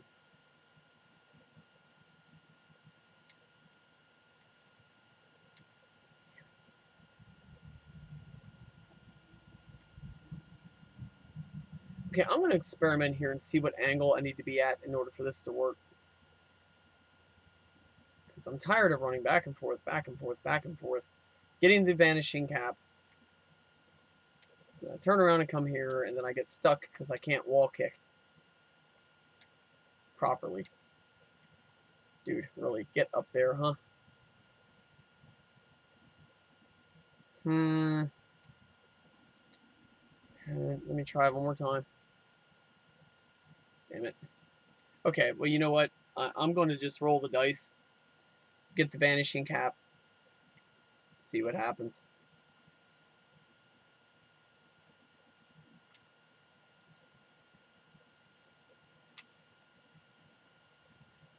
Crap.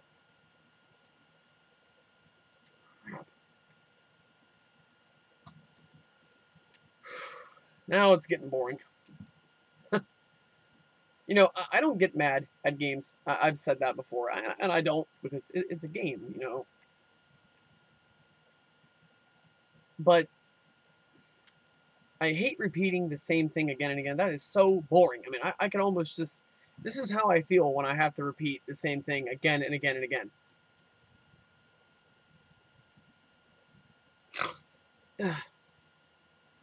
Yeah, having fun. Jeez Christ. I mean,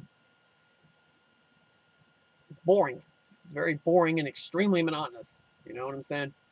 So, I don't know, but I guess that's the nature of the beast. I have to be doing something wrong here. If I had better command of the controls, I'd probably be able to get myself up there without all this hassle. Damn it. That was close. Those past attempts were close, but, you know, a miss is as good as a mile. I'm telling you one thing. Once I get up there, I'm going to scoot right over to where I need to go without hesitation. Damn.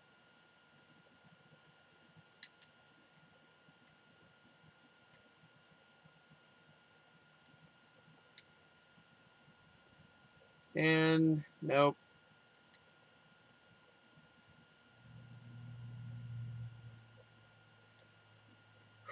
It's got to have something to do with getting over there with that vanishing cap. I still think that's what I'm needing to do. Anybody wants to jump in and tell me something I might not know, I mean, by all means.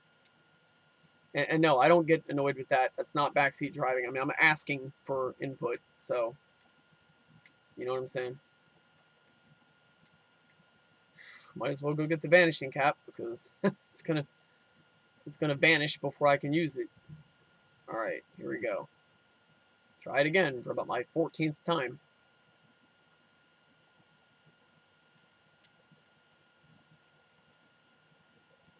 You got to be kidding me.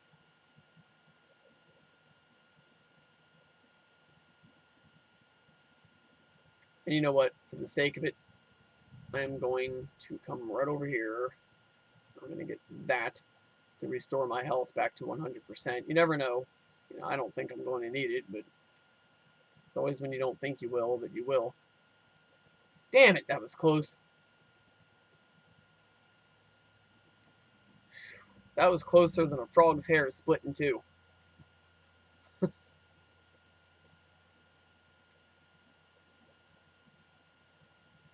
All right. Ah, here we go. Silver tuna, pay dirt. Bada bing.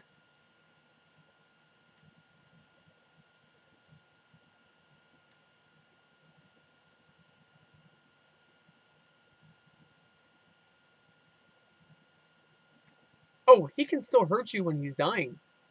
Oh, that's a new one. Okay, I thought once he started spinning around in circles and, you know, doing his death dance, that was pretty much all she wrote. But no, he can still tag you. That is really weird. I don't know what to say. Well, hold on a second. Maybe...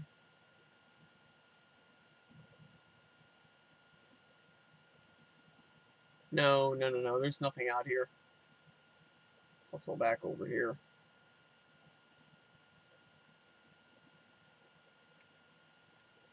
Alright, so I've beaten Big Boo. I have essentially earned the star.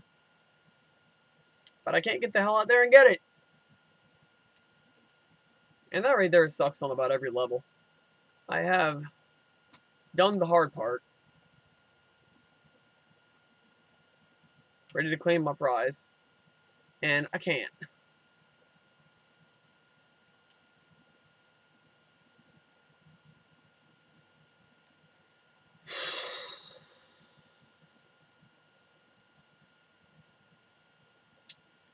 Alright. Give me a second, guys. I'm going to put this on pause and do an intermission real quick. I need to run to the potty.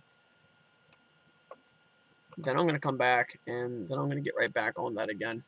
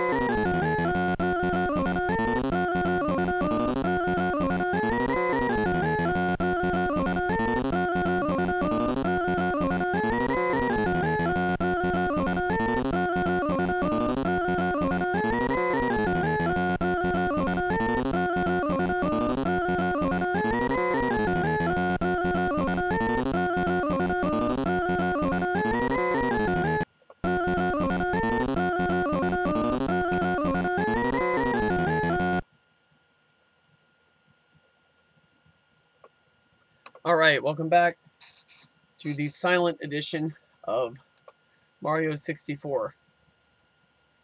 Okay, so how in the world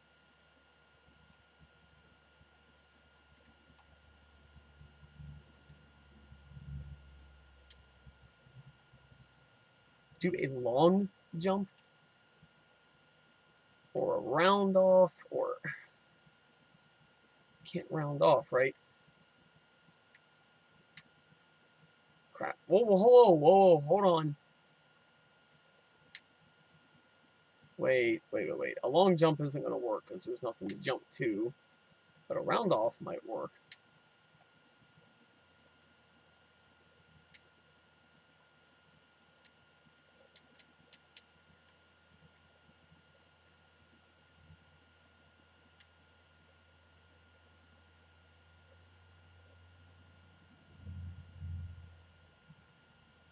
Alright. Oh boy, I get to do this again.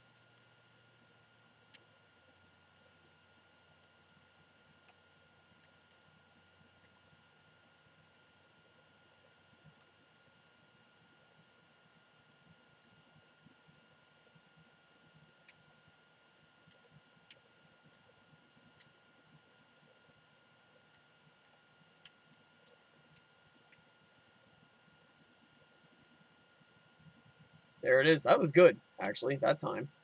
Alright. So, round off doesn't seem to work. I would try a long jump. I would think that might be possible, but there's nothing to long jump to. A backflip. Alright, let's see if the perfect 10 here. Shit, right. I darn near got myself killed doing that. Alright, let's see if there's any coins over here so I can replenish some health. Oh yeah. Cool. Should be some in here too, if that's any indicator. And there it is. Alright.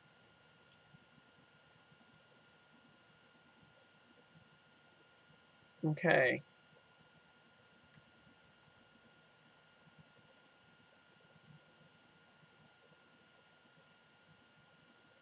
So let's do that wonderful wall kick. And I just love doing so much. Damn it.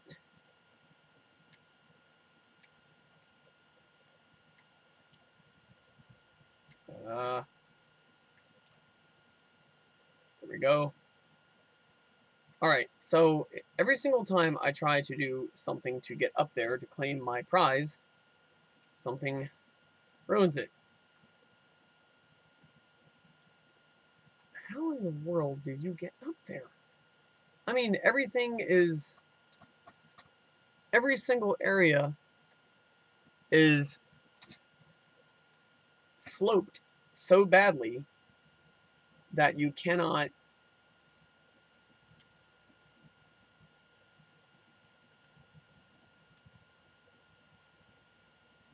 okay, well, I'm going to try something just out of desperation here. Oh! So that, you can do that! Well, dig. Whoa! Crap!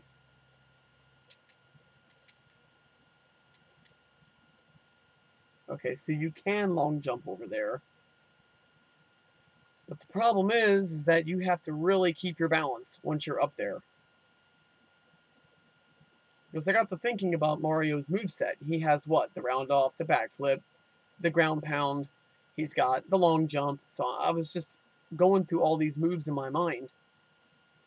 And honestly, what I thought is that the round off would get you up there to the roof, and then you could go and claim the star. But that didn't work. So I got to thinking, what about the backflip? And well, you guys saw me.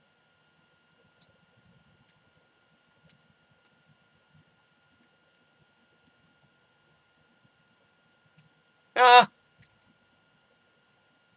I am darn lucky I didn't die just then. Whew. And hats off to Mario for being so freaking resilient. And this guy right here can take some punishment. I'm going to tell you what. This dude can get bit by snapping turtles. He can get fire breathed on him. He can drop off of a roof of a house. And he can get up and act like nothing happened. I mean, You tell me that isn't hardcore. He is tough as nails.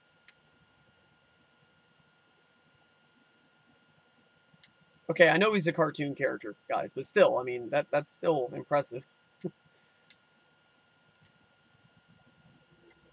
Alright, here we go. How do I get up there without falling?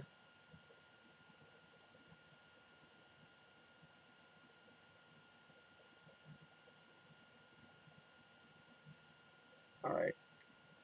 So apparently jump, jump, jump. Okay. Any way I can bring the camera closer? Wait. Damn it.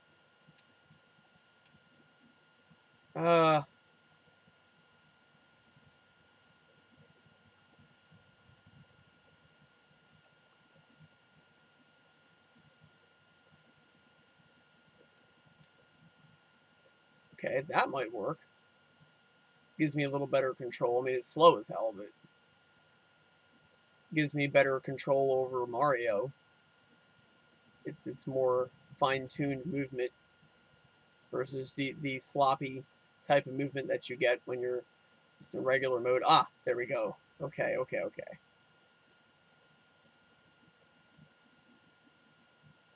Okay. And you know what? I went through so much trouble to get this. So I'm going to make a fancy grab.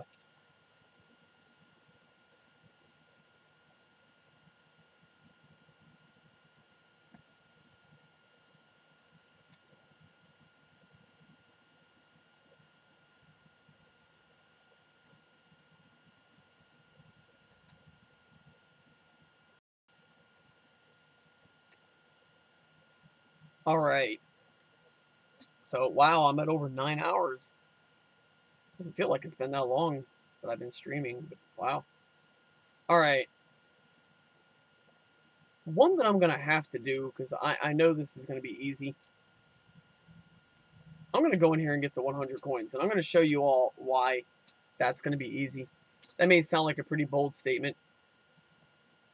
And no, I'm definitely not bragging. I'm just saying it's going to be easy because of what you're about to see.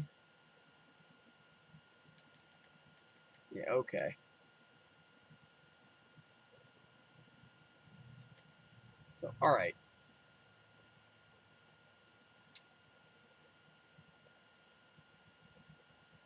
Good deal. So, all right. I've not even been playing this stage for a minute, and I have 8 coins. I'm going to show you what happens. As I explore,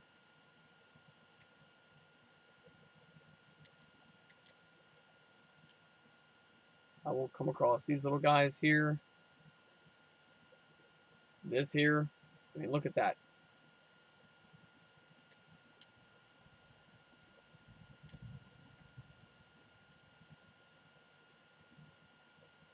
All right.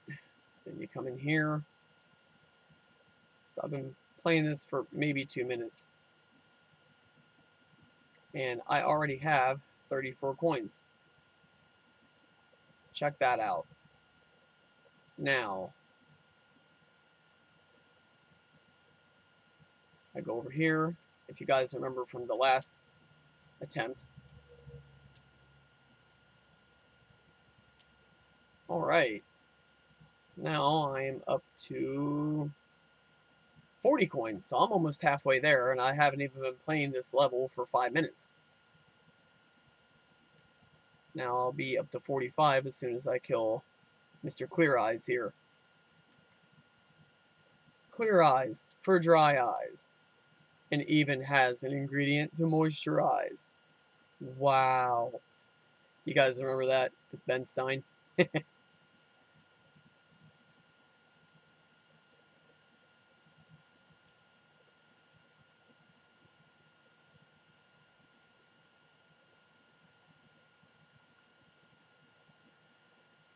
Alright. All of these ghosts are going to come out, and each time I kill one, I get that. That. That. So already I am at... What the hell is he doing? Come on, man. Alright, good. Good. Oh, there's him. Whoa! Forgot about that. Damn it. Okay, a point of advice. Anybody playing this game, if you ever lose any health, go into the water, dip down into it, come back up. Instant, full health replenishment. So there you go.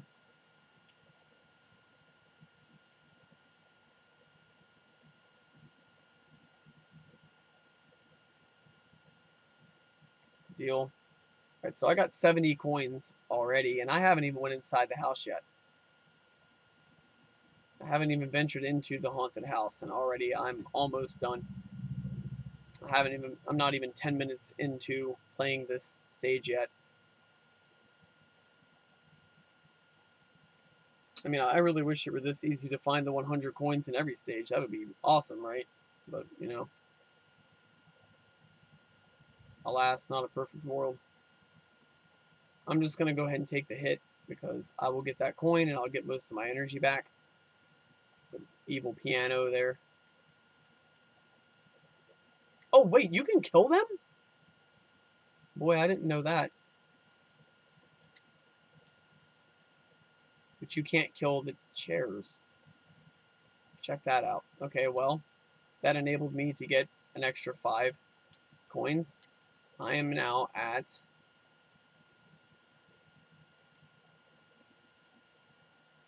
I'm now at 80. Doesn't this take me over to, yep, that room that I was in earlier, that back room?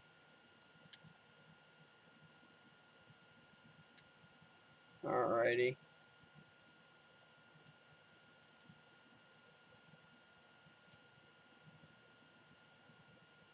He's gonna give me 5. I've got 5 on it. Anybody ever heard that song? That's an awesome song, actually. By Lunas.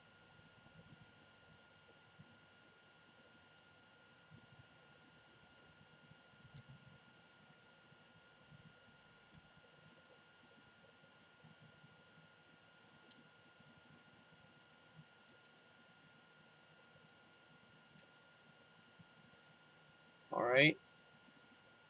One more of these guys here.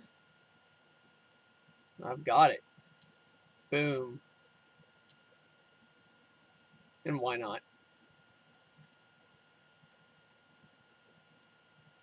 So now I'm up to 28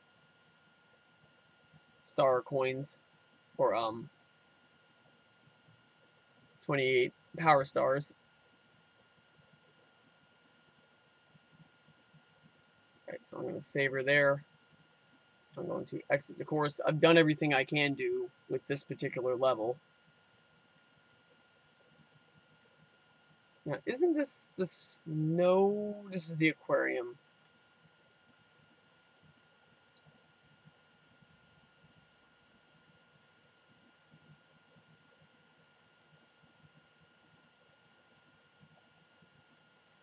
All right. Now, I don't recommend this stage here for beginners because it's slippery. It's difficult to maneuver. So it's not for people that are not well acquainted with the controls and everything that you see in Mario. Now, one thing I can tell you is that when you're sliding down here, damn it. Oh, no, I got it right. Never mind. You can take that shortcut. The only problem is I took it premature, which made me fall and hurt myself, and I didn't break my fall with a pound.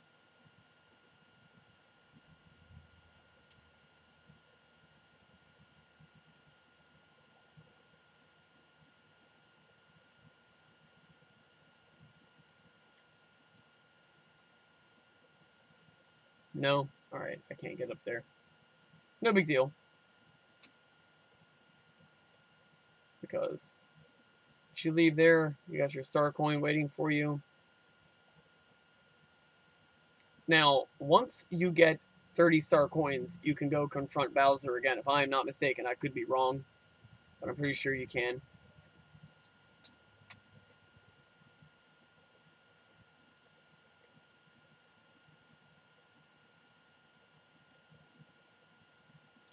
Little Penguin lost. Okay, this one right here isn't that hard. Oh, damn it. Here.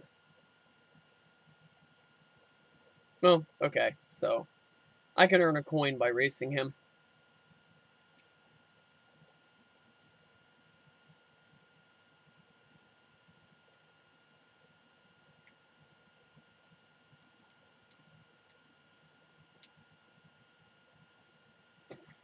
Damn it. Again, if those camera angles had been a little better, if the camera had just swung around when I skipped that big part of the race, I think I would have been alright. But, you know, me trying to adjust my sliding as the camera is swinging around, and oh god, it was a hot mess. Maybe a cold stage, but that was a hot mess. Alright, so what you should do, take this little guy here.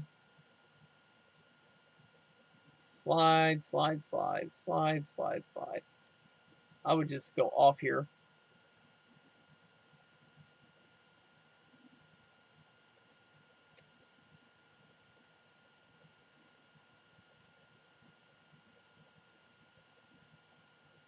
Okay, beware, these snowmen can hurt you.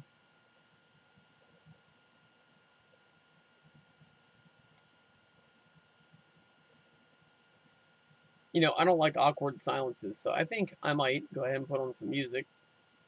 Oh, damn it. I might put on some music to make it so that it's not so awkwardly silent.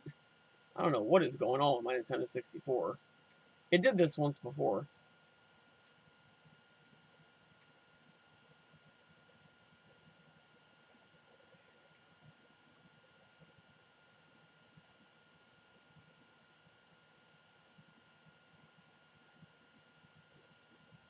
Alright. Let's walk over here to Mrs. Penguin. Boom. You found my precious, precious baby. Where have you been? How can I ever thank you, Mario? Oh, I do have this. Star, here, take it with my eternal gratitude.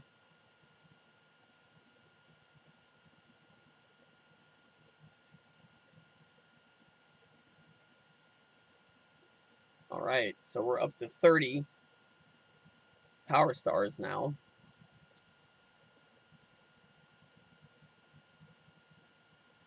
So always save and continue. You've recovered 30 power stars. Now you can open the door with the big star. But before you move on, how's it going otherwise? Did you pound the 2 columns down? You didn't lose your hat, did you? If you did, you'll have to stomp on the condor to get it back. I haven't even been to that level. They say that Bowser has sneaked out. They say that Bowser has sneaked out of the sea and into the underground. Have you finally cornered him?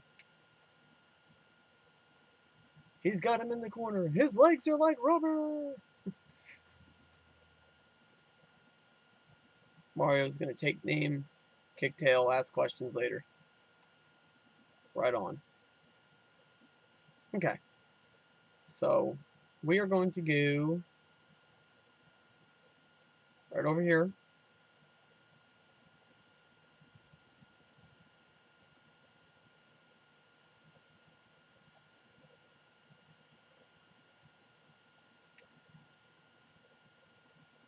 Now, I just said the door slowly opens, and those doors like flew apart. So, come on, guys, get that dialogue right.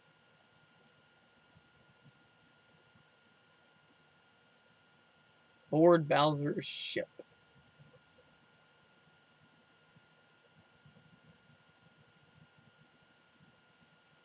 Whoa.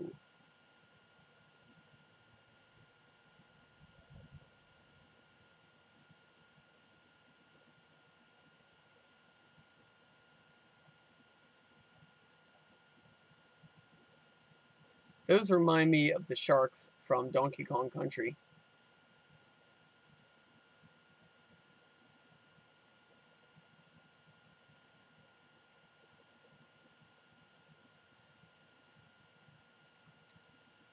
So watch it when you're underwater. You can run out of oxygen, and it will start affecting your health like it's doing to me right now, just a little bit, but it's still happening. Cool thing is, once you come up for air, you're good. You get a full health meter. All right. I remember that you just come and fight Bowser, pretty much. I mean, I remember this area, I remember this stage, I remember all this, but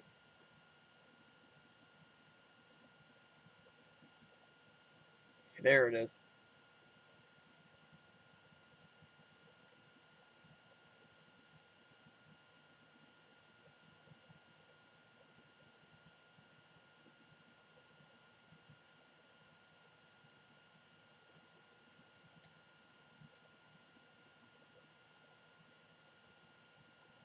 Uh,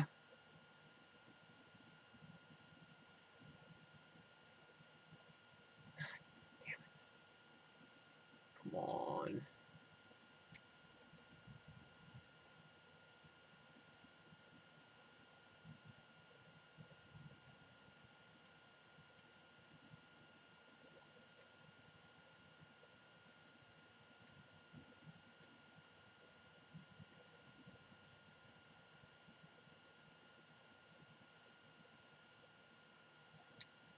Oh, so this is just a regular series of stages?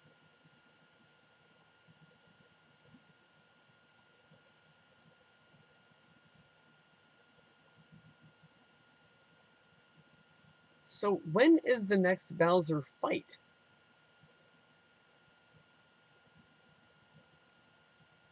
Okay, so looks like the chat's pretty quiet. I'm gonna look up here just to see.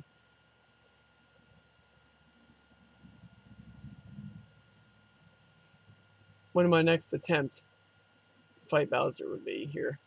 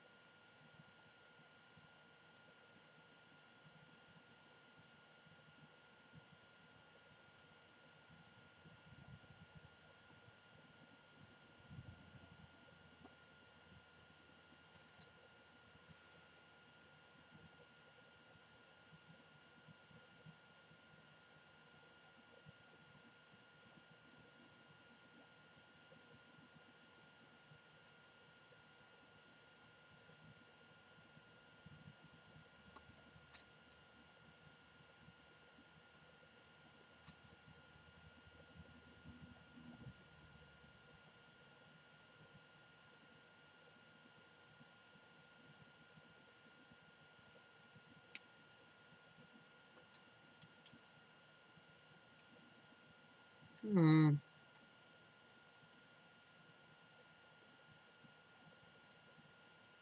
So, okay, let me make sure I got this right. This is Bowser right here, right? Is this not where you go to fight him? It is. Boom. Oh, I recognized it the minute I saw it.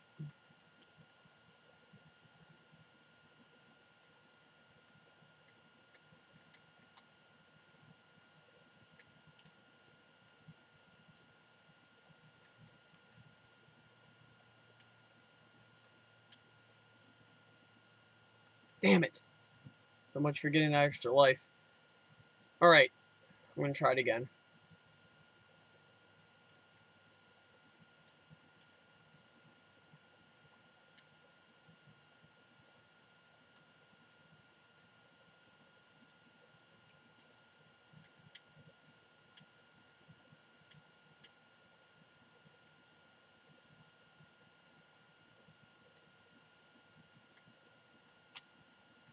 There we go, that's better.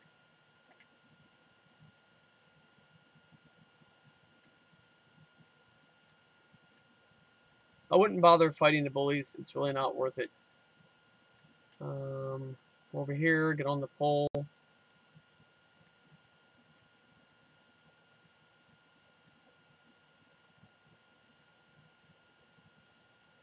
Up.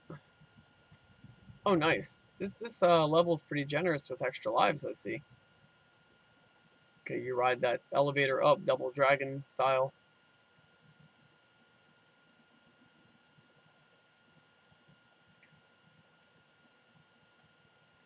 All right, here we go.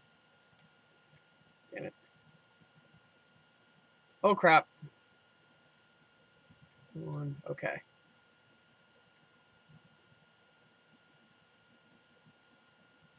What? Oh, man, I don't want to...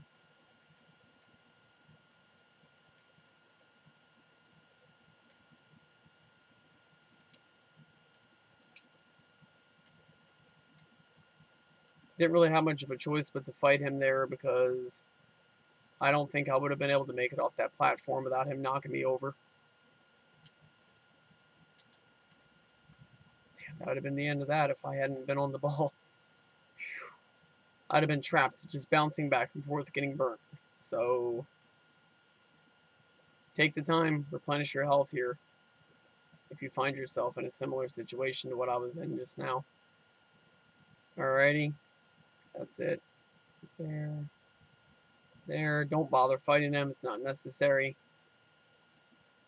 Especially not at this point in the game.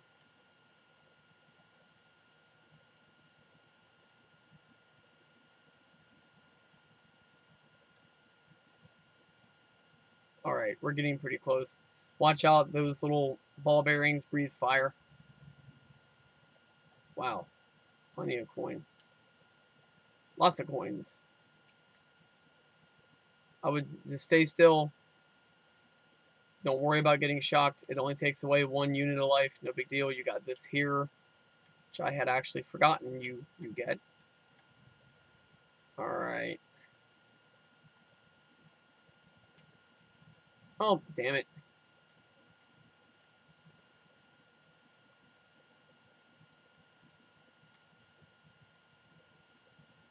Ah.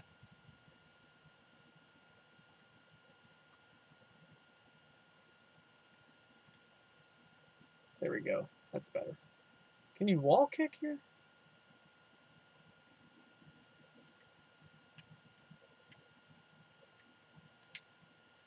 There we go. Alright, another extra life. Cool. Just drop down here. Oh! Damn. Yeah, didn't see that.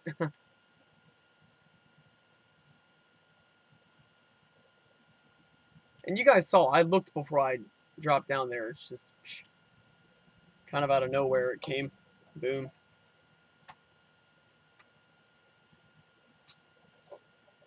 Alright, so this is the second fight against Bowser.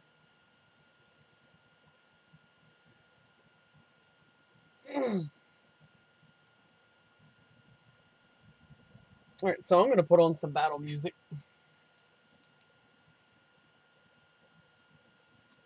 So I'm tired of the awkward silence here. So I'm going to put on some battle music for us.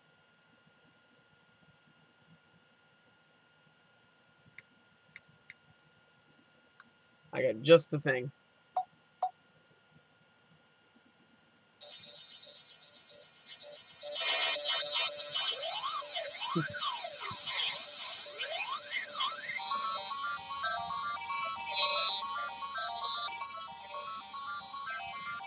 This is the boss music from the Double Dragon arcade game.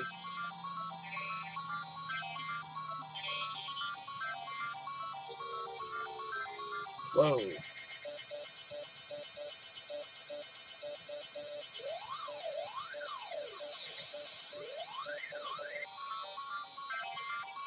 Alright, Bowser's getting pretty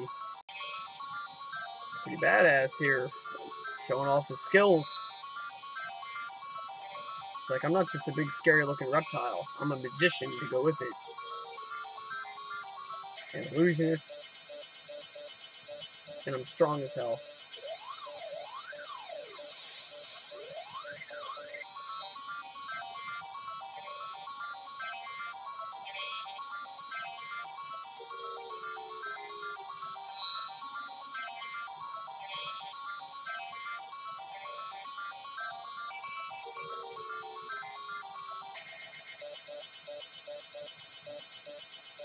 Ah, damn it.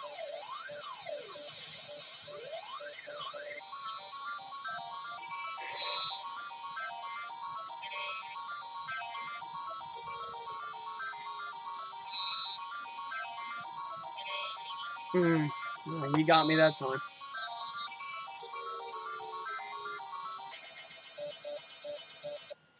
Alright, let's try it again.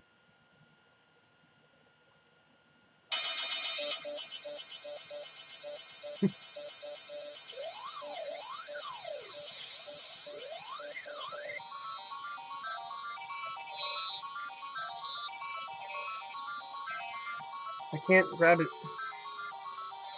I did just grab his tail, but nothing happened. So apparently that's not what you're supposed to do. Alright, this is very odd. Okay, so that's how you do it?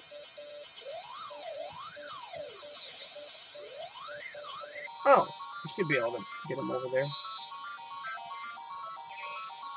Oh! That was so close.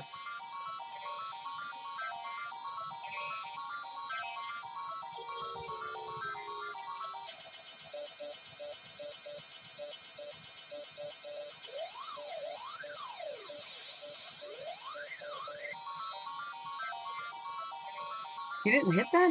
Oh, man. That's something else.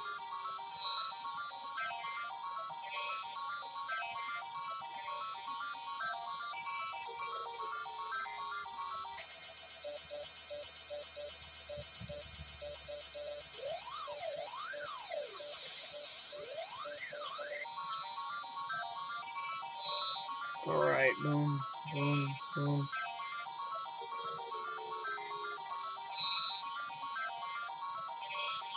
Oh, that looked like that was gonna hit him dead on. My aim's off.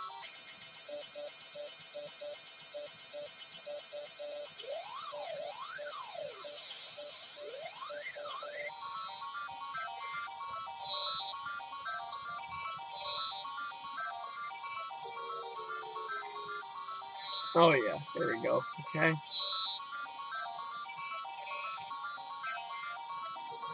Seems like I missed by just a hair each and every freaking time.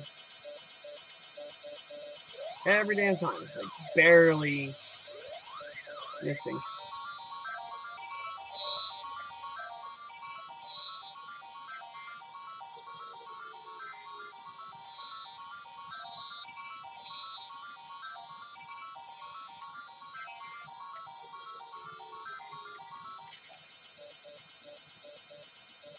Damn it!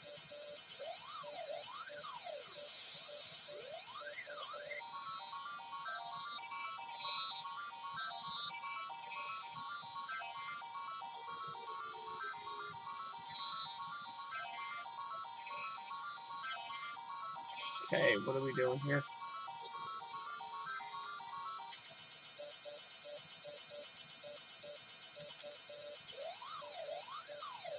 There it is.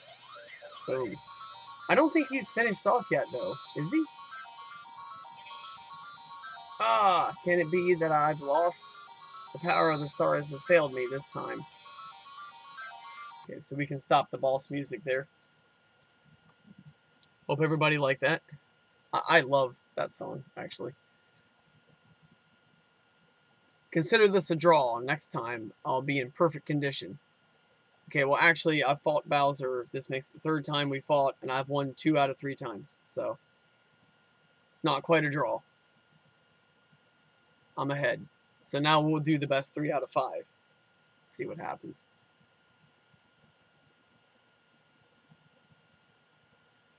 Now, if you want to see your precious princess, come to the top of the tower. I'll be waiting. Wah! Ha! Ha! Ha! Classic villain laugh, you know. Alright, so here we go. Boom.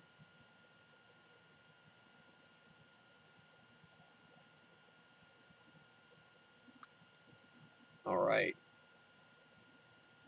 So, I've got the key.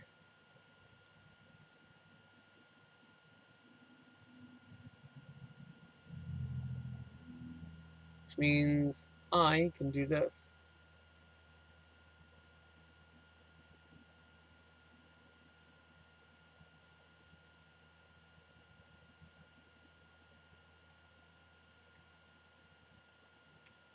Here.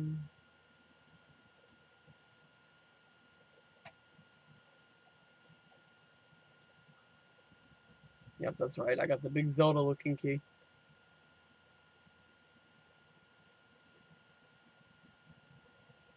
Alright. Which unlocks a whole new floor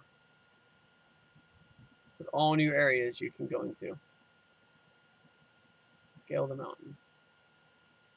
Oh, we got the mountain stage. Yes, I remember this now. Haha. I didn't remember it by the painting, but I do remember it by looking at the stage here. Oh boy, you may have another log to roll on. Yay, can't wait.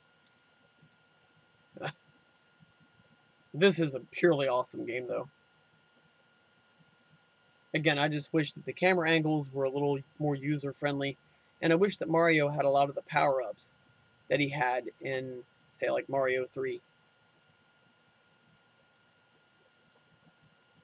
You know, I mean, what Mario game doesn't have Fire Mario? You know what I mean? I don't know. But outside of those two things, this game is perfect.